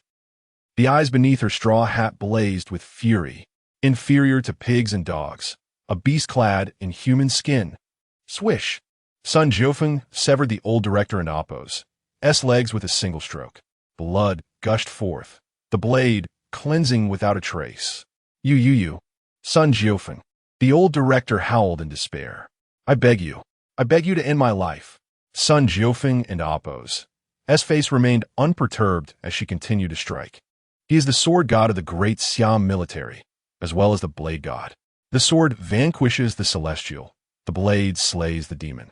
Such demons should indeed be dealt with by the blade. Chapter 53. Is this a monster's lair? The name of Sun Jiufeng had long since become a household legend during the Great Xia's War, as he wielded his sword to cut through 3,000 miles, subduing numerous cities along the Pacific coast, basking in glory and reverence. His presence instantly enlightened the old director about a grim reality, a force far more colossal and terrifying than any conglomerate had begun to intervene. The very organization she had relied upon was utterly fragile in the face of the national apparatus. Please kill me. The old director's wails echoed throughout the welfare institution. Inside, all the children were tense and fearful, too afraid to leave their beds. For deeply ingrained within them was the belief that they could not leave their rooms without the permission of their beloved director. In Yang Yao's childhood, the institution had not been so draconian. At this moment, in the cellar, the corpse of Wan Yao Miao trembled at the sound of the wailing. The scabs of blood on her face loosening, releasing droplets of bright, thick blood. This blood flowed into the crevices of the cellar, seeping into the soil. As it penetrated deeper, it began to merge with the dense network of locust tree roots hidden beneath the ground. The ancient locust tree in the yard swayed, its lush leaves dancing, but upon contact with Wan Yao Miao and Appo's blood, it underwent an unknown transformation. To the naked eye, everything appeared normal. Yet, the roots began to proliferate, rapidly engulfing more and more soil. Beneath the surface, a sea of crimson emerged, as if a demon were awakening. As the roots pierced through the cellar floor, wrapping around Wan Yao Miao and Appo's body, the bark of the ancient locust tree began to reveal countless human heads, faintly appearing. "Kill me! Kill me!" The old director cried out, bowing fervently, her body trembling, though her hands and feet had been severed. At this moment, Sun Jiufeng sheathed his blood-red long knife and drew a second, pale blue sword from his left side. "Fear not, beast. Once you are dead, I shall uproot all your support." Sun Jiufeng's gaze was calm, yet simmering with fury. No one is entitled to stir trouble within the great Xia. With a hum, the pale blue sword pierced through the old director's heart. Ah! Her eyes quickly glazed over, blood gushing from her mouth as the vitality flowed away through the wound in her heart. Lin Xiao witnessed this scene and exhaled deeply. However, just as he thought the ordeal was nearing its end, he noticed a looming shadow growing larger behind him. Lin Xiao's pupils constricted, for reasons unknown. The expanding shadow ignited an unprecedented sense of crisis within him. "Everyone run!" he shouted with all his might. Everyone turned back. The moment they beheld the massive shadow, expressions of horror and disbelief etched across their faces. Outside the window, a blood-red ancient locust tree towered, its branches resembling the tentacles of a demon, thick and drooping, casting a dark shadow that obscured all sunlight streaming into the kitchen. "That is," Sun Jiufeng murmured, his expression grave. "Is a monster that caliber?" Suddenly, the surface of the locust tree revealed dozens of heads, each belonging to young boys and girls of 18, drenched in blood, their eyes filled with agony, their mouths emitting hoarse, piercing screams and roars. "Ha ha ha, you are finished. You are all finished." The dying old director cackled madly, her last reserves of strength spent in deranged laughter. "My wooden children, nurtured for over a decade, have finally matured." As Sun Jiufeng's sword fell, the old director abruptly fell silent. "You all must leave now," he commanded, standing protectively before Lin Xiao, his left hand gripping the crimson long knife, his right wielding the pale green sword. "This monster is beyond your capacity to confront. The farther you go, the better." Lin Xiao gazed at Sun Jiufeng's silhouette. "But you are alone. I have the red dragon and the green kite." Sun Jiufeng's tone brooked no argument. Lin Xiao bit his lip and turned to lead the retreat. To struggle against the inevitable while being weak is the height of folly. Though he did not understand why this man in a raincoat chose to assist him, he recognized that, given his current abilities, he was no match for the monstrous locust tree. "Go!" Lin Xiao shouted. Qin Jia, Huang Quan, Sun Sheng, and Yang Yao followed closely behind. But at that moment, at the top of the locust tree, thick branches surrounded a gruesome, bloodied corpse. Creak, caw caw caw. The corpse, drenched in blood, was covered in eyes, hands, and feet. The corners of its mouth, encrusted with blood, slowly cracked open, revealing an expression that seemed to blend malevolence with agony, producing eerie, maniacal laughter. Caw caw caw. Yang Yao, who had been fleeing, halted abruptly at the sound of that sinister laughter. She slowly turned back and, upon seeing the corpse atop the locust tree, tears streamed down her cheeks. "Sister, sister." Yang Yao bit down hard on her lip, instantly recognizing the lifeless form of Wan Yao Miao. At that moment, Sun Jiufeng unleashed his assault, his sword and knife thrusting forth with lethal precision, the air slicing with the sound of a breaking void.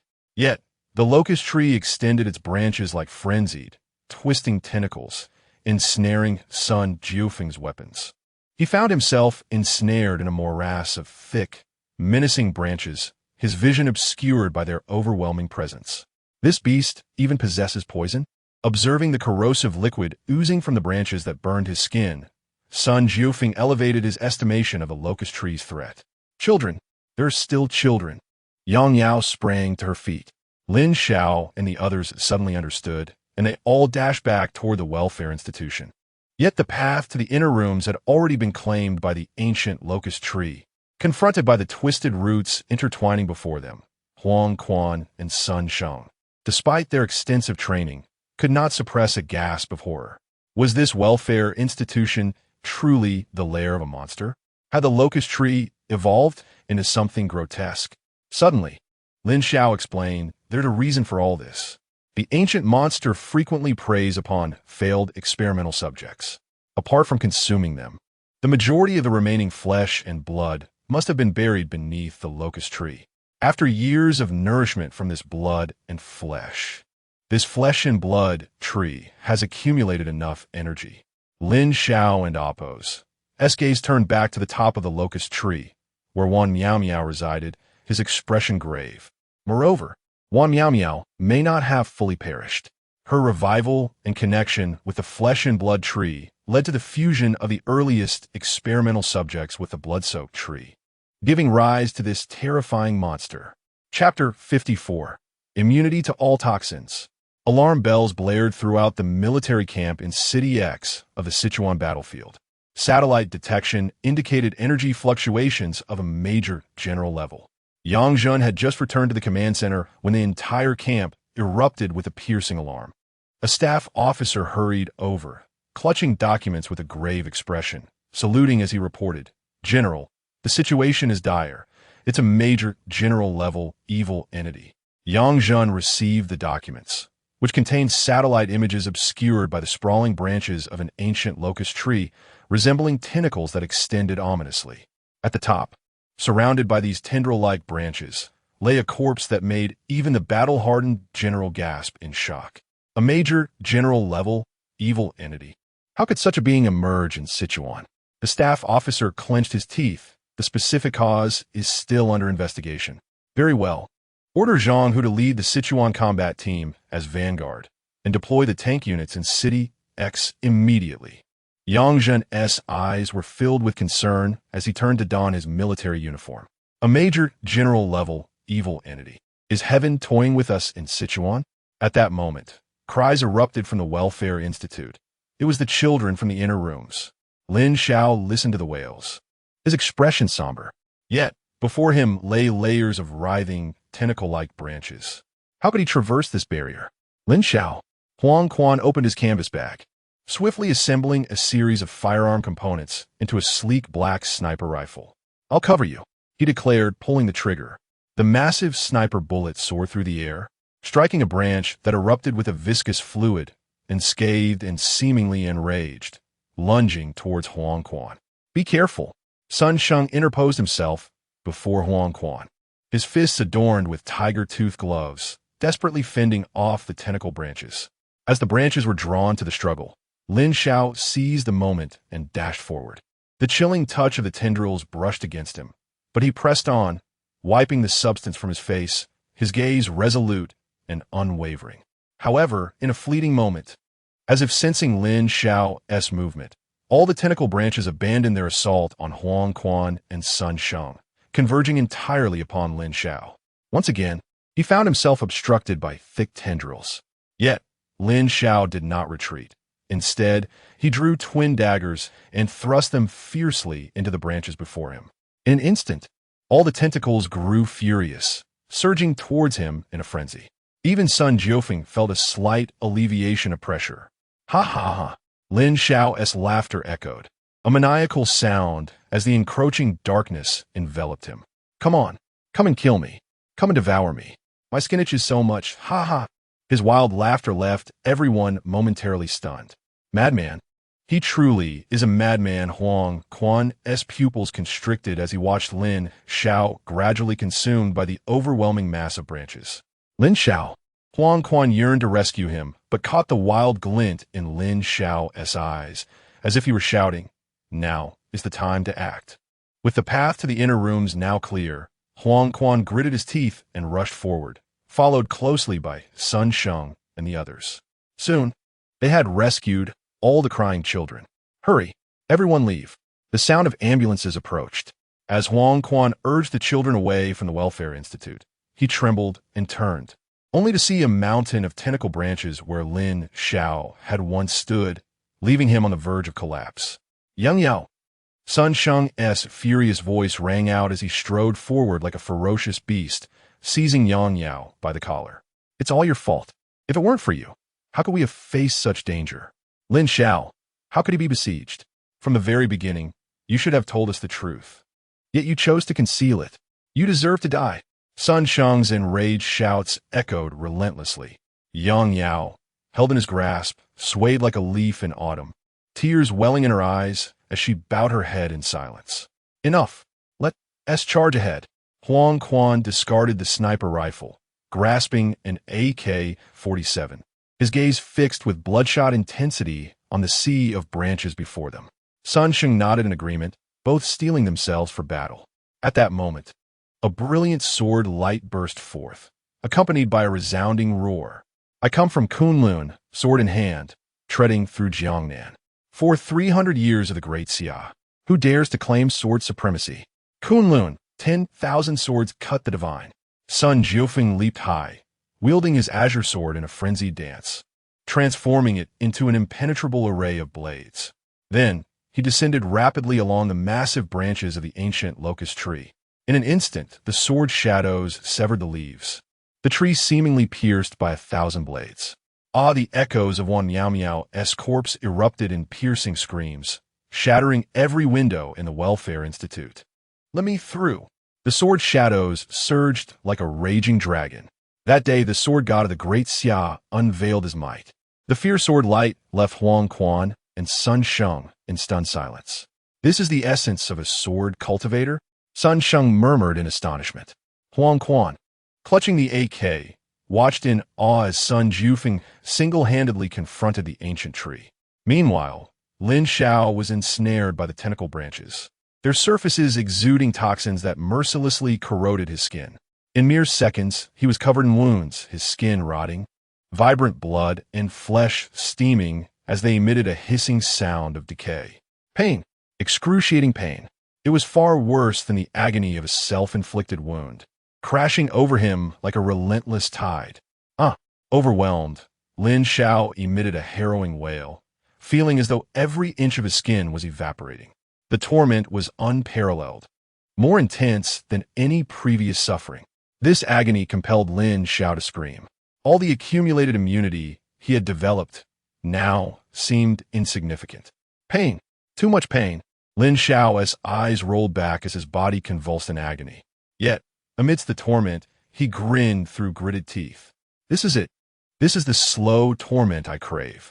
I am drowning in suffering, but you have not claimed my life, so when I endure this, I will shatter the gates of the underworld and forge an immortal body. Pain, too much pain. Let it come more fiercely." Lin Xiao's cries morphed into wild laughter. His body bled, flesh burned, cells evaporated, and genes boiled, yet he began to laugh maniacally. "Ha ha, yes. This is the feeling I seek." Buzz. His heart raced to its peak. As the familiar onset of illness washed over him, Lin Xiao felt a breeze of renewal. Ding. Host illness detected. Corrosive toxin activated. Survival confirmed. Congratulations, host. Permanent ability acquired. Immunity to corrosive toxins. Ding. Hidden condition triggered. From the brink of death to rebirth. Ability upgraded to immunity to all toxins. The rotting skin began to heal. The corrosive toxins within him started to dissolve. Lin Xiao's smile became utterly deranged and unrestrained. Who says youth cannot be reckless? If one is not reckless, can they truly be called youth? Come on. Keep corroding me. The branch's brute force was terrifying. And unable to break free, Lin Xiao surrendered to the chaos, laughing maniacally. Beast, do not let me out, do not let me grow stronger. For if I do become powerful, It will be the day you are crushed beneath my might. Chapter 55. Yang Yao's Fury, General Level Energy. Before Lin Xiao lay an endless expanse of shadowy branches. Suddenly, the sword shadow of Sun Jiufeng tore through the darkness. Hold on to me, she uttered softly, and Lin Xiao found himself enveloped in her embrace. Brother, you're so cool, he exclaimed with a playful grin. Sun Jiufeng, her body slick with tree sap, leapt gracefully between the branches like a mantis, her figure darting away from the ancient locust tree with the speed of lightning. We can't fight, we must retreat. Sun Jiufeng's expression turned grave as she overlooked the still raging ancient locust tree, disregarding Lin Xiao's praise. She leaped onto the ruins of the orphanage's wall, sheathing her sword and turning to flee. At this moment, the thunderous roar of tanks erupted in the distance. This formidable evil entity at the general level required the combined might of all Daxia's strongest warriors or a heavily armed battalion to unleash a relentless barrage. The tank division had completely encircled the orphanage, while the ancient locust tree and the corpse of Wan Miao Miao focused solely on Sun Jiufeng and Lin Xiao. Hurry! Lin Xiao shouted to Huang Quan and the others. They turned and began their retreat through the gaps in the tank formation. Once they escaped, gazing at the robust silhouettes of the tanks, Huang Quan and the others breathed a sigh of relief. That was truly perilous, Huang Quan remarked. Indeed, we're fortunate that Sun Jiufeng rescued Lin Xiao. Qin Jia commented curiously, is Sun Jiufeng really that famous? Having spent most of her time at school, Qin Jia had little exposure to the outside world, and, despite having seen Sun Jiufeng's portrait in textbooks, she could not recognize her now. Sun Jiufeng is the sword god of the Daxia military. Wang Quan Kazwali explained. She is a true top-tier powerhouse who single-handedly defended the coastal cities of the Pacific, slaying a quasi-brigadier evil entity, which catapulted her to fame. By now, she must be a general-level awakened being. Who would have thought Sun Jiufeng would appear here? She's my idol, Lin Xiao exclaimed. What boy doesn't dream of defending the nation's borders? Suddenly, a thought struck them. Wait, has anyone noticed that someone is missing? Where did Yang Yao go? The three of them, momentarily stunned, turned their gazes toward the orphanage. The ruins of the orphanage, surrounded by dozens of heavy tanks and aimed at by numerous artillery barrels, were on the brink of chaos, with the ancient locust tree poised to unleash devastation. Even if they wished to rescue Yang Yao, they could not step into that battlefield. In the clash between human flesh and the general-level evil entity, humanity appeared as fragile as mayflies, teetering on the edge of annihilation. Suddenly, the ancient locust tree erupted like a mad beast, spewing forth a thick cloud of purple mist that enveloped the entire orphanage ruins like a smoke bomb. Report, visibility obstructed. Dozens of tanks relayed in unison. The drivers' faces were taut with tension, for they were confronting a general-level evil entity. Should they be defeated today, Daxia would gain a new general-level forbidden zone. An ex-city would surely be strewn with corpses, echoing with wails of despair. Sister, it's me, Yao Yao. Amidst the dense fog, the corpse atop the ancient locust tree suddenly froze, fixing its gaze in a certain direction, its numerous bloodshot eyes reflecting a hint of confusion. Yang Yao's figure gradually emerged. Sister, as Yang Yao beheld her once familiar sister, now transformed into a terrifying visage, her heart felt as if it were being cleaved by a knife. The sight of the human heads adorning the locust tree suffocated her. Those were the children of the orphanage. Sister, please stop. Tears brimmed in Yang Yao's eyes as she extended her hand gently, as if to offer solace from afar. This locust tree is a monster. You mustn't merge with it. In a fit of rage, the ancient locust tree unleashed a flurry of branches that ensnared Yang Yao completely. The sap began to seep forth, corroding her very being. Sister, Yang Yao cried out, enduring the excruciating pain. Don't become a monster. Haven't you been fighting against the monster within your body all this time? Wake up. You're being consumed by the monster. Sister, perhaps Yang Yao's desperate cries held the power to evoke memories. The corpse of Wan Miao Miao exhibited further bewilderment, its rigid form twisting as if struggling amidst the bloody surroundings. Yet the ancient locust tree, as if possessing consciousness, tightened its grip on Yang Yao. Sharp, venomous thorns protruded from its branches, viciously piercing Yang Yao's body, injecting her with poison. In that instant, Yang Yao's body became rigid, and the next moment, she trembled violently, her eyes rolling back as she lost the ability to speak. Free from Yang Yao's interference, the corpse of Wan Miao Miao regained its eerie calm. Veins, visible to the naked eye, extended from Wan Miao Miao's corpse, gradually spreading to all the branches of the ancient locust tree. The branches began to resemble blood vessels, their sinister aura intensifying. With a swish, thick blood vessels plunged into the earth, as if siphoning nourishment. The surrounding soil instantly turned parched and colorless, while the ancient locust tree itself became increasingly crimson like blood. Sister, a faint voice suddenly emerged. Amidst Yang Yao's frantic tremors, the platinum vertical eye on her forehead opened, exuding an air of arrogance, indifference, and disdain characteristic of a higher being. Sister, do not succumb any further. Yang Yao's eyes were tightly shut, her body quaking. Yet her platinum vertical eye remained fixated on the ancient locust tree. She bore the decaying agony, mustering all her strength to cry out, "Sister, come with me. Don't stay here. This place is not your home." Buzz. Yang Yao opened her trembling eyes, filled with yearning as she gazed at Wan Miao Miao's corpse. In that moment, Wan Miao Miao's corpse seemed struck by lightning. Vivid images began to surface in the depths of her tormented mind. Yao Yao, do you think your sister is beautiful? Yao Yao, your sister truly wishes to stop treating the illness. Yao Yao, I'm in so much pain, my whole body hurts. Don't grow up. Please don't grow up. Your sister is leaving. These memories flooded the bloodied remnants of her consciousness. Wan Miao Miao's corpse suddenly yanked its bloodied arm away, clutching its head like a spider, emitting a wretched scream. It's you. It's Yao Yao. The eyes of the bloodied corpse trembled with recognition. Yang Yao's eyes brightened, feeling the corrosive pain lessen significantly. Was there hope of awakening her?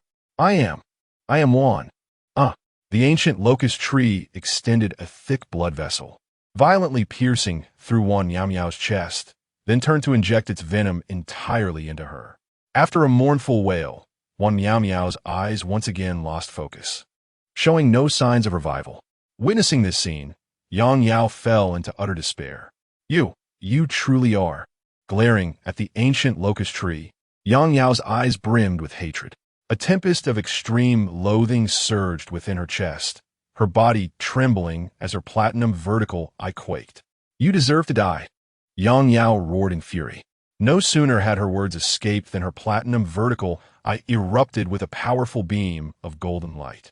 The dense fog enveloping the orphanage ruins was pierced by the column of light, shooting into the heavens. In that moment, the surrounding area dimmed, as if the world contained only that golden beam. This is no way. Detection of unknown energy source. The tank division hurriedly reported the situation. Meanwhile, Sun Jiufeng set Lin Xiao down and waved to Yang Zhen, who had come to assist. At least it's a general-level evil entity, Sun Jiufeng stated swiftly, and it's quite troublesome. The toxin is potent, with both defensive and offensive capabilities that rank among the top 20 evil entities. Yang Zhen's face was etched with gravity. Well then, thank you for your hard work. The remaining tasks are now entrusted to us. Dozens of tanks stood ready, awaiting but a single command. Just at that moment, a golden beam of light pierced through the thick fog, soaring into the sky, instantly captivating the attention of all as if it were the very center of the world. That was Lin Xiao and Appo's. As pupils quivered slightly. He recalled Yang Yao and Appo's as platinum vertical pupils. Was that an awakening? The staff officer suddenly glanced at the device beside him. It resembled a radio, an energy detector. At that moment, the energy detector began to tremble, displaying readings that approached the maximum threshold. General, the staff officer, looking at the deep crimson readings on the energy detector, quivered slightly as he addressed Yang Zhen. An energy source of general rank has appeared. Chapter 56. Granting you the authority to oversee Sichuan. A general-level energy source. Yang Jintu and Appo's eyes widened in astonishment as he gazed at Sun Jiufeng. Sun Jiufeng narrowed his eyes slightly, directing his attention towards Lin Xiao. Lin Xiao swallowed hard and shrugged. Don't look at me. How would I know? Yang Jun and Appo's brow furrowed deeply. Could it be that the malevolent spirit of that old locust tree has evolved once again? If that is the case, then the Sichuan war zone is in grave peril. Suddenly, Yang Jun lifted his head and shouted at his aide, "Immediately evacuate all civilians from City X. This place is about to become a forbidden zone." The aide trembled and saluted, understood. Soon, all patrol units in City X were mobilized. Police cars, ambulances, and even every taxi and bus surged into action. Simultaneously, all the loudspeakers throughout the streets and alleys of City X were activated urgently. Emergency notice. All residents must leave City X immediately. Repeat, leave City X at once. It was evening, the time when office workers and students were returning home. What? An emergency evacuation? I just got off work in Haven and Appo's. Haven't gone home yet. Where am I supposed to stay afterward? Wait, I haven't even put on my pants yet. Hold on, my wife hasn't put on her pants either. What? You doubt she is my wife? What do you mean by that? Can a normal couple express their love during such a time? This can't be happening. I've just spent the whole day in martial arts class. My muscles are sore. Can't we postpone the evacuation until tomorrow? I will comply. Just don't overturn my pancake stall.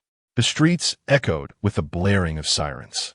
One bus after another, filled to capacity, rushed towards the outskirts of the city, forming a long line. As the leaders of the city's transportation systems worked frantically, taxis and electric vehicles joined in earnest, transforming into a fleet transporting the populace out of the city. City X was a melting pot of all sorts, with many unsavory characters. But when the military and patrol units took action, even the toughest of men began to flee in panic. In an instant, over 30,000 people from City X had evacuated more than 100,000. General, we expect full evacuation within 3 hours, reported the aide in real time. Yang Jin nodded, his face still serious. Mr. Sun, you should take this child and leave. Yang Jun arranged for a transport helicopter for Lin Xiao and the others. Sun Jiufeng nodded, refusing to allow Lin Xiao to protest, and led everyone aboard. After all, City X was soon to be surrounded by the heavy artillery of the Great Xia. Anyone remaining could be caught in the crossfire. As the helicopter ascended, Lin Xiao and Huang Quan gazed at the ruins of the Welfare Institute. Staring at the golden beam connecting heaven and earth, their expressions profoundly complex. Stop right there. What are you doing? Sun Jiufeng suddenly shouted in anger. Lin Xiao, who was poised to jump from the cabin, was yanked back by him. Lin Xiao plopped down in the cabin, his eyes filled with reluctance. Sun Jiufeng sighed, gently patting Lin Xiao and Appo's head. Enough. Don't complicate matters further.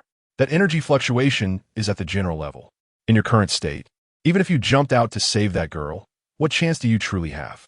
Moreover, do you even understand the situation inside? Do you know who is emitting that general level energy? Lin Xiao gritted his teeth. I cannot rest easy. Huang Quan and Sun Sheng exchanged glances, both sighing.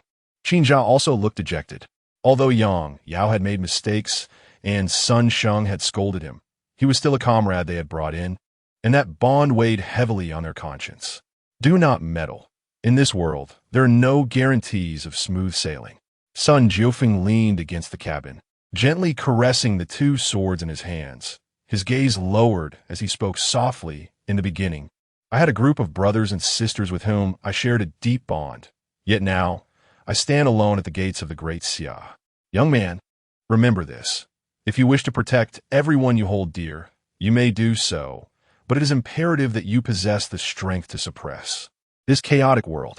After finishing, Sun Jiufeng gazed silently out the window, a blade of grass held between his lips, his stubble thick, resembling a weathered elder.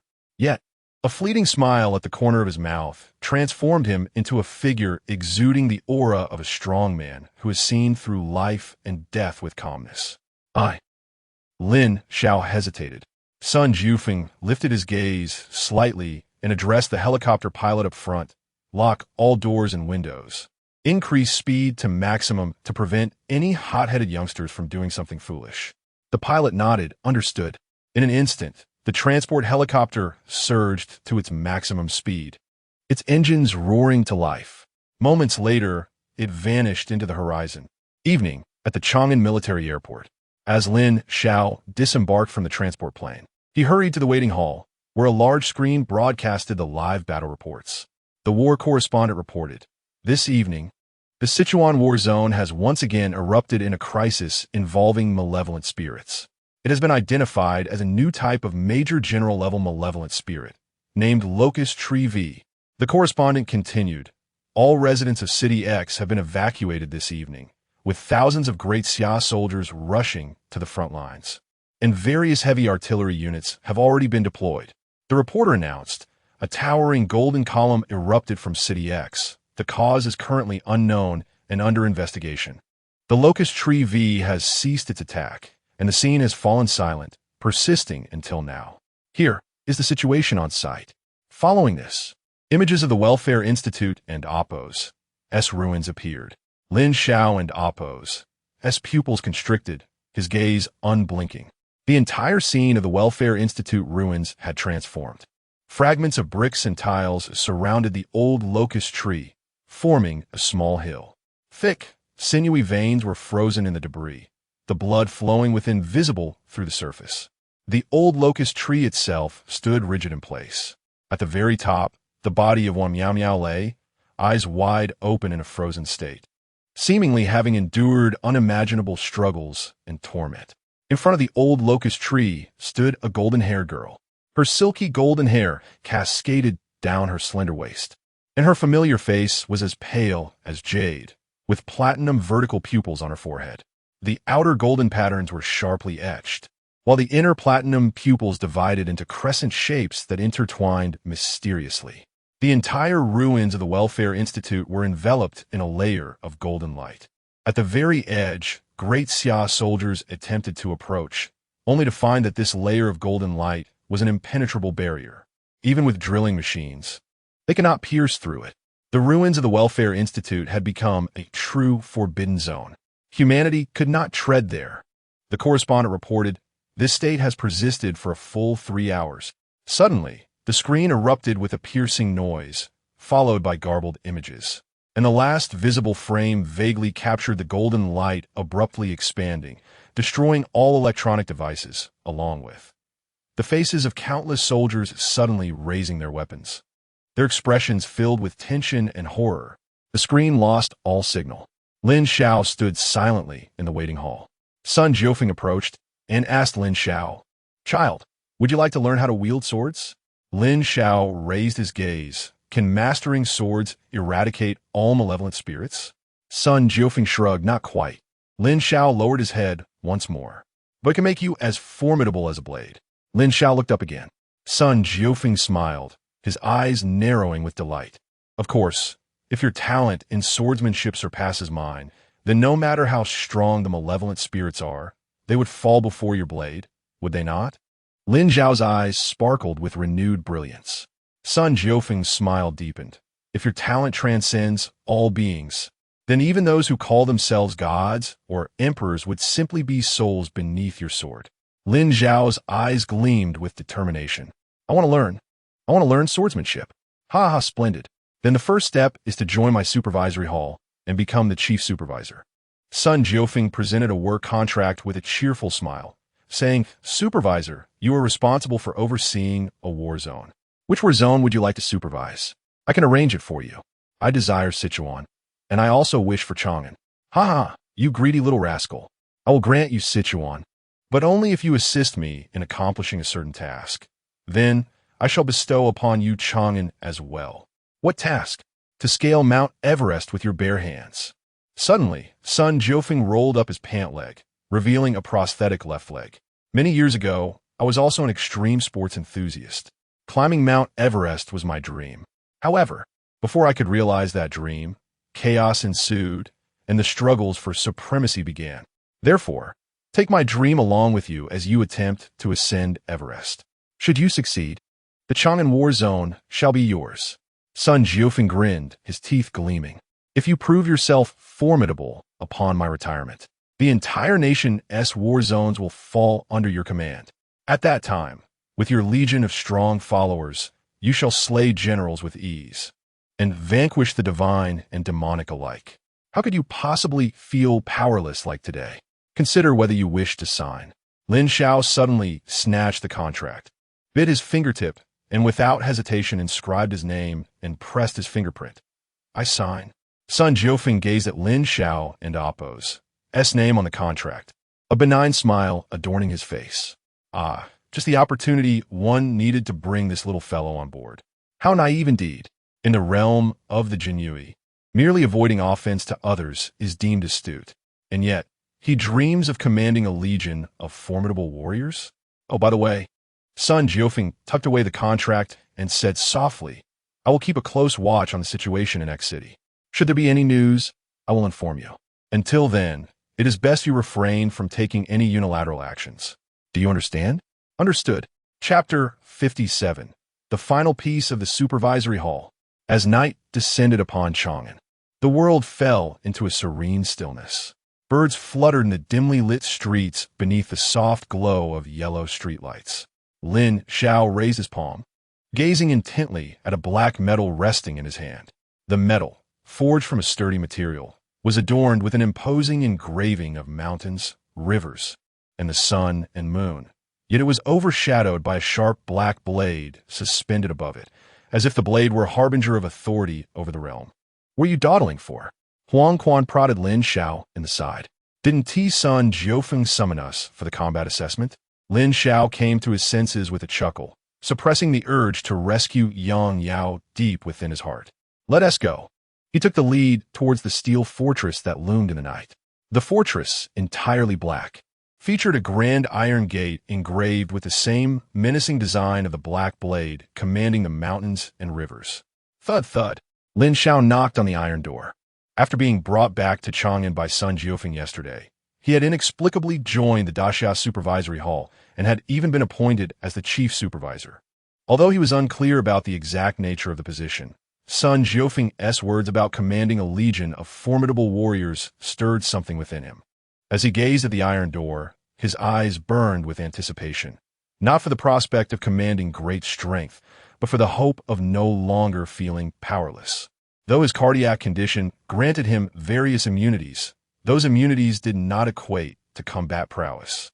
The thought of transforming his immunity into true strength ignited a fervent desire within him to protect his comrades. With unwavering determination, Lin Xiao inhaled deeply and stepped into the headquarters of the Daxia Supervisory Hall. Upon pushing the door open, a chorus of teasing laughter erupted. A round wooden table occupied by 9 seats awaited him. Each seat, cast from pure iron, bore the same intimidating emblem of the black blade. At that moment, the other 7 supervisors had already taken their places. Lin Xiao cast a quick, silent glance around. To his left sat a tall, slender man with black hair, half of his chest exposed, adorned with a tattoo of a black thorn flower, exuding an air of carefree rebellion. To his second left was a strikingly beautiful mature woman, clad in a long black trench coat with a steel spear at her back, her expression cold and unyielding, embodying an exquisite blend of elegance and lethal intent. Hello, I am Hua Lang. The Thornflower Man extended his hand, flashing a bright smile. Welcome to the Daxia Supervisory Hall, my little brother, the 8th Chief Supervisor. Before Lin Xiao could respond, Huang Quan, Sun Sheng, and Qin Jia behind him were already whispering in astonishment, clearly recognizing the notable reputation of the man named Hua Lang. Lin Xiao scratched his head, smiling innocently. All right, Uncle Hua Lang, my name is Lin Xiao. Don't call me uncle, call me brother. Got it, Uncle Hua Lang. Hua Lang squinted and smiled. Lin Xiao quickly corrected himself. Brother Hua Lang. Hua Gu. Ha ha ha. Hua Lang pointed at the cold-faced woman. This is the 2nd Chief Supervisor. Hey Tong. Don't be fooled by her looks. She has a heart of tofu beneath that knife-like facade. Last year, I owed her $300. And knowing I was broke, she hasn't asked for it back since Tong interrupted with an expressionless face. I want it back. You are the one who has no shame. There will be no more loans for you. Nonsense. Who in the Daxia Marshal Department doesn't know that Hua Lang values his reputation? I would rather be broke than not save the souls of those lost girls. Hua Lang struck a clumsy Buddhist pose. May my goodwill redeem their souls. Amen. Do Buddhists even say amen? The Buddha teaches that all beings are equal, and there are no boundaries in the world. Are you always right?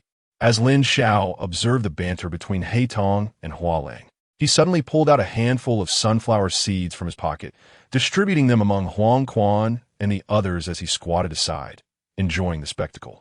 Huang Quan, did you know that the brightest star of the Daxiao Martial Department, Hualang, has such a radiant image, yet this is how he truly is? Sure, don't speak. Just enjoy the show. Suddenly, footsteps echoed from the end of the corridor. Sun Jiufeng appeared, dressed in a rain cloak and straw hat, clapping his hands. Enough of the commotion. Have you all forgotten why we convened today? Hualang chuckled, falling silent. Heitong leaned back against her steel chair, closing her eyes. See? I told you Sun Jiufeng is formidable. Just a single sentence. And both Sister Heitong and Brother Hualang have quieted down Sun Sheng, was still marveling at the scene, feeling as if his eyes were open anew. Lin Xiao, come here. Sun Jiufeng patted Lin Xiao's shoulder, surveying the room before announcing loudly. As of today, the final piece of the Daxia Supervisory Hall's territory has been established. He is the 8th Chief Supervisor, Lin Xiao. Wow, I support you. Hualang clapped enthusiastically. Lin Xiao, feeling somewhat bashful, scratched his head. However, he is quite special, not because of his age, but because of his condition. Sun Jiufeng scanned the room again. He is a patient with right ventricular cardiomyopathy. Hualang scratched his head, huh? What disease? Heitong cast a disdainful glance, her lips parting to reveal a barely audible yet elegant voice. Fool. That's a terminal heart condition. Hualang's expression turned serious in an instant. The other 5 chief supervisors also shifted their expressions, their faces reflecting shock. A patient with a terminal heart condition as a chief supervisor, responsible for overseeing an entire war zone? Were their ears deceiving them? Or had the world gone mad?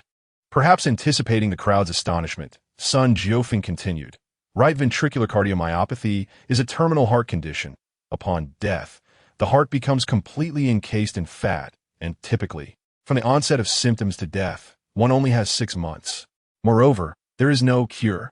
Even cultivating martial arts is 1,000 times more challenging than for ordinary individuals. By rights, patients with right ventricular cardiomyopathy should not even engage in martial arts, as their bodies cannot withstand any strenuous activities, let alone the lethal arts of combat.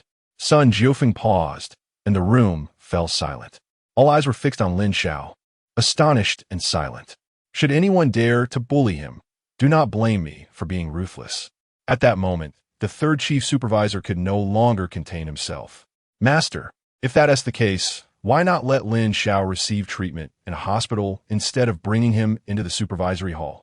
The supervisory hall is akin to the ancient Jinui, where death and blood are commonplace, and it's far too dangerous for him.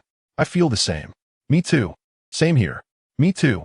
All gazes were filled with sympathy and skepticism. Lin Xiao. Sun Jiufeng smiled warmly at Lin Xiao. To conquer the western peak of Mount Hua barehanded in 5 days, to traverse the territory of the mid-level Great White Shark in 10 days, and to eradicate the largest criminal organization in City X in 15 days. Who dares to question such a prodigy's fate? Chapter 58. Hellish training in the serene headquarters of the Monitoring Tribunal. The gaze of Flower Wolf sparkled with the brilliance akin to gold and diamonds. Even Sister Black's delicate brows furrowed in astonishment. Lin Xiao scratched the back of his head, grinning radiantly. Sun Jiufeng cleared her throat and clapped her hands. All right, stop staring. Hand me the list from your respective monitoring departments. The Great Xiao Monitoring Tribunal is structured with monitoring and judgment departments, though the latter has yet to be established. Each of the 8 monitoring departments possesses the authority to form their own teams. Flower Wolf casually tossed out a list. My people value their pride. If possible, please allocate several million to our first monitoring department, so I can procure some formidable equipment. Sun Jiufeng chuckled as she received the list. Dream on. I barely have a budget, and you expect to take your team on a spending spree? What spending spree? How can you accuse the first monitoring department of lacking sincerity? Enough prattling. I'm getting a headache, Sun Jiufeng replied, collecting the list one by one. Soon, it was Lin Xiao's turn. Huang Quan, Qin Jia, Sun Sheng. And there's also a Yang Yao. Lin Xiao handed over his list. Sun Jiufeng wore a meaningful smile as she looked at Lin Xiao. All right, but I must remind you to avoid City X until further notice. It has been designated as a major, general-level restricted area. Upon hearing this, Flower Wolf and Sister Black exchanged glances. A major, general-level restricted area? Flower Wolf smirked defiantly, raising an eyebrow as if to challenge. Dare to compete and see who can conquer that restricted zone first?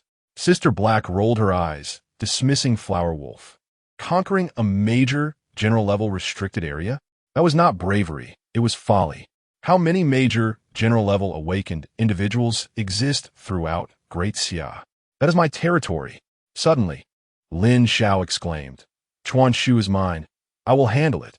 Flower Wolf burst into laughter, ruffling Lin Xiao's hair. You're only 18. Your path ahead is still long. Take my advice. The depths of a major, general-level restricted area are too profound for you to navigate. Let me take care of it. Sister Black could no longer hold her tongue. Flower Wolf, you would do well to silence yourself immediately. Even if you survive to claim the reward for suppressing a major, general-level restricted area, you won't have a life to spend it. Flower Wolf promptly fell silent, his expression subdued. Meanwhile, Sun Jiufeng placed the Great Xia seal on Lin Xiao's list and produced 5 suspended sword medals. Let the awarding ceremony commence, Sun Jiufeng declared, her demeanor solemn, standing tall like a pine. Flower Wolf immediately activated his phone to play a carefully selected background score from the tribunal. The music resonated with grandeur. Sister Black erupted in fury, drawing her steel spear and piercing Flower Wolf's phone. If you dare to act foolishly again, I'll turn you into a hedgehog. Flower Wolf, thoroughly chastened, shrank back. The awarding ceremony continues. Today, I, Sun Jiufeng, as the head of the Great Xia Monitoring Tribunal, bestow upon Lin Xiao the position of the 8th Monitoring Department head. I expect you all to uphold your duties and protect our homeland. Sun Jiufeng presented the medal, a symbol of absolute deterrence and strength, representing stability for our nation. Lin Xiao, Huang Quan, Qin Jia, and Sun Sheng received their medals with solemn expressions. Thus, the welcoming and awarding ceremonies concluded. Lin Xiao, currently the 8th Monitoring Department, is the weakest unit.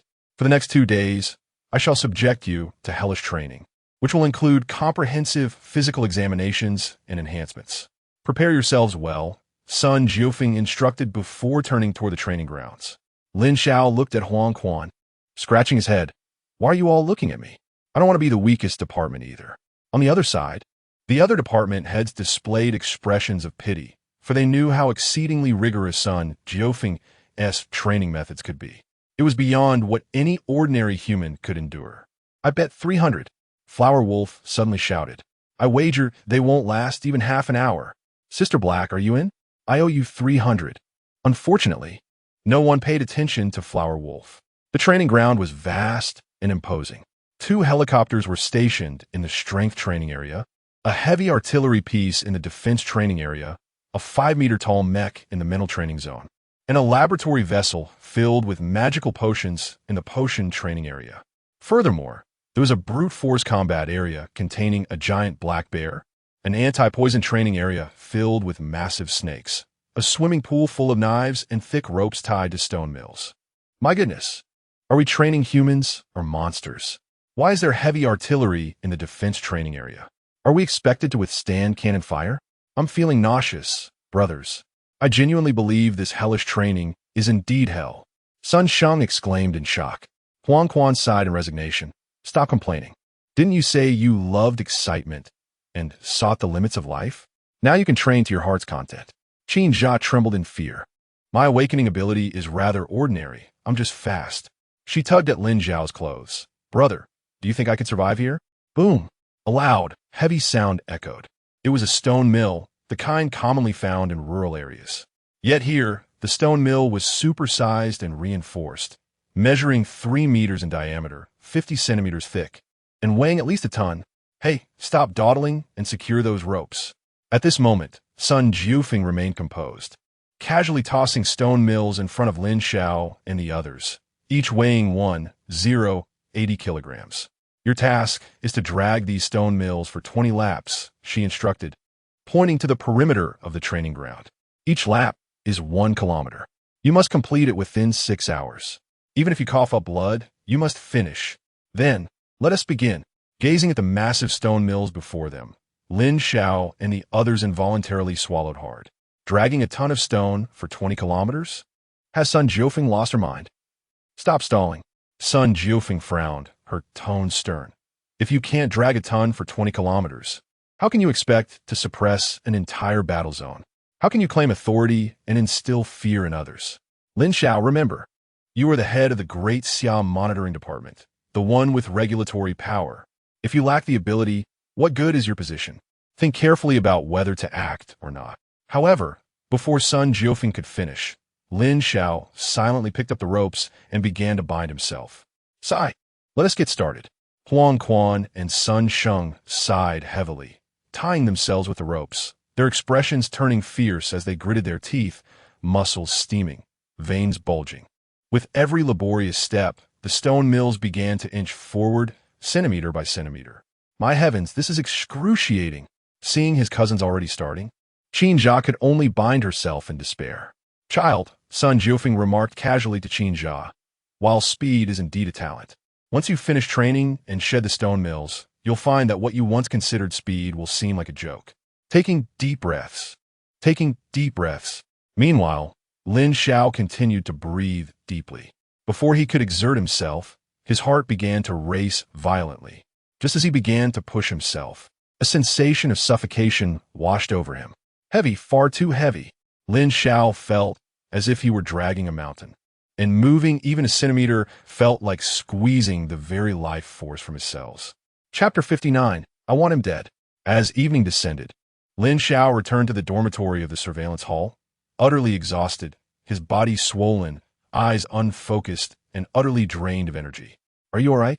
Asked Huang Quan from the lower bunk, wiping medicinal alcohol while handing Lin Xiao a balm for injuries. Apply a bit of this. It's a family recipe, potent and remarkably effective. Meanwhile, Sun Sheng and Qin Jia lay sprawled on their beds like corpses, deeply asleep, their snoring reverberating like distant thunder. Suddenly, the dormitory door swung open. Is everyone okay? Sun Jiufeng entered, carrying 2 machines. Looks like you all can still hold on. Cool, mate. Let me treat your injuries one by one. With a cheerful smile, she activated the machines, tossing in various precious herbs to extract a pungent green liquid. Hisho Wu, a century-old ginseng, honeysuckle. Sun Jiufeng presented a bowl of the concoction to Lin Xiao with an admiring look. These herbs are exceedingly valuable. If I hadn't boldly requested funding from the military, you would have no chance of tasting this for the next 800 years. Although the liquid's scent was sharp, its aftertaste was sweet and fragrant, invigorating the senses. Lin Xiao's eyes brightened, and he clenched his fist, realizing he had become significantly more robust. Indeed, it was excellent medicine. With a sigh of appreciation, he downed it in one gulp. All right, you all should rest well, Sun Jiufeng declared, setting down the remaining remedies. She then gestured to Lin Xiao. Come with me for a moment. Outside the dormitory of the surveillance hall, the moonlight was cool, and the night breeze was biting. Winter was approaching. Leaning against the wall, Sun Jiufeng handed Lin Xiao a document and asked, take a look at this. Surprised, Lin Xiao accepted it, opened it, fell silent for a moment, and then quietly tore the document to shreds, fixing a fierce gaze on Sun Jiufeng. You've seen it? Haven't you? Sun Jiufeng exhaled deeply. The responsibilities of the surveillance hall weigh heavily upon us. The torn document contained a list of criminal organizations across the nation, but that was merely the surface. Lurking deeper were the corrupt entities that had already infiltrated the military. Rather than the military seeking stability within the Great Xia, it was more accurate to say they were delegating power to us, allowing us to wield the scalpel, to strike hard at the heart of Great Xia, the military. This nation. Sun Jiufeng gazed at Lin Xiao, ruffling his hair. I am certain the current tranquility is merely temporary. It won't be long before our surveillance hall stirs up a tempest, a storm of blood and chaos. You must prepare yourself. Lin Xiao nodded gently, a fierce flame burning in his eyes. Leave the regions of Sichuan and Chong'an to me. This was his solemn vow. To what extent will you go? Sun Jiufeng asked with a slight smile. To suppress all evil and deliver justice upon all wrongdoing, Lin Xiao declared without hesitation. Sun Jiufeng burst in a hearty laughter. Huh, does everything you mentioned also include the military of Great Xia? In that instant, the night wind seemed to sweep down from the north, chilling to the bone, causing Lin Xiao to shudder. After a long pause, he looked up and nodded gently. The nation of Great Xia should not be tainted by filth. Those soldiers battling on the front lines should not return to a home rife with sin. Upon hearing this, Sun Jiufeng beamed with delight, handing him a book of laws before turning to leave. In the cold night breeze, Lin Xiao opened the book, Laws of the Surveillance Hall of Great Xia. Anyone violating the laws of the Surveillance Hall shall face execution. 18 capital offenses, 79 severe penalties. 1. Those awakened who harm the populace shall be executed. 2. Those who harm their compatriots and scorn the law shall be executed. 3. Those who engage in human trafficking or drug dealing shall be executed. A multitude of heavy penalties, a veritable thunderous decree. Lin Xiao silently etched all the laws into his heart, stowed the book away, and gazed up at the heavens. I truly hope to live long enough to witness the day when Great Xia is free from worry, he murmured softly. Meanwhile, in Chang'an City, at Zhuke Avenue, atop the Chang and Hanyuan Group building, a furious roar suddenly erupted. What is going on? What on earth is happening? Li Juanyuan's eyes bulged with rage, his veins protruding as he gripped the wine glass, resembling a ferocious beast. How could the experimental base in City X be destroyed? How could those experiments be exposed? Before him, men in black suits stood trembling. Boss, this is the final footage from the experimental base, and here is the last contact the director had with outsiders. Lin Xiao and his companions appeared in the footage. Li Junyuan fixed his gaze on Lin Xiao, his temples throbbing. It and Appos. S him again? Why is it always him? The 3 eagles of Huashan had been intercepted by him. The Black Dragon Gang in Rihai had been reported by him, and now he had infiltrated the Welfare Institute. Li Junyuan closed his eyes, exhaling slowly, then opened them suddenly, suspicion flooding his gaze. Could it be that Huang Dafu and Appos' incident was also orchestrated by him? If Huang Dafu was killed by him, that means he has been opposing me all along? The 3 eagles, the Black Dragon Gang, the Huang Dafu incident, the Welfare Institute incident, all were intricately linked by Lin Xiao. Li Junyuan and Appos' expression darkened further as he turned to the men in black, his voice menacing. In 10 minutes, I want a complete investigation into his background, where he lives, how many people reside with him, every detail. The men in black nodded in agreement. 10 minutes later, the information regarding Lin Xiao was presented to Li Junyuan, but more classified intelligence had long been categorized as a hidden file by the military. What they received was merely superficial data. Lin Xiao, age 18, attends Huaqing High School, suffers from congenital right ventricular cardiomyopathy, lives with his aunt and her family, and has a cousin named Qinjia, who also attends Huaqing High School. The men in black continued. His aunt's name is Lin Kaihui, a housewife with no job, and his uncle, Qin Jundao, is a 2nd lieutenant infantryman in the Chang'an War Zone, recently reassigned to the EC. Li Junyuan scrutinized the data, his eyes narrowing slightly. What about his parents?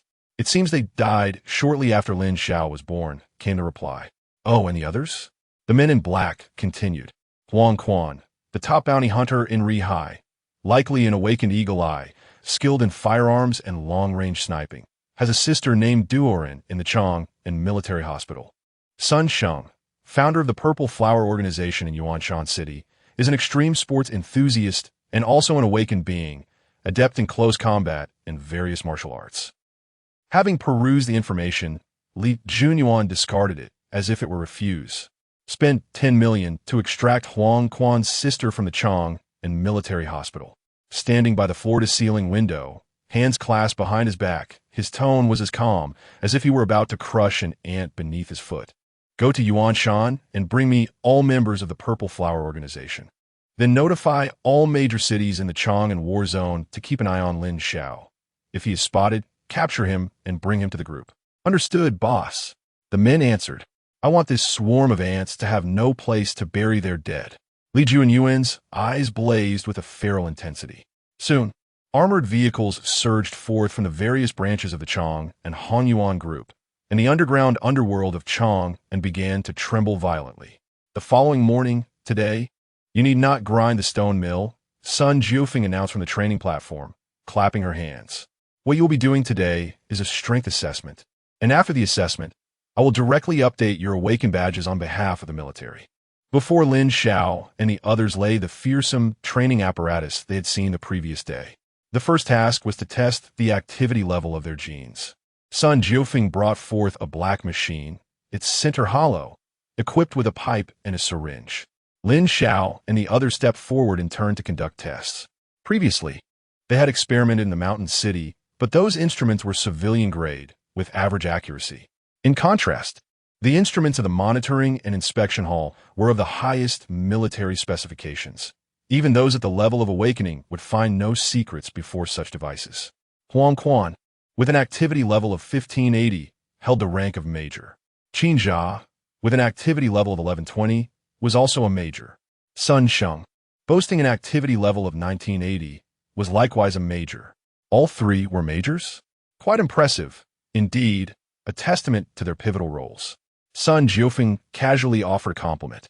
When it was Lin Xiao's turn, he extended his arm into the gene tester S-pipe. After the syringe extracted several milliliters of blood, the machine began to release the testing solution. The more vigorous the reaction of the DNA upon encountering the solution, the higher the activity level indicated. Chapter 60. Conquering the Pandora Potion. The crackling currents flickered within the translucent genetic detector, each flicker signifying a fluctuation in DNA. Remarkably, the first fluctuation emerged swiftly. Sun Jiufeng stroked his stubble, nodding with a grin. Each fluctuation represented a genetic activity level of 500 points. At that moment, another current burst forth, indicating 1,000 points of genetic activity. Subsequently, the detector began to flash continuously, akin to flames igniting kerosene. The third flicker marked 1,500 points, the fourth 2,000 points, and the fifth 2,500 points. Ultimately, there were 11 flashes, with the device recording a total of 5,800 points. According to the parameters, this corresponded to a major's level of genetic activity. This is impressive. The genetic activity can increase with 1S strength. Achieving a major's level at 18 suggests that by the age of 20, surpassing 10,000 points is entirely feasible. The higher the genetic activity, the greater one's physical prowess can become. Despite being afflicted with a terminal illness and having compromised pulmonary function, the major-level genetic activity serves as a safety net, allowing one to endure the weight of a ton, a stone mill, as experienced yesterday. Sun Jiufeng chuckled, remarking, indeed, the young prodigies recommended by Chun Fo and Song Jiao possess extraordinary potential. The second assessment pertained to potion detection. As before, Huang Quan and Sun Sheng displayed no aptitude for potion mastery. Potions represent a unique avenue of research undertaken by humanity to enhance strength. By consuming various types of potions, one can acquire extraordinary abilities.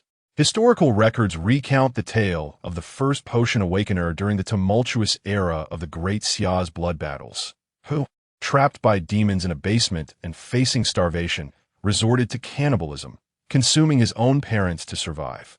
However, cannibalism leads to genetic chaos, resulting in certain death within a month, with a mortality rate of 100% attributed to the prion virus.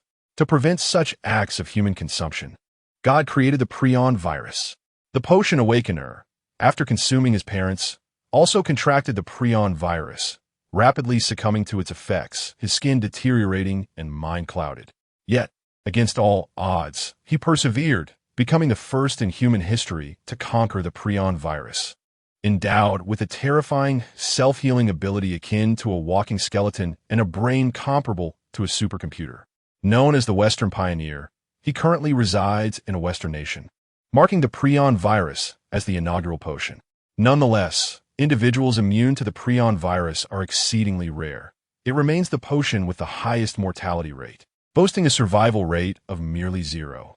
5.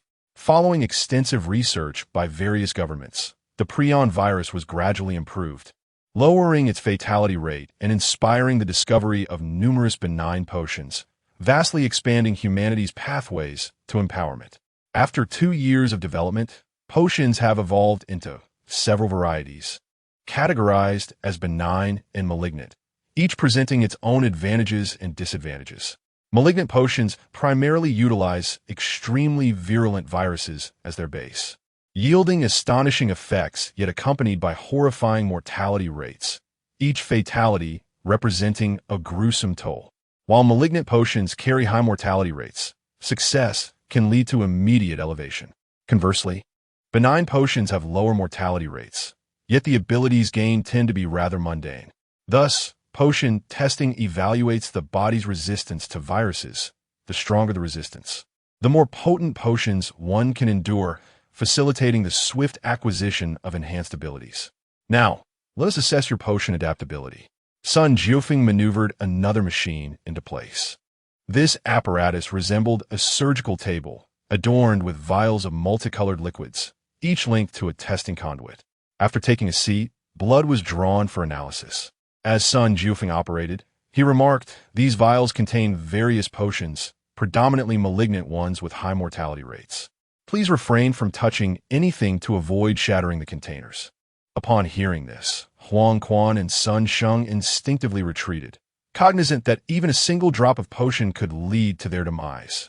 Lin Xiao sat before the machine, extending his arm to allow the syringe to extract his blood. Vivid crimson liquid lay quietly in the testing chamber. Sun Jiufeng opened the first vial.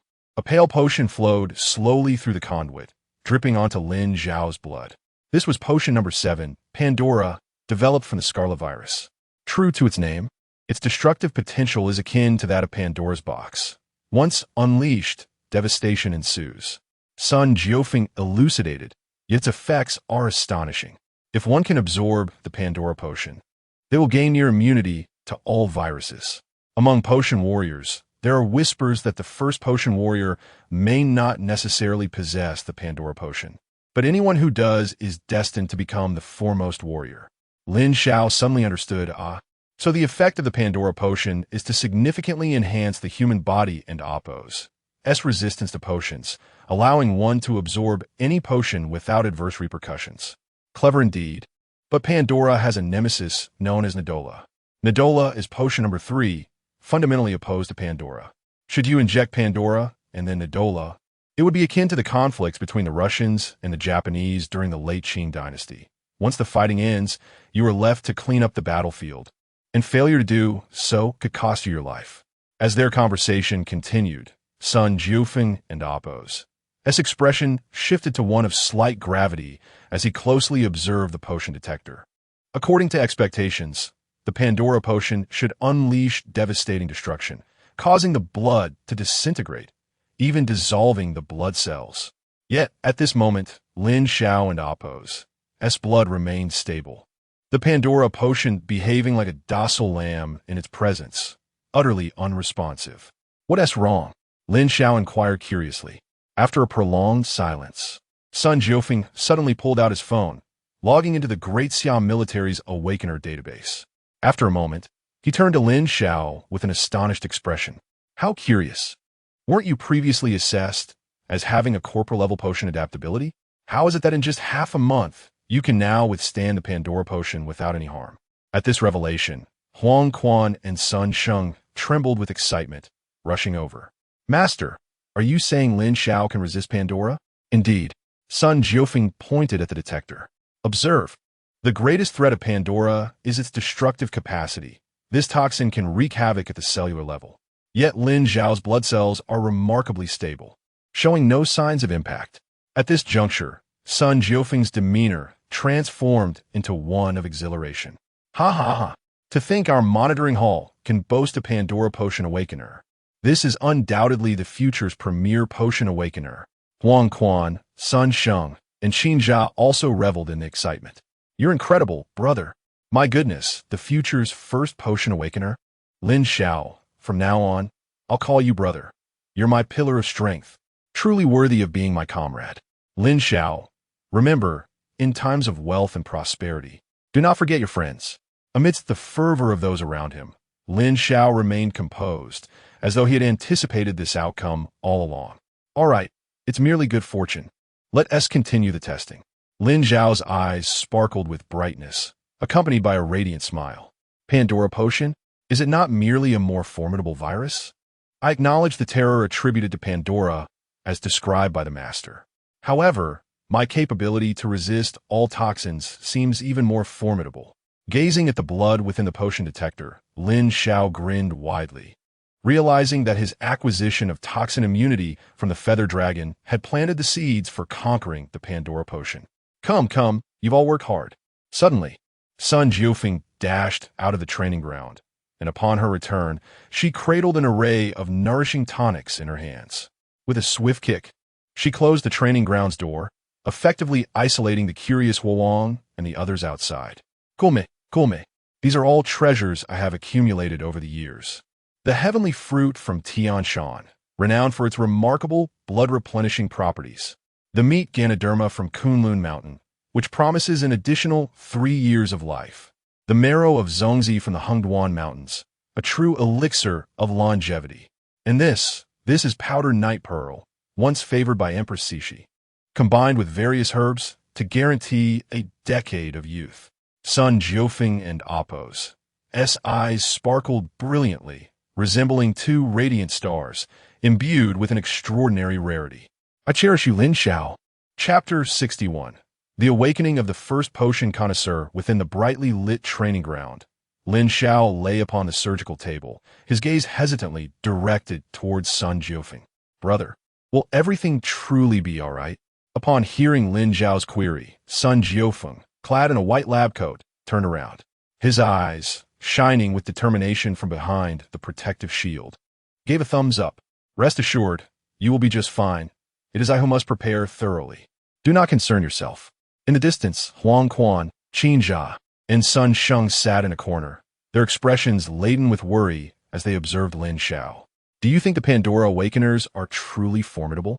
Huang Quan queried, patting Sun Sheng and Appo's shoulder with concern. What if the injection fails? Could Lin Xiao be in danger? Sun Sheng sighed deeply. Alas, should it fail, he would stand no chance. However, given Sun Jiufeng's confidence, success seems likely.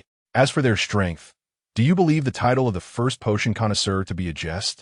Indeed, had it not been for the Narodora Potion Awakener, the Pandora Awakeners would undoubtedly be deemed the pinnacle of potion mastery, transcending all adverse effects, amplifying enhancements, and triggering terrifying transformations through subsequent doses. Imagine, if all potions, save for the Narodora, converged within Lin Xiao, what unspeakable terror might he evolve into? Alas, it is a pity for Lin Xiao's affliction, Huang Quan lamented, his gaze softened as he regarded the young prodigy. Such a young talent. Yet fate has dealt him a cruel hand, burdening him with a terminal illness. Had he not suffered from heart disease, his future would surely be illustrious. At this, Qin Jia also appeared despondent. Indeed, my cousin has battled illness for 8 years, and only recently has he begun to unveil his awakening talents. Had he been free from such ailments, he might have been a celebrated figure in the daxia from a young age, and today, he would likely be revered by countless peers. As the three exchanged their sighs, Sun Jiufeng had already prepared the injection of Pandora. Is the needle confirmed to be a specialized alkyl needle?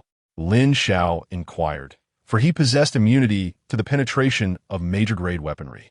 Fear not, it is a specially crafted needle, Sun Jiufeng replied, admiration gleaming in his eyes.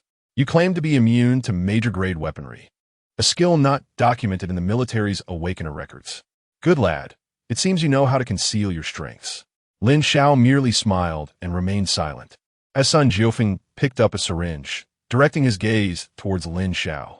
Prepare yourself. It may be somewhat painful. If it hurts, do not hesitate to vocalize your discomfort. To perfectly assimilate Pandora, I cannot administer anesthesia. Thus, you must endure the potency of the potion on your own. You may bite down on a towel or pound the surgical table. Any method is permissible. Just ensure you withstand this agony. Taking a deep breath, Lin Xiao nodded.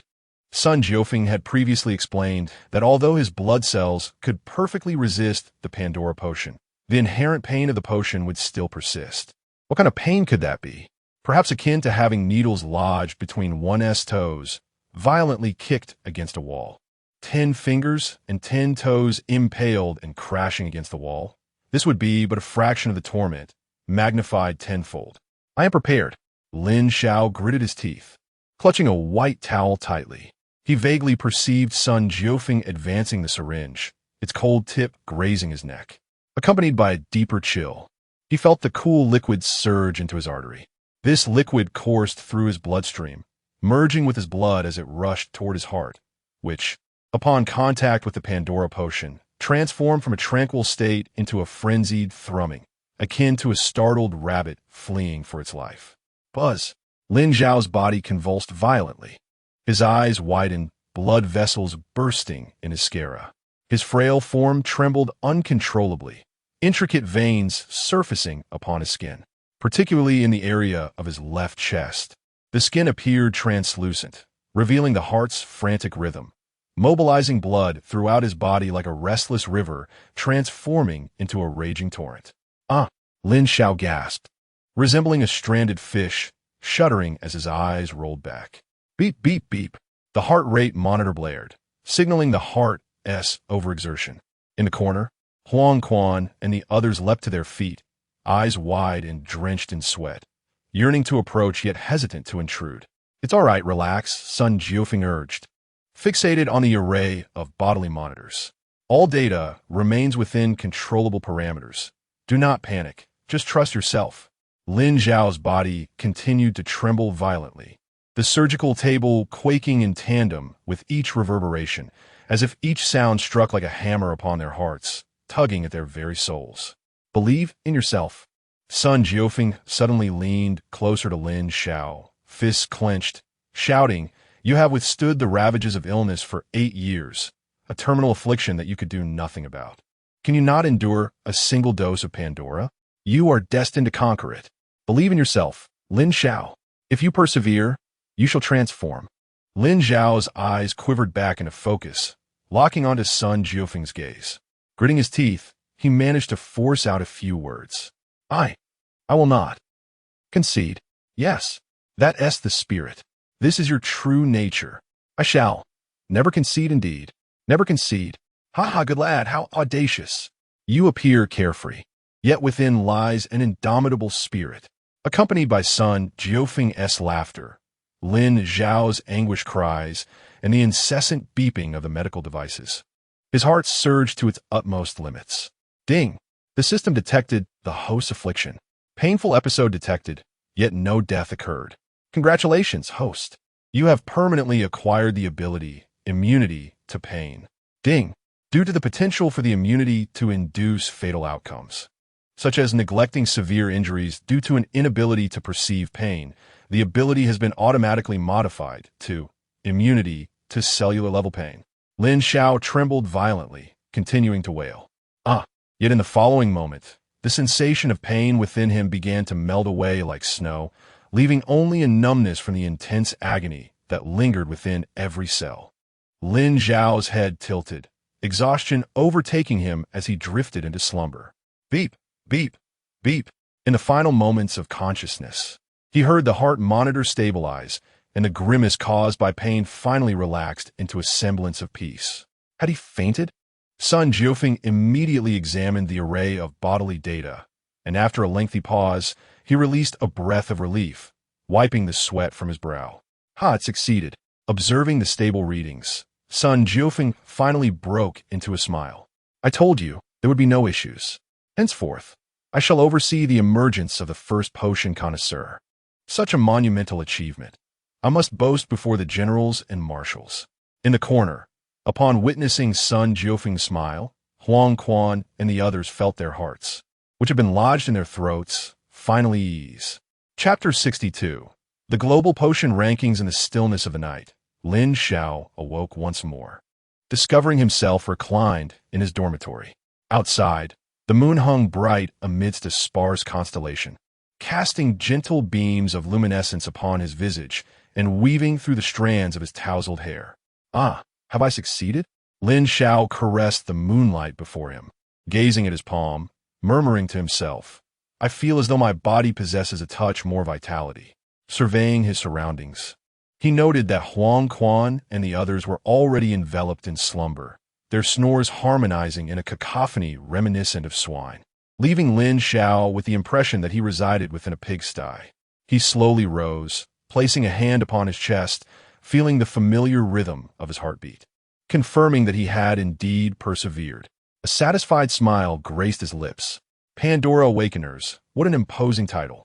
Quietly, Lin Xiao approached the window, gazing into the nocturnal expanse, his mind wandering to Sun Jiufeng's words.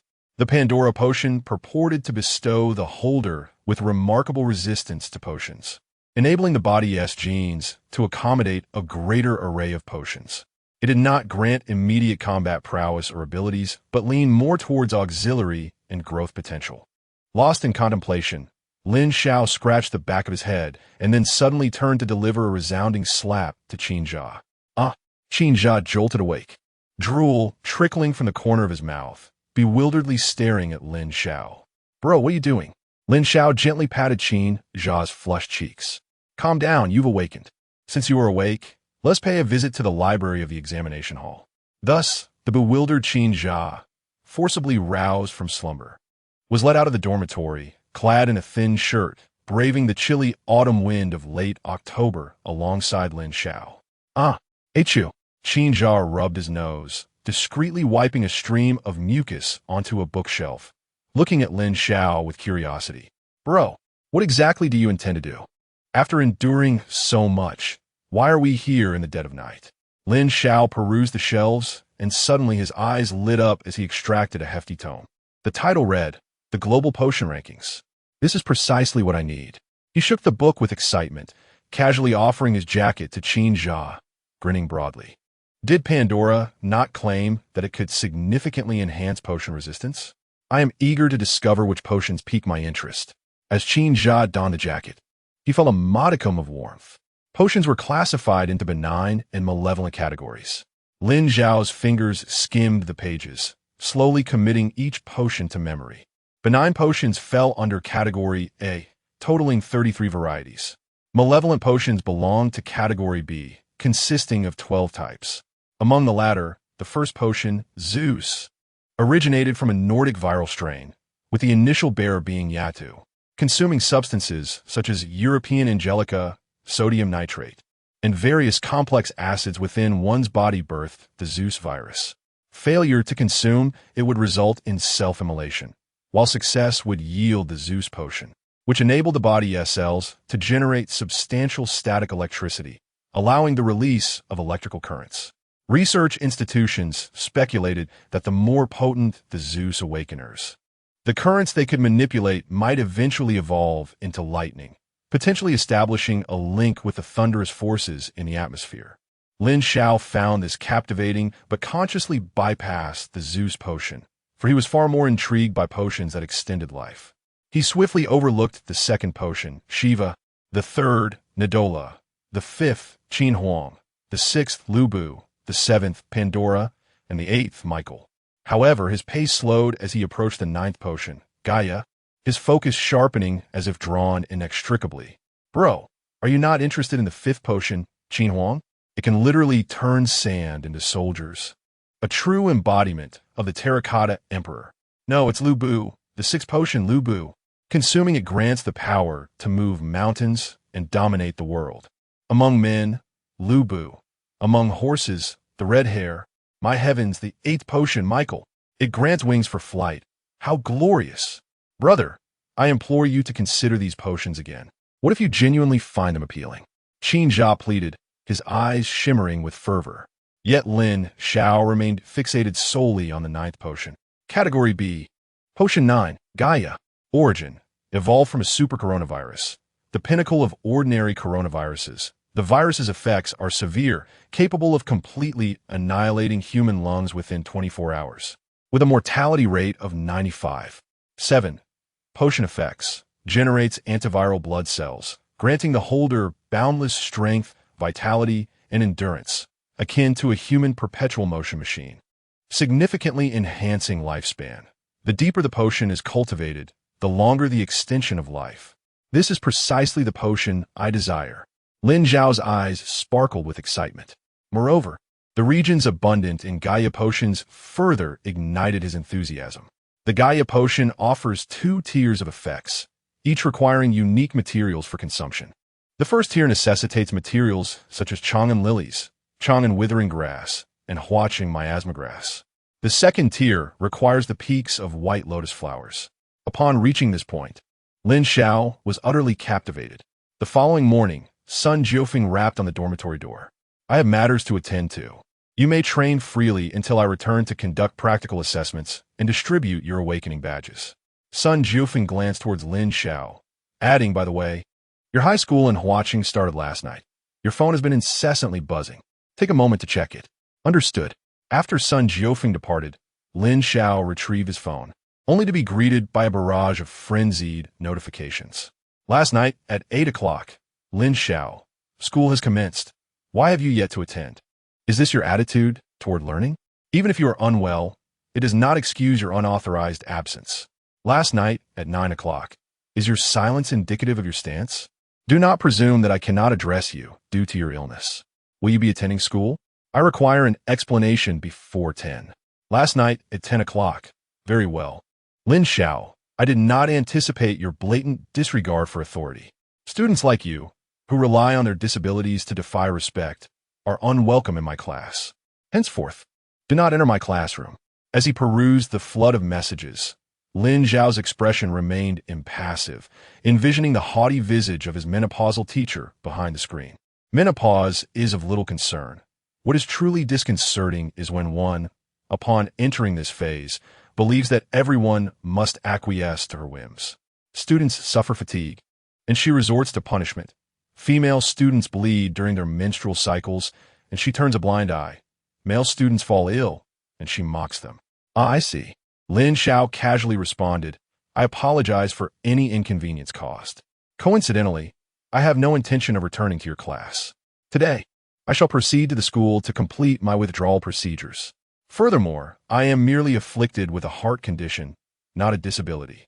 Please refrain from using others' misfortunes as fodder for your menopausal amusement. Thank you. Chapter 63. Understanding one's place at Huaqing High School in the office of the faculty department. A middle-aged woman with permed hair, clad in an overly bulky black suit and adorned with lipstick, conversed animatedly with a nearby teacher. Oh, today students are truly pretentious and affected. They fail to report on time and still have the audacity to argue. If I reprimand them, they throw tantrums and even threaten to withdraw. This generation is certainly declining. The teacher beside her chuckled awkwardly. Perhaps there are circumstances we are unaware of. Circumstances? Yang Huimin scoffed. You don't know. That student is frail. Even if he makes a mistake, all I can do is scold him. If he were a normal student, I would remind him that hardship breeds filial piety. As she spoke, Yang Huimin rummaged through her makeup bag, extracting luxurious international cosmetics that did little to conceal her blemished skin and wrinkles. Frustrated, she stormed out of the office just as the class bell rang. However, upon reaching the railing of the teaching building, she spotted a familiar, frail figure at the school entrance. Is that him? Yang Huimin squinted her puffy eyes. Recognizing Lin Xiao, she immediately surmised that he had likely come to apologize. With a disdainful huff, she pretended to be aloof and entered her classroom. Yet, after a considerable wait, Lin Xiao did not knock on the door, and her patience began to wane. At that moment, it was time for students to submit their awakening practice assignments. And one by one, they approached her desk. Stop! Yang Huimin suddenly commanded, as a small, pallid boy with sunken eyes stood before her. What is this attitude? She exclaimed, throwing the assignment book at the boy's face. Do you think you're deceiving me? You're only fooling yourself. Yesterday, you recorded 100 awakening exercises, yet you only completed 95. Why'd you leave 5 undone? Are you deliberately opposing me? Following this, Yang Huimin retrieved a stout rod from beneath her desk, silently glaring at the boy with eyes that resembled those of a fierce tigress, exuding an unmistakable aura of intimidation.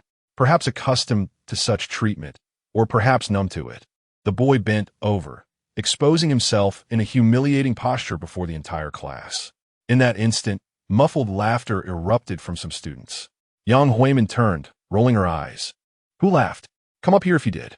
The classroom fell silent, filled with dozens of wide eyes, akin to invisible daggers piercing the boy's back. His face turned a sickly shade of pale, a mixture of green and yellow, as he clenched his jaw, silent tears slipping down his cheeks unnoticed. With a resounding crack, the rod struck down. The echoes of humiliation reverberated throughout the classroom. After the punishment, the boy picked up his shredded assignment, staggering back to his seat with a vacant expression. If you dare commit such an error again, it won't be a wooden stick next time, but an iron rod. Observing the boy's silence, Yang Huimin wore a victorious smile, feigning sternness as she admonished. This is all for your own good. Do you understand? Mo phone? Mo phone. The boy buried his head on the desk, trembling slightly, but soon calmed himself, for through a small hole in the desk, he glimpsed a photograph tucked away inside. It depicted a middle-aged man in a suit and tie, exuding an air of composure. Father, I will persevere. I will make our family proud. Mo phone murmured to himself in a trance-like state. Hey, his deskmate nudged him playfully. You're not that fragile, are you? It's just a spanking. Is it necessary to be so dramatic? Stop pretending. Mo phone remained silent, like a stone. Where's that Lin Xiao? Yang Huimin glanced at the classroom door and then at her watch. It's been 20 minutes. Is he crawling here? Always so sluggish. Truly deserving of the sickly reputation of Hua Qinghai, just as Yang Huimin's patience was about to run out, the sound of footsteps finally echoed through the room. Thud, thud. Lin Xiao appeared at the classroom door, knocking on the iron gate. State your presence, Yang Huimin said coldly. Lin Xiao remained silent, standing quietly at the door. Yang Huimin turned, her face contorted with rage. Don't you know to announce yourself? You're not acting like a student at all. Why are you even here? Inside the classroom, all the students initially wore curious expressions. Upon recognizing Lin Xiao, several of them quickly buried their heads in their desks, unwilling to meet his gaze. They had witnessed Lin Xiao and Amp, Oppo's, as public confrontation with Jiang Lan during a live class broadcast, after which Jiang Lan had never returned, leading to rampant speculation. Some claimed Jiang Lan had died. Others suggested she was too embarrassed to show her face. There were whispers that Lin Xiao had taken Jiang Lan under his wing, and now they were inseparable, a rumor that incited envy among many boys. In any case, Lin Xiao had effectively replaced his previous reputation as a sickly student with a newfound notoriety after publicly berating his classmates during the broadcast. Hey, wait a moment. Did I say you could come in? Yang Huimin shot up, her eyes wide with disbelief. Lin Xiao, however, maintained a calm demeanor, ignoring her as he entered the classroom, tidying his desk in front of everyone, and then, as if unconcerned, began to leave again with his backpack. Are you still a student? Yang Huimin exclaimed, blocking his path, her ample figure towering over him as she pointed a finger at his forehead. Do you even respect authority? Just because you're sick, does that mean you can do as you please? Let me tell you, under my watch, even if you were to pass away tomorrow, you have no privileges today. Lin Xiao coldly interrupted. I told you before, do not use others' misfortunes as your amusement during your midlife crisis. Yang Huimin froze. An entire class gasped. Even Mo Feng lifted his head. Impressive, Lin Xiao, truly impressive. Indeed, he was the first to boldly confront Teacher Yang. ISNT Teacher Yang's uncle, the vice principal. Many students felt Lin Xiao had just sealed his fate. The classroom was rife with mixed emotions. Some admired him. Others watched with bemusement, while some earnestly analyzed the situation, and others sighed dramatically.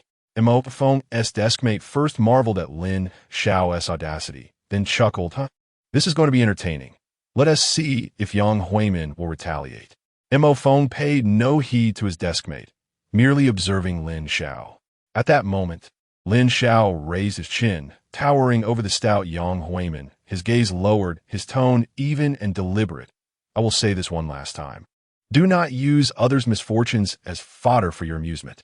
Otherwise, Yang Huimin reacted as if someone had stepped on her tail. Otherwise, what will you do? Know your place. Lin Xiao smirked. Know my place? I am your homeroom teacher.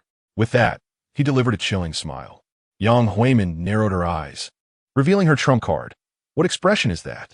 Fine. If you don't wish to continue your studies, go to the vice principal's office and submit a withdrawal application. Watching high school cannot accommodate you. Lin Xiao, filled with rage yet oddly amused, retorted, "Oh, you intend to force me to withdraw? I certainly do not. And my class does not welcome you. Neither do the other classes. If you wish to stand outside and attend lessons every day, that is your prerogative. However, given your frail condition, it will be better for you to refrain from doing so. If you are willing to stand, we are certainly not inclined to assume any responsibility." Yang Huimin casually took out a nail clipper and began trimming her nails, regardless of one and amp, oppos. As age, one must possess a sense of propriety. Do not always assume that you're the most important in a hierarchy, nor should you constantly create disturbances. Off you go. I've already informed the vice principal. At that moment, a voice, aged yet robust, resonated. "Xiao Jun, your management of Huaqing High School is commendable. Truly, it is worthy of being the cradle of the elite of Chang'an." Principal Jun of Huaqing High School chuckled. "Ha ha, it is all thanks to Elder Song. Without your guidance, I would not be able to serve as the principal of Huaqing High School." Chapter 64. The Youth and Oppos. S defiance against authority upon hearing the principal and Oppos. S voice echoing down the corridor. Yang Huimin immediately stood up, adjusted her attire, and forced a smile, not sparing a glance at Lin Xiao. Lin Xiao, indifferent to her presence, turned and made his way toward the door, only to halt suddenly in front of Mo Feng and Oppos' desk. Mo Feng remained engrossed in his own world, head bowed, exuding an aura of withdrawal. The reason for Lin Xiao's pause was the circular smiley face carved into Mo Feng's desk, which appeared rather peculiar, with just 2 additional strokes. It could transform into a full-fledged frown. Hey, Lin Xiao rapped on Mo Feng and Oppos' desk. Memories flooded back of the time he stumbled upon Jiang Lan and Oppos' phone. Recalling Mo Feng and Oppos' message in the barrage, Don and Oppos' hit the child. Unfortunately, Mo Feng, being somewhat invisible, had his message drowned out by the others, leaving no ripples in the stream of commentary. Mo Feng lifted his head slightly, revealing a pair of vacant, listless eyes behind his long black hair. Lin Xiao lowered his gaze and simply remarked, "If you need any assistance, just give me a call." After leaving his contact information, he slung his backpack over one shoulder and walked out calmly, indifferent to the admiring glances from his classmates. Glimpsing the contact information on his desk, Mo Feng timidly scanned the surroundings, and upon realizing no one was paying him any heed, he quietly clenched Lin Xiao and Oppos' note in his palm. In the hallway, Principal Jun wore a broad smile as he accompanied a silver-haired elder clad in black, exuding utmost respect. "Good day, Principal." Yang Huimin greeted cheerfully. Principal Jun offered a perfunctory nod, continuing to bow and scrape before the elderly man. "Old Song, which young talent from Chang'an are you referring to?" he inquired with a chuckle. "I've only seen photographs myself. Coincidentally, I'm in Huaqing today, so I thought I'd drop by. I must say, Huaqing High School has always been commendable. My son graduated from there." "Ah, are you referring to Major General Song Jiao? He is indeed a pride of Huaqing High. His picture has always hung in my office," Yang Huimin exclaimed, suddenly realizing the elder was the father of General Song Jiao. A look of astonishment crossed her face, and she hurriedly bowed deeply, the half-open collar of her suit revealing a rather fierce curve. "It is an honor to finally meet you, esteemed father of General Song. I apologize for not welcoming you properly." Old Song waved his hand dismissively, his expression cold. Principal Jun, reading the atmosphere, felt displeasure rise within him. This foolish woman, does she not know when to restrain herself? Such excessive flattery, truly pathetic. At that moment, Lin Xiao attempted to exit the classroom, only to find himself blocked by the formidable figure of Yang Huimin. "Hey," Lin Xiao said, his face expressionless, his tone impatient. "Can you move aside?" Yang Huimin and Oppos' face fell, but with the principal present, she could not unleash her frustration and had to suppress it. "Teacher Yang, is this the student you brought up?" Principal Jun's face darkened instantly, first glancing at Old Song, then at Lin Xiao. "With the college entrance examination approaching, I want to dwell on this matter. But remember to use respectful language next time. Lin Xiao tilted his head, a playful smile gracing his face. Respectful language? Why should I extend such courtesy to a menopausal woman who has failed as a teacher? This remark acted like a fuse, igniting all of Yang Huimin and Appo's pin-up rage. With Old Song present, she felt compelled to showcase her prowess in teaching, hoping to earn accolades from the principal and perhaps catch Old Song and Appo's attention. You. Yang Huimin adopted her usual scowl, glaring fiercely at Lin Xiao. You may have misbehaved before, but don't you see who stands before you now? She feigned sternness. Before you is the father of General Song Jiao, a revered elder of the Great Xia. Apologize now to General Song's father. Yang Huimin's tone was aggressively demanding, yet Lin Xiao remained unperturbed. I merely inquired why I should apologize to a failed educator. Lin Xiao's smile remained bright and innocuous. Yang Huimin trembled with fury. Damn it, I need to maintain a good image before Old Song. A failed educator? I dedicate my life to teaching you all, yet I am met with this label? Tears welled in the corners of Yang Huimin and Appo's eyes, her lips pressed tightly as she felt wronged. I may not have achievements, but I have put in tremendous effort. How could I end up with such a fate? Old Song watched the scene unfold silently. Principal Jun felt overwhelmed. This entanglement would lead nowhere, and he needed to cut through the chaos swiftly. Enough, Lin Xiao. You may leave for now. Young teacher, please return to your classroom. I will ensure this matter is resolved. Lin Xiao abruptly interrupted. No, I refuse to leave first. His expression grew increasingly cold. I wish to know, were teacher Yang and Appo's merits. Throughout history, there has always been a reverence for teachers in the Great Xia, lasting for millennia. From ancient masters to modern-day educators, they are both mentors and guardians, embodying the nurturing spirit of a mother and the strictness of a father. While being strict is not inherently wrong, it often bears greater educational significance for students. However, I must ask, what exactly is teacher Yang's strictness? Lin Xiao pressed on, closing in on Yang Huimin. Is it her disdainful expression when female students suffer during their periods? Or her slanderous remarks when male students fall ill and request leave to recuperate? Or perhaps it is her wielding a baton as thick as an adult and Appo's arm, compelling just matured boys and girls to bare their backsides, shattering their dignity with every strike?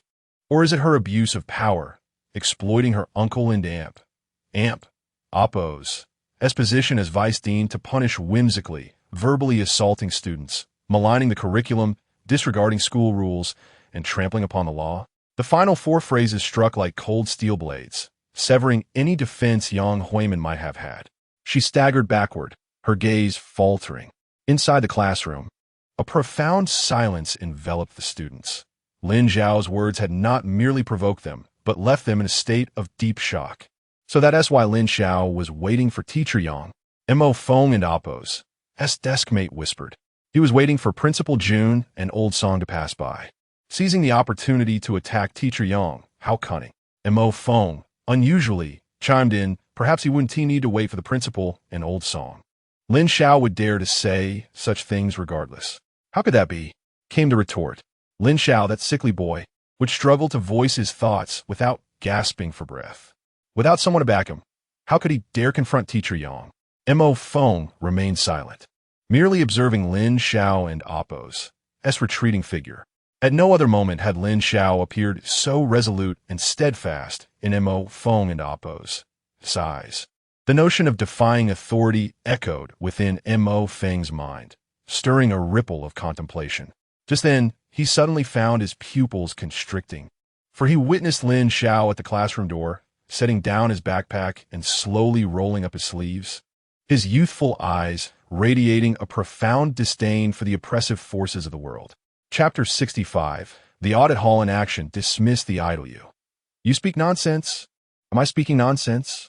Lin Xiao rolled up his sleeves, and the moment his skin was exposed, even the silver-haired elder, who had been silently observing, wore a grave expression. His arms were covered in bruises, numerous, many of which were old and faded. The dead cells had taken root in his arms, presenting a dark hue. This was the evidence. Since the first year of high school, you have subjected me to corporal punishment. Although your strength was less than that of other students, it has still left indelible scars on my body. You are unworthy of being a teacher, and even more so, unworthy of tarnishing the title. Lin Xiao extended his palm and struck Yang Huimin sharply across the face. The sound echoed sharply, and Yang Huimin, amidst the astonished gazes of all the students, covered her reddened cheek, her eyes wide with disbelief, unable to comprehend that she had been struck by her own student. How dare you? A student dares to hit a teacher? Yang Huimin's face flushed with rage and humiliation. The student's gazes felt like daggers piercing her skin. I'm a teacher, a registered teacher at the martial arts department. Yang Huimin's mind roared in rebellion. However, Lin Xiao's hand did not hesitate, striking her face once more. This slap is for your disgraceful conduct as an educator. This slap is for trampling on school regulations. This slap is for your contempt for human rights. This slap is for your bullying. Slap, slap, slap, slap. 5 consecutive slaps, each one delivered with ferocity, left Yang Huimin dizzy, collapsing to the floor. This is outrageous, she cried, sprawled on the ground, wailing like a shrew. A student actually dared to hit a teacher. The world is turned upside down. Even the silver-haired elder was disregarded by her. In the vice principal's office, a towering man rushed in, muscles steaming with fury upon seeing Yang Huimin. His nostrils flared with white mist as he, too, ignored the silver-haired elder. Are you seeking death?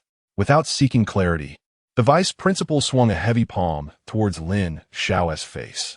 The force of the blow created a sound that sliced through the air, instilling fear in all the students.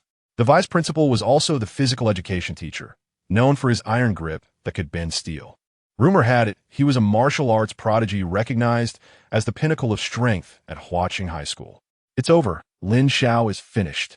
At that moment, all the students averted their gazes, unwilling to witness the impending doom. They had all experienced the vice principal's iron grip to varying degrees. A single strike could lead to months of hospitalization, and some had even suffered fractures on the spot. Bang! However, a sound akin to a heavy bell resonated. Was that Lin Xiao? All the students stood in dumbfounded silence.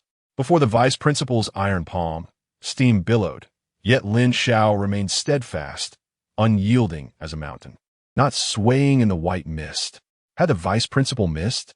Confusion spread among the students. But a few observant ones noticed the blue-tiled floor beneath Lin Xiao was showing signs of cracking.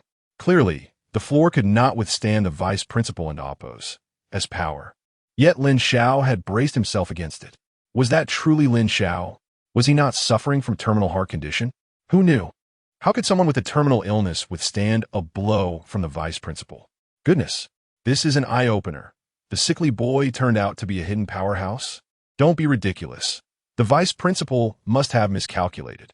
True, I admit Lin Xiao has changed somewhat.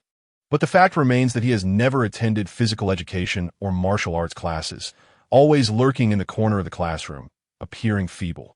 Whispers filled the classroom. Curious and astonished gazes converged on Lin Xiao. Well, this is quite impressive. The silver-haired elder smiled faintly. But upon glancing at the vice principal, a chilling indifference flickered in his eyes. As all eyes were fixed on Lin Xiao, the steam began to dissipate, revealing him standing resolutely. His shirt was torn to shreds, evidencing that the vice principal's palm had indeed struck him. Yet, while his chest remained pale, his muscles were now defined, the taut white contours reflecting the resolute sunlight. Oh, have you been secretly training?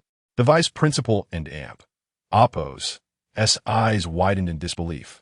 Recognizing the infamous sickly Lin Xiao, his curiosity piqued by this transformation. However, the next moment, a deafening roar erupted. Lin Xiao's heart thudded like an old tractor. Ah! In an instant, the once steadfast Lin Xiao collapsed to the ground, his face contorted in agony. I can't take it anymore. He trembled, reaching out a quaking finger towards the vice principal. You are committing murder. Before he could finish, Lin Xiao and Oppo's head tilted, foam spilling from his mouth as he fainted before everyone's eyes. Goodness, I knew it. Lin Xiao is indeed the sickly one. It's over. I said Lin Xiao was done for. Who could withstand a blow from the vice principal? But isn't it a bit excessive to publicly assault a student? In the classroom, students exchanged glances in silence, none daring to speak up. Suddenly, Mo Feng stood up amidst the shocked and disdainful gazes. Though his voice trembled, he declared resolutely, "I wish to report Vice Principal Yang Hong for abuse of power during his tenure." The vice principal glared at Mo Feng with the ferocity of a tiger. Mo Feng shivered, but continued. Vice Principal Yang Hong forced boys to kneel before him, coerced girls into physical examinations. Together with class teacher Yang Huimin, he even threatened girls with poor grades, using promises of awakening to entice them into weekend part-time work in their club, which was nothing more than. Yang Hong roared, "Slander me again, and I will have you cut down." Yang Hong even threatened students' parents. Under such blatant threats, Mo Feng seemed to unleash his pent-up anger. Yang Hong even threatened my father, a mere ordinary man, demanding that he deliver Maotai liquor. Otherwise, he would deliberately target me and make my life miserable. Yang Hong had hired thugs outside the school. Any student who defied him would be dealt with by these thugs at the school gates.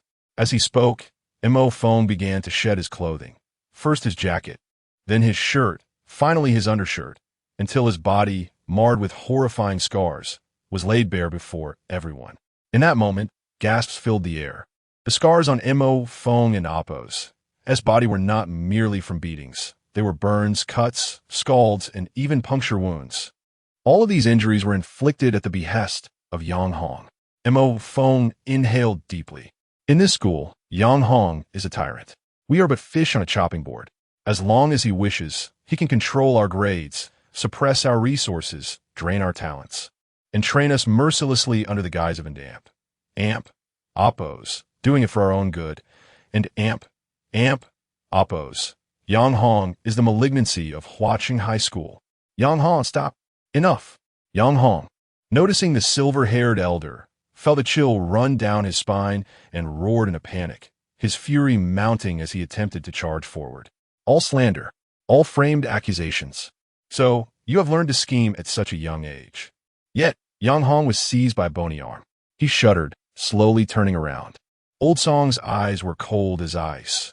Indeed, without the military station in the mainland, these monsters are beginning to rear their heads. At this moment, at the school gate, a heavy armored vehicle approached, its top adorned with a black flag bearing the emblem of a sword that seemed to intimidate the very mountains and rivers under the sun and moon. Amidst the thunderous roar, the armored vehicle forcefully shattered the iron gate of Huaqing High School and came to a halt at the base of the teaching building. In the atmosphere thick with foreboding, Huang Quan and his companions strode forward with grim expressions. Simultaneously, Lin Xiao, who had previously succumbed to unconsciousness, had mysteriously regained his footing. You all. Yang Hong appeared somewhat bewildered. Old Song and Appo's face reflected astonishment, quickly followed by a dawning realization, as the corners of his wrinkled mouth curled into a subtle smile of intrigue. Apologies, I simply have a penchant for theatrics. Lin Xiao remarked with a tilted head and a smile, but suddenly his demeanor shifted to one of icy resolve. He produced the credentials of the supervisory palace and surveyed the surroundings, stating flatly, "The supervisory palace of the Great Xia is in session. All unauthorized individuals are to withdraw." Chapter 66. Establishing authority, his crimes deserve execution. The newly established Daxia Supervision Palace? Outsiders should take heed.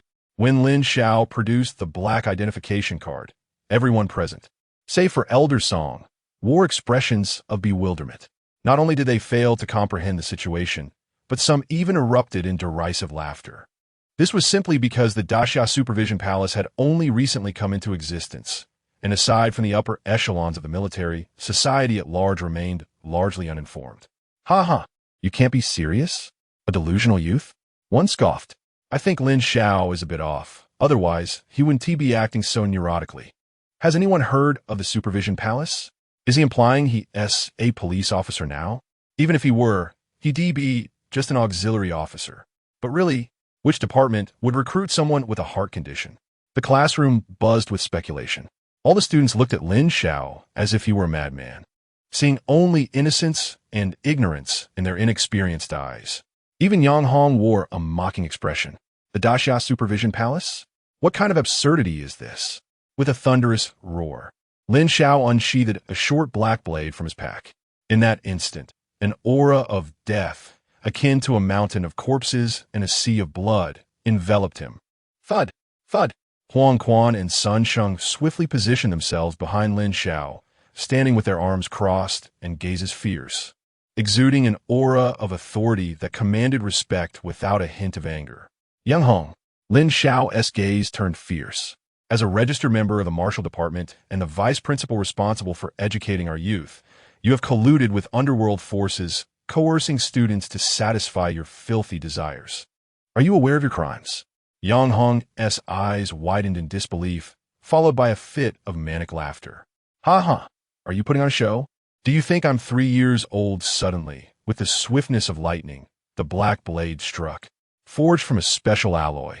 It was the standard weapon of the chief supervisor, designed specifically to eliminate those below the rank of general. Yang Hong, merely a school-level practitioner, could not hope to withstand the blade's lethal edge. Blood.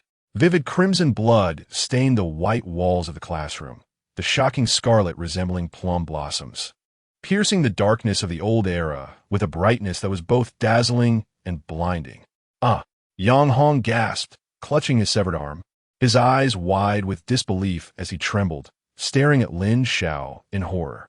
In the classroom, every student shot to their feet, struggling to swallow. Their eyes widened in shock at the bloody spectacle. Now, Lin Xiao flicked the blood from the blade, his eyes lowered, calm and cold. In my capacity as the chief supervisor of the Daxia Supervision Palace, I hereby sentence Yang Hong to immediate execution, to deter the wicked and restore the majesty of Daxia's laws. Huang Quan produced a newly issued firearm, a tungsten alloy spear, its barrel dark and foreboding like a black hole, radiating a chilling aura aimed squarely at Yang Hong. What do you intend to do? Yang Hong roared in fury, launching a frenzied assault. However, Sun Sheng pressed forward, using his iron fists to keep Yang Hong pinned down, unable to lift his head. As a seasoned extreme awakener, Sun Sheng effortlessly subdued Yang Hong, who had lived a life of privilege and ease. Bang! Sun Sheng forcefully pinned Yang Hong to the ground. Huang Quan raised his firearm, his finger hovering over the trigger. The sudden turn of events left Yang Huimin and Principal Jun dumbfounded. What is happening? Principal Jun stammered, eyes wide in disbelief. At that moment, Elder Song spoke up, clarifying. The Daxia Supervision Palace is a newly established regulatory body responsible for overseeing the 36 battle zones of Daxia, tasked with eliminating all who defy national law. Even generals of the military are not exempt from its jurisdiction, possessing absolute power of judgment and suppression. As Elder Song concluded, a heavy silence fell over the room. Yang Hong transitioned from rage to shock, then to fear, ultimately succumbing to terror and despair as he trembled, gazing at Huang Quan. Was he truly to be executed on the spot? Yang Huimin was equally stricken with panic. How could Elder Song's words be false? But how could Lin Xiao be connected to the Supervision Palace? In the classroom, all the students who had once doubted, mocked, or merely observed were now stunned. As if they had swallowed 2 eggs, their jaws nearly dislocating from shock. The classmate we once shared our days with, the one we scorned as a sickly weakling, has transformed into a figure associated with the Supervision Palace. What precisely is the Supervision Palace? Some students, still slow on the uptake, asked, "Are you an idiot?" The Supervision Palace is akin to a court, capable of judging military generals. No. It's more than just a court. Elder Song implies that it is responsible for eliminating all who defy national law. It possesses the most formidable power of judgment. Yes, and it oversees the 36 battle zones of Daxia. What does that signify? It means they wield nationwide regulatory authority. Whoever they choose to investigate faces certain doom. Holy crap. Isn't this just like the Jinyui? Moreover, it's the most powerful version of the Jinyui. So, you're saying Lin Xiao has become someone we must revere? As the students gazed at Lin Xiao, an unfamiliar sense of awe enveloped them, many instinctively swallowing hard. Mo Feng was equally astonished. He had never anticipated Lin Xiao held such a position. Yet his heart raced with excitement. Could it be that evil was finally to be punished? Mo Feng, plagued by long-term oppression, had seen his anger morph into powerlessness, which ultimately gave way to despair. But now, Elder Song's words shone like a ray of sunlight, piercing through the long-standing gloom of his heart, with Lin Xiao as the source of that light. You can't kill me. This is a school. The law prohibits violence in schools. Yang Hong screamed, his eyes bloodshot. Lin Xiao merely chuckled coldly, glancing at Elder Song, his gaze seemingly inquiring. Elder Song nodded, affirming, indeed, the law only states that there cannot be bloodshed within 5 steps. Upon hearing this, Lin Xiao turned to leave. Huang Quan, take him to the school gate. I will make a statement in front of the entire Flower City.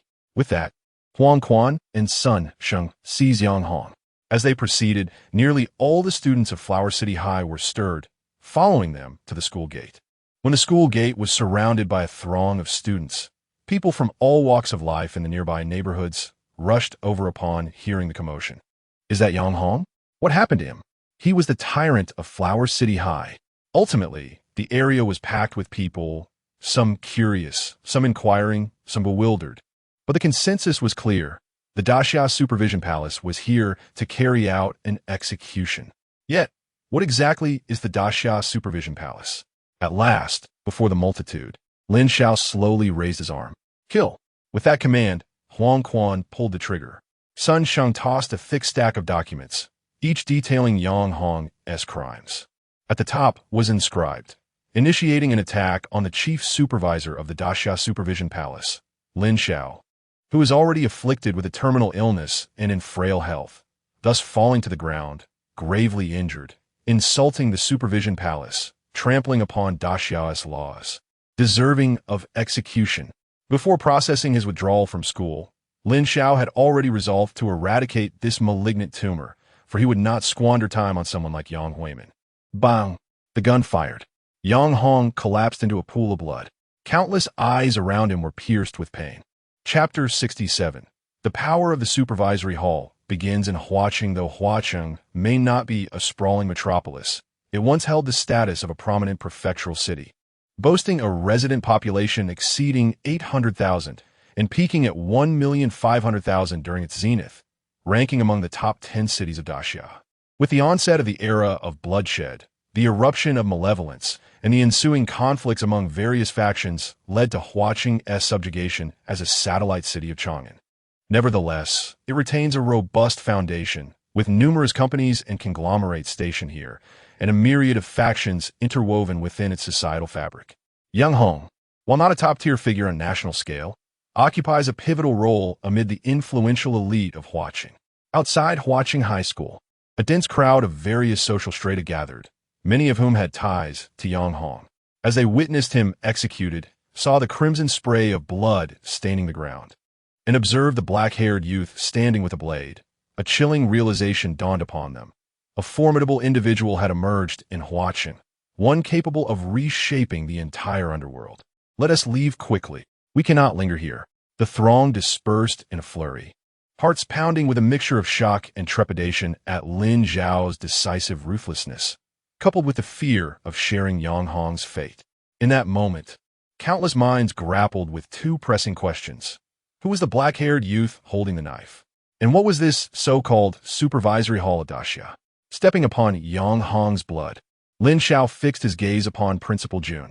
The principal, now rigid with fear, felt an overwhelming sense of oppression and suffocation as their eyes met, beads of sweat trickling down his brow. The onlooking students stood frozen, the gravity of Yang Hong's demise stirring a tempest within their hearts, a premonition of an impending upheaval taking root in their souls. Huimin, trembling and pale, clung to the school gate, her heavily made-up face betraying sheer terror. Too frightened to cast another glance at Lin Xiao. Under the scrutiny of countless eyes, Lin Xiao rummaged through his backpack. Here, I have merely come to process my withdrawal from school, he declared with a naive smile, presenting the application form to Principal Jun, struggling to contain his emotions. Principal Jun accepted the form and, almost instinctively, inquired, but the college entrance examinations are imminent. Will you not participate? The examinations consisted of a literary and a martial component. The literary track often led to roles in logistical support for the military and awakened individuals, while the martial track provided the opportunity to join the military or attend martial academies as official awakeners. Entrance exams? Lin Xiao scratched his head, realization dawning upon him. Oh, of course, I must participate. Missing such a pivotal moment would be regrettable. Then why withdraw? No worries. I have already received my acceptance letters. Lin Xiao replied, extracting several admission notifications from his bag. Not just one, but multiple. The prestigious Imperial Capital's Zhejiang Martial University, the Imperial Capital's Beijing Martial Academy, and others, all from the heart of Daxia. Principal Jun was utterly flabbergasted, for these institutions represented the pinnacle of martial academies in Daxia. It was likely that not a single student from Huaqinghai would receive an acceptance letter from the Imperial Capital. Yet here was Lin Xiao, with preemptive offers from nearly every top-tier academy.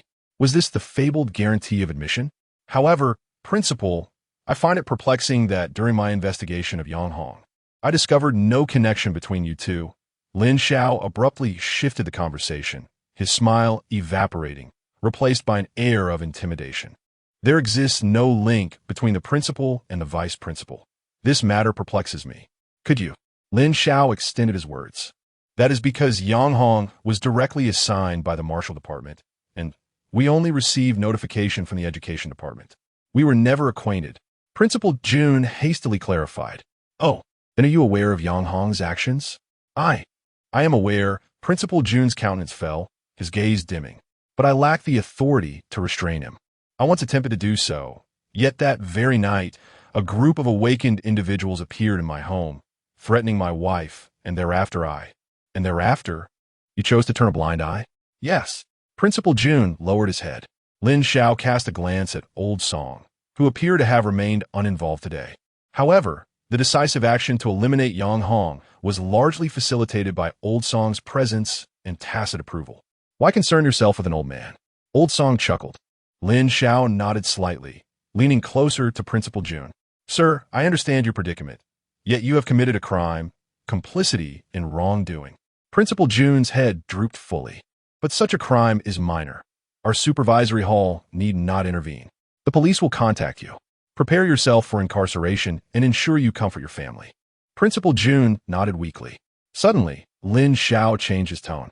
However, if you can assist me in identifying the awakened individuals who intruded into your home that night, I may consider advocating for you.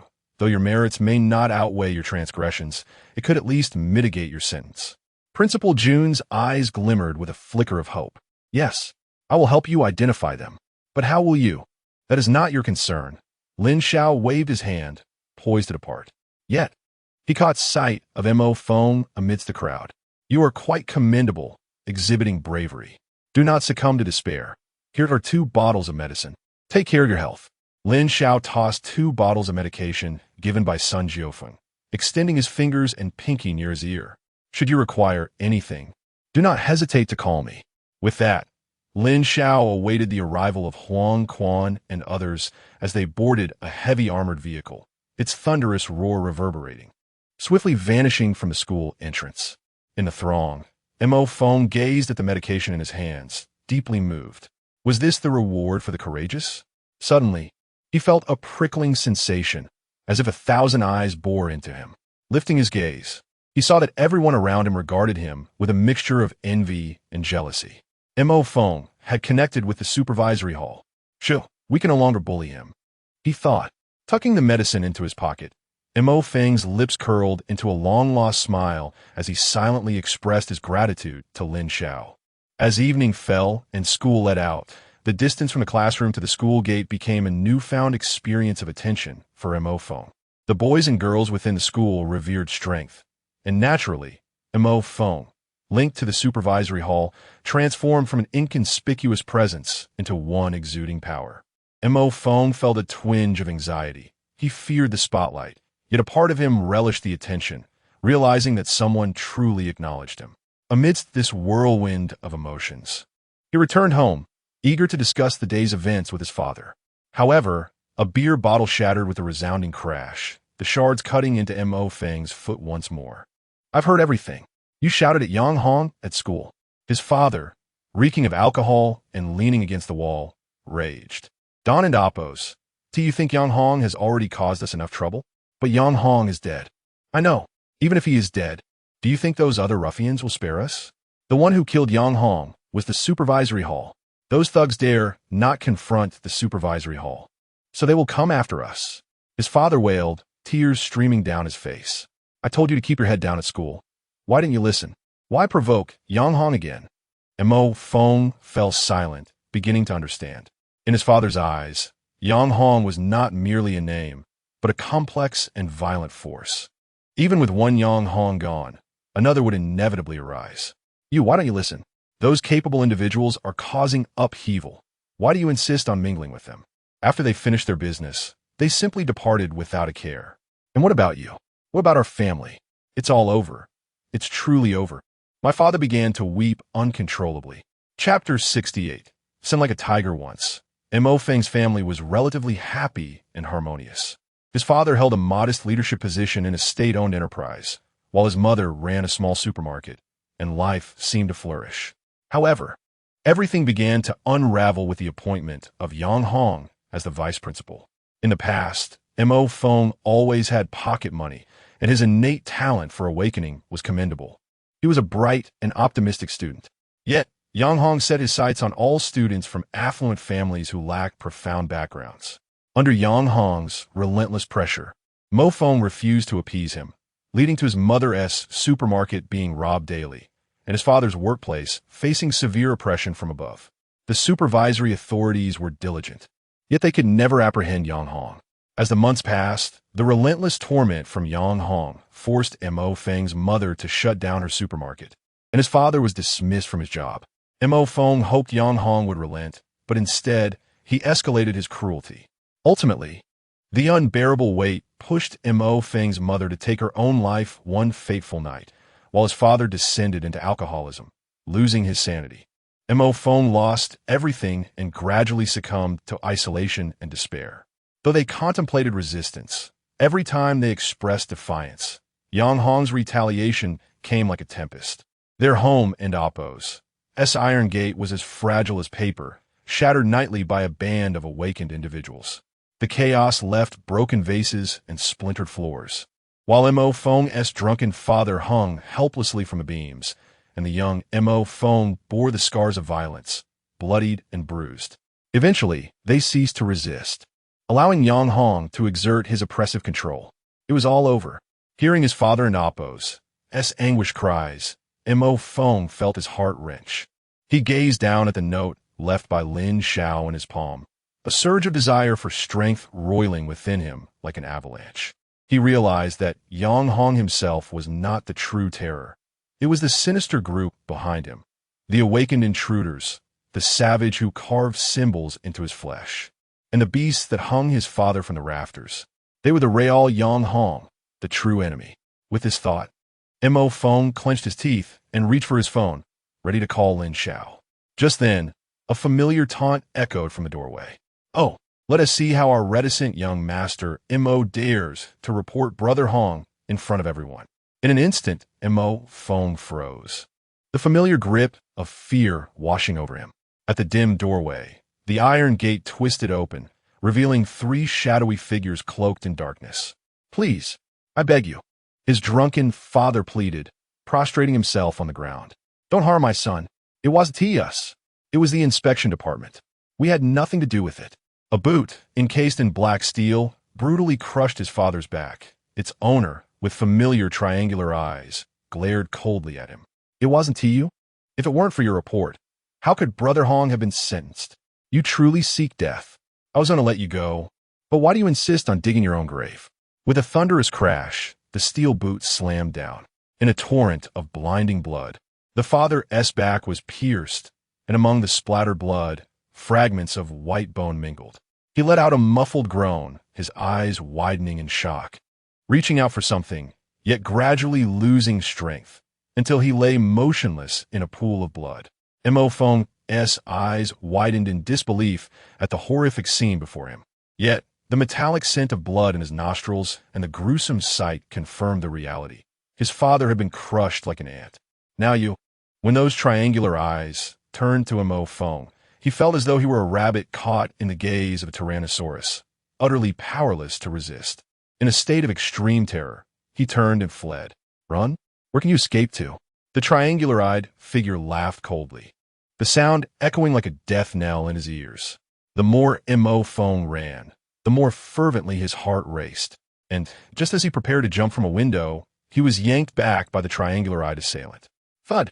Mo Feng crashed to the ground, the world fading to black. The triangular-eyed figure stood over him, brandishing a cold dagger. Tell me, would you prefer I dislocate your arms or gouge out your eyes? The figure squatted before Mo Feng, a devilish grin spreading across his face. No, please, don't. At that moment, the other two awakened individuals grew impatient. Can we be quick about this? Just kill him already. Why waste time? Hearing this, the triangular-eyed figure thrust the dagger with ferocity. In an instant, blood erupted anew. Then let us remove both your arms. Ha ha! I will make you wish you were never born.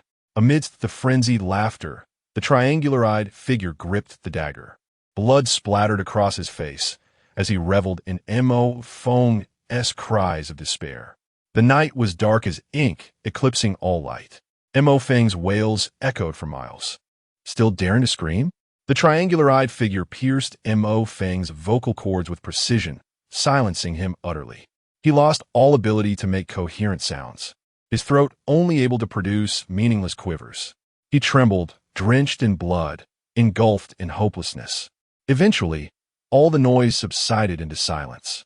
The bright moon outside remained luminous, but the blood within the room appeared dim. Mo Feng lay amidst a pool of blood, motionless for what felt like an eternity. After a long while, he trembled, his fingers quivering as he opened his eyes, crusted with blood, and slowly turned his head. Beside him lay two severed arms. He wept uncontrollably, yet only a whimper escaped his lips. He wished to take the arms to the hospital to reattach them, but found himself utterly powerless. Gazing at his father, who had long since ceased to breathe, his face, numb and dry, bore the remnants of tears, while his youthful eyes were consumed by despair. In the blood, there lay Lin Xiao's note, the string of numbers obscured by red. Crouching beside his severed arms and his father's lifeless body, Mo Feng cried out in heart-wrenching agony, but with his vocal cords pierced, not a sound emerged in the stillness of the night. His eyes streamed with tears, crimson and pained, fixated on Lin Xiao's phone number, yearning for rescue, yet now, he lacked even the means to call for help. After a long time, Mo Feng rose and made his way to the basement of his home. Years ago, when his father worked at the state-owned enterprise, he had held a position in a laboratory. Though merely an assistant professor, he had acquired knowledge of secrets inaccessible to ordinary people. After a mysterious return home one night, his father had sealed the basement and warned Mo Feng sternly never to enter. Now, Mo Feng retrieved the key from his father's corpse. With fervent determination, he broke open the long-sealed wooden door of the basement. The air within carried the scent of decaying wood, yet Mo Feng, eyes vacant, descended the stairs step by step, unresponsive. Finally, he beheld what lay within the basement. Chapter 69. The Eighth Potion. Michael in the dimly lit underground chamber, there stood a colossal glass container, rectangular in shape. Within it, apart from a still solution, lay a pair of wings. The wings were half extended, each feather a deep iron hue, robust in texture, as if forged from steel. Although confined within the glass, they emanated an aura of formidable power. At the sight of this spectacle, an ordinary person would be seized by trepidation. Yet Mo Feng's gaze remained vacant and murky. Was this the secret his father had never dared to disclose? In that moment, Mo Feng realized that his father harbored a terrifying and enigmatic past, for which state-run laboratory would house such a gigantic pair of wings. Were they from an eagle? No, they were certainly not eagle wings. Eagle wings are light and airy, while the immense wings before him were thick and substantial. Atop the glass container sat a dust-covered data display screen. Mo Feng wiped away the grime, and his eyes widened in shock. Name, Eighth Potion Michael. Weight, 3. 800 gene. Density, 38 g centimeter appearance. The virus manifests in wing-like form, requiring immersion in nutrient solution. The longer the immersion, the more powerful the virus becomes, and the larger its form. Effects grants the human body the abilities of the potion Michael, including gravity defiance, enhanced self-healing, and light source radiation capabilities. But it damages the central nervous system, depletes essential hormones, leading to a deficiency of dopamine, resulting in extreme emotional detachment. Consequences of failure. Emotional turmoil ensues. The failed subject may resort to self-harm, suicide, or self-immolation, ultimately leading to complete demise. Nearly 4 tons in weight, with a density 4 times that of steel. The potion Michael. And it is a virus? This pair of wings even possesses a name. As he gazed, tears streamed down Mo Feng's cheeks. If even a virus has a name, how could he live like an ant? The image of his father being trampled to death replayed in his mind, each iteration twisting the knife of anguish deeper into his heart. He could not wail.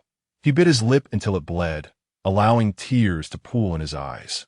Was he to live eternally as an ant? To be crushed like an ant? Why? Why must he be an ant? Why must they all be trampled like ants? Mo Feng lifted his tear-filled eyes, a tempest of rage and despair swirling within them. The consequences of the potion Michael's failure amounted to mere death. If death were inevitable, what was there to fear? Mo Feng stepped before the glass container, using his legs to unleash a relentless barrage of kicks against it. Countless strikes left his legs swollen and crimson, yet he persisted. Perhaps the anguish and resentment within him had transformed into an unquenchable fuel, driving his weary body onward. At last, the glass shattered, scattering into fragments. A pungent, acrid scent assaulted his senses. As he beheld the colossal wings lying on the ground, Mo Feng wept and lunged forward, devouring them piece by piece. His cells began to disintegrate. The central nervous system descended into chaos. His legs flailed uncontrollably, his eyes rolled back. In that dilapidated underground setting, he resembled a zombie intent on self-destruction. Hua City Marshal Department, a 6-story building.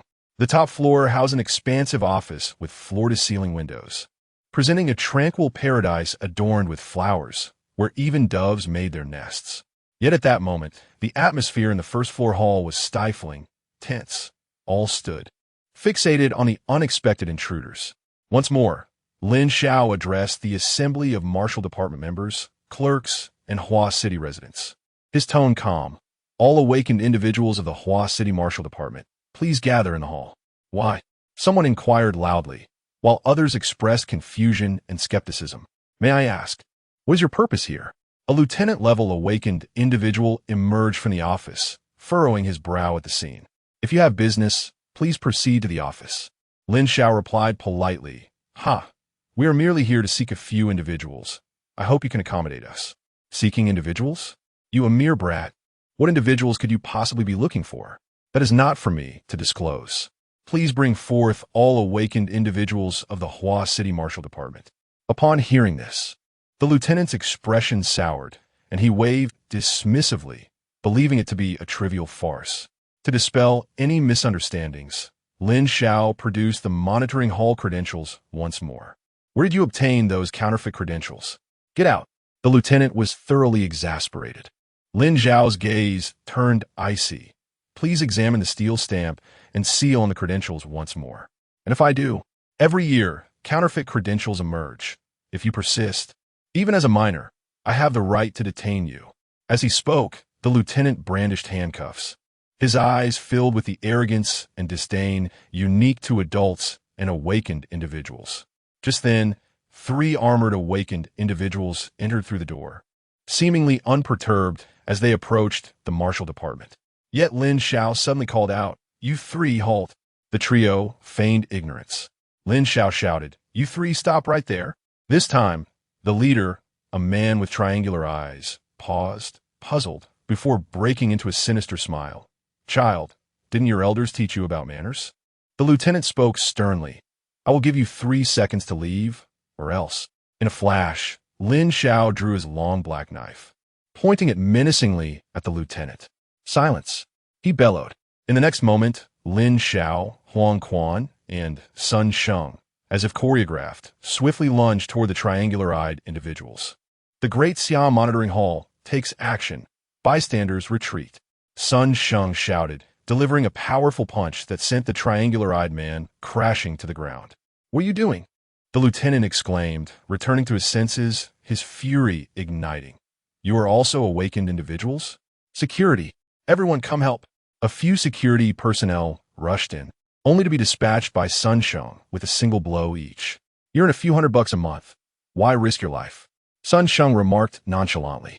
Lin Xiao crouched before the triangular-eyed man, narrowing his eyes. "What were you just doing?" The triangular-eyed man fumed. "What gives you the right to question me?" Lin Xiao slowly rose, extending his left hand as a black sword scroll, capable of shaking the heavens and earth, unfurled dramatically. "The Great Xia Monitoring Hall has the authority to interrogate anyone within the realm of Great Xia. Should you defy national law, the penalty is death." In an instant, the entire Hua City Marshal Department fell silent. Countless gazes flickered with astonishment, confusion, contemplation, and derision. Who dared to wreak havoc in the Marshal Department? Suddenly, a calm voice echoed from the stairwell. A young man with slick back hair, clad in a specially tailored suit, exuded a cold demeanor despite his handsome features. "Dispose of them," the slick-haired youth commanded, flanked by a group bearing awakened insignias. However, an elevator descended rapidly. As the doors opened, all awakened individuals immediately saluted. Minister Wang, the highest-ranking leader of the Hua City Marshal Department, Minister Wang hastened to Lin Xiao's side and respectfully stated, "Greetings, Chief Lin. I apologize for the inadequate reception. Please forgive my transgressions." In an instant, everyone in the Hua City Marshal Department, including the slick-haired youth, stood frozen in place. A chill coursed from their feet to the nape of their necks. "Quick, flee!" The slick-haired youth's mind raced as he realized he had encountered a formidable opponent, and he turned to make his escape. However, Lin Xiao's voice resonated like that of a devil. "All awakened individuals, gather in the hall at once. Those who dare to disobey shall face the wrath of the national law, as the tribunal possesses the authority to execute." The mere utterance of that single word rendered everyone utterly speechless. Where did this tribunal come from? When did such severe measures arise in the Great Xia? Chapter 70. Where did this general-level evil spirit emerge? Where have you been? With Minister Wang's respectful demeanor, no one dared to casually contradict Lin Xiao. In response to Lin Xiao's inquiry, the triangular-eyed man murmured, "I went to the seafood market to enjoy a meal of freshly caught seafood." "You lie." "I do not." The triangular-eyed man's expression remained composed as he produced 2 fish scales from his pocket. "These are freshly peeled scales from a crucian carp. Sufficient proof of my visit to the seafood market." "Oh, then raise your foot." Lin Xiao directed his gaze toward the triangular-eyed man's ironclad foot. The triangular-eyed man's expression turned grave, yet he slowly raised his foot. Beneath it, apart from a few fish scales and blood, there was no sign of irregularity. "Very well." Lin Xiao surveyed the hall, now teeming with awakened individuals. Unfazed, he calmly declared, "Gather all of you here. There is no other intention. I merely wish to inform you that from this day forth, anyone within the realm of Great Xia shall be under the supervision of the Supervisory Hall. Abide by the law as good citizens, and those who defy it will be dealt with ruthlessly." With that, Lin Xiao turned to leave. "Send off Supervisor Lin," Minister Wang said with a broad smile. However, once Lin Xiao exited, the smile faded entirely from his face.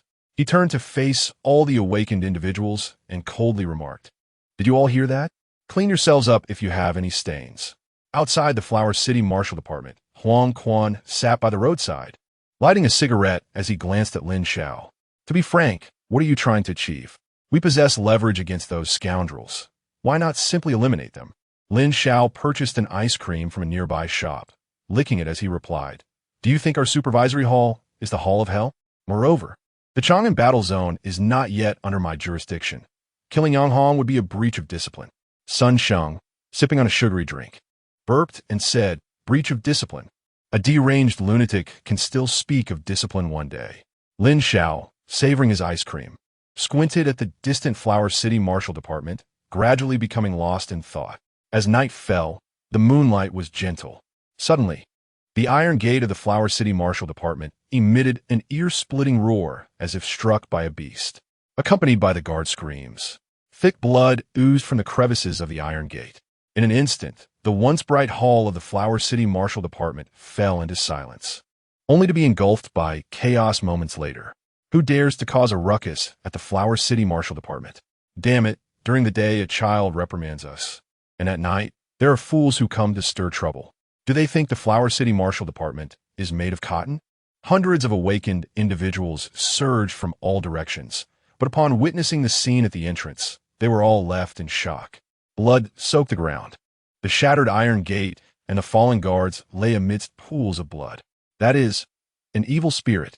An evil spirit is attacking. The warning cries echoed, sending chills through every awakened individual. Before them stood a monstrous being with gigantic wings, clutching an unconscious guard in its grasp. The piercing alarm rang out, shattering the moonlight's serenity and revealing the monster's true form. The creature had no arms, only an exaggerated pair of dark blue wings. Red veins protruded into the air like vines, wrapping from the wings to the neck, from the neck to the abdomen, and from the abdomen to the legs, resembling a gory armor that delivered a shocking visual impact. Its head, crowned with disheveled black hair, bore the visage of a youthful boy. Yet its eyes were dull and lifeless, occasionally reflecting a fleeting expression of agonizing struggle. Wail, wail, wail. The alarm blared incessantly, seemingly capturing the monster's attention. When its gray, vacant eyes swept over, every awakened individual felt as if they were plummeting into an abyss. What manner of evil spirit is this? No one knew. None had ever encountered such a form. Wings in place of arms, and a human head. Either it had devoured a human to acquire this head, or it had once been human itself. The sense of oppression was overwhelming. As the awakened individuals hesitated, the monster's wings began to slowly flap. Step. The creature advanced a step, trampling through the splattered blood, its expression twisted in agony. We cannot wait any longer. Should we engage? Let us hold off a bit longer and see who makes the first move. As the monster drew closer, most of the awakened remained hesitant. Perhaps spurred by a sense of national duty, a middle-aged awakened man bellowed, "Are you all truly awakened individuals of Great Xia?" With that, he charged toward the monster. But within mere seconds, he was pinned to the ground by the creature's wing, feathers piercing his ribs and impaling his body. "Beast, if you have the guts, kill me." The middle-aged awakened man spat blood in fury, glaring with rage. "Are you all dead? The evil spirit has come to our doorstep, and you still stand by?" Perhaps awakened by his words, more individuals stepped forward. However, that night, their once proud awakened combat prowess became a mere joke before the monster. Even the most resilient awakened warriors could not pierce the creature into oppose. As skin, often, it merely had to swing its wings to crush an awakened individual into the ground. In a corner of the hall, a young man with slicked back hair gritted his teeth. "How good should we engage?" "Engage? Engage in what?" The slick-haired youth glanced around suspiciously, stealthily retreating towards the emergency exit. "The Marshal Department hasn't even paid us. Why risk our lives here?" Just as he intended to flee, pained wails erupted behind him. He turned to see, with dilated pupils, his entire body trembling. The monster had seemingly activated an invincible and frenzied state, effortlessly crushing anyone in its path, its wings sweeping away awakened individuals like mere insects. The creature truly is a monster. Yet from the monster in Oppo's perspective, there was no thrill, only an intensifying sense of urgency. "No, this isn't it. Not this. Where is it? Where could it be?" The creature's face grew increasingly desperate as it recklessly advanced, indifferent to who stood before it. With a single step, blood splattered, and corpses littered the ground beneath the sweeping wings. Finally, the higher-ups of the Marshal Department were alerted. Minister Wang arrived with all the senior officials. "Fire! Immediately fire!" Upon witnessing the hellish scene and inhaling the pungent scent of blood, Minister Wang bellowed, "Eliminate it here." In an instant, all the senior officials took action. Using guns, knives, and electromagnetic equipment, a barrage of attacks was unleashed upon the monster. At last, the assault from the high-ranking awakened individuals breached the creature's defenses. Yet the monster appeared impervious to pain, continuing its relentless advance as the bodies of the awakened piled up behind it. Minister, preliminary assessment indicates it is a general-level evil spirit. Someone shouted, holding a detection device in haste. It doesn't resemble a brigadier. It's at least a major general. Perhaps even a lieutenant general. Minister Wang gasped in shock. He could not comprehend how a general-level evil spirit could emerge in Flower City. After all, Flower City was the heart of the Chang'an battle zone. While Chang'an stood, Flower City would remain free from calamity. So, from where did this evil spirit arise? Chapter 71. The Awakening of the Potion. A blessing or a curse? Where? Where is it? Roar! Roar! Roar! The monster continued to howl, its voice hoarse, as if it emerged directly from the depths of its lungs, unprocessed by vocal cords. Even the frail and infirm could discern the profound resentment it conveyed. Suddenly, the creature turned and gazed at Minister Wang. Observing the torrent of tears cascading down the monster and Appo's face, Wang and Appo's grip on his weapon faltered. But only for a moment before he commanded, request assistance from the military. The martial department of Huaqing cannot contend with a major general-level demon. Understood. Upon hearing these words, the monster laughed, its lips curling upward while tears continued to stream down its cheeks. Ha ha ha, I have grown stronger. No longer a mere ant to be trampled upon, yet I have become a demon. Must this wretched world define me in such stark extremes? It surveyed the awakened ones brandishing their blades, who called for military aid. Despair and hatred, a duality of emotions, erupted within the monster's mind. Ultimately, its rationality crumbled. Its once gray eyes now bloodshot, a frenzied thirst for blood swirling around it. Erupting uncontrollably, a roar resounded, echoing through the heavens, awakening the entire city of Huaqing. In Huaqing, at the Sunshine Community, Hero Internet CAF. Can you initiate the raid? Can your Ali Star even engage? Sun Sheng shouted at Lin Xiao, who stared helplessly at Qin Jia. You all urged me to lead the charge, yet here I am, the one getting the blame. Is my Ali Star truly invincible, like a cockroach?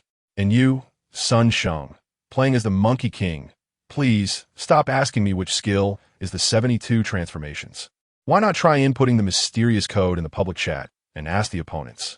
And Huang Quan, do you think you're exempt? I know you play as a sniper. But Jin's ultimate can indeed be unleashed 4 times in succession without needing to reload. It truly doesn't require a reload. As Lin Xiao spoke, a deafening roar erupted from outside the window, causing the water bottle on the table to tremble slightly. Something's happening. Qin Jia sprang to his feet. Sun Sheng turned. Are you losing at playing as a mushroom man? Huang Quan rose, his voice grave. Lin Xiao assessed the situation. It seems to be coming from the Huaqing Martial Department.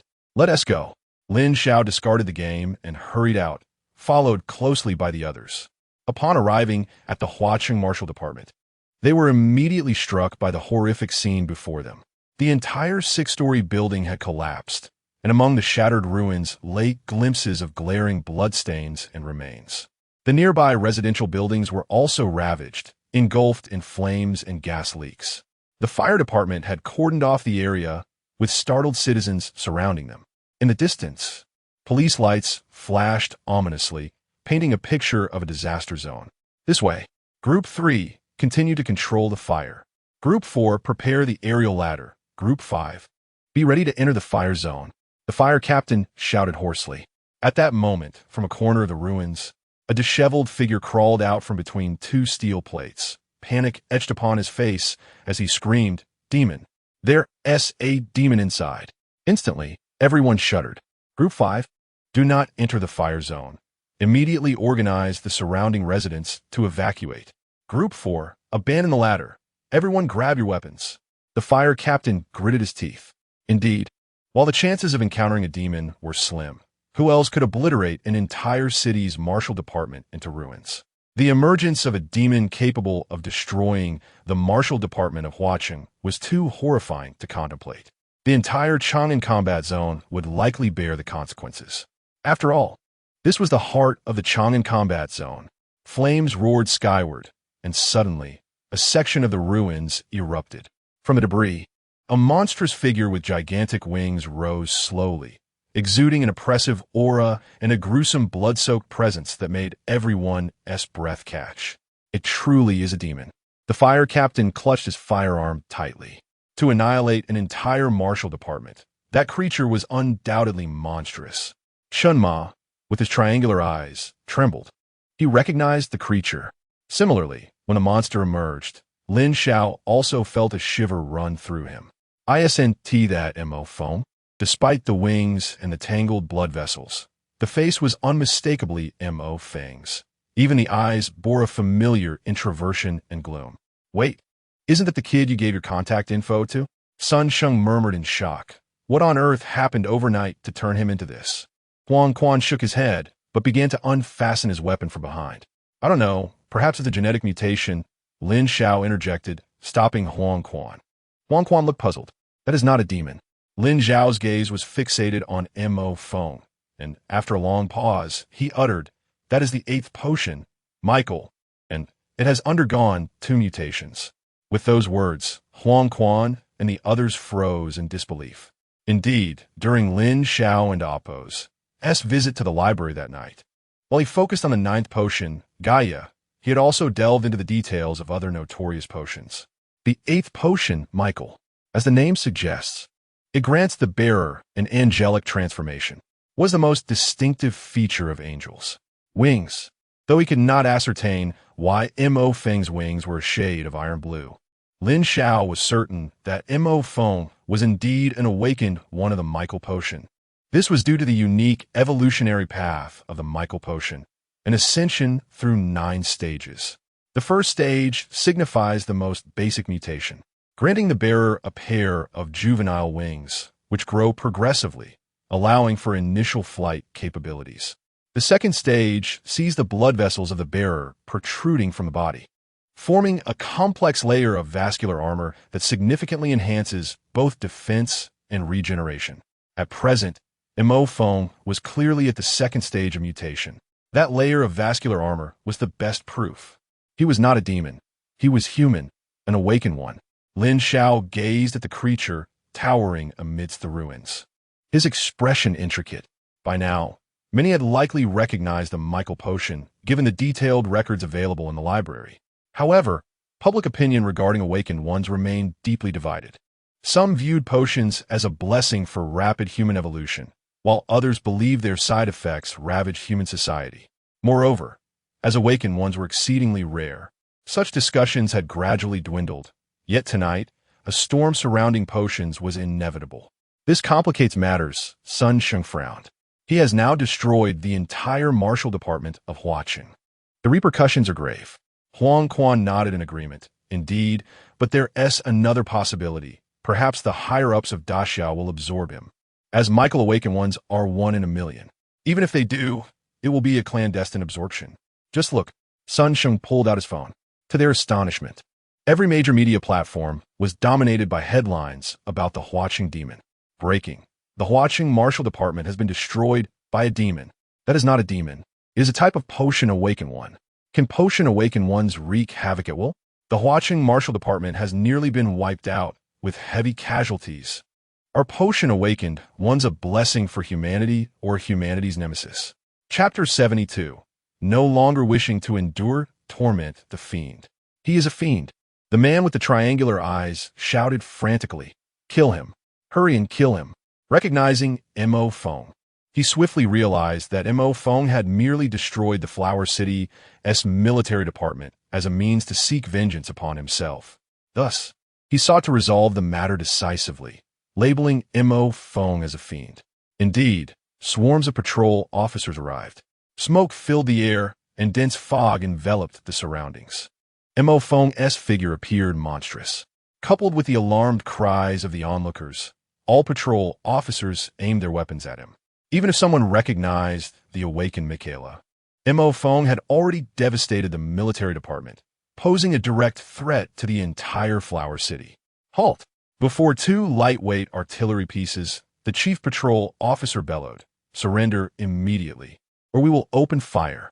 The chief was aware of the Michaela potion. However, He had to protect Flower City.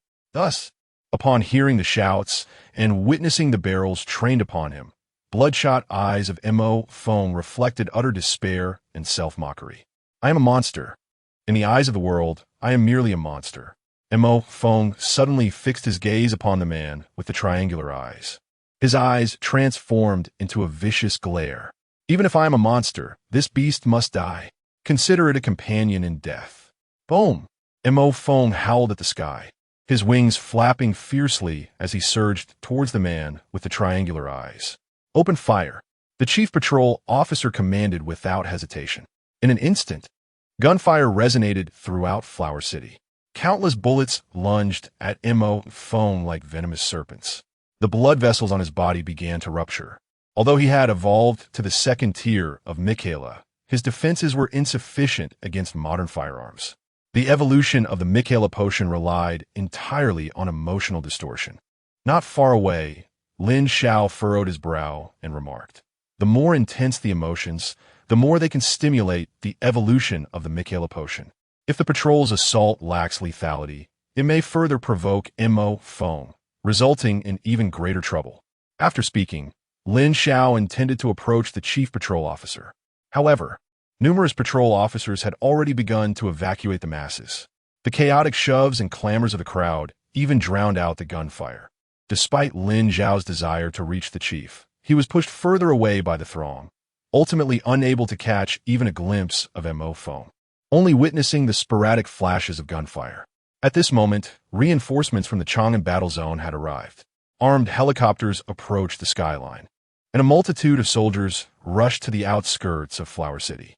Being the heartland of Chang'an, the nearby station troops would never tolerate a monster wreaking havoc, even if that monster were an awakened potion user. Temporary command center of the southern suburbs of Chang'an, an irrational and inhumane awakened potion user, regardless of their innate talent, would remain a root of calamity that humanity must eradicate. The highest-ranking officer in the command center, observing the catastrophic scenes of Flower City on the large screen, ordered, "Inform the generals of the battle zone that if we are unable to control the awakened Michaela, we will at all costs eliminate it according to military law." Understood. The staff officer hurriedly responded. The Third Corps of Chang'an has arrived in Flower City. The city officials have been notified to issue an emergency lockdown order, prohibiting all residents from venturing outside. A quarantine order has also been issued, designating the military department as a quarantine zone. No one is permitted entry or exit.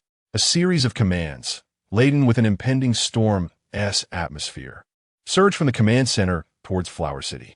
At this moment, in Flower City, the Third Corps of Chang'an, an overwhelming number of soldiers, armed to the teeth, swiftly advanced along the welcoming avenue of Flower City in military vehicles. They exuded an undeniable aura of authority, causing the evacuating citizens along the roadside to glance in their direction. It was the Third Corps of Chang'an. The military was beginning to take control of Flower City. This is it. That monster who destroyed the military department cannot truly be a fiend, can it? Such a grand spectacle? Not a fiend, but an awakened potion user. The term awakened potion user sent waves of apprehension through the nearby citizens. The awakened had already begun to wield power and influence, figures that ordinary people dared not offend. Even more rare, the awakened potion users were seen as distant and fearsome by the common folk. I remember 2 years ago when the first Zeus awakened appeared, reducing half a western city to ruins and causing tens of thousands of deaths. How could such a monster emerge in our Flower City? At that moment, official commands echoed through the streets of Flower City. Hurry home. The authorities demand we stay indoors. Who dares remain outside? The awakened potion user is a cold-blooded killer. The citizens fled in a panic. Amid the crowd, Huang Quan and Sun Sheng halted a taxi. "Lin Xiao, why are you dawdling? Let us go." Huang Quan, noticing Lin Xiao's inertia, furrowed his brow and asked, "You're not still thinking of finding Mo Feng, are you?" Lin Xiao gazed deeply towards the ruins of the military department before turning and climbing into the taxi. "Let us go. We cannot go there for now. Open fire. Fire again. Continue firing." The chief patrol officer shouted hoarsely. Bang, bang, bang. Bullets pierced Mo Feng's blood vessels, and amidst the swirling blood mist. His roar echoed through the heavens. Yet even so, he endured the hail of bullets and fiercely kicked the man with the triangular eyes in the back. The man fell to the ground, his back a mangled mess. Don't come any closer. The man with the triangular eyes struggled to rise, attempting to resist. But Mo Feng's wings had already brutally pierced through his chest. With a piercing sound, they entered from the front and exited through the back. The man with the triangular eyes spewed blood, his pupils dilating in disbelief at his utter helplessness. Could the Michaela potion truly transform an ant into a dragon? Mo Feng's face slowly approached the man with the triangular eyes. The surrounding chaos of gunfire continued unabated. Mo Feng's blood splattered, forming a mist that enveloped both himself and the man. You shall die.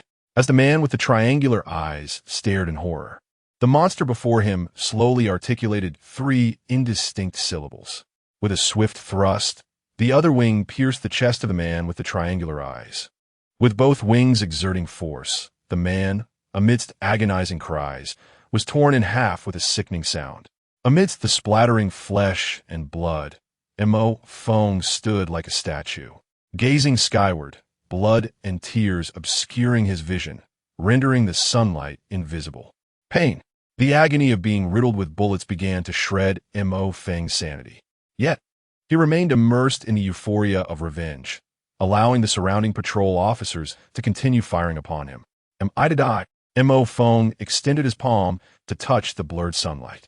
The corners of his bloodied lips struggled to form a smile. Am I finally to be liberated? This world is so beautiful. With a thud, Mo Feng collapsed to the ground. The last sight before his unconsciousness was the blinding police lights, the roaring helicopters, and the surging soldiers from the Great Xia from all directions. But I no longer wish to endure this torment. Chapter 73. Do you wish to join the Great Xia Supervisory Palace? Name: Montauk Feng. Age: male. Why do you seek revenge against the Huaqing Marshal Department? In the dimly lit interrogation room, under the blinding glare of the interrogation lamp and the stern gaze of 2 unsmiling patrol officers, Mo Feng's eyes appeared somewhat dazed.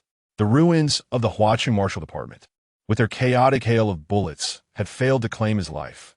Instead, all the bullets had been forced out by his own muscles, allowing him to survive against all odds. I ask you, speak. A sharp reprimand abruptly interrupted Mo Feng's recollections. Shaking his head in confusion, Mo Feng murmured, I just want to kill Chun Ma and his companions. Half an hour later, the 2 patrol officers exited the interrogation room. The chief patrol officer leaned against the wall and inquired, So what's the verdict? Captain, I suspect this kid is delusional. No matter how we question him, he keeps repeating the same phrase. I only want to kill Chun Ma and his companions. The chief patrol officer frowned slightly, turning to enter the archives, retrieving the files on Chun Ma and others. Chun Ma, an awakened from the Huaqing Marshal Department, and part of the Huaqing Tianhu Company with Yang Hong and others. Upon reading this, the chief patrol officer raised his gaze. Isn't Yang Hong dead? Executed in public by the supervisory palace? Yes, Captain. It's strange, though. This supervisory palace was just established a few days ago, and now they're already encroaching on our patrol territory? Hearing this, the chief patrol officer rolled his eyes. You know nothing. According to the law, we patrol officers are subordinate to the supervisory palace. Captain, how should we handle this? One patrol officer pulled out his phone, hesitating. Now the common people are aware of the events in Huaqing, protesting against the awakened through magic potions. The public pressure is immense. Just now, the Chang'an Military Department also sent us orders to be on standby for the execution of Mo Feng. The chief patrol officer sighed. Alas, it can't be helped. The actions of this awakened individual were too extreme. The entire nation is watching. If the military does not act, the people's sentiment will be unstable. With that, the chief patrol officer re-entered the interrogation room, observing the pale Mo Feng, and sat down heavily on a chair, silent. What's wrong? Mo Feng raised his head, his bloodied, delicate face revealing a bitter smile. From your expressions, it seems you plan to execute me? The chief patrol officer nodded. Mo Feng gazed at the dark ceiling. a self-deprecating smile forming on his lips. Ah, it's about time for an execution. That night, Mo Feng was transferred to the maximum security cell. Upon his arrival, the seasoned criminals attempted to establish dominance, insisting that Mo Feng act as a mule, carrying them to relieve themselves, only to be met with a swift kick from Mo Feng that left one of them bruised. The prison life that night was Mo Feng's most desolate. Leaning against the cold wall, he stared at the moon outside the iron bars, alternating between bitter laughter and quiet sobbing, numbness and tears of laughter. In school, he was a reclusive, depressed boy. But after the confrontation with the Huaqing Marshal Department, he not only avenged his deep-seated grievances, but also experienced the sensation of possessing power. In a fleeting moment, Mo Feng clearly realized that with the power of the Michael Potion, he had a chance of escaping. Yet, he still chose not to flee. Where would he escape to? Closing his eyes, Mo Feng whispered to himself, "Nowhere feels like home." That night, all the prisoners in the cell cowered in fear, unwilling to approach the boy who seemed like a monster. The morning light of the next day streamed into the cell. Death sentence. Through the iron bars. The chief patrol officer handed him a notice, his expression complex. "You have been sentenced to death. Execution is set for 3 days later at 8 in the morning." Gazing at the glaring words death sentence, Mo Feng smiled as if liberated, nodding gently. "All right, I understand. Thank you." The chief patrol officer lit a cigarette and offered one to Mo Feng. "The investigations into Chun Ma, Yang Hong, and the others are complete. Our department has reported the findings to the supervisory palace. They indeed deserve their fates, but your actions were excessive. The entire Huaqing Marshal Department has been destroyed, with nearly 100 casualties, and all of Great Xia is watching this matter closely. You cannot escape the death penalty." Mo Feng, smoking for the first time, coughed violently from the harshness. He had little to say about this outcome. He simply inhaled the acrid smoke, revealing a faint, innocent smile, reminiscent of his youthful self. The chief patrol officer sighed heavily, turning to leave, instructing the prison guard, "Make sure Mo Feng's last meal is a generous one." 2 days later, after finishing his final supper, Mo Feng requested his mother's signature dish of scrambled eggs with tomatoes and his father's favorite chiefing liquor. Every bite of food and every drop of wine felt like the presence of his parents beside him, and as he ate, tears streamed down his face, rendering him unable to speak. The Michael Potion healed his vocal cords but could not mend his heart, which was riddled with wounds. As he cried, Mo Feng suddenly noticed the prison guard delivering his meal was staring at him intently. "Why are you looking at me?" Mo Feng asked, surprised. Beneath the guard's cap, Lin Xiao's eyes quietly regarded Mo Feng, and then he tilted his head and smiled. "To be honest, every time I see someone eating heartily, I feel envious." The two held each other in oppose, gazed for a long moment, and slowly, Mo Feng retrieved a blood-stained note from his pocket, looking at Lin Xiao, hesitating to speak. "At that time, could I have reached out to you?" Mo Feng inquired softly, his face contorted in pain. "But I couldn't contact you. My vocal cords were slashed. My arm was severed. I had no way to reach you." Mo Feng whispered in the prison. Outside, Lin Xiao's eyes were filled with sympathy and compassion. The other prisoners had retreated to the corners in fear. Suddenly, Lin Xiao asked softly, "Do you have any regrets?" Mo Feng looked up, his eyes filled with confusion. "Regrets? My parents have already passed away. Is that a regret? I am about to be executed. Is that a regret? I don't understand what you are saying. I mean, in all of this, is there anything you wish you could amend?" Upon hearing this, images of the entire incident flooded Mo Feng and Appo's mind.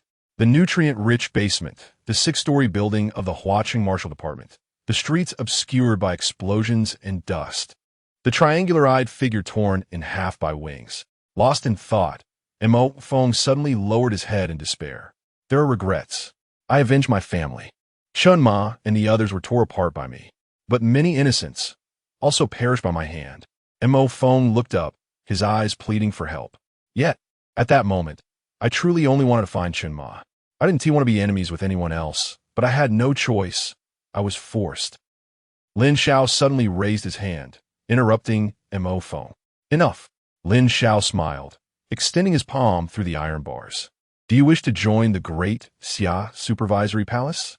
The price is that you can no longer show your face in public at will. Chapter 74.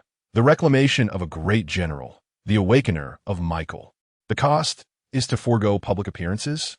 Upon hearing this, an ordinary person might feel regret, for the human desire for fame and recognition is innate. However, Mo Feng revealed a satisfied smile. The notions of exposure and fame held no significance for him.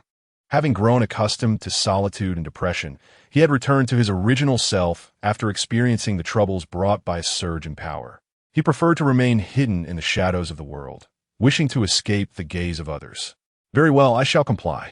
Through the iron bars of the prison, Lin Xiao firmly clasped hands with Mo Feng. At this moment, Lin Xiao was unaware that this act of kindness would later grant him a formidable ace. An awakener of Michael, capable of evolving overnight to possess combat prowess at the level of a general, was a coveted ally for all battle teams. Yet, he was also an awakener that instilled fear in all teams. Nobody desired a ticking time bomb by their side. Otherwise, Mo Feng would have long been taken away by various powerful factions. Only Lin Xiao dared to bring Mo Feng into his fold. In a corner of the prison, a group of criminals stared longingly at Mo Feng as he was led away. Why is this happening? Wasn't he sentenced to death? There must be some dark dealings at play. Does heaven still hold justice when even prison life has its shadows? The criminals' complaints went unheard, and Lin Xiao feigned ignorance. Mo Feng was indeed a double-edged sword, possessing the risk of rampancy. Yet, if wielded wisely, he could serve as a national treasure. Could he be compared to these petty thieves? As they left the confinement, they passed the patrol chief's office. The chief cast a glance at Lin Xiao and Mo Feng before casually shutting off the surveillance power while engrossed in the mundane city evening news. The night breeze swept in, bringing a sudden clarity. Mo Feng inquired softly, "Why did you bring me out?"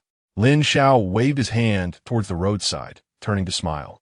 "Because I believe that with assistance, you are undoubtedly a singular genius.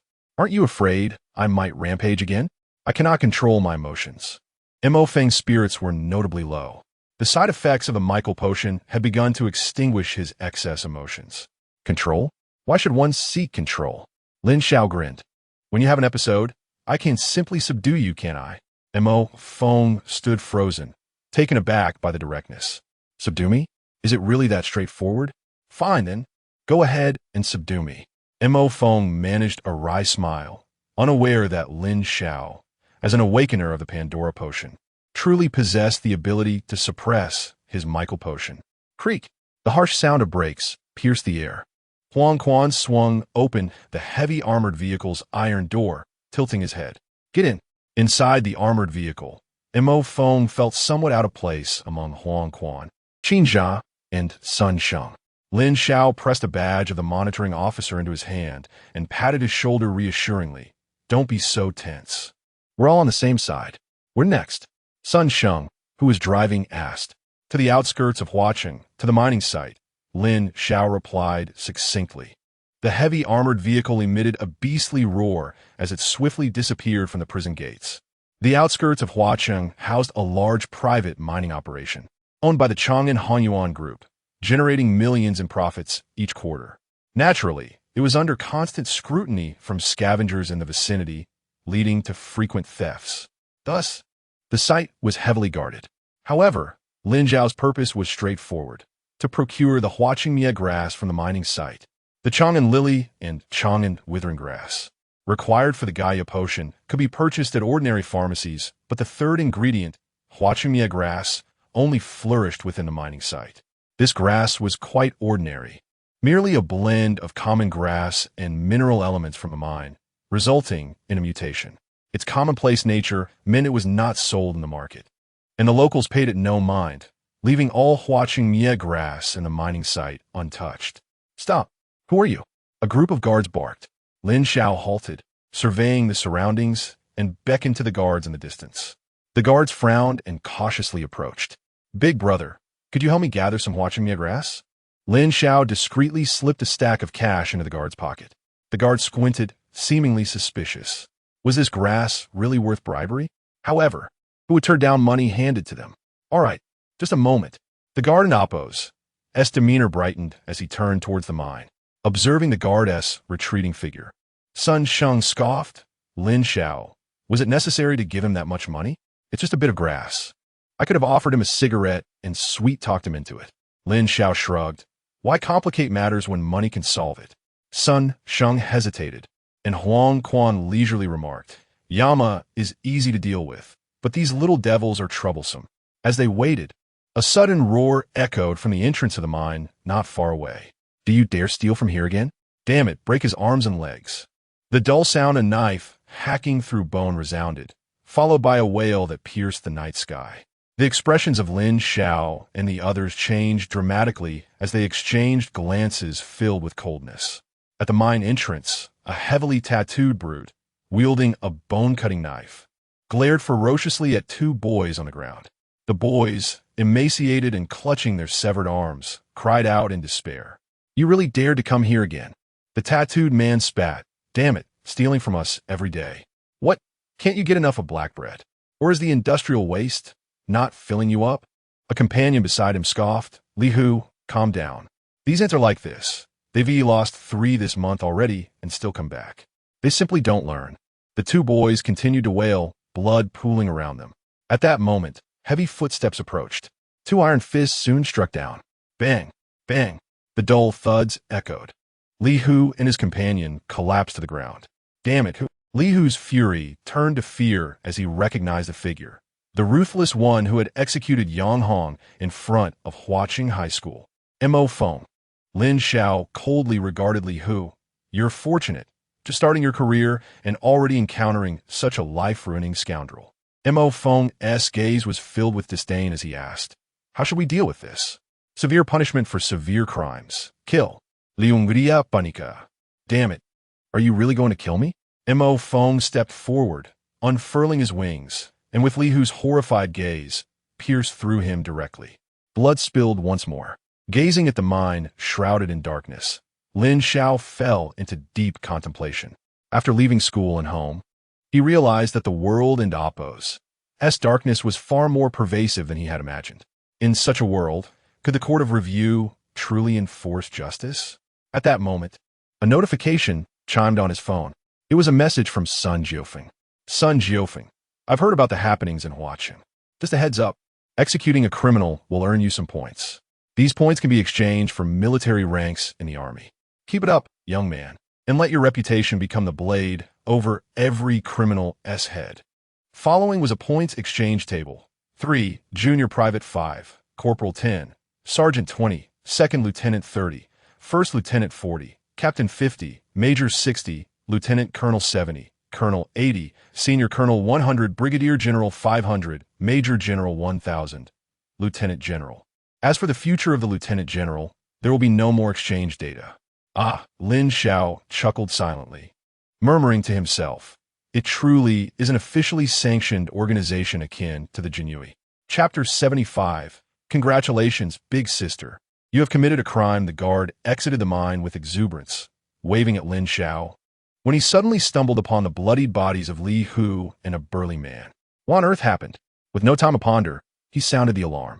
In an instant, a cacophony of sirens filled the air and a multitude of guards rushed out, while the mine's armed machinery whirred to life, its weapons aimed squarely at Lin Xiao and his companions.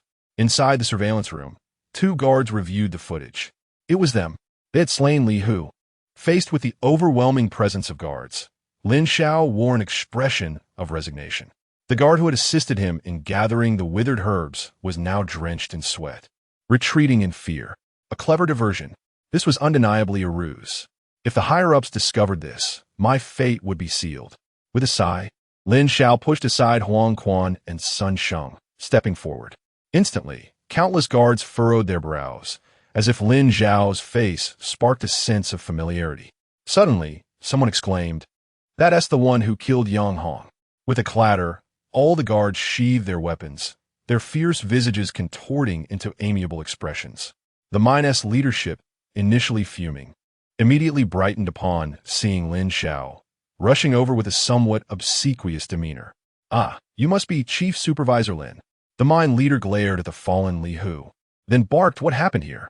How could Chief Supervisor Lin be subjected to such an execution in our territory? Investigate. Find out what crime Li Hu committed. Stop the investigation. Lin Xiao replied, his face devoid of emotion as he shifted aside, revealing the two boys with severed arms. The mine leader's realization hit him like a thunderbolt, cursing inwardly. Yet his expression remained one of outrage. I understand now. Chief Supervisor Lin is just and impartial. Li Hu got what he deserved. What a stroke of bad luck. One could only chalk it up to misfortune. A routine matter suddenly twisted by the presence of the merciless Chief Supervisor. At that moment, the mine leader felt no sorrow for Li Hu and Appo's demise. Rather, he harbored contempt for the fool who brought trouble upon the mine. What was the Chief Supervisor? He was a member of the Jinui, the enforcement of the Daxia's regulatory authority. Damn it, my mind was operating smoothly. The mine leader could only hope that Lin Xiao would not delve deeper into the matter. After all, bloodshed within the mine ran deep. The Jinui had chosen this moment to strike, and he was ill-prepared to manage the fallout. Deserved punishment? Yet, Lin Xiao merely offered a cold smile. If a guard dared to sever another into Appo's limbs so casually, then what of you high-ranking officials? The mine leader felt a wave of panic wash over him. He was acutely aware of the mine's realities. Under Chang and Hong Yuan's command, they had become the local tyrants of Huaqing's outskirts, lacking for nothing in terms of illicit profit. No. The mine leader struggled to maintain his composure. But Lin Xiao waved him off, striding into the mine. Each step Lin Xiao took sent the mine leader's heart racing. Please, for the love of all that is holy, do not continue down this path. With every footfall, the mine leader felt an increasing dread. If this continued, I could truly be. His eyes darkened, preparing for a confrontation with Lin Xiao. But suddenly, Lin Xiao bent down, plucking a patch of green weeds from the ground, and turned to leave. Huh? The mine leader was momentarily stunned, then elated. Wasn't he here to investigate us? This fool of a chief supervisor only sought to gather herbs? The mine leader glanced at the weeds in Lin Xiao's hand, dismissing them with a sneer. Such weeds bore no commercial value. Perhaps only useful for some magical elixir. Wait, an elixir? Could he be a wielder of magical potions? Following the incident at the Huaqing Martial Department, the mine leader felt on edge, but then reconsidered. How could there be magical potion wielders every day? Observing Lin Xiao's calm demeanor, devoid of any fluctuation, while still suspicious of his intentions, he gradually calmed himself. Regardless of whether he was a magical potion wielder, as long as he did not enter my mind, all would be well. Chief Supervisor Lin, are you leaving? Or else what? No. Someone, prepare a lavish gift for Chief Supervisor Lin and place it in the trunk. Stop. Lin Xiao's expression remained impassive. You'd best refrain from doing anything. Upon hearing this, the mine leader was startled, then enlightened. Now I understand. Chief Supervisor Lin is instructing me not to make too much noise. Reflecting on Lin Xiao's quick exit after gathering the herbs, the mine leader became more convinced this was a covert transaction. Why did Chief Supervisor Lin leave after gathering the weeds? It was a subtle hint to eradicate the roots. Whose roots? Obviously Liungrias. Indeed, Chief Supervisor Lin was suggesting not to pursue this further, but to handle the aftermath regarding Li Hu appropriately, ensuring no new troubles arose. Chief Supervisor Lin was granting me an opportunity.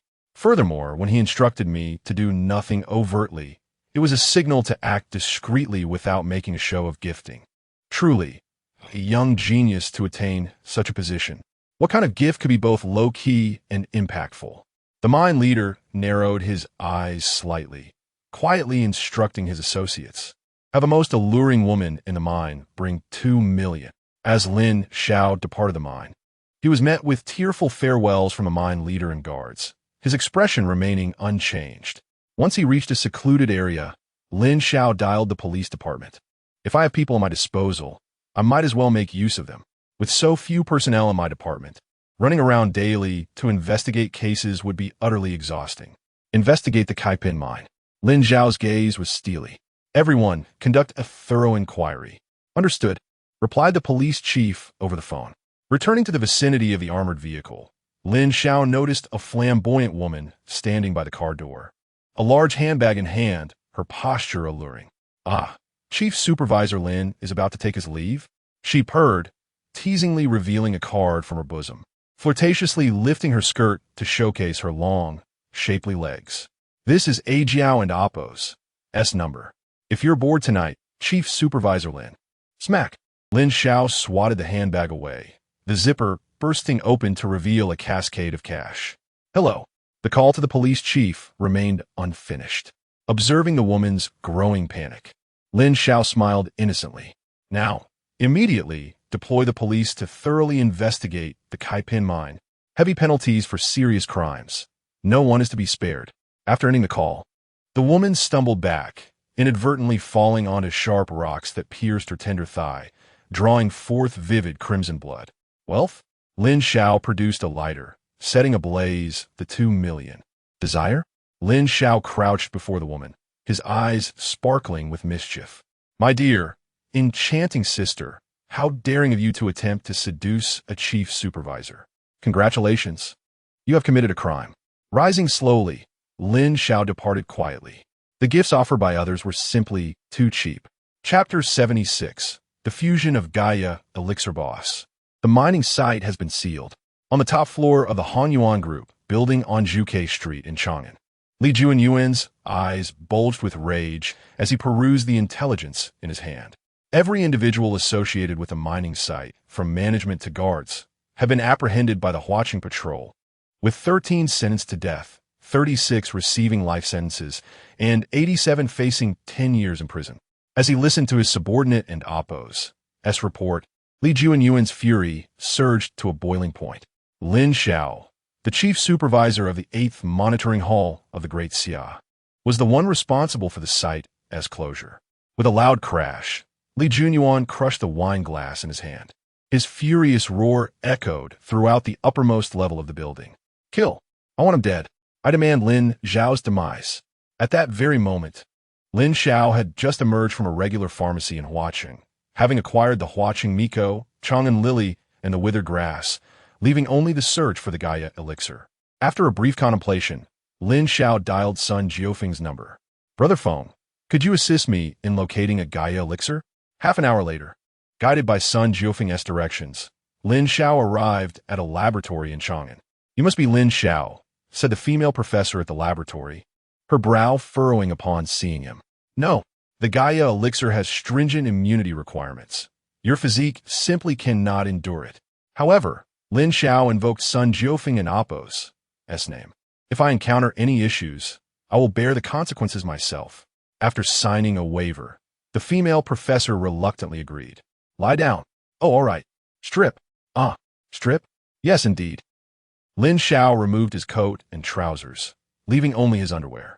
The female professor stood at the door of the specimen room, her brow slightly furrowed. Are you done undressing? Lin Xiao's face flushed with rare embarrassment. Stop dawdling. To us, anyone naked is merely flesh. The female professor stated impassively. Why be shy? Reluctantly, Lin Xiao undressed completely. The female professor secured him firmly to the examination table, casting a casual glance as she prepared the Gaia elixir, commenting, at such a young age, I didn't expect you to possess such considerable potential, larger than an average adult by half. Lin Xiao's face turned crimson. What a brazen remark. He closed his eyes, adopting a posture of submission. Excellent, bear with it. If it hurts, just shout.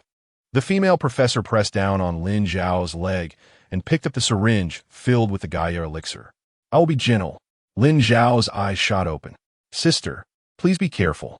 Recalling the agony from the last injection administered by Sun Jiufeng, Lin Xiao felt a twinge of fear. The elixir, in essence, was a virus that wreaked havoc on human cells, akin to a bulldozer, painful as if one were having their bones scraped. All right, I'll be gentle. Prepare yourself. I'm going in. The syringe pierced his thigh. A familiar chill enveloped him, akin to icy spring water coursing through his veins. Lin Xiao trembled involuntarily. Ugh! Sister, I feel so cold. The female professor withdrew the syringe, turning to monitor various instruments, her back to him as she said, It's normal. The Gaia elixir induces such sensations. Though her words were meant to comfort, she remained fixated on Lin Xiao and Appo's vital signs. Once the Gaia elixir enters the body, the injected individual experiences excruciating cold for the next half hour. This extreme temperature can obliterate the immune system, and nearly all who have attempted the Gaia elixir have perished at this juncture. The mortality rate stands at a staggering 80. However, the female professor and Oppo's expression shifted to one of astonishment. How was this possible? The readings on her instruments were stable, despite Lin Xiao and Oppo's apparent coldness. His internal cells showed no signs of disturbance.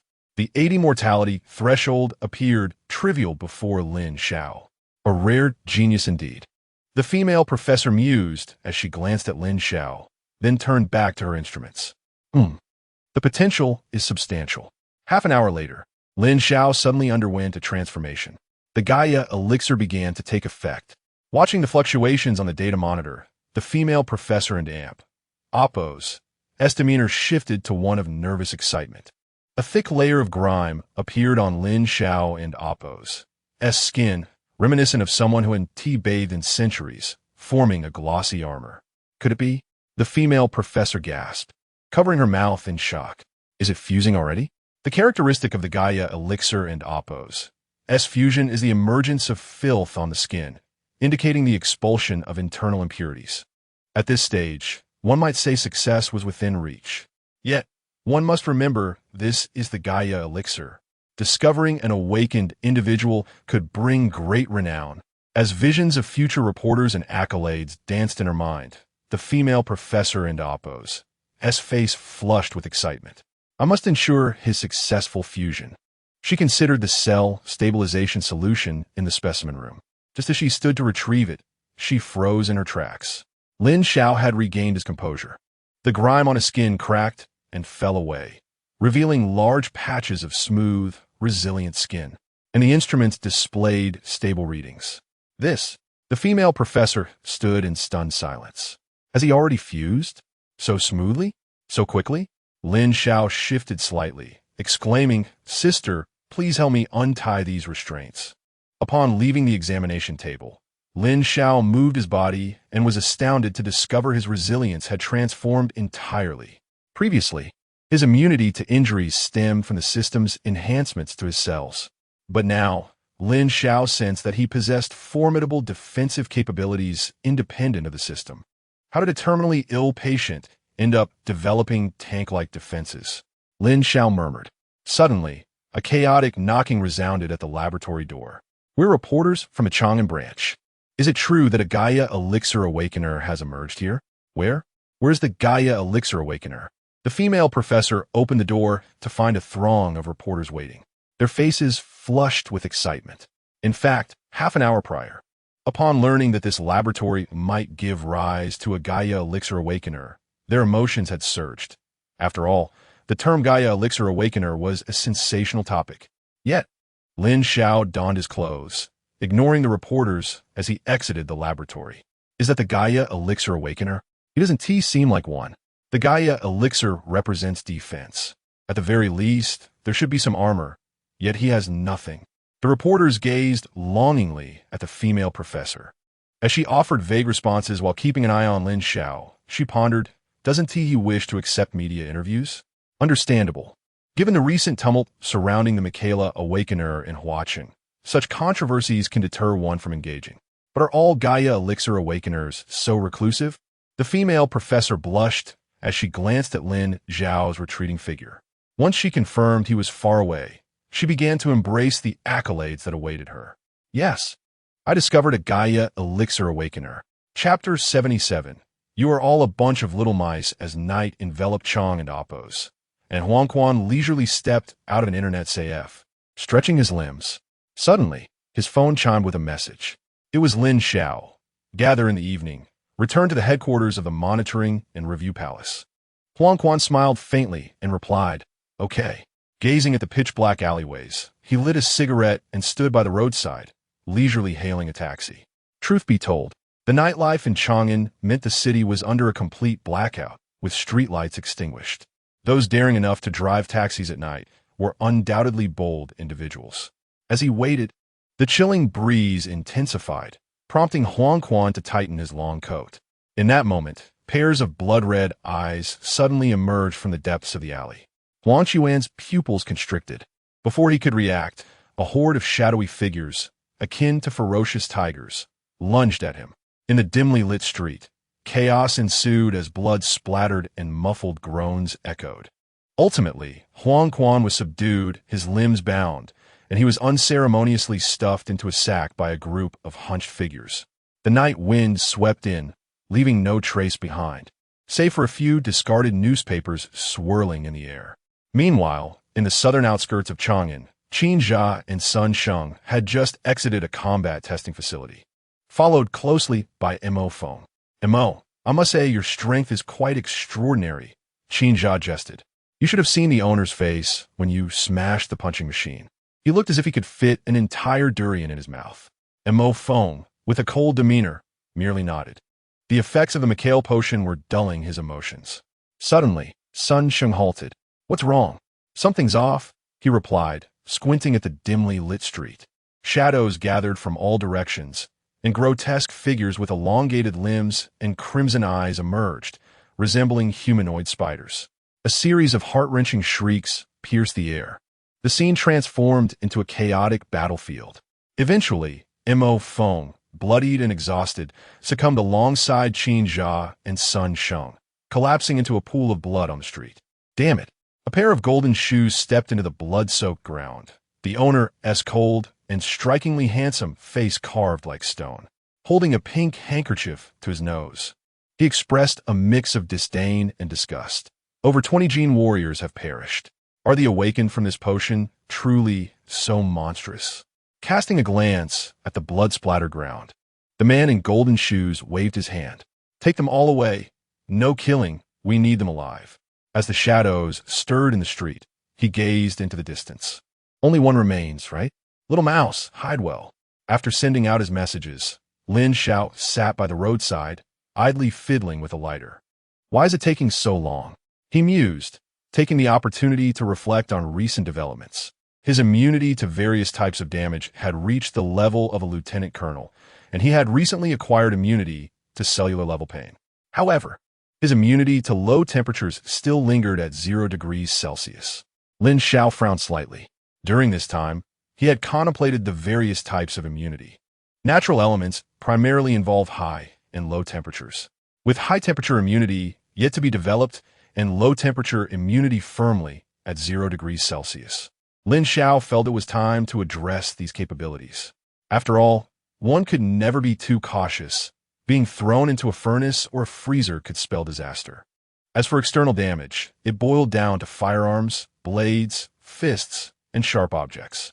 As long as the damage did not reach lieutenant colonel level, Lin Xiao was essentially immune, and thus had no immediate concerns. Suddenly, a screeching sound of brakes interrupted his thoughts. Lin Xiao frowned deeply.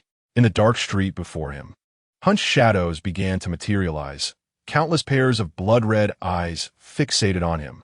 Boss, the mission is complete. However, Lin Xiao and Mo Feng are proving difficult to handle. We lost 30 of our Jin warriors. At the top of the Chang'an Hanyuan group, Li Junyuan gradually grinned menacingly. Well done. Bring them all to the experimental base for the mad old man to handle. Understood, boss. A group of men in black suits hoisted 5 sacks and entered the Hanyuan building, pressing the button for the 13th basement floor. It was known that most buildings had at most 3 underground levels, yet the Chang'an Hanyuan boasted a full 13 levels beneath the surface, effectively carving out an underground empire right under the nose of the Chang'an military.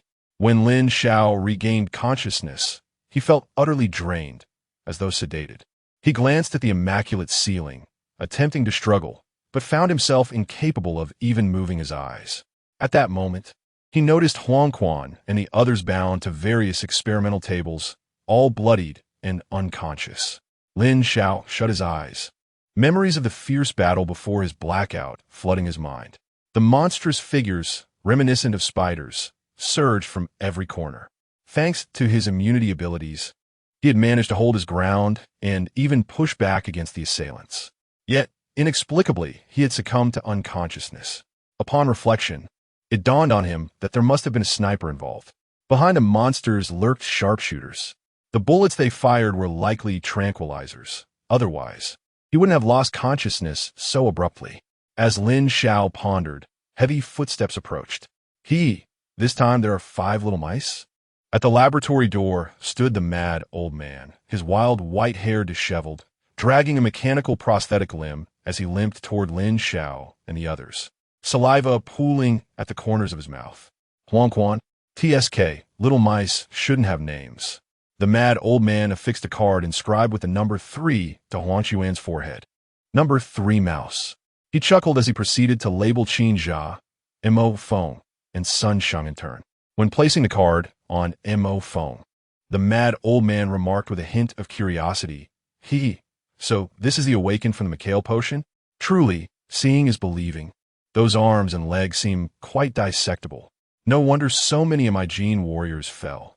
Realizing the monsters that had besieged him were likely creations of this madman, Lin Xiao's mind raced.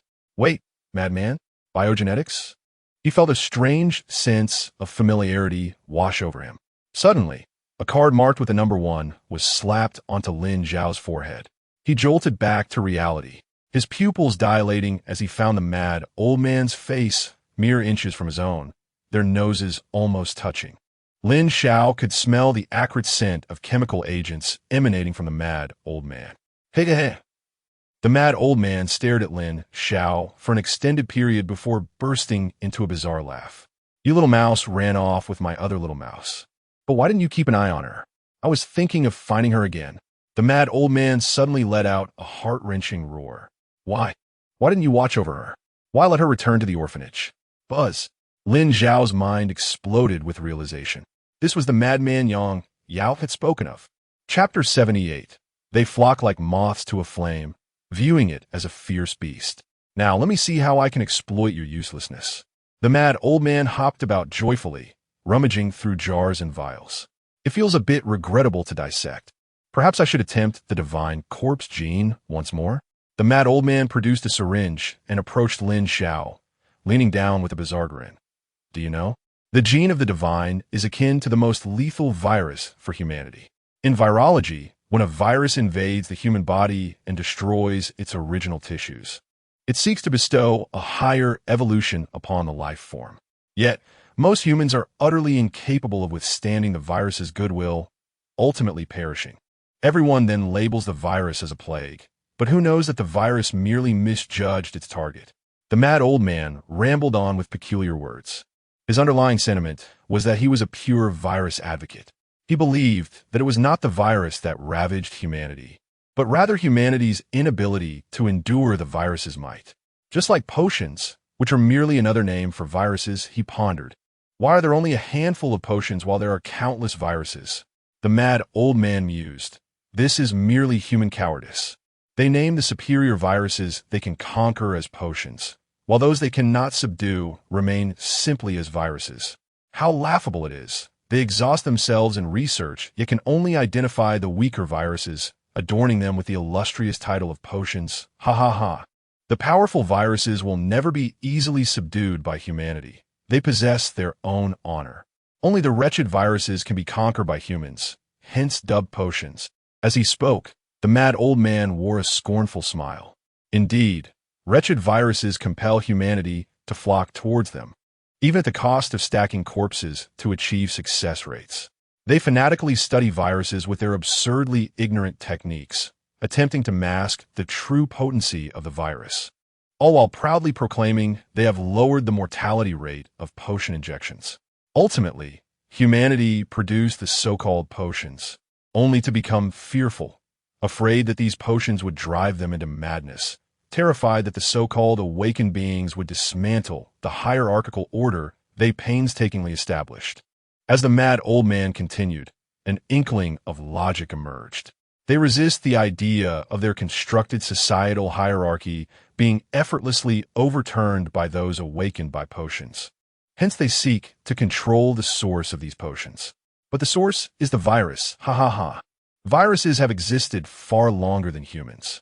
Their delusions are futile, their powerlessness evident. They bully the weak and turn against those who study viruses. They prohibit civilian research on viruses, forbidding anyone but officials from studying genes and biochemistry. The mad old man brandished the divine corpse gene syringe at Lin Xiao, his eyes wide. Tell me. They flocked to the virus as if it were a treasure, yet they also regard it as a dire threat. They wish to seize the virus for themselves. Do you not find them absurd? Lin Xiao struggled, but the anesthetic had yet to wear off, leaving him helpless before the mad old man. Ha ha ha. What am I even discussing with a mere lab rat? The mad old man shook his head, injecting the divine corpse gene into Lin Xiao's arm, subsequently activating all instruments to observe and record. November 3rd, obtained an advanced experimental subject. Commencing the second round of divine corpse gene experimentation. Subject code 1. The mad old man gazed at Lin Xiao, squinting with a smile. Little mouse. Since you failed to guard your fellow mouse, brace yourself for mutation. Lin Xiao's eyes burned with hatred, yet his body remained powerless. Under the suppression of the anesthetic, he could only watch as the divine corpse gene coursed through his veins. It had begun. The process was underway. The mad old man rubbed his hands together, his face brimming with anticipation. The divine corpse gene was a superior virus, more advanced than any potion virus known today. He eagerly awaited the sparks that would ignite between the advanced virus and the advanced experimental subject. Time passed slowly. The mad old man's expression shifted from excited anticipation to bewilderment. Why have you not mutated? Half an hour into the experiment, Lin Xiao remained unresponsive. The mad old man was perplexed. Previous subjects had begun to mutate within 30 seconds. Just wait a bit longer. Watching Lin Xiao's lack of reaction, the mad old man fought to suppress his confusion. But as time dragged on, Lin Xiao still showed no signs of change. Something was amiss. The divine corpse gene had vanished? How could this be? The mad old man stared at the instruments, his hands clutching his head, a storm of thoughts swirling. No, it hasn't vanished. It has been neutralized. The divine corpse gene has been neutralized. But what could possibly neutralize the divine corpse gene? Suddenly, the mad old man looked up, his gaze locked onto Lin Xiao, shouting in disbelief. You are a Pandora potion awakener? Buzz. Lin Xiao, who had been lying quietly on the experimental table, suddenly broke free from all restraints like a ferocious tiger. It is your turn now, old fool, Lin Xiao roared, delivering a fierce punch that sent blood gushing from the mad old man's nose. With another strike, the mad old man lay on the ground like a crushed shrimp. With one final blow, the entire laboratory erupted with a thunderous crash, leaving the mad old man bloodied and uncertain of his fate. Han Yuan? Gazing at the emblem on the laboratory wall, Lin Xiao's eyes ignited with fury. Han Yuan, Chang'an Han Yuan, it truly is you. When there was a path to heaven, you chose to stray. When there was no gate to hell, you still dared to enter.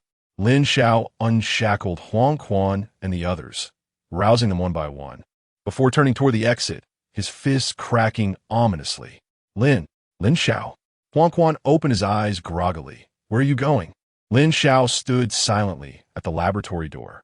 As Huang Quan struggled to rise and approached Lin Xiao, he froze as if struck by lightning.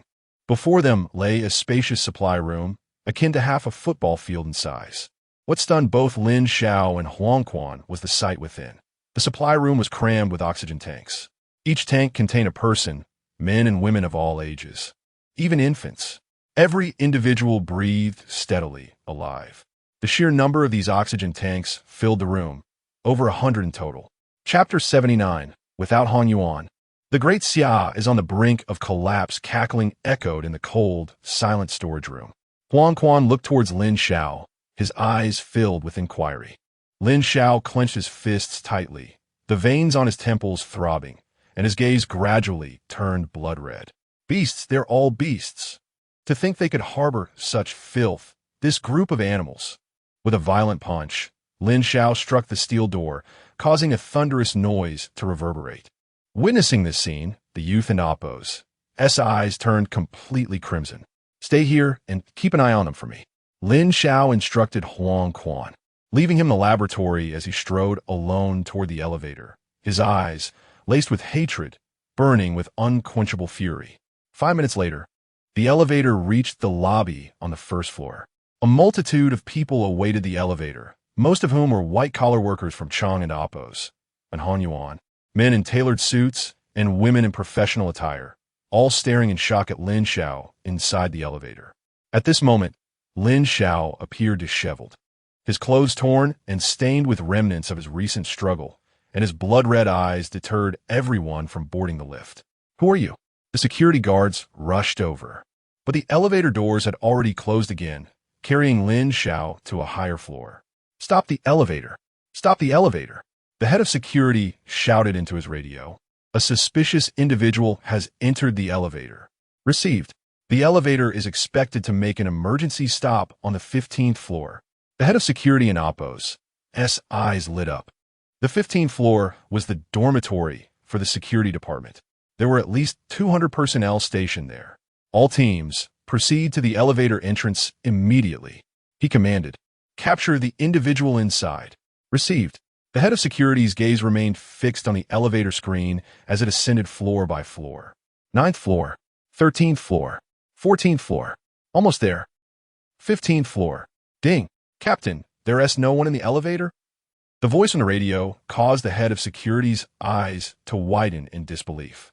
He had been watching closely. The elevator had never stopped on any other floor. How could it be empty? At that very moment, in the dark, unlit elevator shaft, Lin Xiao gripped the elevator cable, slowly ascending towards the top floor like a grim reaper emerging from the shadows. Despite the darkness, his eyes burned with fiery rage, fueled by both anger and hatred. The thought of the infants submerged in the solution in the storage room ignited Lin Xiao's loathing for Chang and Hanyuan even further. Are they still human? Using living infants for experiments. Are they still human? They are nothing but beasts clad in human skin. Lin Xiao had once despaired under the weight of illness and understood the peril of viruses. Those infants exposed to genetic experiments so early would likely lead lives worse than death, even if they managed to survive. Beasts, beasts, beasts. With pure hatred in his heart, Lin Xiao continued to climb, finally catching sight of a glimmer of light that grew ever stronger. With a resounding clap, Lin Xiao's hand grasped the edge of the elevator shaft at the top of Chang and Hanyuan. Emerging from the shadows, he was cloaked in darkness, exuding a palpable aura of menace. At the entrance to Li Junyuan's office stood two imposing figures, resembling guardians, who lunged at Lin Xiao like ferocious tigers upon first sight. Their fists and kicks were swift, undeniably skilled. However, astonishment washed over their faces as their iron fists struck Lin Xiao, producing only faint wisps of white smoke. "Is that all you've got?" Lin Xiao lifted his gaze, his cold visage curling into a smile laced with malice. "Haven't you two eaten?" Li Junyuan lounged on a sofa, a woman in a black sheath dress before him, hesitating to speak. "Young master," the steward, Yang Bo, emerged with a grim expression. "The laboratory's alarm system has been triggered. The security department has reported a situation. What have you done?" Li Junyuan waved his hand dismissively, unconcerned. "Is there really a need for such alarm? Just carry on with your business. You must tell me what you've done." Yang Bo flung several pieces of intelligence across the table, his usual gentleness replaced by a ferocious growl. "You actually kidnapped him?" "Who is he?" "He is the supervisor who eliminated Yang Hong. The supervisory hall is a formidable entity even the old masters are wary of, and you dare to kidnap their supervisor?" Li Junyuan opened his eyes, his gaze chilling. Those who knew him understood that this was the look of a man ready to kill. Yet, Yang Bo remained unfazed, pointing towards the door, struggling to contain his rage. "Lin Xiao has escaped from the laboratory and is currently in the corridor on the top floor." "Oh, and what of it?" Li Junyuan leaned in slightly, grasping the woman's head, disregarding her whimpers and struggles, his smile twisted and fierce. "Then we kill him." Yang Bo narrowed his eyes slightly, also ignoring the woman in black. "Do you realize the gravity of your words? To kill the supervisor? Are you out of your mind? The Great Xia Supervisory Hall has just been established, and you choose now to eliminate their supervisor? That is sheer folly." Bang! Li Junyuan exhaled sharply. The red suit on his back tore apart, revealing two grotesque black wings. "Foolish?" Li Junyuan slowly rose, his towering figure exuding an oppressive aura. his smile growing more sinister and defiant as he fixed his gaze on Yangbo. Do you still think me foolish?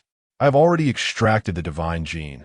The woman from the Welfare Institute in City X is the perfect example. Brother? Li Tianyuan? What is he to me? Who in the entire Hanyuan group has contributed more than I? Li Junyuan. Li Junyuan advanced menacingly, lowering his head to look at Yangbo. The supervisory hall? The supervisor? Do you truly believe those old men in the military can suppress us just by establishing a new patrol department? Without us at Hanyuan, a third of the Great Xia would collapse. And I, Li Junyuan, the future leader of the Hanyuan group, need to bow to the supervisory hall? Lin Xiao dares to run rampant in my domain, repeatedly trampling upon the dignity of Hanyuan. He has killed so many of my people, the Black Dragon Gang, Huang Defu, the Welfare Institute, Yang Hong, and yet I cannot eliminate him? Does he truly believe that having the supervisory hall as his backing grants him impunity? Without us at Hanyuan, dozens of battle zones would fall apart. Li Junyuan's eyes split into dual pupils, one black and one white, resembling a waning crescent moon. Two dark horns began to emerge from his forehead. It is not that I lack the courage to kill him. It is he who should fear crossing me. Moreover, if you dare to speak on behalf of outsiders again, even you, Yangbo, shall not receive my courtesy. Chapter 8. The bloodbath in Chang'an. After staring intensely at Li Junyuan for several seconds, Yangbo furiously swept his sleeves and departed. Young master, take care of yourself. The master and the eldest are already preparing to make amends with the supervisory palace. The spacious and brightly lit upper floor fell silent once more. In a fit of rage, Li Junyuan let out a derisive laugh, kicking over a black body-hugging dress with such force that it punctured through the abdomen. A steady stream of crimson blood stained the carpet. Li Junyuan turned and seized the steel knife hanging on the wall. This was a specially crafted weapon, undoubtedly among the finest of its kind in the nation. Forged from top-grade alkane metal and infused with advanced viruses, it had undergone 18 rounds of tempering, its blade gleaming a blood-red hue, and had been assessed last year to have reached the rank of a brigadier general. Lin Xiao, oh Lin Xiao, you truly seek your demise.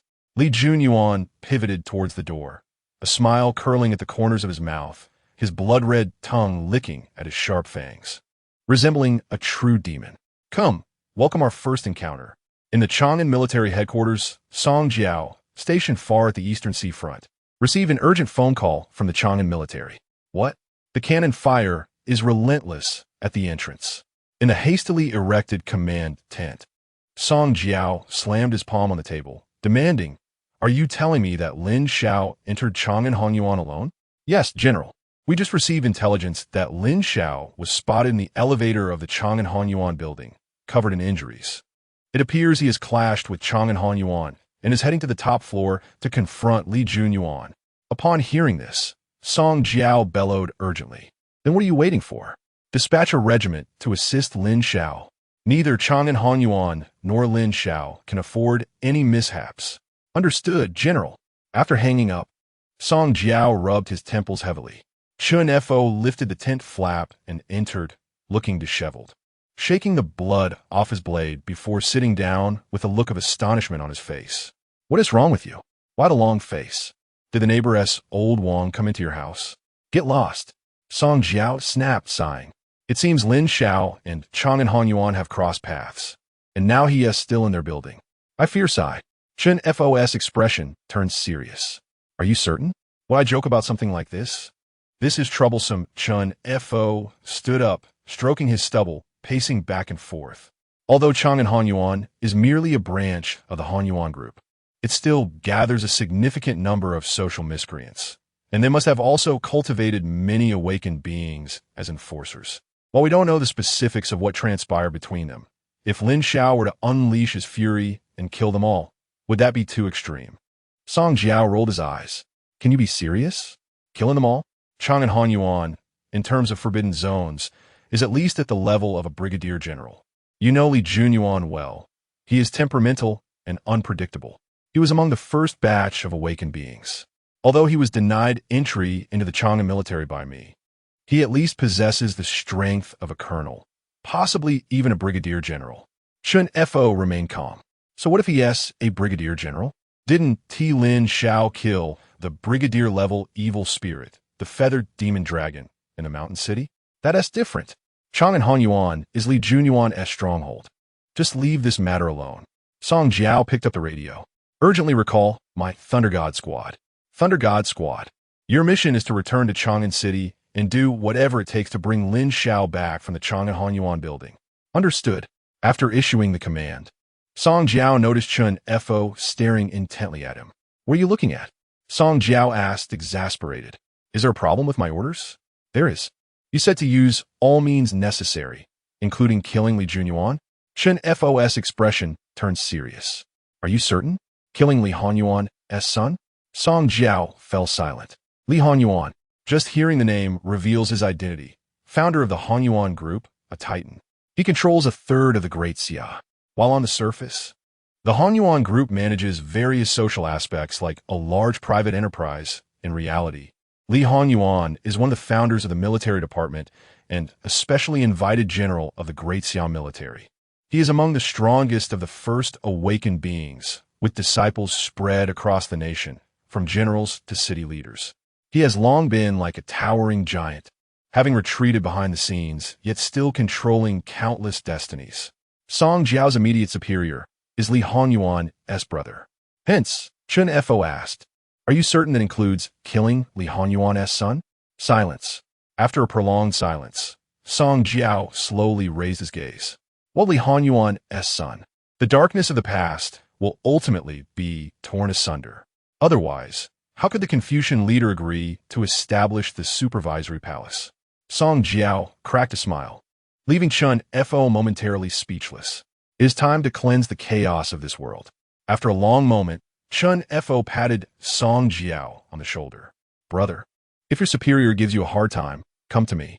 I may not know about the army, but here in the Navy, my word is law. Ha, stop it. Can't you wish me some good fortune? After sharing a laugh, Song Jiao's eyes narrowed, a surge of killing intent emanating from him. But seriously, Lin Xiao is already suffering from a terminal illness. If the Chang'an Hanyuan group dares to harm him, I, Song Jiao, will make sure Chang'an Hanyuan is stained with blood for 10 miles, even if it costs me everything. Chun Fo smiled in admiration before teasing. Aren't you afraid of your superior? What is he to me? Although I'm a major, the military power of Chang'an is in my hands. I usually treat him with respect, but for something that crosses the line, I won't spare anyone's face. Ha. Lin Xiao is also my bottom line. Bang! Lin Xiao's figure swayed unsteadily, blood pooling beneath his feet, yet none of it was his own. Retracting his fist, the robust man before him collapsed, unconscious, his face marked with Lin Xiao's punches. They all said not to stop him, yet they insisted on getting in his way. Lin Xiao twisted his wrist and muttered, "What else with all this flashy martial arts? Dancing in front of me?" At Lin Xiao's feet lay 2 bouncers. Yet he was unaware that these 2 were champions of the ring and awakened beings, earning millions weekly. Their accolades could fill an entire wall. They had once held formidable reputations in the underground fighting circuits of Southeast Asia. Unfortunately, they had encountered a monster like Lin Xiao. Though he appeared frail, he was, in fact, a super tank, fireproof, waterproof, toxin-resistant, knife-proof, and bulletproof. The key was his skin's terrifying resilience. Their fists, capable of easily piercing through a human chest, failed to inflict even the slightest harm on Lin Xiao, even when they resorted to their trump cards. Daggers, electromagnetic batons, and military-grade pistols, all rendered ineffective against him. Meanwhile, at the entrance to the top-floor office, Li Junyuan halted, watching Lin Xiao on the surveillance monitor. His expression grew grave as he glanced at the dossier on Lin Xiao in his hand before angrily tossing it to the ground. Damn it! Who the hell investigated this invulnerable freak with a heart condition? Chapter 81. The brutal confrontation in Hanyuan Mansion. At this moment, within the Chang'an Military Hospital, Doran, who had been lying quietly on the hospital bed awaiting his chemotherapy, suddenly erupted into a fit of cries, startling the entire ward. Doran? 2 nurses rushed to his side, initially fearing a sudden worsening of his condition. To their surprise, Doran was sobbing and repeatedly uttering one phrase, "Doran's going to die. Doran is going to die." The nurses hurriedly embraced Doran, attempting to soothe him.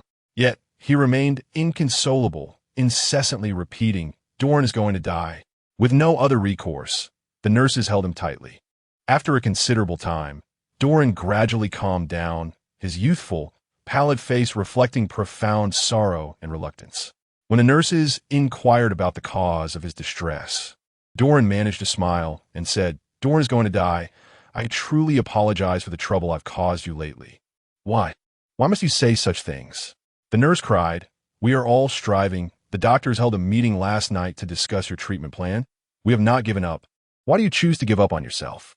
Doran fell silent, his round eyes resembling inflated balloons, quietly gazing as if peering into the depths of one's soul. The nurse took a deep breath, forcing a smile as she gently patted Doran and Amp. "Amp, Oppos, head, do not speak such disheartening words. Leukemia can be cured. It is not because of leukemia." Doran and Amp, Oppos, sudden declaration left the nurse utterly stunned. Just then, footsteps echoed from the doorway. An aunt delivering lunch stood in shock at the entrance. Doran glanced earnestly at the nurse before turning to the aunt, tears still visible on his cheeks. Yet he smiled and said, "Thank you, sister. Thank you, auntie. I truly apologize for the trouble I've caused you lately." Before Doran could finish his sentence, hurried footsteps resonated in the corridor. "Who are you? What do you want?" The aunt's voice rang out, filled with anger and confusion. "Apologies. We are acting on orders." Two soldiers clad in black armor appeared at the door, their expressions devoid of emotion. Upon seeing Doran, one of them spoke into his earpiece, "Target identified." Then, before the eyes of the entire ward, the soldiers forcibly took Doran away. Despite the arrival of doctors, nurses, and department heads, they were all halted by a single command, by order of Brigadier General Ilan of the Chang'an Military Command. The soldiers remained impassive, refusing to budge. "This is the Chang'an Oppos and Military Hospital, subordinate to the Chang'an Oppos and Military Command. With the order from a brigadier general, no one dares obstruct these soldiers." Once they departed, both the hospital director and the aunt pulled out their phones. YISN and Oppos. T Xiao answering the phone. The aunt furrowed her brow as she listened to the busy signal. The Chang'an Amp, Oppos, and Military Command ISN, T answering either? The director mirrored her concern. At that moment, a nurse in the corner suddenly widened her eyes, recalling Doran and Amp, Oppos, earlier demeanor. Doran said he was going to die. No way. The nurse dashed frantically to the director. "Director, quickly contact the other generals." The director began to sweat profusely. "I'm trying to contact them. Do not rush me." "Boss, we have captured Huang Chuan's sister. Uncle Ilan has already sent someone to bring Doran over." As Li Junyuan listened to the voice on the phone, his gaze fixed on Lin Xiao in the surveillance footage, his smile grew increasingly sinister. "Ah, splendid, just perfect." Before he could finish, a thunderous banging echoed as the door was violently struck. The 10-centimeter thick iron door, comparable to a safe, was smashed into a deep dent at a visible speed. Boom, boom, boom. The iron door crumbled like clay, the impact leaving it riddled with pits and cracks. Finally, with a resounding crash, the door collapsed, causing the entire top floor to reverberate with a thunderous roar. Smoke billowed, and figures appeared through the haze. A pair of blood-red eyes emerged from the fog as Li Junyuan stepped back with a wicked grin. Lin Xiao, emerging from the smoke, appeared as if he had risen from the depths of hell. You're Li Junyuan?" Silence enveloped the scene. The air crackled with tension as Li Junyuan and Amp, Oppos, scarlet gaze met Lin Xiao and Amp, Oppos, equally fierce eyes, a clash of savagery and murderous intent palpable in the atmosphere. After a long pause, Li Junyuan sneered. "Lin Xiao, is this how you choose to introduce yourself, by demolishing the door of your host?" The sound of knuckles cracking echoed as Lin Xiao clenched his bloodied fists, his eyes widening in a fierce glare, unleashing his murderous intent without restraint. "Beast, I will see you dead." Boom! Lin Xiao and Oppos, punch struck like a cannonball, a resounding blast echoing as it hurtled towards Li Junyuan. This blow could shatter a 10-centimeter thick iron door. It could also obliterate the beast before him, who now seemed too lazy to even wear a human facade. Li Junyuan responded with his own sinister laugh, lunging forward to meet Lin Xiao's assault head-on. His long arms and claw-like feet absorbed Lin Xiao's punch. Then he retaliated by ruthlessly tearing open Lin Xiao's chest. This strike surpassed that of a brigadier. The innate immunity granted by the system was shattered. Crimson blood gushed forth, drenching Lin Xiao's body. Meanwhile, Lin Xiao's heavy punch merely left a shallow imprint on Li Junyuan's chest. Stumbling back, Lin Xiao pressed against the wall. Li Junyuan grinned maliciously. Lin Xiao, are you a bastard born of father, but raised without a mother? Do you not know the meaning of courtesy? Lin Xiao wiped the blood from his lips, revealing a twisted smile. Indeed, a bastard like me knows far better than you, this beast in human skin, what humanity truly means. Boom! Boom! Without further ado, Li Junyuan charged forth like a heavy tank.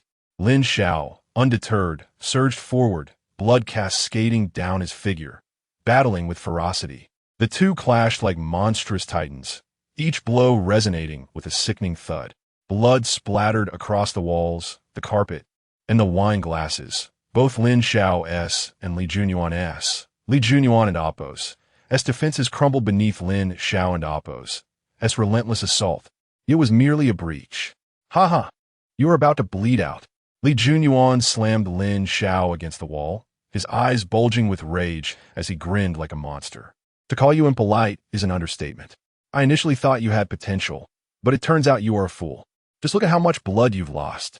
At that moment, Lin Xiao and Appo's blood pooled around him, flowing profusely.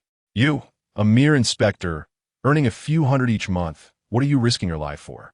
Li Junyuan taunted, with a simpleton like you, I can crush several of your ilk every month. What can you possibly offer to compete with me? However, Lin Xiao bore a strange smile.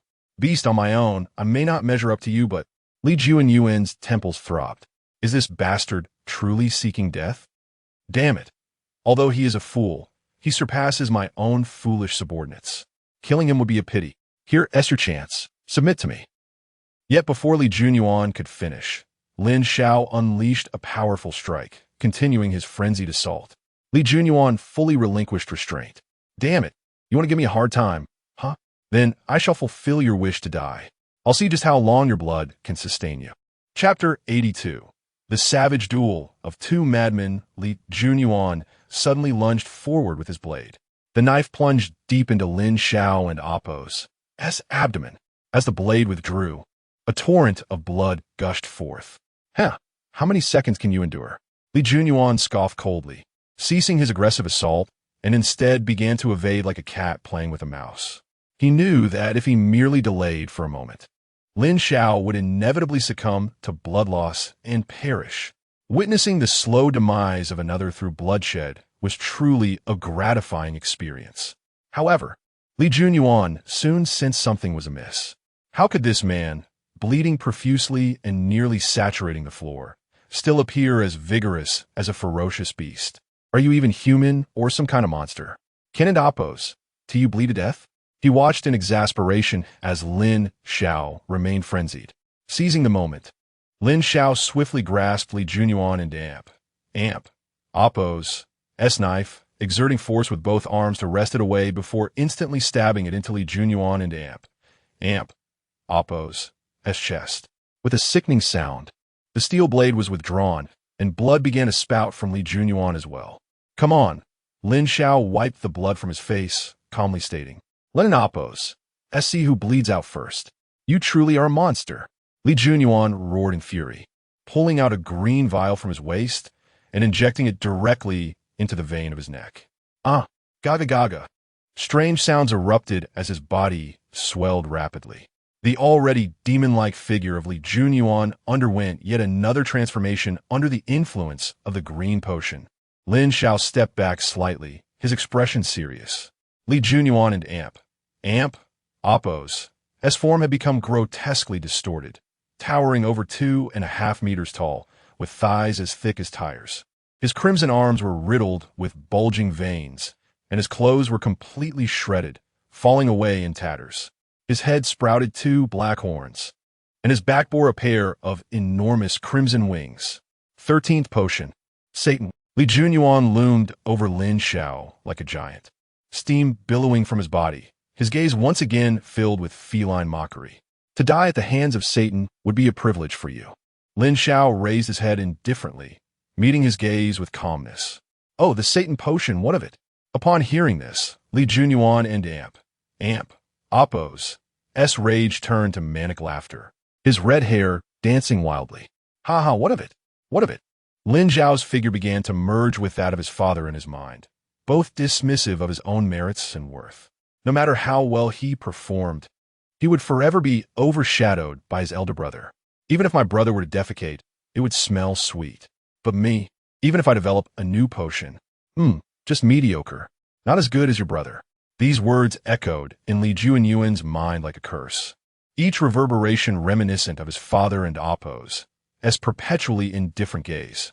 In that moment, Lin Xiao and Appo's expressions seemed to echo, am I forever unable to attain recognition? Do you not know? The Satan potion was developed by me. Li Junyuan pointed at Lin Xiao, screaming madly. The Satan potion is a new potion, the 13th of its kind. It was my research. Does this merit not equate to Li Tianyuan's? Old man, are you blind? You never look at me. Lin Xiao stood momentarily stunned.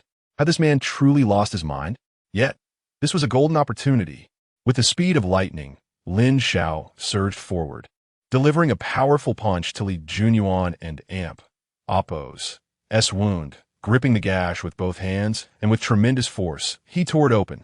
The sound was horrific as Li Junyuan's abdomen was ripped wide open, greenish-yellow intestines spilling forth. Ugh! The sudden, excruciating pain interrupted Li Junyuan's furious bellow, restoring a semblance of clarity. Damn it, you and Appo's, replaying it rough. Li Junyuan glared at Lin Xiao, taking a deep breath, his face flushed as he focused his energy. The gaping wound began to heal at an astonishing rate. This level of self-healing left Lin Xiao utterly astounded. Was this still a level of recovery achievable by a human? It was more grotesque than any system. Gagaga. While healing, Li Junyuan kept his fierce gaze fixed on Lin Xiao. Bastard, you will die today. Enough with the chatter. Before Li Junyuan could finish his taunt, Lin Xiao had already closed the distance, his fists swinging like a hydraulic press, unleashing a torrent of unrelenting blows. Boom, boom, boom. Li Junyuan was battered mercilessly. Finally, he managed to break free, abandoning any hope of healing, and shoved Lin Xiao to the ground, raising a fist the size of a millstone. You're courting death. Li Junyuan hammered down with wild abandon. The two of them descended into a frenzy once more. It should have been Li Junyuan dominating the fight, but due to the worsening injury to his abdomen, even in his transformed Satan state, he found himself growing increasingly fatigued, ultimately being chased and pummeled by Lin Xiao. At this moment, the entire upper floor lay in ruins. Damn it, you truly are a monster. Li Junyuan roared in impotent rage. If not for his grievous abdominal wound, he would have easily crushed this bastard using his Satan form. In his fury, Li Junyuan attributed all his misfortunes to his stomach injury, blinded by anger, neglecting the fact that Lin Xiao himself was an abomination. Yet, after several more minutes of chaotic battle, Li Junyuan was struck with a chilling realization. Despite the relentless assault, Lin Xiao remained vibrant and full of life. This was highly peculiar. His blades and fists had left deep wounds on Lin Xiao, evidenced by the pool of blood surrounding them. Yet, how could this man show no signs of imminent defeat? It seemed he wasn't in Appo's, even fatigued. Who the hell are you? Li Junyuan retreated to a corner, panting heavily as he glared at Lin Xiao. Why do my attacks injure you? Yet you show no signs of decline. Lin Xiao smirked derisively. Beast, is this truly a question you dare to ask? Are you the fool, or do you think me one? Like a bolt of lightning, Lin Xiao engaged in battle once more, his figure a blur. This time, it was Li Junyuan who succumbed to panic, hastily fleeing toward the exit. He tried to escape, but it was as if he had wings clipped. Lin Xiao, are you still pursuing? He hesitated, half-turning, allowing the scene behind him to partially reveal itself to Lin Xiao. Lin Xiao halted, his gaze first flickering and then turning icy. Release her, or I shall shatter you into pieces. At the stairwell of the 25th floor of Han Yuan building stood a multitude of burly men in dark suits, alongside the bound Duan. Tears streamed down Duan's face as she finally comprehended why she had been brought to the hospital. She looked at Lin Xiao with a resolute shake of her head, silently pleading, "Don and Amp, Oppos, involve yourself." But how could Lin Xiao truly stand idly by? "Ha ha, how ludicrous!" Li Junyuan cackled madly. "You think you can shatter me into pieces? Lin Xiao, how laughable! Do you really believe that even if you kill me, you can live peacefully after today?" With that, Li Junyuan raised his virus-infused knife, unhesitatingly aiming it at Duan. "I will let you go," Lin Xiao shouted in fury. "I will take her place." The virus knife halted midair as Li Junyuan glanced back, a reckless smile on his face. What a pitiful display of humanity. Your emotions are truly a laughable weakness. With that, Li Junyuan reached out, as if to push Duan aside. Yet, he felt as though he were trying to shove against a cold, unyielding mountain of steel. Li Junyuan was taken aback, his gaze widening as he stared at Duan, frozen in place. Chapter 83. What right does he have to fight with Li Junyuan? Lin Xiao watched the scene unfold, his heart trembling. Leukemia is one of the most devastating diseases that can undermine the human immune system. Duan, already frail and sickly, appeared even more feeble, her youth stripped away, leaving her with a head full of hair lost to the illness. At that moment, Duan's eyes turned completely white, as if the leukemia cells had invaded her very being. What struck terror in Lin Xiao's heart was her body convulsing violently, resembling a life hanging by a thread. What on earth is happening? Is she having a seizure? Li Junyuan's face twisted in disgust as he raised the steel blade once more. But in the next instant, Duan let out a piercing scream, the shrill sound reverberating painfully through the air, echoing throughout the entire building. In the underground laboratory, Huang Quan, who was guarding Qin Jia and the others, suddenly sprang to his feet, panic etched on his face, and rushed frantically up the stairs towards the top floor. The voice of his own sister felt as if it were etched into his very bones. How could he possibly not recognize it? On the top floor, Li Junyuan clutched his ears, his eyes wide with rage as he bellowed. "What are you screaming about, you wretched girl?" Duan's scream pierced through the air, seemingly imbued with a mysterious penetrating force.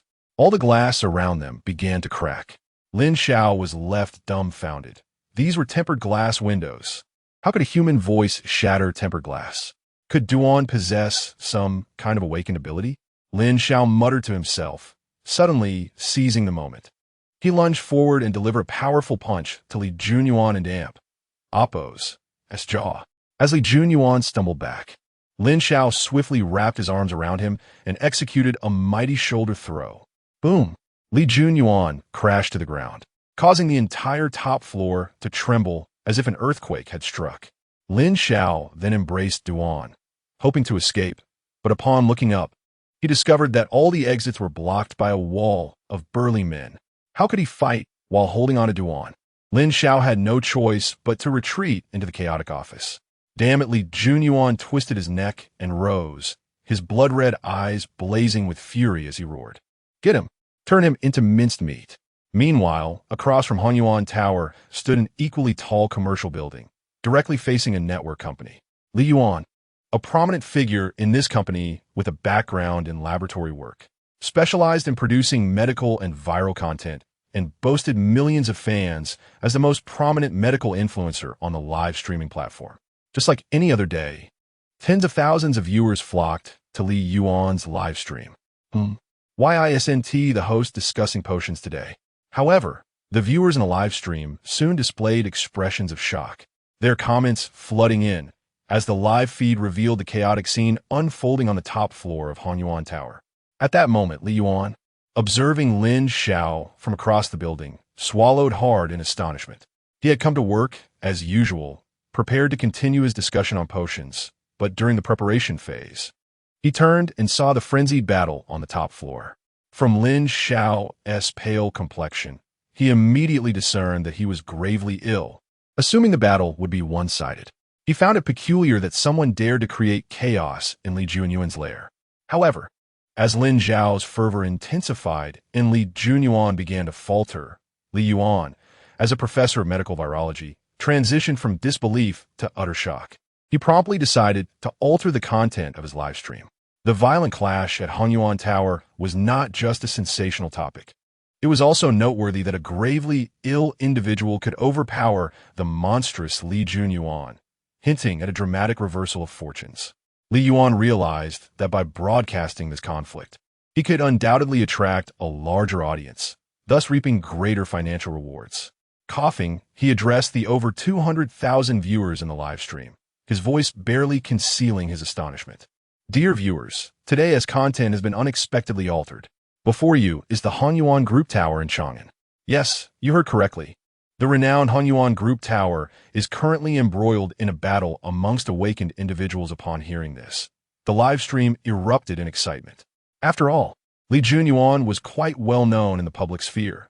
As a celebrated philanthropist, a prominent entrepreneur, a representative of the youth, and a citizen of Chang and Amp, Oppos, and he embodied positivity, shining brightly, yet ironically. My goodness, I just captured a screenshot. Can you believe that the creature resembling a demon is actually Li Junyuan? With a pair of grotesque wings and 2 horns atop his head, he is clearly a devil, the esteemed representative of Chang and Amp, Oppos, and Li Junyuan, a demon? Nonsense. How could it be a demon?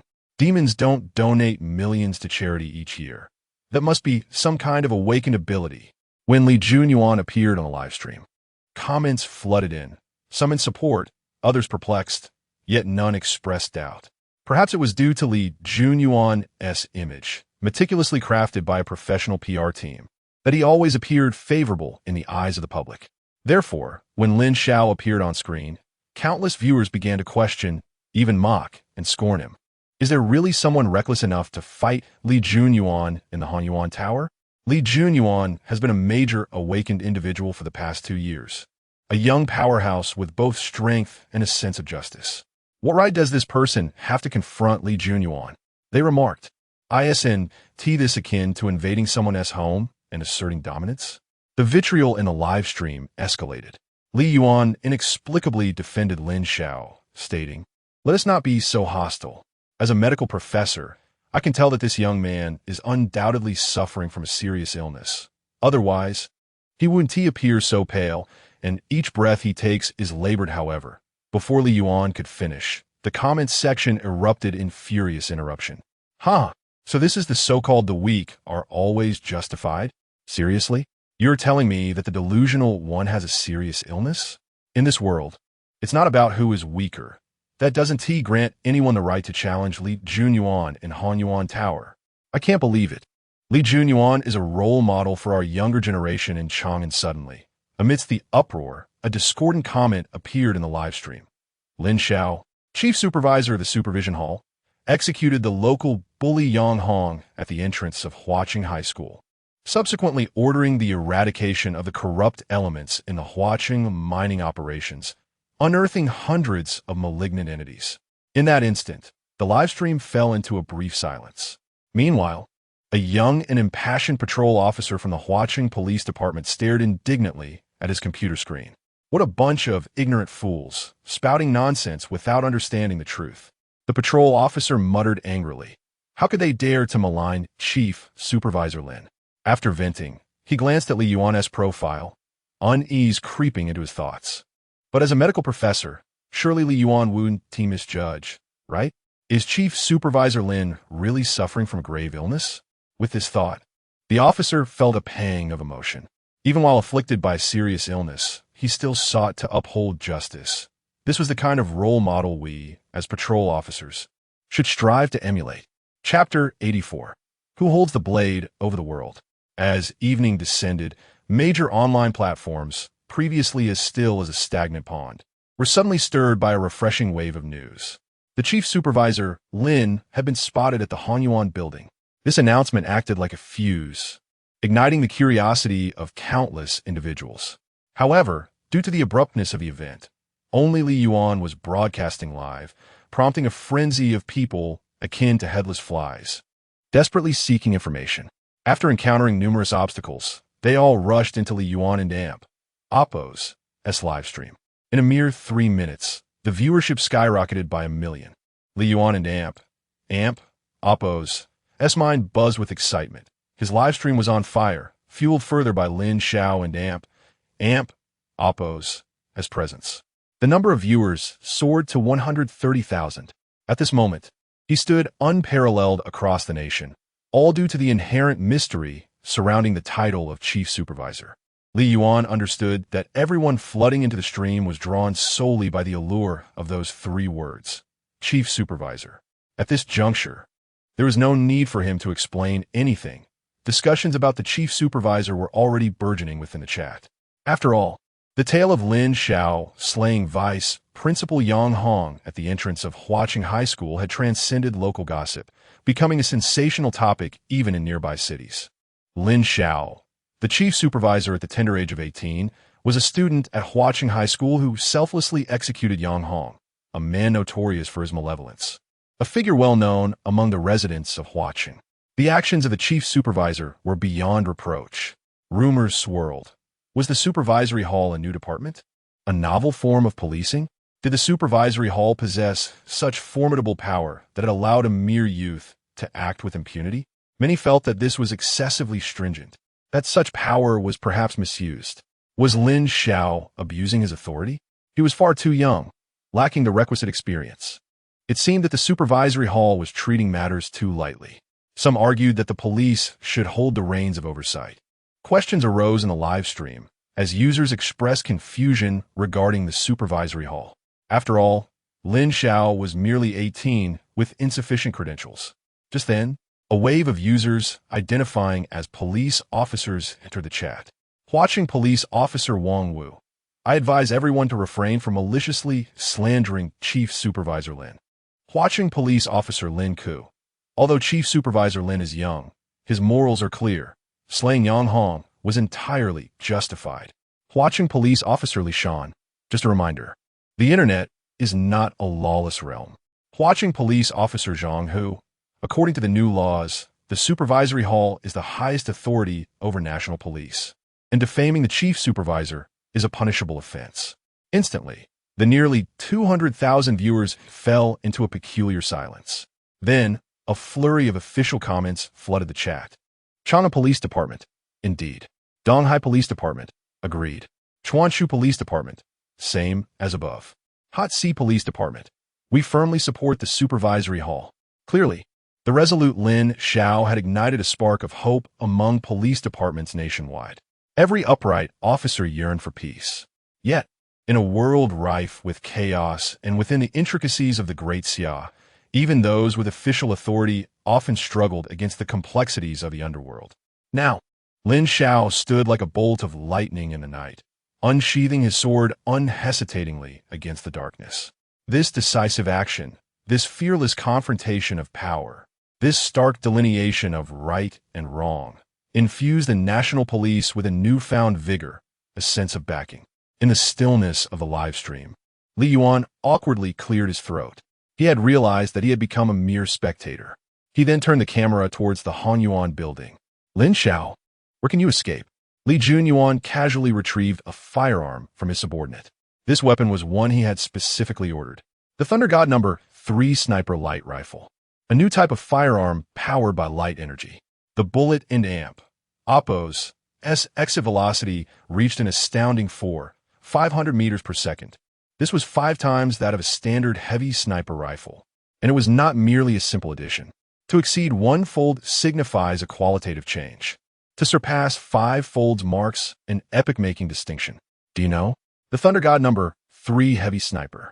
Li Junyuan grinned menacingly as he aimed at Lin Xiao. It was only released last month and has shattered all sniper records. With the power to obliterate a major general-level adversary in a single shot, I am eager to see how many shots you can withstand. This rifle was developed by the Hanyuan Armament Research Institute. Although intended for frontline troops, Li Junyuan had retained the finest specimen for himself. Lin Xiao gritted his teeth and took a small step back. In his arms, Duan had ceased her cries, now weakly clutching his clothing, whispering, "Brother, Duan is not afraid of death. You can leave on your own." However, before Duan could finish her sentence, Li Junyuan pulled the trigger. Bang! A flash of light, reminiscent of thunder, surged through the weapon, instantly propelling a golden bullet. In that moment, Lin Xiao felt as if time itself had frozen. He sensed that this bullet could cost him his life. Yet an even stronger feeling surged within him. This bullet was aimed at Duan. As the bullet was discharged, a torrent of thoughts flooded Lin Xiao's mind. The next instant, a splatter of blood erupted, accompanied by chunks of mangled flesh. Yet it was not Duan's blood. Rather, it was the flesh from Lin Xiao's back. In that second, Lin Xiao, like a nuclear reactor, twisted his core with a terrifying force, forcibly turning himself to shield Duan from Li Juanyuan's bullet. Blood sprayed, flesh flew. Duan's pupils trembled, her sorrow rendering her silent, her body shaking. After the gunshot, Lin Xiao's back was torn open, a gaping hole visible, even revealing his pale spinal bones, surrounded by a gruesome display of blood and flesh. A sight so horrific it left onlookers breathless and incredulous. In Li Yuan's live stream, he suddenly erupted, shouting frantically into the camera. Who still doubts Chief Supervisor Lin? He dares to use his own flesh to shield another from a bullet? The chat room was in a frenzy. What the hell? Chief Supervisor Lin is holding a child. I take back my words. Li Juanyuan actually fired a child. How utterly depraved. Moreover, that little girl is clearly suffering from leukemia, as her chemotherapy has left her bald. Wait, didn't and oppose. Li Yuan mentioned that Chief Supervisor Lin also appears to be gravely ill? In that moment, countless hearts were moved. The ailing Chief Supervisor Lin, using his own body to shield a girl with leukemia from a bullet at this instant. No one deemed his actions in slaying Yang Hong too cold-hearted. Whose fate is so fraught? Who distinguishes between good and evil? Who is beset by illness? And who unsheathes their sword? Who is a youth on the brink of death? And who holds a blade over the world? The name Chief Supervisor Lin began to engrave itself into the hearts of countless individuals. Chapter 85. The Gathering stormed Lin Xiao. At the stairway, Huang Quan's voice echoed with fervent cries. Behind him, Sun Sheng and Mo Feng closely followed. Witnessing this scene, their anger surged to a tremor. Lin Xiao's back had been blasted, leaving a gaping wound. Merely gazing upon it ignited their fury. Ah, more fools come to their doom? Li Juanyuan sneered, turning around, only to be momentarily taken aback. The entire corridor was drenched in blood, marking the violent path Huang Quan and his companions had carved. Behind them, the staircase lay strewn with security guards, motionless. Quite the fighters, aren't they? A fleeting astonishment crossed Li Juanyuan's face before he resumed his menacing smile, aiming his Thunder God sniper rifle at Huang Quan's head. Bang! The bullet erupted from the chamber, yet was thwarted by a pair of iron-hued wings. Mo Feng stood protectively before Huang Quan, his gaze dark and resolute. I will cover you. An unspoken understanding formed in an instant. Huang Quan and his companions charged at Lin Xiao like ferocious tigers, while Mo Feng unfurled his wings, serving as a shield at their flank. Bang! Bang! Bang! The cacophony of gunfire resounded, yet all were absorbed by Mo Feng and Appo's as wings. Even Li Juanyuan was struck with disbelief. His Thunder God sniper rifle could incapacitate Lin Xiao, yet it could not pierce this fellow's wings. Wait a moment, those wings. Li Juanyuan squinted. Wasn't this the awakening of the Archangel Michael from watching? Lin Xiao had a potion-wielding awakener by his side. These vermin must not be spared, or they will become a calamity. Kill. Li Juanyuan hurled green syringes. Keep them here. All the security personnel, his trusted subordinates, did not hesitate to inject the syringes into their necks. Roar, roar, roar. The transformation was palpable. Each individual emitted a primal roar, their muscles swelling, tearing through their suits. Tufts of hair, reminiscent of wolves, sprouted from their wrists, ankles, and collarbones. Wolves. This was Li Juanyuan's elite, known as the Wolf Legion. But that was not the end. Li Juanyuan narrowed his eyes. Behind him, the sound of polished shoes echoed. A pair of golden shoes appeared in the dilapidated corridor. Young master, what troubles you? A man, painted and gaudy, with a pallid complexion, delicately pinched his fingers and held a pink handkerchief to his face, approached. Li Juanyuan glanced at him, but his gaze drifted past to the hunchbacked crowd at the corridor's entrance. Enough chatter, Jin Hu, bring the Ghost Fox Legion and the Wolf Legion together. Li Junyuan clenched his palm tightly. Tear them to shreds. The man, known as Jin Hu, flashed a seductive smile. With a wave, hunched monstrosities brushed past, mingling with the Wolf Legion, creating an aura of intimidation. Unbeknownst to Li Junyuan, his feud with Lin Xiao had simultaneously captured the attention of the entire nation. Hey, those who just flattered Li Junyuan, step forward. The audience roared. Look at your grandfather. How imposing he is, gathering so many mutants. Does he intend to carve out his own dominion? Li Junyuan, a distinguished youth of Chang'an, a representative citizen, a charitable ambassador. How laughable that a charitable ambassador harbors a cadre of mutants. The viewership in Li Yuan's live stream surged to 4 million.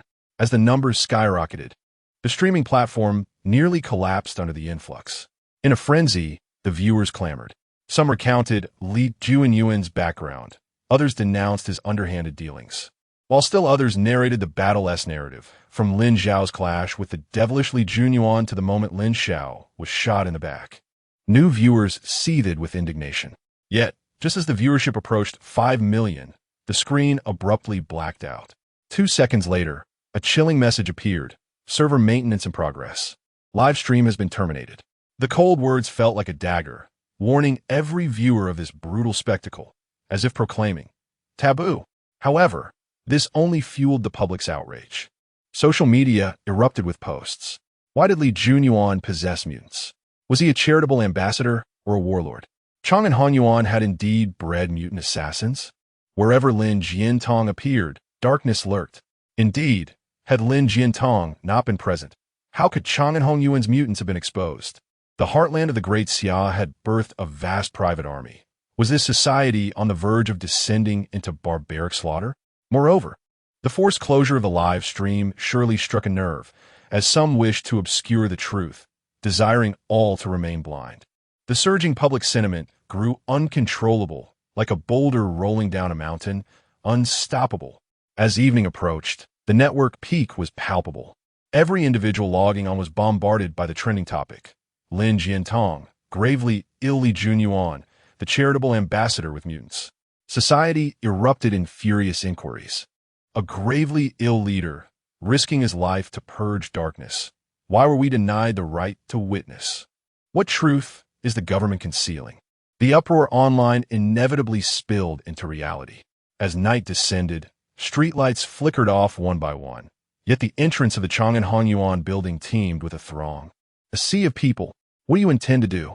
The employees of Hanyuan, accustomed to their haughty demeanor, stood at the entrance, furious. No disturbances allowed at Hanyuan Group. Yet, their response was met with a deluge of refuse. Eggs, stinky tofu, rotten leeks rained down upon them. In their final moment, they glimpsed countless faces filled with righteous fury. How dare Hanyuan consider itself superior? Hanyuan breeds mutants, aspiring to be tyrants? Hand over Lin Jiantong. Damn it. Bring out Li Junyuan. I saw it in the live stream. My brother died in a car accident last year. The cremation certificate was sent home. Yet now he appears. And he is a mutant.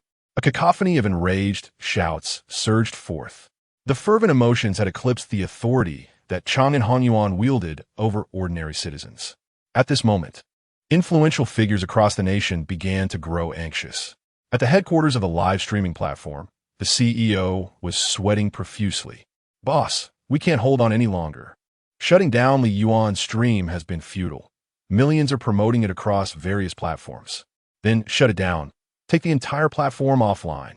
The CEO roared, then turned, cradling his phone with a forced smile. Rest assured, we will ensure this never happens again. Chapter 86. The storm rages mutants, without a doubt, are a profound taboo. The common folk express admiration and respect for awakeners, a mix of reverence and fear for potion awakeners, yet they harbor an unequivocal loathing for mutants. Awakeners represent the mainstream evolution profession, while potion awakeners come with inherent dangers, but also enviable advantages. However, mutants defy all ethical boundaries. Firstly, mutants typically undergo genetic modification and mutation. While they may gain strength, they become entirely inhuman. Who can accept transforming into a monstrous being? Secondly, mutants possess no human rights. They are often treated as genetic weapons. Who wishes to be regarded merely as a tool? Thirdly, mutants lack humanity. They are prone to violent outbursts, committing acts of violence in public, and their rampages are more frequent and brutal than those of potion awakeners, their reputation having long since been irreparably tarnished. Years ago, the authorities initiated the development of mutants, but when they spiraled out of control, rampaging through the cities and slaughtering civilians, their reputation was thoroughly destroyed, leading to their rejection by the government and classification as forbidden entities. Thus, when Chang and Hanyuan unveiled a massive mutant army, society trembled as if struck by an earthquake.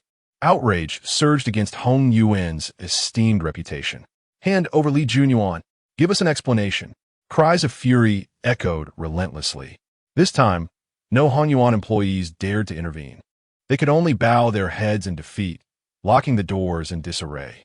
Damn it! Someone shouted defiantly. Do these suited bastards think they can lock us out? Suddenly, from a corner of the crowd, an indignant young man raised a blood-red flag of the Great Xia, fervently waving it. Comrades, rescue Chief Lin. We cannot allow him to face evil alone. His face flushed with fervor, he shouted, Chang and Hanyuan dares to forcibly shut down the live stream. Shall we remain silent? Comrades, charge. Challenge authority, resist evil. In that instant, the crowd erupted into madness. Emotions are infectious. As the fervor ignited, each individual succumbed to a collective mentality of impunity. The densely packed crowd began to assault the iron gates of the building, each impact sending tremors through the entire lobby.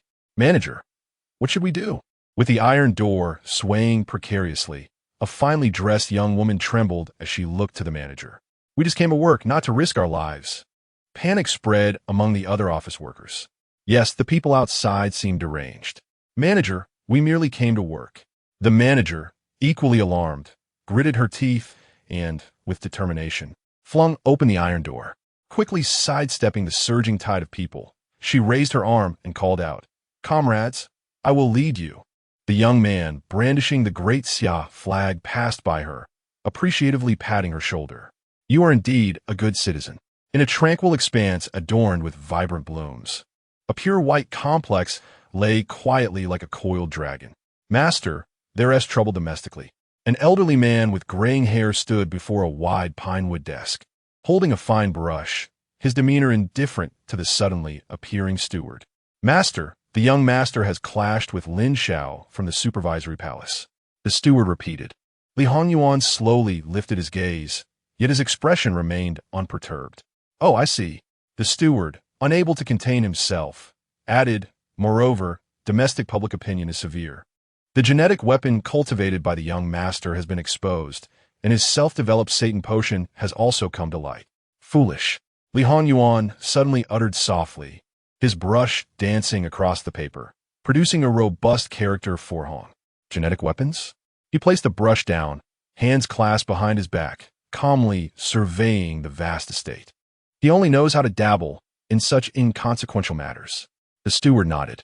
Currently, public sentiment is overwhelming. Not only has the Chang and Hanyuan building been stormed by the populace, but various official departments have also taken notice. Fool! Li Hanyuan replied coolly. One must always clean up after oneself. I truly have an unworthy son. Master, should we neglect the young master? Upon hearing this, Li Hanyuan turned with a faint expression. You go inform the Ministry of War and the military. No matter how foolishly Junyuan is, he is still my son. I may be able to end his life, but no one else can. He must return alive, or both the Ministry of War and the military shall face consequences. The steward nodded. Understood, master. And what about the others at Chang and Hanyuan? The others? Do they deserve my rescue? Li Hongyuan's gaze was indifferent. Li Junyuan has nurtured a pack of dogs he cannot even protect. When trouble arises, he expects me to save his dogs? Master's meaning is, let fate decide. Very well, I understand. The steward turned to leave, momentarily pulling out his phone, expressionless as he dialed one number after another, his tone stiff, a blend of negotiation and notification. Li Lan, ensure that young Master Junyuan returned alive. Ministry of War. Secure the Chang and Hanyuan building. You must suppress domestic public opinion by any means necessary. The genetic weapons will be destroyed by your teams. They are mere lowly trash. Keep them away from young Master Junyuan. Once all orders were issued, the steward turned. Master, everything is arranged. Li Honyuan said nothing further, hands clasped behind him, walking calmly toward the depths of the estate, with the steward closely following. Master, the god-making plan has reached a critical point. If successful, the young master of Tianyuan will be the first artificial deity. Congratulations in advance, Master, on your imminent achievement in the god-making endeavor. At that point, even the likes of Zhou Guojun will be powerless to obstruct your ascension to the position of marshal. At this moment, the Chang'an Hanyuan building became the epicenter of a tempest among various factions. The Chang'an Ministry of War dispatched all its formidable forces, while Major General Lilan led his elite guard aboard combat helicopters. In terms of public opinion, the Chang'an Information Department swiftly suppressed all negative reports regarding Li Junyuan. The internet saw no trace of dissent, and for every complaint, a response was silenced. Hey, open the door. I'm checking the water meter. Meanwhile, across Chang'an, the doors of those frequently disseminating negative news about Li Junyuan were gently knocked upon. Soon, the internet was devoid of any mention of Li Junyuan. Even private messages displayed no trace of his name. However, the astute populace would not be easily subdued. You want to let me discuss Li Junyuan? Very well. Then I shall speak of Chief Lin. Instantly, while news of Li Junyuan vanished, discussions regarding Chief Lin ignited an even more fervent storm of public sentiment. In a matter of minutes, the entirety of the Great Xiao was aware, with a knife poised over the world, overseeing the nation. It is none other than the supervisory palace of Great Xia. Battling against evil despite severe illness is Chief Lin. That evening, countless hearts were shaken, filled with admiration and respect. Chief Lin, the brightest light in the night. I would willingly hold the reins for Chief Lin. Damn the so-called charitable ambassador. Do not harm Chief Lin. In the very scene within the Chang'an Hanyuan building, the upper floors were drenched in blood, littered with contraband weapons. As the charitable ambassador had covertly transformed his lair into a den of iniquity, the so-called charitable ambassador would undoubtedly meet his end at the hands of Chief Lin. While feeling a profound admiration and respect for Lin Xiao, Li Junyuan has acquired a new epithet, Ambassador of Charity. Chapter 87. I cannot afford to anger the sword of the cold nation. The cacophony of uproar gradually reverberated throughout the uppermost floor. A throng of individuals surged toward the rooftop, with those in the front pushing forward, causing a frenzy that made everyone forget that they were in the Hanyuan building, home to genetic weaponry. All they knew was to chant slogans and rush ahead. Stop! Restricted area ahead. Suddenly, two men in black suits blocked the stairway. They were loyal subordinates of Li Junyuan, once renowned figures in the underground world. Their arms bore tattoos of the Azure Dragon and the White Tiger. Their rotund, yet muscular physiques, coupled with their gleaming heads, exuded an air of dominance. Yet at this moment, countless individuals resembled frenzied beasts, disregarding who stood before them, intent only on pushing forward. Stop! Everyone halt! Who dares to take another step? Before he could finish his sentence, two rotten eggs were hurled at the polished heads of the men in black suits. Damn it! Who threw that? What the hell? Ugh! The fury on the faces of the men in black surged visibly as they suddenly drew submachine guns and pulled the triggers. The deafening gunfire erupted, yet most bullets struck the walls, serving primarily as a deterrent. Ironically, this only incited further anger among the masses. Damn it! These lackeys of Hanyuan truly treat us as less than human. They've opened fire. Charge! Bring down these lackeys. The frenzied crowd surged forward. The two men in black suits were now utterly enraged. Damn it! Are these peasants asking for trouble? This time, their guns were fully aimed at the crowd.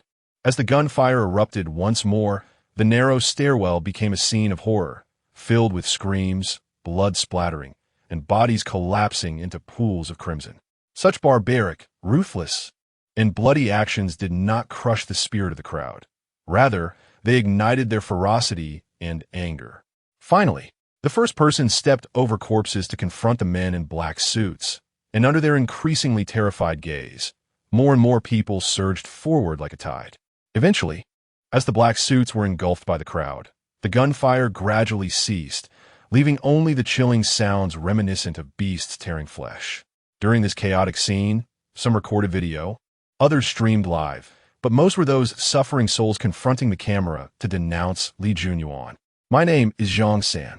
I formally report Li Junyuan of Hanyuan Group for his involvement in organized crime.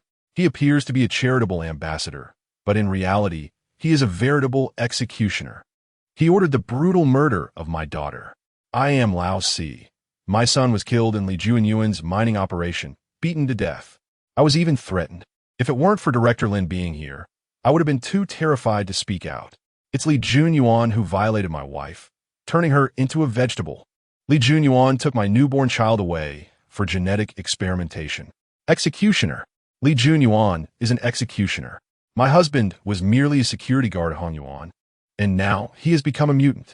How can this bastard Li Junyuan still be a charitable ambassador? It's laughable, truly laughable.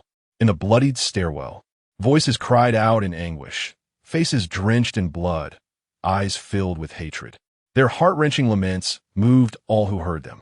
Such scenes flooded major streaming platforms, sending chills down the spines of viewers. In the heart of Chang'an, how could such a devil exist?